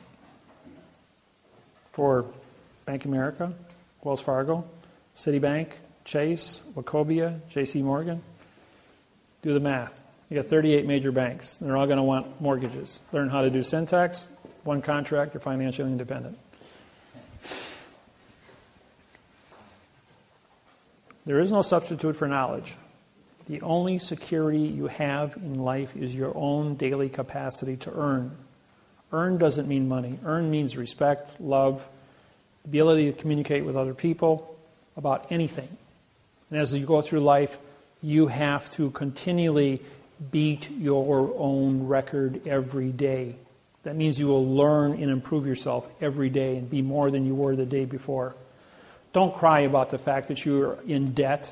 Don't cry about the fact that you can't pay your bills. I worked 2 full-time jobs since I was 12 years old. I was financially I was emancipated at the age of 12 with a paper route of 147 customers in 1961. I had that for 2 years. I made $47 a week as a 12-year-old. My father made $60 a week to support 6 children. I had to turn over my entire paycheck to support my family, my brothers and sisters. At the age of 14, I worked for Sears and Roebuck at 6% commission. I took home $400 a week as a 14-year-old kid. You're not allowed to work in the state of Wisconsin under the age of 16. I had a work permit from the Milwaukee Journal as a paper boy. Nobody bothered to look at my age. They just saw I had a work permit, so they put me to work. I wasn't allowed to be in the distributive education clubs of America where you go to school for 4 hours in the morning and you work from 1 o'clock to 9 o'clock at night at Sears and Roebuck until you were 16. I was only 14-year-old in the whole state of Wisconsin. It was going to school in the morning and working at Sears and Roebuck for 2 years. And on my 16th birthday, they threw a birthday party for me, only to discover that, hey, you've been working here for 2 years underage. But you're the best salesman we have, and you make $2,500 a week for the store, so keep your mouth shut. Money talks. So, and then when I joined the Air Force from 68 to 74, worked at A.O. Smith as a tool and die welder. But as a tool and die welder, I had technology and metallurgy secrets that superseded the government, the company's ability. At school, because of what I learned in metallurgy working for A.O. Smith, which had all kinds of pioneering technology that wasn't made public because it was proprietary copyrights. So when I went to school and studied metallurgy, I had secrets. I even had my own lab at home, so I could experiment with things. But I had mathematics and physics under the belt as well. And when I understood coefficient of expansions of metallurgy, I could cross-reference coefficients. Once all the coefficient formulas were cross-referenced, I then could do grafting. And wherever the dots crossed on the graphs were stable molecules. So then one day, Bud Hahn, who was the senior welding instructor, worked for the nuclear power plants at Point Beach in Wisconsin, and worked on the nuclear reactors as being a state-certified Healy-arc welder, or TIG welder. And he could do everything X-ray. Makes the statement, you cannot weld aluminum and steel together. And I'm going, yes, you can. He says, no, you can't. Never been done. Can't do it. I can do it. He says, that's impossible. He says, I got my own lab. I can do it. I says, I'll bet you your teaching license that I can do it, and I get your teaching permit. I already had 4 years of college under the belt. So he says, I'll take that bet. I'm retiring. I'm 65 years old. So all the welding instructors, metallurgists, engineers at Milwaukee Area Technical College and 150 students were all brought into the weld lab. They set up benches, bleacher benches, so everybody could see. And they gave me a half-inch plate of aluminum and a half-inch plate of steel and a Healy-arc welder. I set it up for argon and 2% oxygen. Oxygen stabilizes the carbon molecule. And I then preheated the steel to 702 degrees and the aluminum to 702 degrees. And I welded it together, and he beat it with a sledgehammer, and it wouldn't break apart.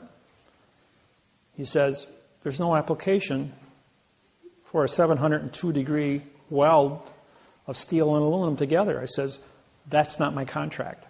My contract is that I can weld steel and aluminum together, and you can't break it apart with a sledgehammer, and I can weld it together. That's my contract. And he goes, everyone in the room, that was Mr. Miller's contract. And he welded it, and you beat it with a sledgehammer, and you bent it, and it didn't break. But he maintained 702 degrees Fahrenheit at all times. When he hit 706 or 695, bink, broke apart. Coefficient of expansion, 6.3 versus 12.6. Molecules separated, fell apart. Didn't even have to touch it. But at 702 degrees, the molecules are stable. I knew where to look. And no one else ever, and I got my teaching permit. And I taught college for 3 years full time.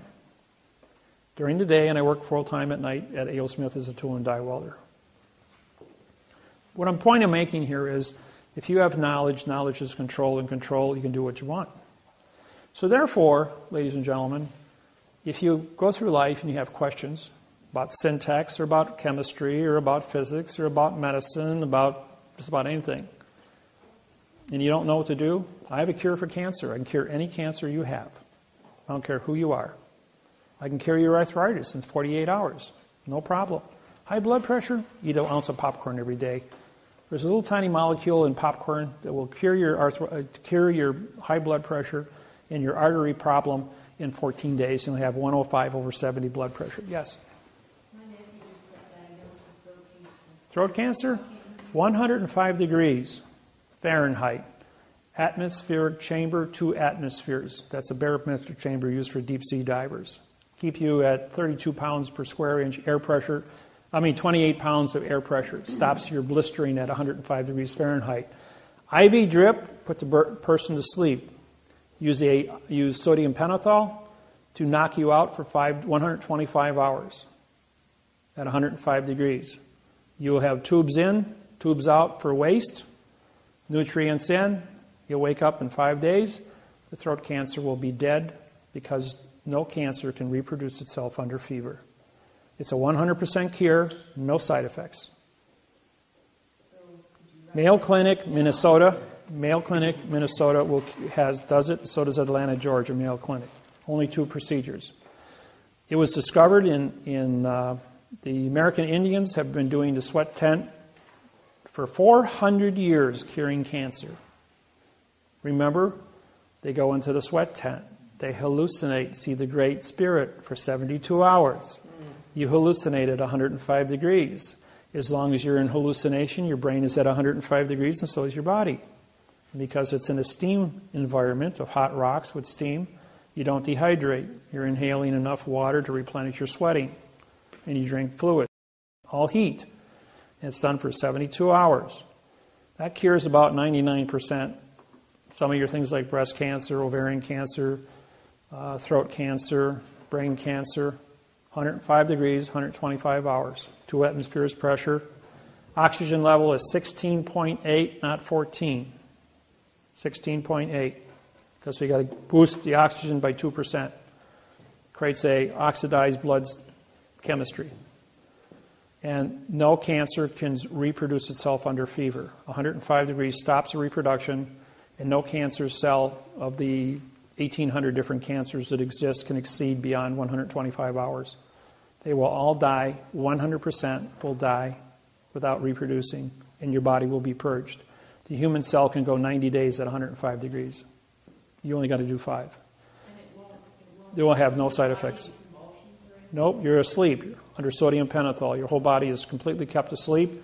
You have a heart pacer to hooked up, so your heart is electronically monitored and timed so that there's no interruption of your heartbeat. And use an anesthesiologist to create the chemical IV drip that will create an artificial fever. The atmosphere of the barometric chamber is also heated to 105 degrees, so it's stable, both internal and external. But he does not have any money. He's still paying hospital bill that he If you accumulated when he had an accident earlier. It's not an excuse for murder, so I gave you the cure. You go to the Mayo Clinic, they'll take care of it. Is it a child? He's old.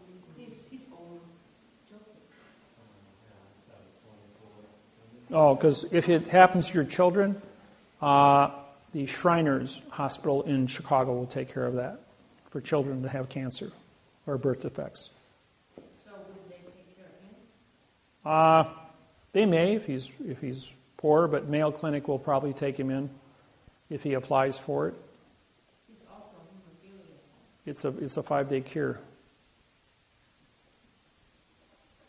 So my recommendation is go to Mayo Clinic, explain your situation, and you might qualify. Obamacare might kick in.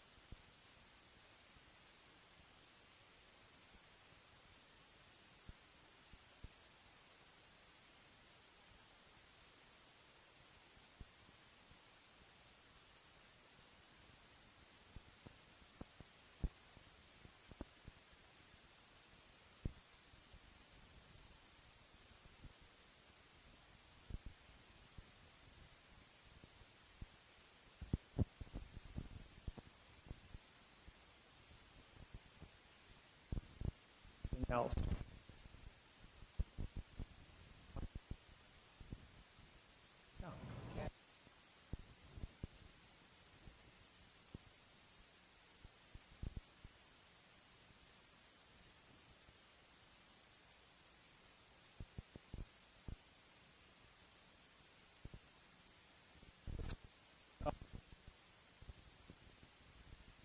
Popped white rice corn. It's only found in white rice popcorn. It's one, but when it can penetrate through the cells of a human being, and it will go in and will clean out the plaque that causes high blood pressure. In 2 weeks, white rice popcorn. Air pop it, put as much butter and salt on as you want, has no effect. Popcorn neutralizes cholesterol in the bloodstream. And you'd be right back to normal. Don't have to take your blood pressure. Oh, that's another thing. Anybody on Tylenol PM and you know this person, might be a senior citizen, Tylenol PM and high blood pressure medicine causes Alzheimer's in 5 to 10 days. You won't be able to find your way back to your house if you're on that combination of chemicals. So don't do it. You can take regular Tylenol, but don't take Tylenol PM. Any PM medicines mixed with high blood pressure medicine will wipe out your memory. And if you're in that condition, you're going to wind up in a nursing home, and there's nothing wrong with you. As soon as you stop taking it takes about 5 days to flush your system. Put a little baking soda, half a teaspoon a day, and neutralize that, and you'll be back to normal. Yes? I have a question. A friend of mine had a property that sold it. It was actually a couple months behind. Would you be eligible for that? Sure. Even though he sold the property, he can still go back after his caretaker fees, his guardian fees from the bank, because he was never paid that. They'll adjust. The amount of money can be adjusted for any monies he may have taken out in the form of second mortgages, refinances, stuff like that. Those all get worked out after the fact. But fraud is still fraud. And the U.S. Attorney's Office is looking at $20 million a pop everywhere for one of these files. So still cooperate. Otherwise, we've talked to you about different things. I guess my question is, do you have the proper paperwork and stuff that we need to take home today for his case? And then the mortgage thing, do we have our stuff? Do you want it today, or do you prefer us to? we'll have to get together afterwards and discuss that. Okay. I don't know exactly what it is. I can read it in 15 seconds and tell you what you need. Okay. So, outside of that, guys, I'm always available by the internet. This is give you my contact information here.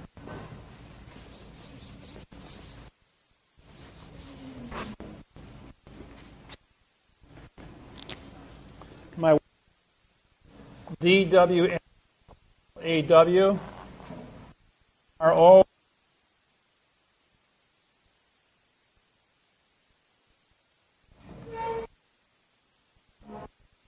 My website is DWM.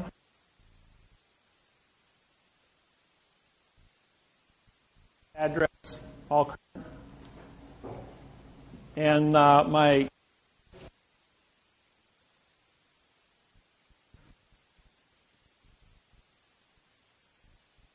M and the number lowercase. So that's how you get a hold of me. If you want to do video seminars if you have a support group, call me, make an appointment. We'll do a 2-hour video seminar on Skype. I'm going to be unavailable until the 20th of October. I'm going to be traveling. I've got a bunch of seminars I'm doing in California, in Hawaii. So you can always get me on the cell phone and on the internet. I will have internet 24/7 as I have my own independent router it's portable that I travel with. It works anywhere in the United States. If a cell phone works, my router works. So that's about all I got for you tonight. And if you cook up some good questions, send me some emails and I'll answer them.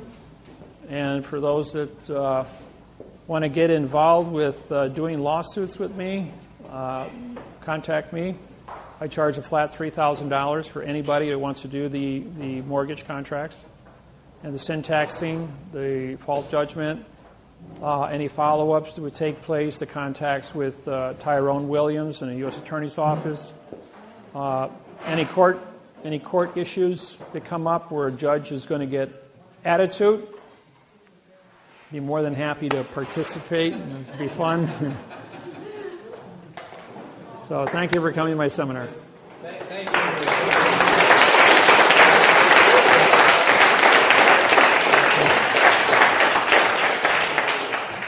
Thank you, everyone.